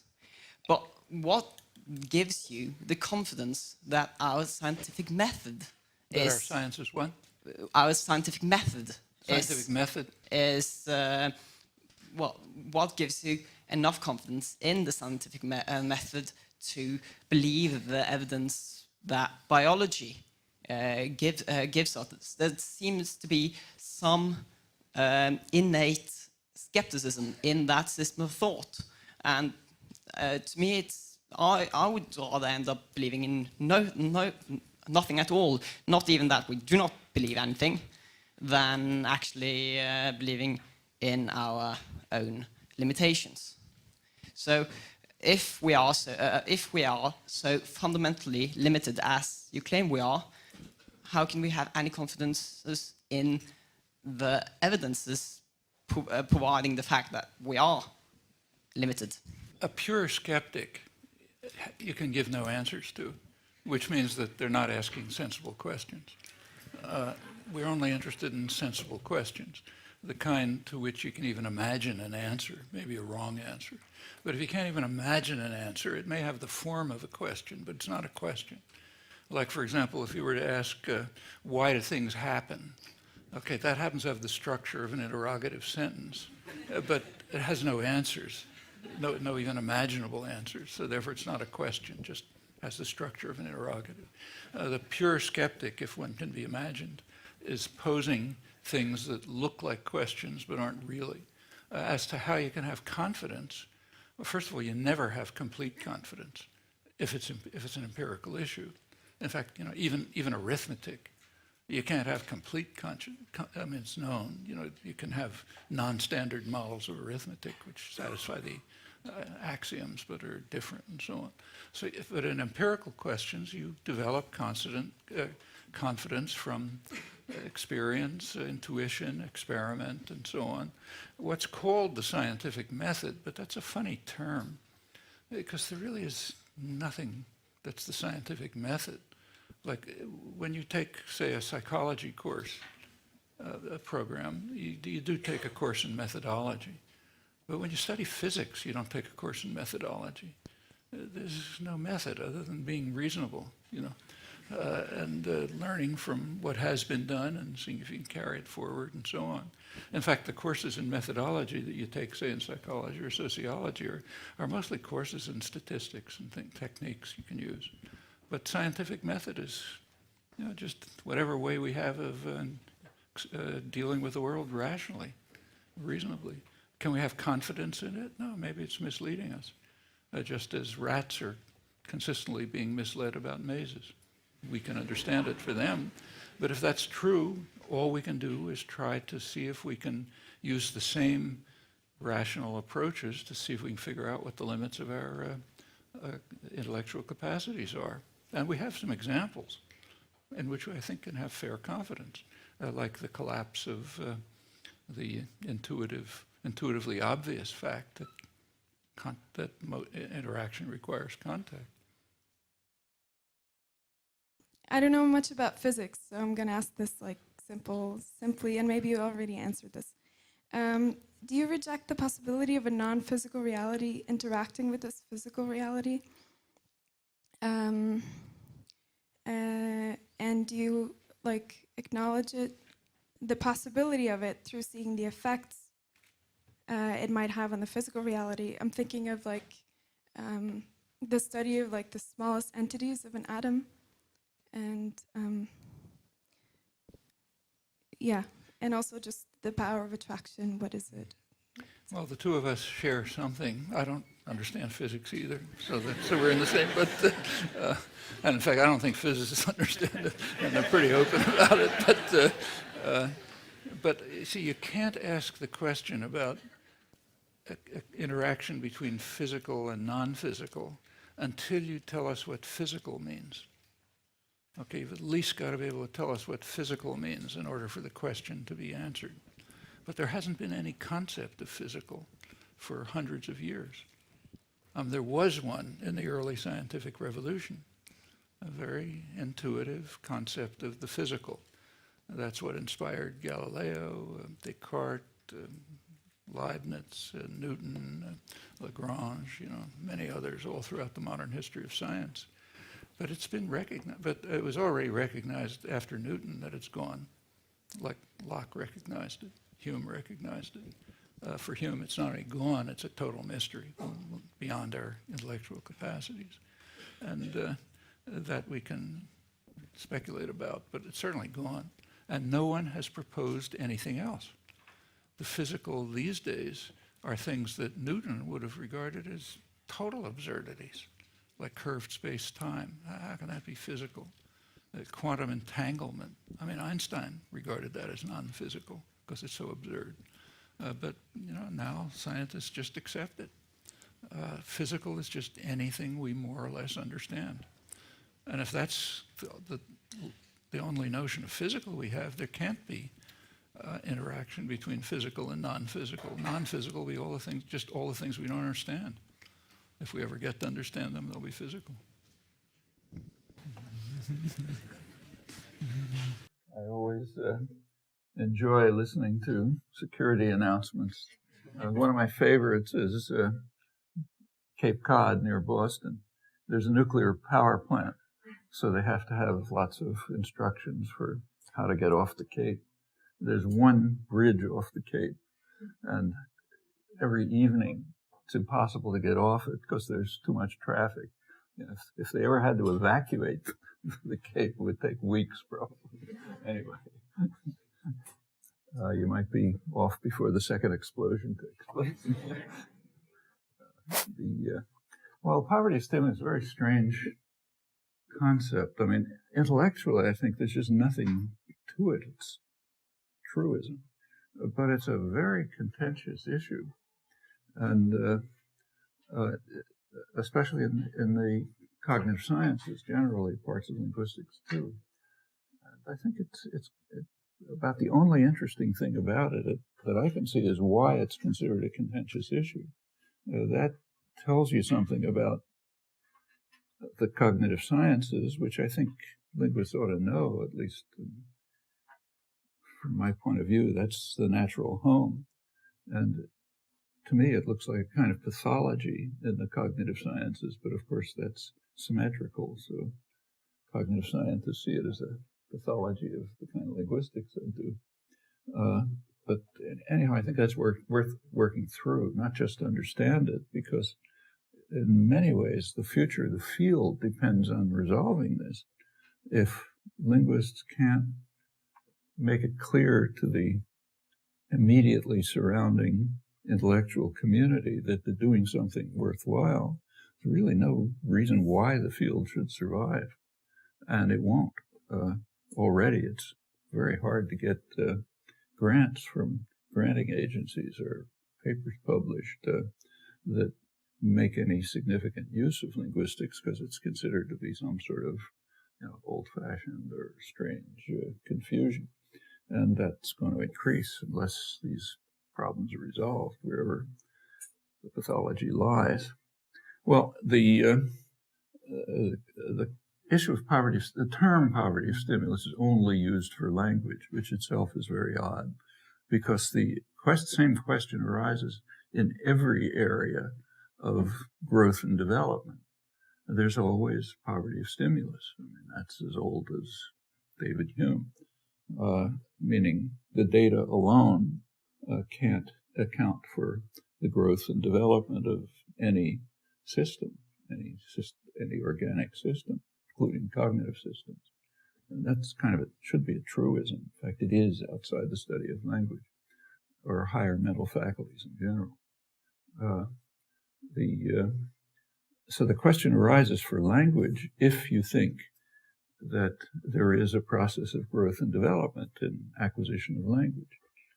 So if you think it's a fact that an infant, a human infant, placed in a normal environment will somehow extract from the environment instantaneously, actually intrauterine, we now know, will extract from the environment data that's language related, which is an extremely tricky process. Nobody knows how that's done. In fact, it's barely beginning to be investigated, and it's quite hard to do. You just get this massive data. How does the infant know that some of it has to do with language? Anyway, that happens almost instantaneously, reflexively, and then it appears equally reflexively, pretty much. The system develops and becomes what you and I are now using. Well, if you think that's a topic, then the question of poverty of stimulus arises. If you don't think it's a topic, then the problem doesn't arise. And in fact, a very strong tendency in the surrounding fields, and indeed in the immediate history of linguistics as well, says it isn't a topic. That what the study of language ought to be is organization of the data in a corpus, or discovering the statistical regularities in speech. And if that's the topic, then there's no poverty of stimulus problem. Of course, the problem is still there. You're just saying, not the kind of topic I look at. And in fact, that's what linguistics has been, not in the very distant past. So if you go back to, say, the 50s, the most influential philosopher, one of the most influential modern philosophers, and the main one who had tried to say something about language was W.V. Quine at Harvard. And he had a very simple answer to it, which was quite influential, that a language is just a fabric of sentences associated with one another and with stimuli by the mechanism of conditioned response. And conditioned response is supposedly pretty well understood. The way you get a pigeon to peck and that sort of thing. It's now known that conditioned response probably doesn't even exist. But if it does exist, it's nothing like what it was thought to be. But the idea that that's what a language is essentially eliminates any serious question of poverty of stimulus, because the question's answered. It's just like, the way pigeons learn to peck, which turns out not to be the way they learn to peck. But aside from that, of course, there's some very serious problems with this account, but they were raised but ignored. One is a very obvious one. How do you even know that a particular piece of behavior is a sentence? I mean, if there's just a collection of things that develop by conditioned response, what makes some of them sentences? If you have no conception of language apart from that, then there's no way to pick out those bits of behavior that are sentences as distinct from those that are, basket weaving or something else. Another obvious problem is that system is going to be finite. And Quine, of course, understood perfectly well that a language is unbounded, infinite. So there's a slight problem there, how a finite system can also be infinite. But that was overlooked, and plenty of other problems. But part of the reason it was overlooked was that essentially the same view was held by linguists. Of course, incidentally, on this view, language is just going to vary accidentally. There's essentially nothing to say about language. Each person's individual history of conditioning is going to be totally different from the next person, his twin brother, and obviously different from people elsewhere. So there's essentially nothing general to say about language beyond whatever conditioning is. And that, in fact, was the view held by linguists. So the famous comment by Martin Jose summarizing structural linguistics. He was one of the most sophisticated theoretical linguists of the time, actually a natural scientist and so on. His view expressed in the readings in American structural linguistics in the mid-50s was that he described what he called the Boasian tradition. Whether Boas would have agreed is another question, but the Boasian tradition, which is that languages can differ in arbitrary ways, and crucially, when you study the next language, you should not have any presuppositions about a language might be. Now it would undermine what you're doing. It would be bringing a bias that shouldn't be there, because languages can vary arbitrarily. He probably didn't mean this literally, but it sort of, I'm sure he didn't mean it literally, but it kind of captured if you like, a kind of mood. Incidentally, pretty much the same was true in biology at the time. So leading biologists argued that organisms can differ in what they call virtually infinite ways. It's a funny phrase, virtually infinite, but it's used all the time. They can differ in virtually infinite ways arbitrarily, and the next organism you study, you have to recognize that you can't bring in what you know about other organisms because they differ too much. If you look at this is American structural linguistics, but European was almost identical. It had slightly different, but not very much. The main theoretical work in linguistics at the time was Zelig Harris's Methods in Structural Linguistics, and it was called Methods for a good reason. There was nothing to study except the methods for organizing data. And it was pretty arbitrary. You could do it in one way or another, depending on what your purposes are. So you get a corpus of data, you use the methods, you give some organized structure to it, and that's the end of the story. Actually, I was a student at the time, and that's what we did. You study field methods, learn how to take data from an informant, and that's already considered pretty far out, because the obvious thing to do is what's now called corpus linguistics, which doesn't even go that far. You just take data that somehow is around there somewhere, you don't elicit it. That's already interfering with the evidence, kind of like doing an experiment instead of just observing what happens.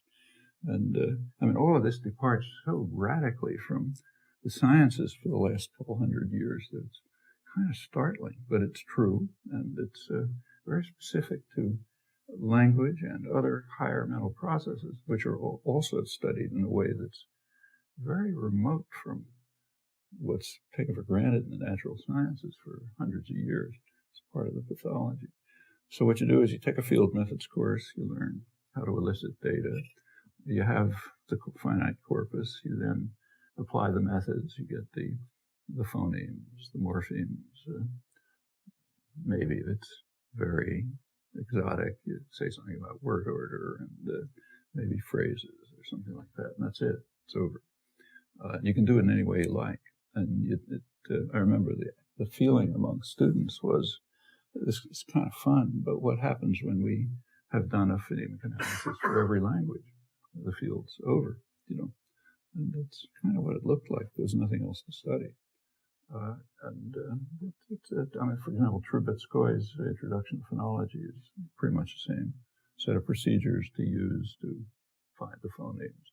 There were assumptions that there's something there that's fixed, like maybe distinctive features, but they were supposedly keyed to articulatory and acoustic properties, so they sort of came for free from some other system, but very little beyond that. Well, that's, I think it's a fair, and in fact, the topics that were studied were almost entirely phonology and morphology. Those are things that are bound, well, you can at least pretend that they're bounded, not literally, but they're pretty much bounded. So you don't have to worry about the fact that the system grows indefinitely. And they also are they look very varied. So they look quite different from language to language, person to person. And they look pretty complex. Also, they're very much susceptible to change over the centuries. So that and anything beyond that just wasn't studied, barely studied, kind of few observations. It's not entirely true. So if you go to people like, say, Otto Jespersen, it wasn't true. But he was so marginal that you didn't even read his work. I mean, I found it in the library, poking around in Widener Library. Nobody studied it. And if you look at the few reviews of his work by Leonard Bloomfield and others, it was mostly very disparaging. It's kind of a mystical philosophy.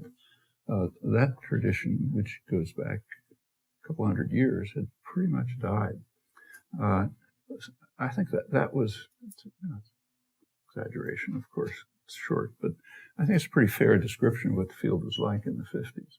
And that fit very well with the view that there's nothing to acquisition, growth and development of the language other than, say, Quine's view, fabric of sentences, any combination of them that happens to have been associated in an individual history, and it's the end of the story. Well, under those conditions, the question of poverty stimulus does not arise. If the only topic is data organization and methods for doing it, then the fact that the elementary fact that children go through the process that I described doesn't even arise. Now, it's interesting that back in the 50s, the modern study of language acquisition was just taking off with work like, say, Roger Brown's, but take a close look at the way the work was carried out. It's very informative. So Roger Brown, who kind of pioneered a lot of it, his work on language acquisition was pure recording of observed data, period.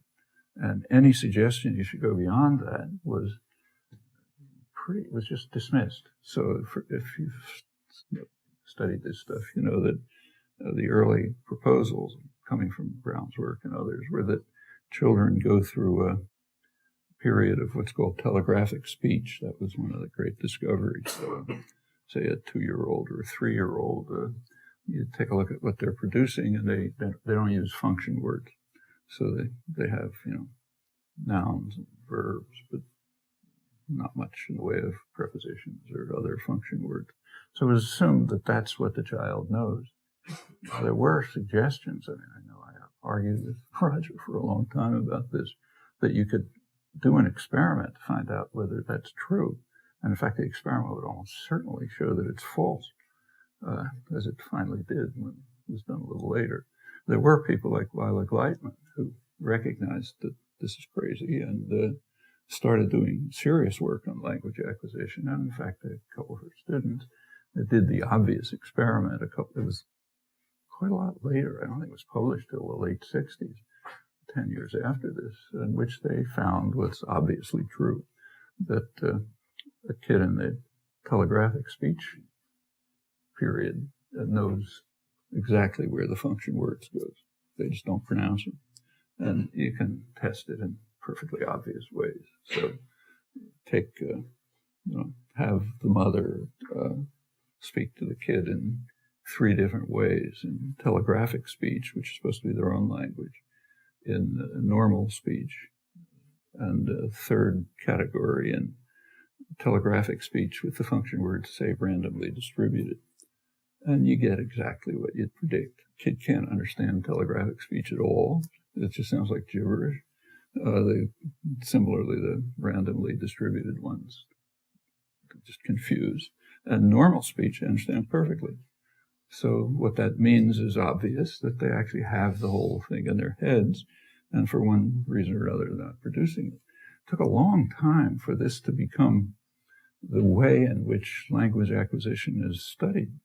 And up until today, it's still, by now, it's kind of like a regression. It's considered an exotic way to do it. You just should look for statistic regularities in the data. Well, if you decide to take seriously the virtual truism about language, that infants do exactly what I described, which is sort of obvious, and secondly, that other organisms don't do it, which is kind of surprising. So if a kid has, say, a pet chimpanzee or a songbird or whatever it may be, who gets exactly the same data, they, of course, don't even take the first step. They don't pick out language-relevant data from the environment, which ought to be surprising, especially with recent studies of chimpanzee auditory systems. Turns out they have about the same auditory system as humans, and they even seem to be keyed to distinctive features. So this special responses to what we consider distinctive features for language. So it looks like they're getting essentially the same information, but whenever it gets inside, nothing happens to it. It doesn't go anywhere. Songbirds have something like a kind of a syntax. Some of them do, and it's sort of interesting, but obviously they can't do anything like this.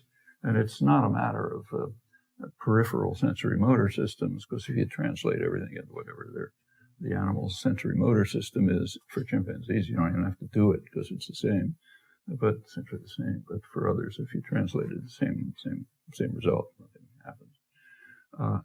So that's 2 trivial facts. One of them, language acquisition. 2, the fact that it's only special about humans. And elementary rationality tells you, or should tell you, that there's some genetic property of humans which determines that they can do this. There's a name for it in modern linguistics. It's called UG, which is totally misunderstood even by a lot of professional linguists. It's confused with something different, universal grammar in a sort of traditional sense, collections of generalizations about language, say Greenberg's generalizations, which are very valuable. And it's useful to have Greenberg's generalizations. Generalizations about some complex system are going to have exceptions. It'd be a miracle if they didn't, because the generalization is typically based on interaction of lots of different factors. And the deviations, the exceptions, are very important.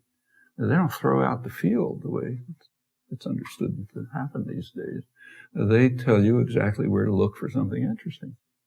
So to take a classic analogy from the physical sciences, back in the mid-19th century, observations of planetary motion showed that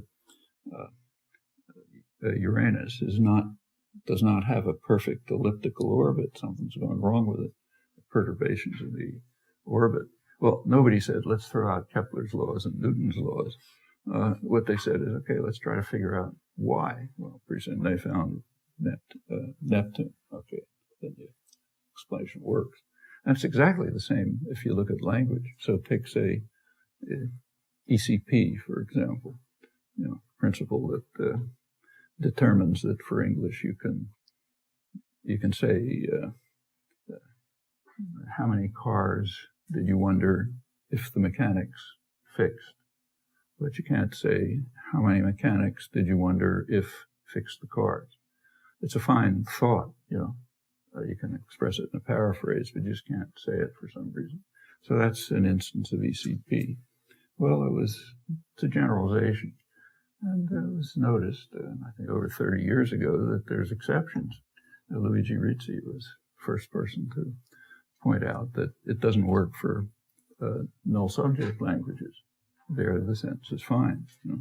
Well, again, a rational reaction is not, okay, no generalizations, let's throw out the field. But it's exactly what Luigi did, that most of you know.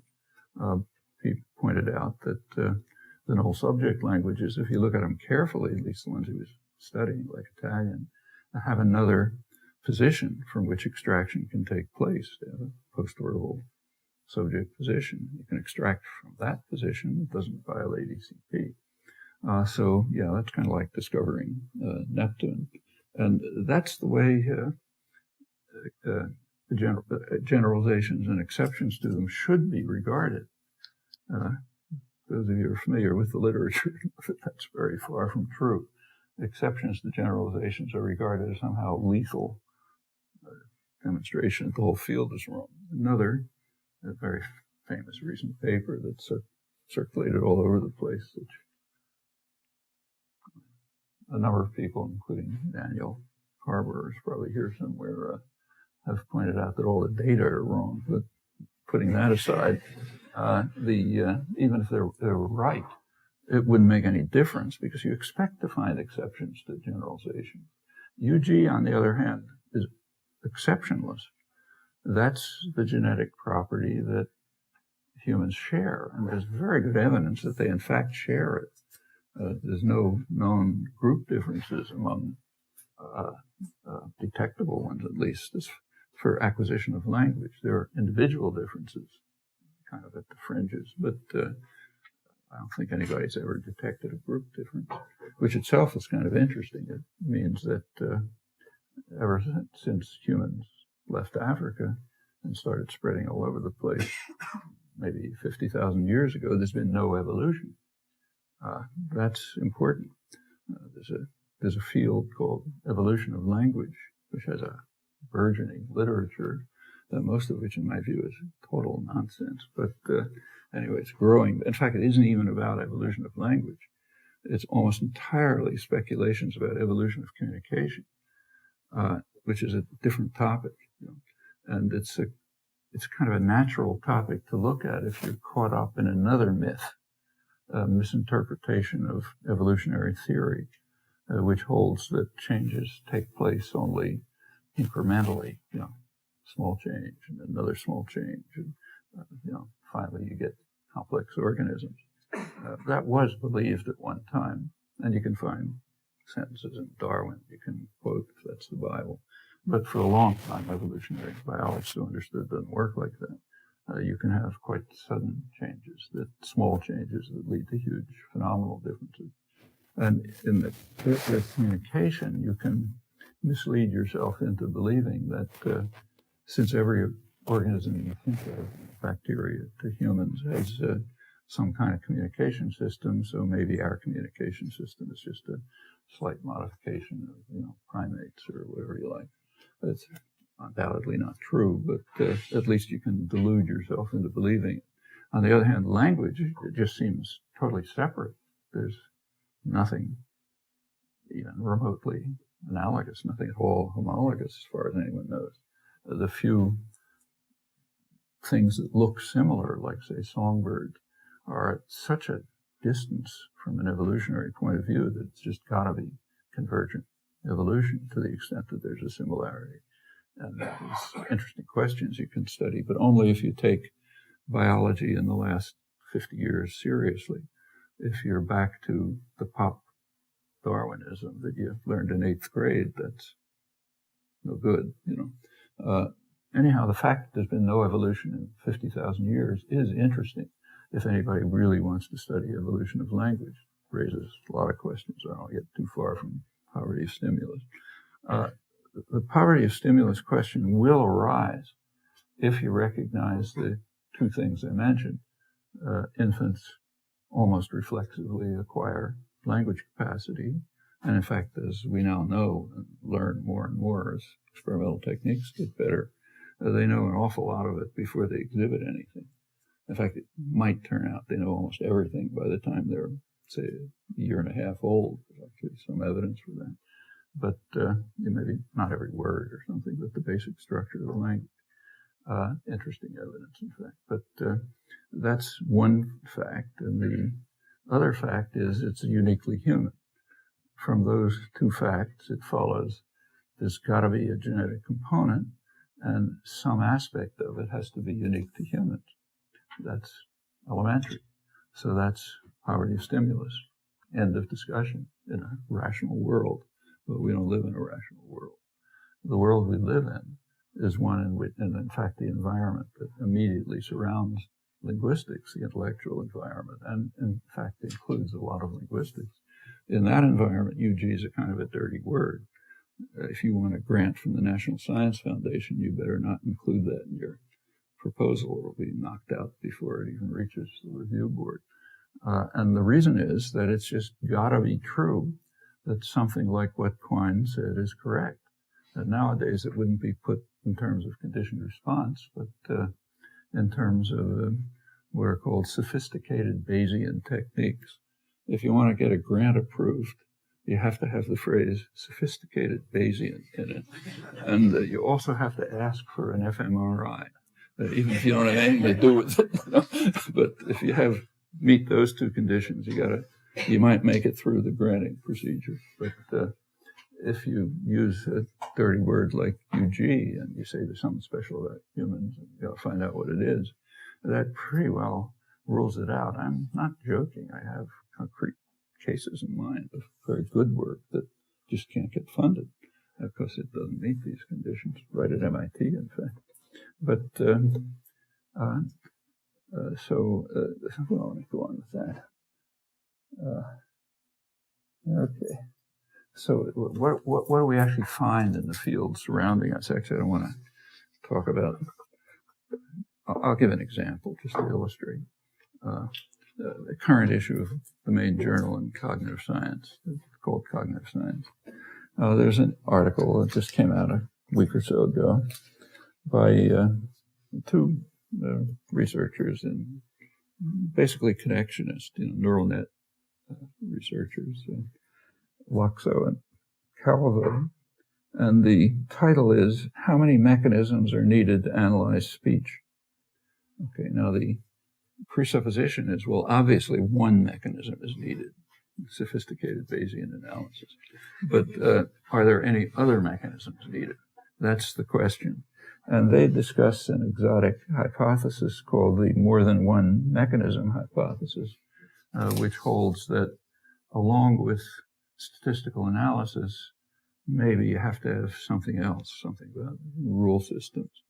And then the gist of the paper is to show that everything, not just about speech, but about, well, the question, I'll read it, whether the language can be acquired. The question is whether language can be acquired, everything about it, solely by statistical learning mechanisms, or whether rule-following mechanisms are required as well.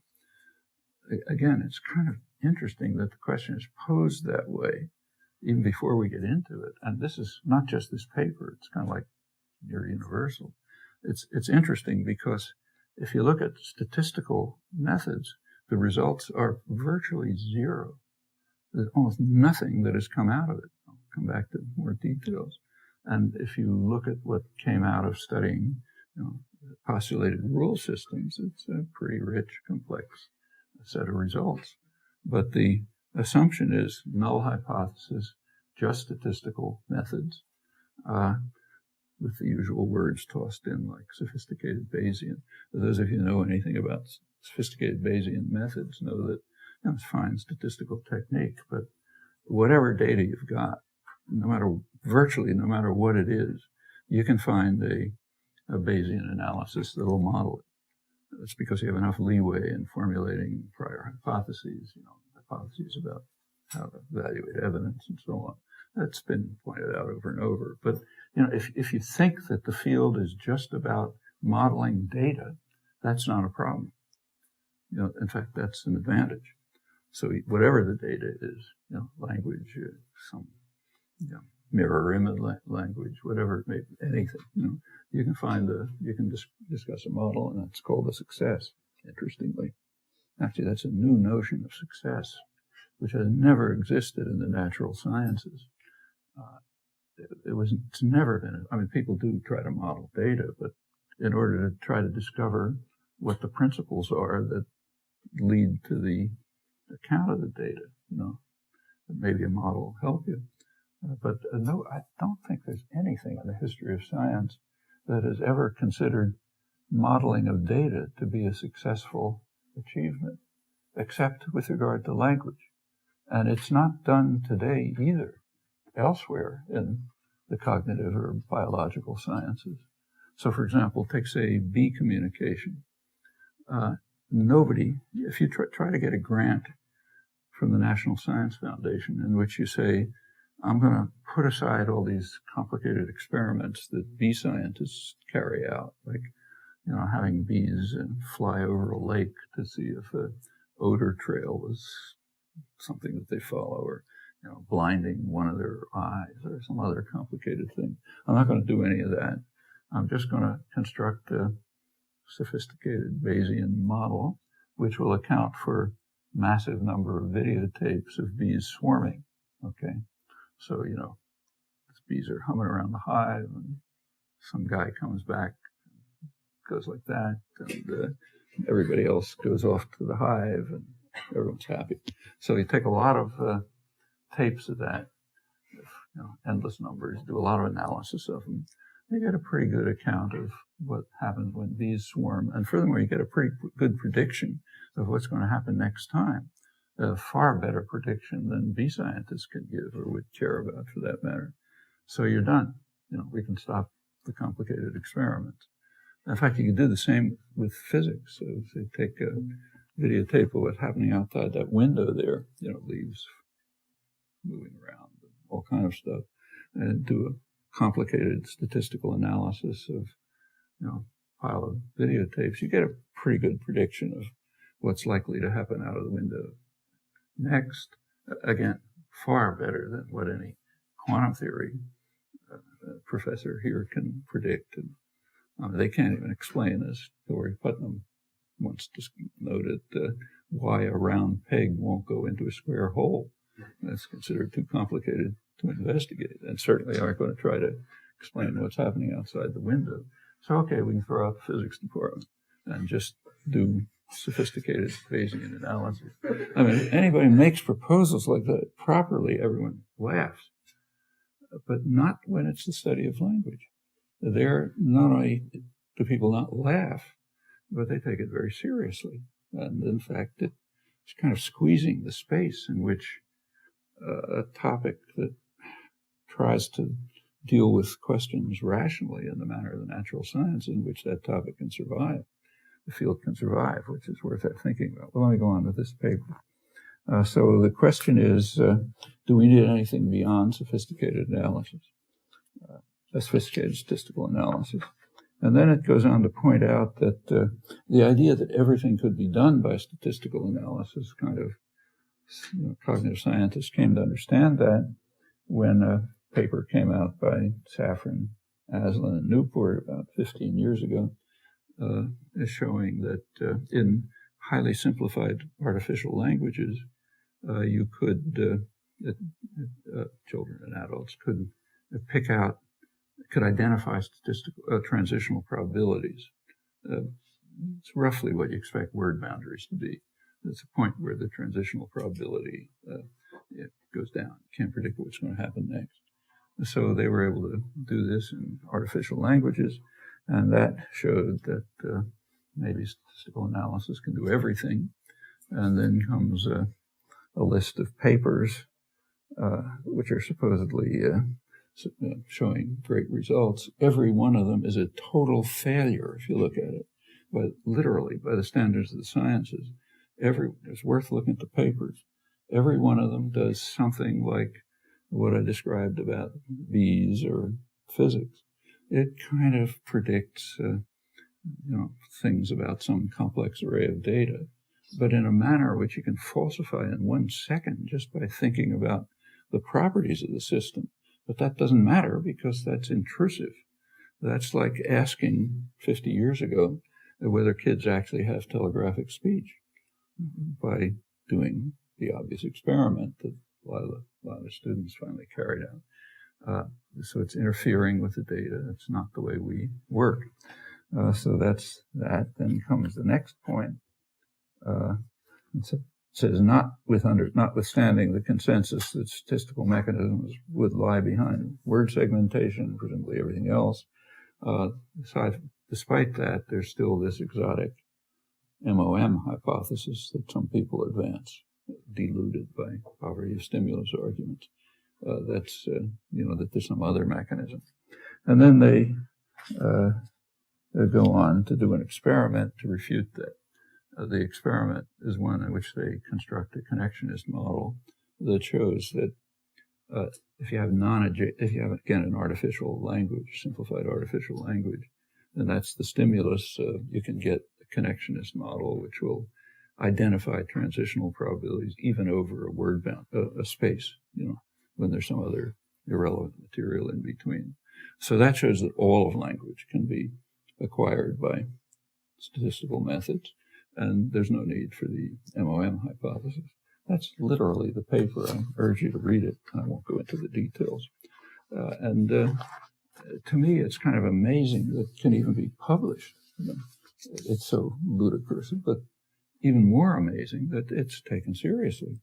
There's more to say about that, so let me say a few more things.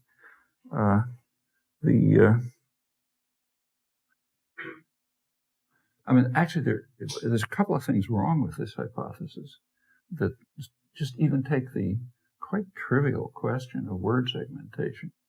It's been known for years that the method of looking at transitional probabilities doesn't work. It can work for an artificial simplified language, but if you try it for a natural language corpus, you get syllables. Charles Yang showed that years ago, and also showed a way around it. Namely, if you combine looking for transitional probabilities with prosodic information, you get a much better approximation. Since then, there's more complex work by Shukla, Aslan, and others, which shows that if you bring in prosodic boundaries, which are pretty complex notions, in fact, probably syntax-related notions, then you get a reasonably good a prediction of where word boundaries will be in continued speech. So it's well known that the thing that they're saying is the basis for everything is just wrong. And of course, they don't cite any of these experiments because they're all tainted. They all assume that there's something about language that plays a role. So they're tainted and therefore not mentioned. Second problem about this is that the whole idea is completely unrealistic. It's almost a certainty that that's not the way infants segment speech. After all, kids know some words. And if they hear the word in connected speech, that's going to give them some information about where to put the boundaries. So the idea that this is how infants segment speech is virtually impossible. And if you look at the actual method, you might actually learn something. Third point that's disregarded is that even if this were to work, it's utterly marginal. Segmenting continuous discourse into words is is such a marginal aspect of language that virtually nobody ever talked about it, which leads to the fourth point. It was talked about in the early days of generative grammar, like in logical structure of linguistic theory, and the same idea was proposed, that maybe you segment things into words by looking at transitional probabilities. Well, that can never be mentioned either, though everybody knows it, because there's supposed to be a battle going on between statistical theories and generative grammar, so it wouldn't do to say, look, there's no battle. We all sort of agreed on this 60 years ago. And interestingly, it turns out to be wrong. As I mentioned, it's much more interesting. It involves at least prosodic boundaries, which leads you into complex notions of how syntax and superficial phonetics interact. There's a whole story there, which you know about. Nevertheless, that's it. That's the basis for, they're correct in saying that's pretty much the basis for the very broad consensus that there's a null hypothesis, everything's done by statistics, and there's an exotic hypothesis that maybe something else, something mystical is involved. Well, there are attempts to go beyond this, and some are pretty interesting. Some of the best work on this has been done, in fact, by Charles Yang, a computer scientist, got his PhD at MIT with Bob Berwick. He has a book about 10 years ago, which has some interesting results on how to, what you can discover by interacting a reasonable probabilistic learning technique with properties of language, universal grammar properties. So, for example, one topic that he studied, and I think pretty well answered, is one that has been the favorite of connectionist work forever. There's a ton of connectionist work trying to deal with the not terribly interesting question of how irregular verbs in English are learned. So there's some regularities, this age in which kids overgeneralize and then they get it straight, and so on and so forth. There's elaborate connectionist models trying to deal with this. They all totally fail. Then a more complicated one comes. There's a book by Steve Pinker about it, which he said, something else. The first interesting conclusion about this, at least that I know of, is Charles Yang's dissertation. He borrowed a suggestion of Morris Halley's, and he wanted to investigate an actually interesting question.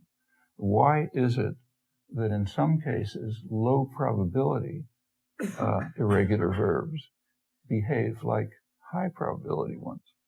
That's contrary to everything that's assumed. And he found a reason, Morris's proposal, which is that the irregular verbs are broken down into categories. They're types, so there's the ablaut type and some other type and so on. And words are assigned to those categories. And then the low frequency words in those categories are treated like the average probability of the words, which could be very high. And that turns out to give a very good fit to everything that's known, and also answers an interesting question, which is not just modeling the data, but why does this strange thing happen? It's interesting that in all the literature that I've seen listing the successes of statistical approaches, this one's never mentioned. None of his work is ever mentioned, just like the Shukla-Aslan work is not mentioned. I think the reason is pretty obvious. All the work is considered tainted. It goes beyond, it goes into the MOM hypothesis that there's something apart from statistical methods, and that's virtual heresy. There are a couple of cases in which work, this is pretty standard in the cognitive sciences generally, but there it's kind of like just hand-waving. But in computational cognitive science, which is the more interesting part, this is almost literal dogma.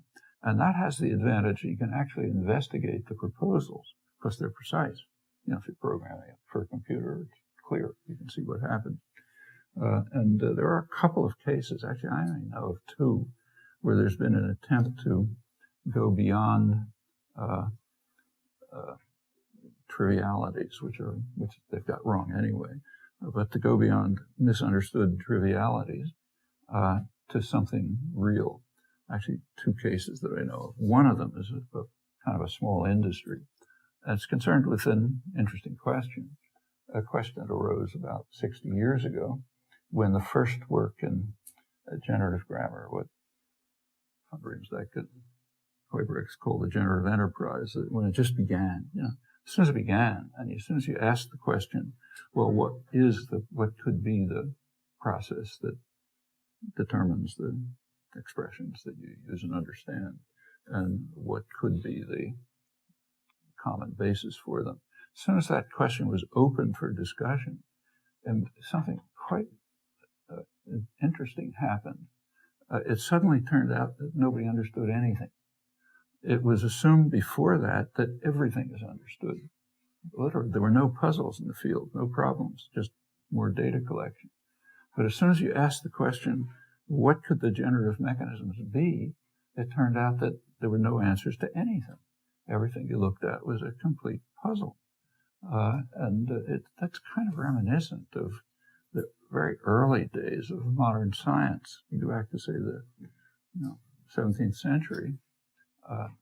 Just think about simple things. You probably all know this, but they're worth thinking about because it's very much like science in that period in this field. So, for example, for millennia, scientists had an answer to a very simple question. Suppose there's boiling water in here, and I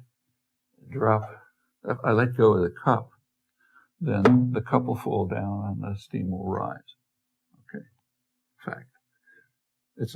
Wasn't a puzzle because Aristotle had given an answer. The answer is everything's going to its natural place.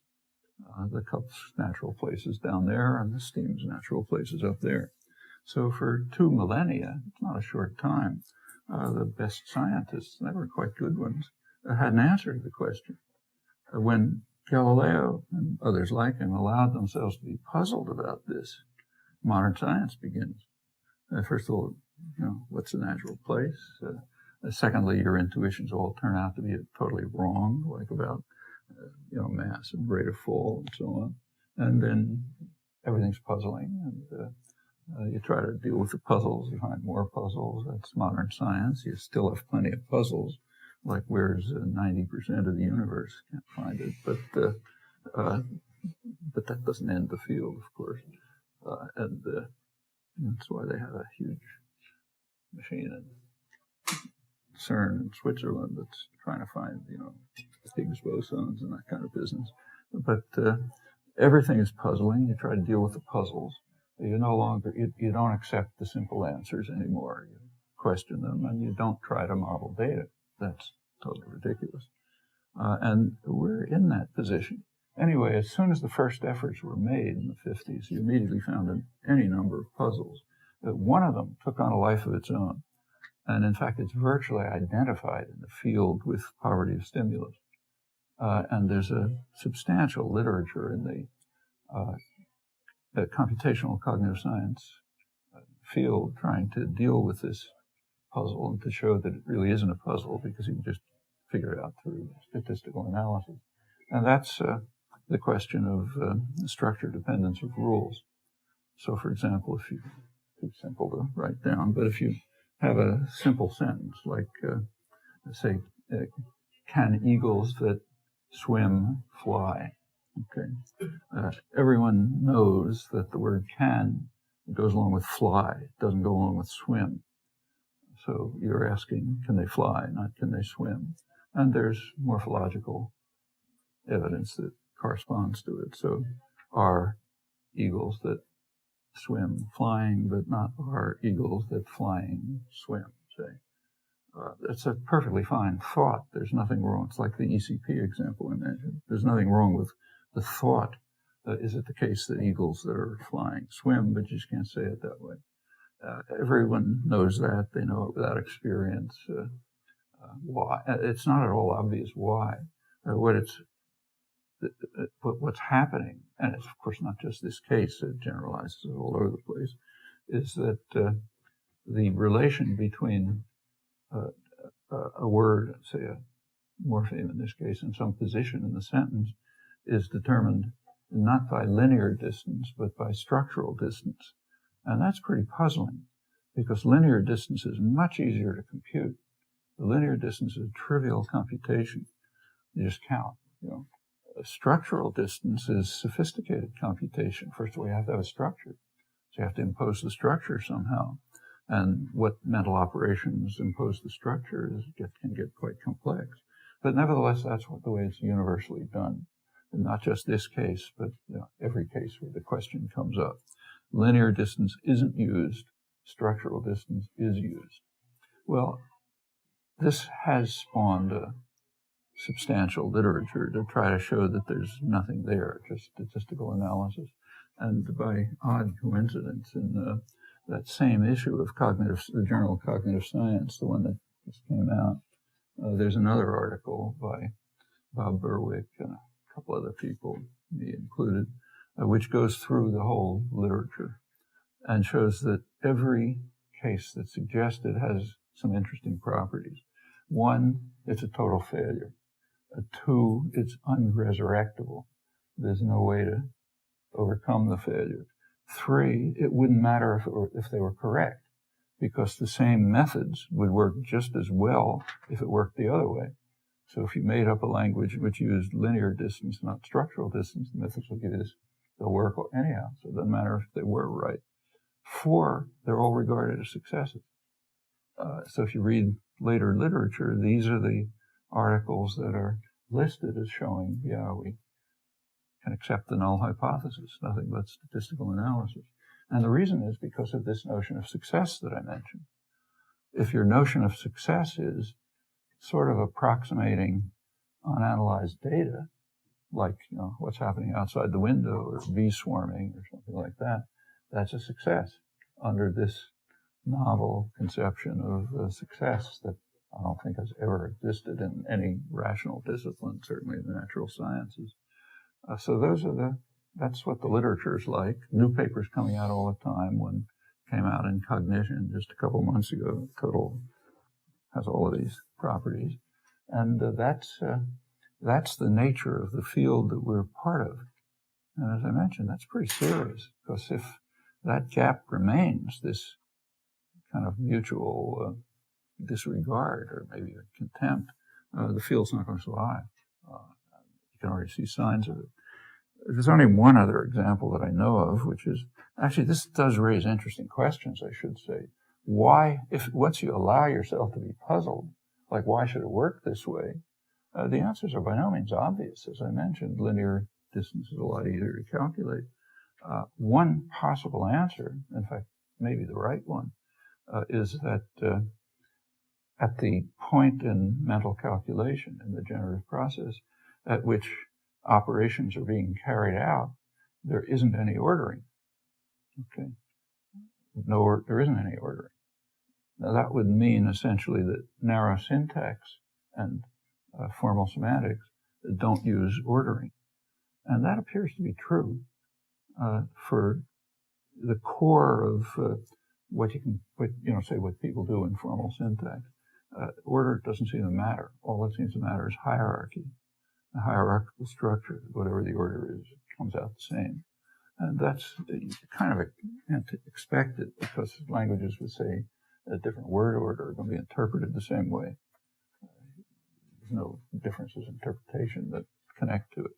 At a kind of superficial level, there are some differences in interpretation that have to do with order, but like focus, things like that. But for the core semantic process, it just doesn't matter at all. Say anaphora, thematic rules, inference, and so on. Well, if that's true of that output level, that interface level, that means that narrow syntax shouldn't have order either. And then why does it appear in the sense from the sensory motor system? That's because the sensory motor system requires it. Not just order, but some kind of arrangement. And the arrangement will be different depending on what the modality is.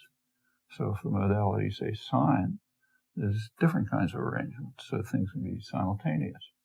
Like, whether something's a question depends on whether you raised your eyebrows all the way through it. that sort of thing.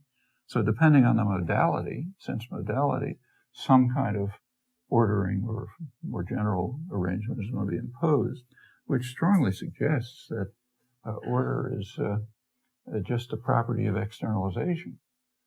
And I think there's good reason to think that externalization is peripheral to language. It just has to do with kind of like an accident. We have to get it out of our sensory motor system somehow to reach other people. It'll go on in different ways, different modalities, done by touch. As far as anyone knows, any modality will work. But speech, at least, is going to be ordered roughly. I mean, there's prosody and so on. But fundamentally ordered. So maybe order is just a superficial phenomenon, which has nothing to do with the way the core of language is working. And at the point in mental computations when you're dealing with examples like the one I mentioned, there isn't any order anyway, so you don't have a choice between linear and structural order. There's just structural distance. That would be a far-reaching answer with a lot of consequences. Is it true? There you run into interesting empirical questions.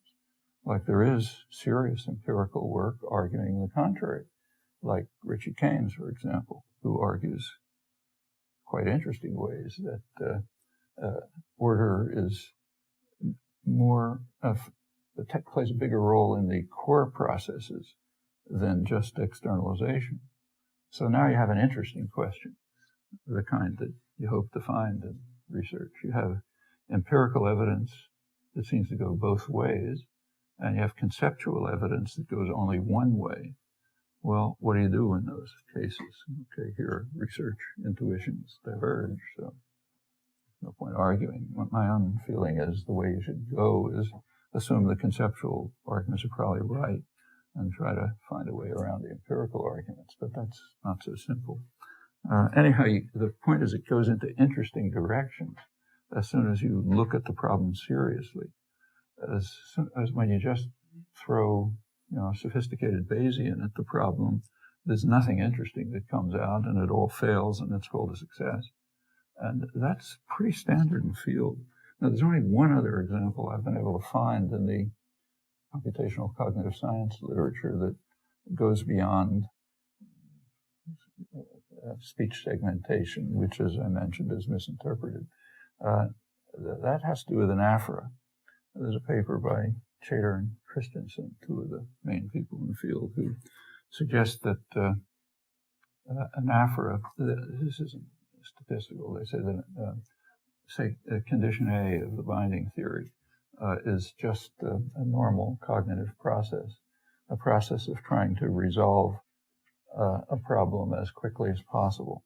So the anaphor picks the closest antecedent so as to resolve it as quickly as possible. So it takes they expect to see each other. Each other is looking for an antecedent. The closest one is they, so gets that one. You've got condition A of the binding theory. You don't need any UG, just simple cognitive processes. And it takes about 1 minute to find counterexamples, and everybody knows them. And furthermore, they were all well known before the article appeared. So to take the most obvious, suppose you stick who in front of the sentence. So who do they expect to see each other? Okay, doesn't work. Intuitively, it's obvious why it doesn't work. There's a hidden antecedent that's blocking they each other relation. It's the subject of see, except it's not pronounced. So it's what you're hearing in your mind is something like who do they expect who to see each other, and the who is the closest antecedent. So that's the one you're going to find. But you can't get that out of data. You can't get that from analysis of data. In fact, to try to figure out why that's happening takes you deeply into questions of how what UG is, how mental operations work, what the general procedures are. You get into questions of reconstruction, all kinds of interesting topics. But all of that is off the agenda. You have to get the answer from just simple data processing of exhibited data. And once you point this out, along comes some more complicated statistical analysis. All missing the point, that there's a very simple analysis, but involves non-trivial phenomena. Well, as far as I know, that pretty much encapsulates the field. I can't find anything else. And it's worth looking at carefully. You guys are too polite. You're supposed to be interrupting me. I can go on indefinitely. So stop me. Yeah. So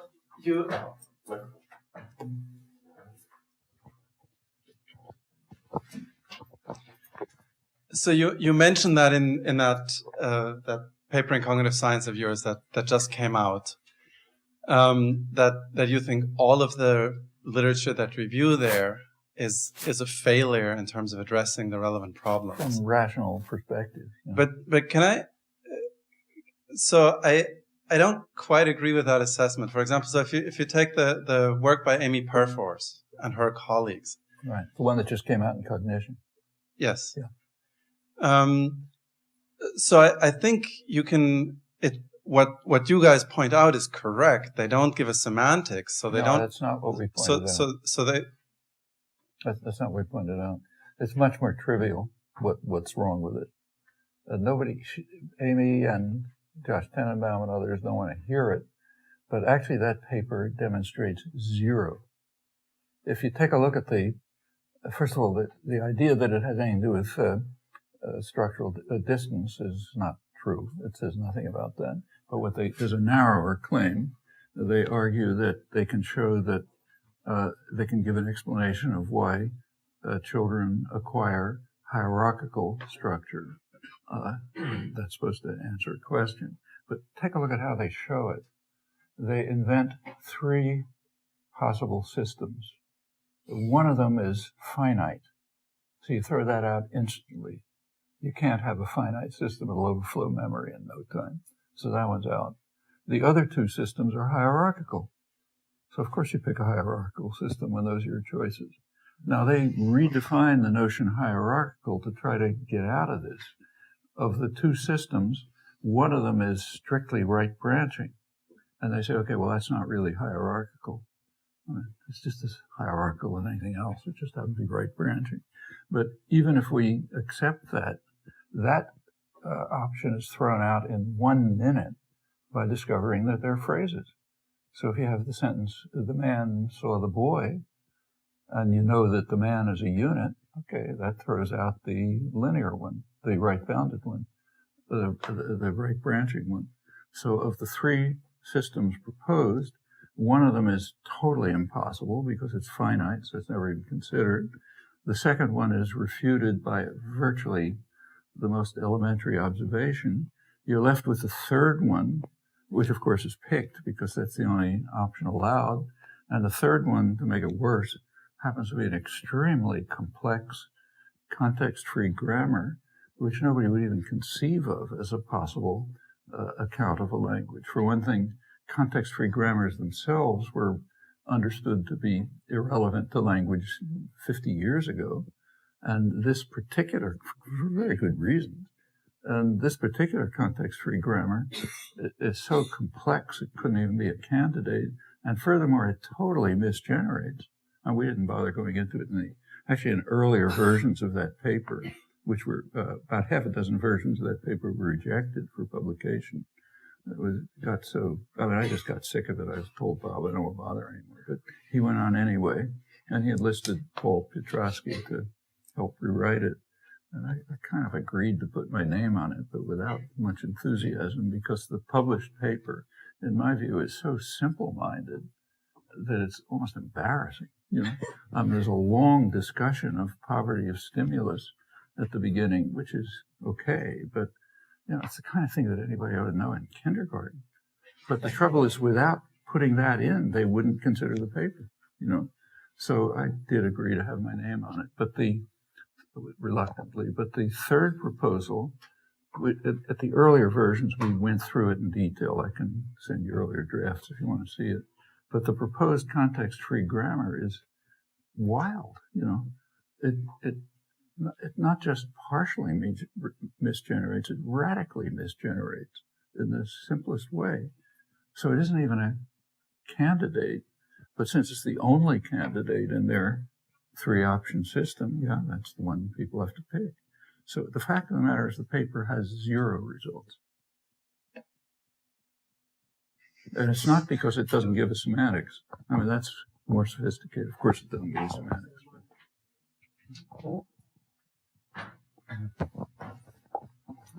I'm the author of another one of the total failures that's addressed in that talk. The author of one of the other total failures. Oh, okay. Yeah. So it seems that I'm one of the authors of the Clark and Hérault paper on learning substitutable context-free grammars. Which we have been discussing that. I think you're absolutely right to criticize it on a number of respects because it is a very, very preliminary result. I mean, one of the surprising things about that paper is it was only written 5 years ago as opposed to being written in the 60s when it would be maybe more appropriate. Written in the 60s because it was already known in the 60s why it couldn't possibly work. Yeah. Well, anyway, so I think when you say it's irresurrectible, that's a little harsh because, as I understand it, your favorite proposal for dealing with some of these things has been formalized by Ed Stabler as minimalist grammars. I know you have some qualifications about that. Minimalist grammars are weakly and strongly equivalent to a formalism called multiple context-free grammars. To what? Multiple context-free grammars. Okay. In fact, that was I proved theorems about that in the late 50s. Okay. And recently this work is being extended so that it can learn a large subclass of multiple context-free grammars. Okay. So in fact, there's a theorem about that in 1959, which basically captures the result, which points out that context-free grammars are strongly equivalent, hence of course weakly equivalent, to non-deterministic linear bounded automata, which are they're basically what parsing systems are. You know, every parsing system is some kind of a non-deterministic linear bounded automata. So yeah, they can get results which are strongly equivalent to a context-free grammar. Yeah. But that's from 1959. Yes. Well, multiple context-free grammars are different formalisms. Context-free grammars will give you the same result. Yeah, and it didn't mean anything then, and it doesn't mean anything now. Part of the reason it didn't mean anything then was perfectly well known. Context-free grammars are no use for language. Yes, I understand. This formalism, though, involves something that is formally equivalent to movement and can handle displaced constituents. That's right. There are a lot of ways of handling it, all wrong, because there's an elementary way of handling it, which comes for free. What doesn't seem to be understood in the computational cognitive science literature is that movement, you have to stipulate a barrier against it. It comes for free. As soon as you have the most elementary computational operation, which is hidden somewhere in every computational procedure, the operation that's now called merge, which just says, if you have 2 elements you've already generated, make up a new one. Okay, every computational procedure has that hidden in it somewhere. So you just say, let's suppose that's the only operation. Okay, and let's furthermore add a very reasonable principle that computation is efficient. That is, that less computation is better than more computation. Okay, not a sophisticated principle. Just that. Okay, it follows you get movement. Period. Over. Discussion over. Yes, I understand that, but you still need to have a story about how this might be acquired. What?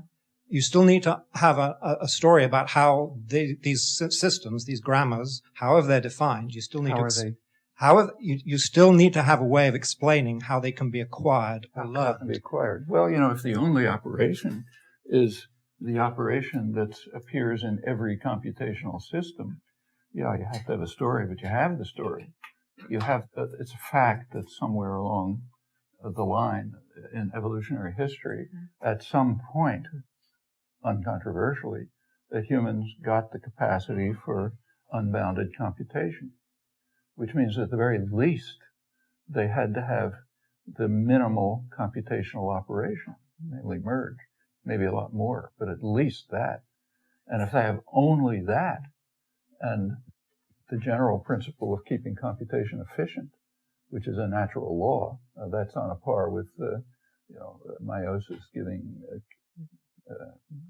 spheres, not cubes. You don't have to argue about that. If that's the way it is, well, the question's over. I simply don't understand how that accounts for language acquisition, because there are differences between different languages. The fact that whatever language acquisition is going on, it's going to have move, because that comes for free.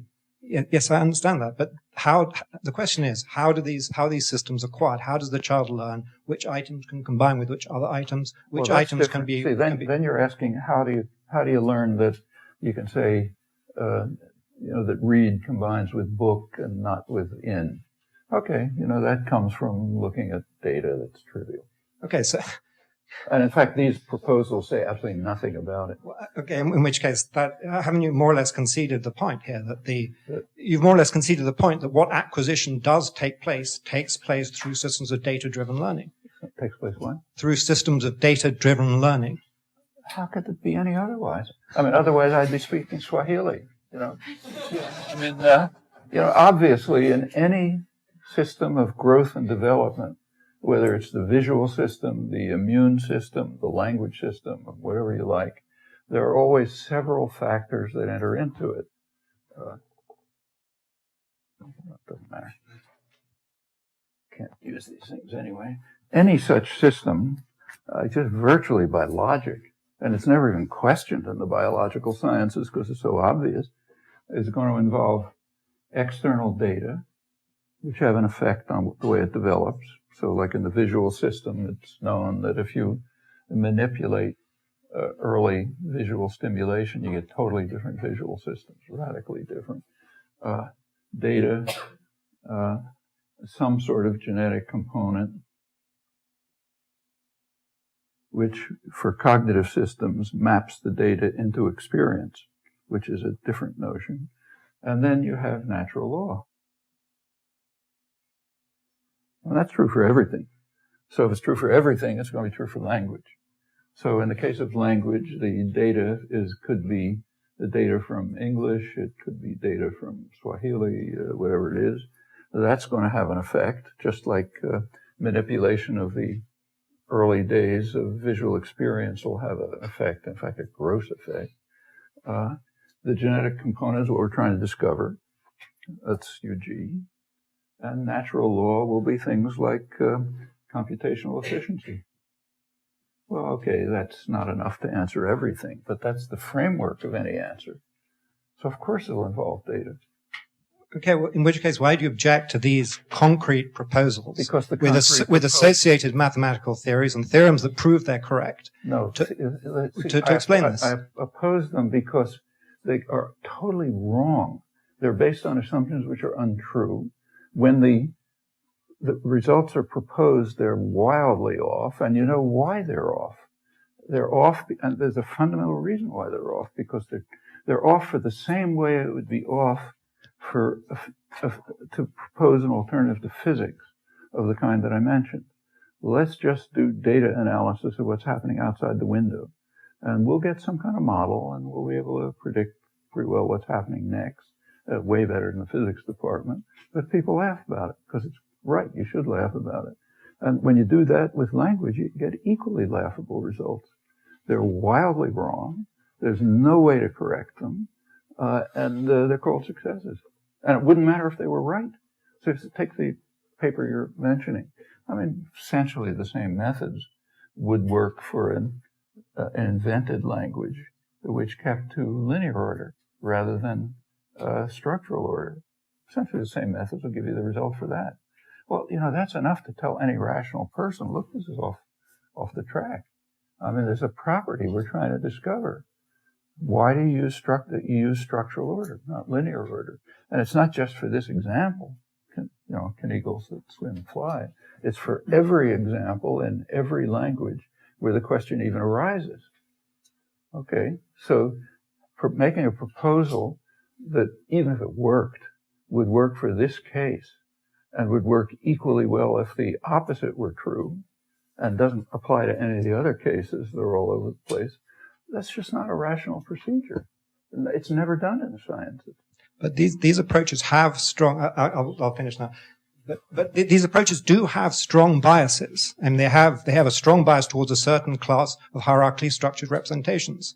And the difference is that rather than the acquisition being done by sort of parameter setting or something else, it's done by distributional learning, by examining patterns in the data. Yeah, You seem to have a deeper objection to that class of model. I think that's fine if you get any results. But when the results are all zero, and it wouldn't matter if the facts were the opposite, you'd still get results, and it doesn't apply to the next case you look at, then why bother? Oh, yeah. Well, I wanted to ask about the G in UG. So you mentioned that the G, why G as in grammar. So you mentioned that there's something special about people which allows them to acquire language and animals don't. That must be right. But if that logical necessity is all that's driving the concept of universal grammar, that seems a very weak terribly weak. That just tells you got to look for it. But so is there? If we take some other universal, but Pardon? If we take some other universal, but something else that's universal among people, but not animals, say music, then you could say, well, therefore there must be a universal music too, and that's fair enough. Of course, but then that's true of everything. But then the natural question is universal music, and UG, are they in fact the same thing? Exactly, and that's a question that's of course being investigated. In fact, there are classical examples that go way before that. So just take a look at the history of the theory of evolution. I mean, the co-founder of the theory, Alfred Russel Wallace, raised a very serious question like that. This is, well over 100 years ago. He pointed out that all humans have arithmetical capacity, but he pointed out secondarily it's never been used. If you take a look at the history of the human species, for like 99% of it, the capacity was never used. And even at the time he was writing, whatever it was, 1880, a very small number of people have the ability to implement the capacity. So how could it be that everyone has it? Well, it couldn't have come from natural selection. That's obvious. So he concluded that there's a paradox. He said there's got to be some other principle of evolution beyond natural selection. And he and Darwin disagreed about that, but the problem was left. How do you account for this universal capacity since it couldn't have developed through natural selection?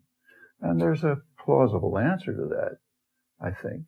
I've written about it. I think the plausible answer is that if you take the core computational principle of language and you merge the lexicon to a single element, you get arithmetic. So it could be that this thing just piggybacks off language, which shouldn't surprise anyone. It's a digital infinite system, and they're very rare in nature.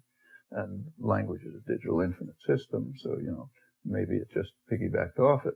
Once you have language, you have the basic core combinatorial operation of language.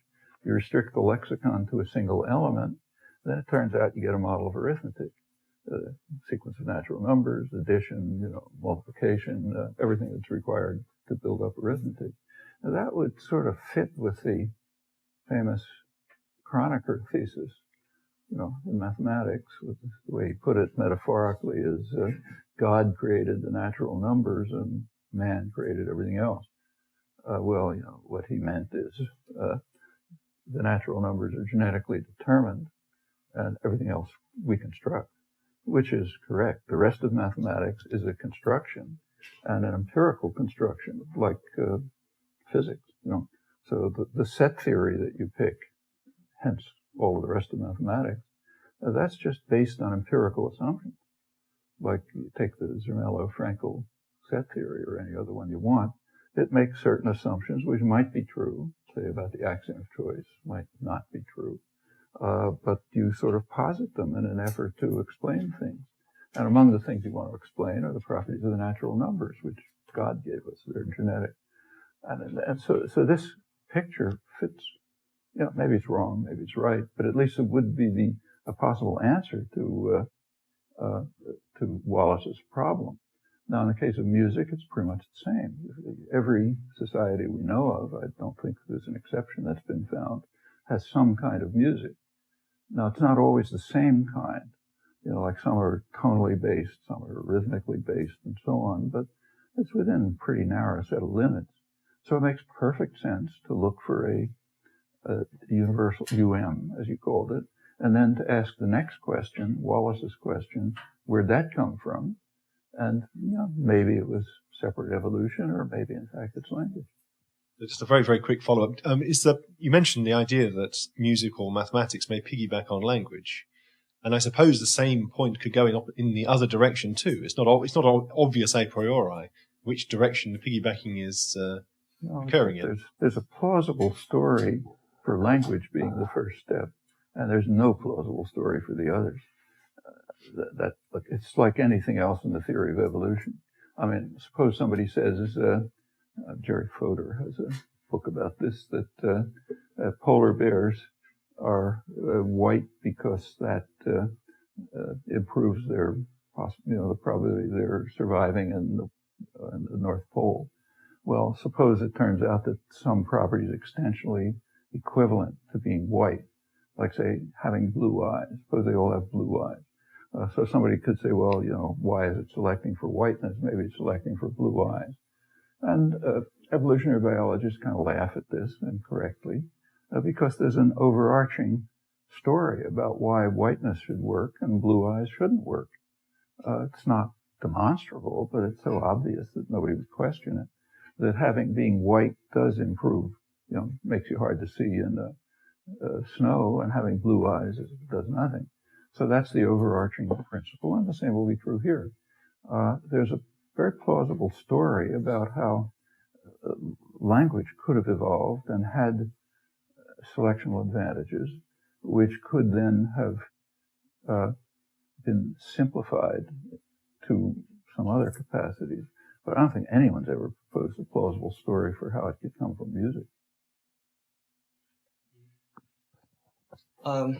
I was wondering if your criticism of purely statistical approach could be applied to the exemplar theory, in whether the criticism of the statistical approach could be applied to exemplar theory, which is getting popular in phonology and phonetics. Yeah, I don't know what it is. What's exemplar theory? It basically says that instead of following the rules, we memorize individual items, everyone that we encounter in life, and that's what acquisition does, and that's just memorizing the individual. Right. Yeah. I mean, since it's a finite system, you can't disprove it, but it's so outlandish, it isn't worth thinking about.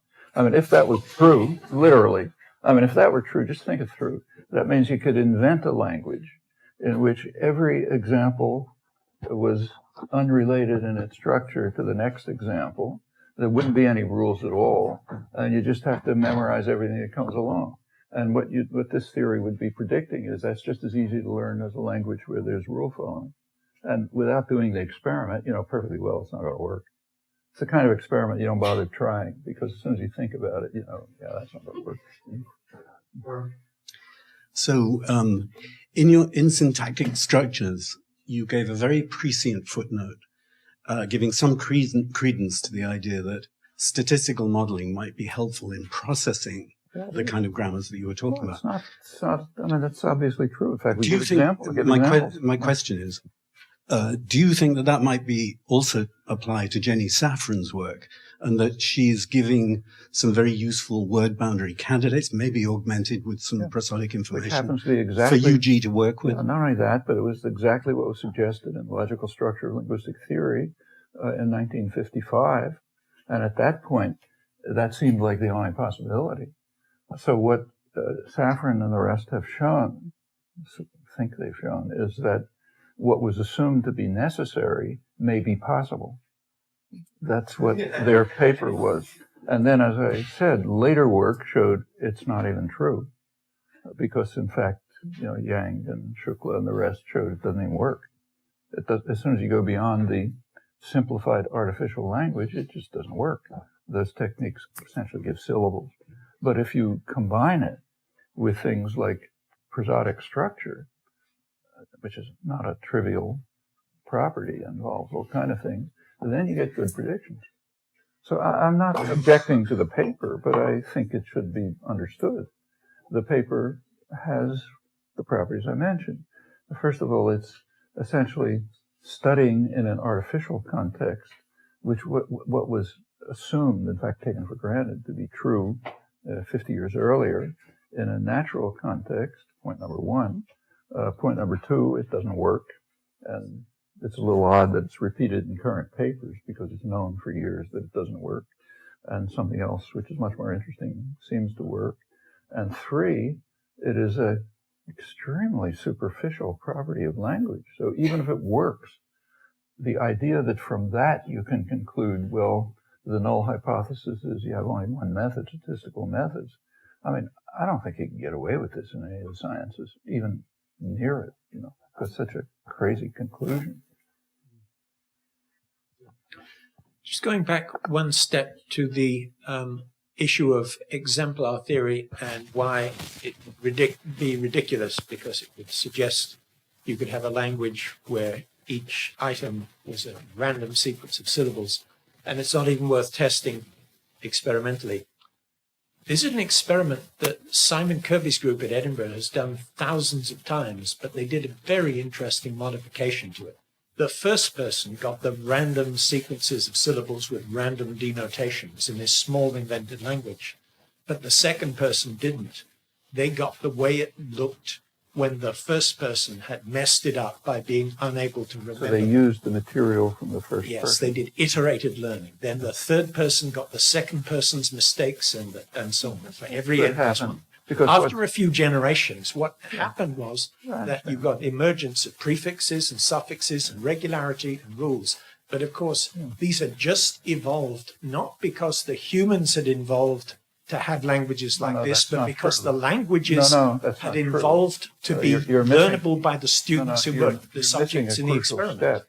How the first person interpreted it, then how the second person interpreted that, and so on. They could have done it in a totally different way.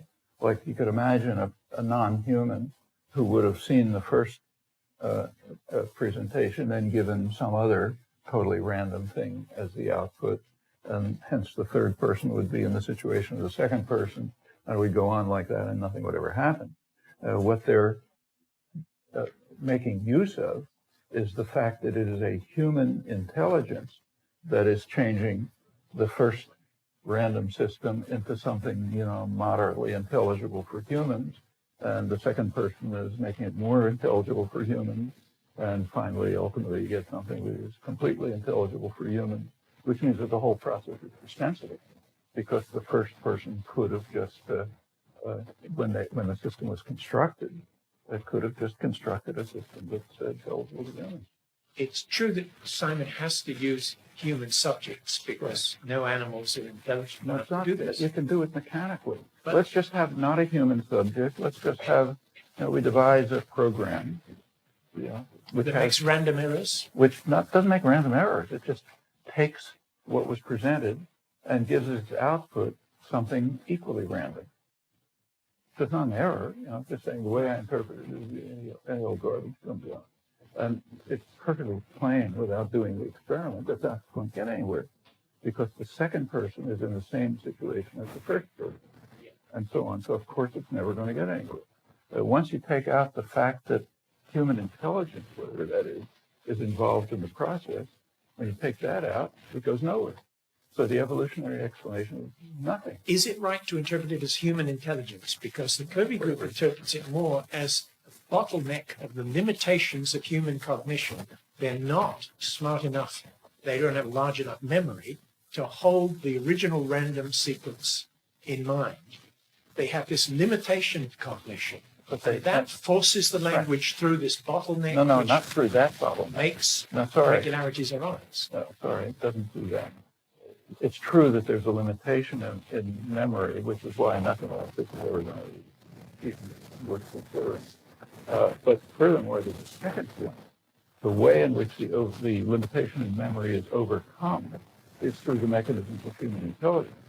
There's, after all, another way. You can immediately suppose another way of overcoming the limitations of memory, and so well, that'll do it too. And then, as I say, the second person will be in the same situation with the first, and you go nowhere. So it's when you drop out of it, the fact that whatever human intelligence it is it's interpreting the information in a specific way. You drop that out, you get nowhere, which tells you that the whole proposal made no sense, because you can just reduce it to the first step. Human intelligence is constructing a system you're over. That's the way every animal property would be considered. Look, this is all based on, serious illusions. All the work they do, in my opinion, serious illusions about what evolution is. I mean, it's all based on the assumption that evolution is a process in which a small change takes place, and that hill climbing. You climb a little bit up the hill. Pardon? We need to turn this one off. Apparently. Is that right? I don't know. There's some problem with that microphone.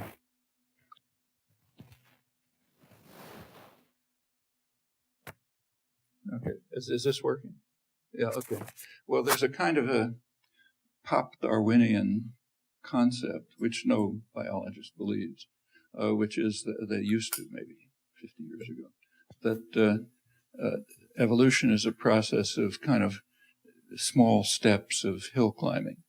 So, you're sitting at the bottom of the hill, you make a move, you're in a new position, maybe to improve things, you go up the hill a little more, and finally, after a lot of small steps, you get somewhere. Yeah, that doubtless happens, but a lot of other things happen. And for example, it's been known for 40 years, ever since the discovery of regulatory mechanisms by Monod and Jacob, that very small changes in the timing and organization of regulatory mechanisms, the kind of genes that control what other genes do, they can lead to huge phenomenal differences. I mean, when Jacob wrote about this in the 70s, which I quoted in books at the time, he pointed out that it's perfectly possible that some minuscule change in the timing of regulatory mechanisms could carry you from an elephant to a flea. Now, that seemed a little exotic then, but with the work of recent years in what's called Eva-Devo, it's now considered quite possible. And in fact, many things like that have been discovered, where a tiny change in some regulatory gene leads to quite a different organism. And in fact, for example, it was thought for a long time that the eye was a big problem for Darwin, because it wasn't clear how you could get to a usable eye from small changes. And there have been proposals. Dawkins had some proposals. Ernst Mayr had proposals saying, well, there are ways of doing it, and it must have been so straightforward. It must have happened hundreds of times. Well, when it was finally learned how it happened with Walter Gehring's work about 15 years ago, it turned out it probably happened once. And it happened once because physics and chemistry just don't allow any other options. And his conclusion, and I think it's pretty widely accepted now, if some biologists around, you can say something about it, that all eyes, human, insect, mammalian, insect, a couple of others, basically derived from the same system, there's a class of molecules, opsin molecules, which have the property that they convert light energy into chemical energy. And some of these randomly found their way into a cell, whenever. And then there are certain physical possibilities for how systems can develop from that point. Like genes can be intercalated into gene sequences in particular ways, not in other ways. And if you work out those methods, claim is, you basically get the eyes that exist. He even suggests it may even be true of phototropism. I don't know if that's accepted or not. So it turns out, no, there weren't hundreds of discoveries of the eye. There were like one discovery with some minor modifications, and it all involves the same laws of chemistry and physics. The point, and that's, things like that are found over and over. The point is, until you have the answers, the speculative story, it doesn't tell you anything. In fact, it's what evolutionary biologists call just so stories. You see that something exists, you can make up all kind of stories about how it got that way. None of them are worth looking at. You can make up another one. And if you ever find the answer, okay, you found it. It may have nothing to do with the populations. And I think that's pretty much true of the field that's called evolution of language, which again, as I say, is almost entirely evolution of communication. And I think there are a few things that maybe you can say about evolution of language, not much, but a few that are not uninteresting. I mentioned one, that it hasn't evolved for the last 50,000 years. And in fact, if you go back about roughly 50,000 years before that, maybe double the numbers if you like, don't make any difference. You go back shortly before that in evolutionary time, there's no evidence there was language at all, which makes it look as though whatever happened was some virtually instantaneous change. I mean, numbers like that are extremely small from the point of view of evolutionary history. And of course, it's millions of years after the separation from any other species. I was going to say that seems to be a contradiction that you've run yourself into, because you were talking about the way radical changes in organisms could easily happen in rapid sequence in geological time. But with language, it suddenly all freezes. These delicate genetic mechanisms that make us the only language-using beings on the planet have frozen for 50,000 years.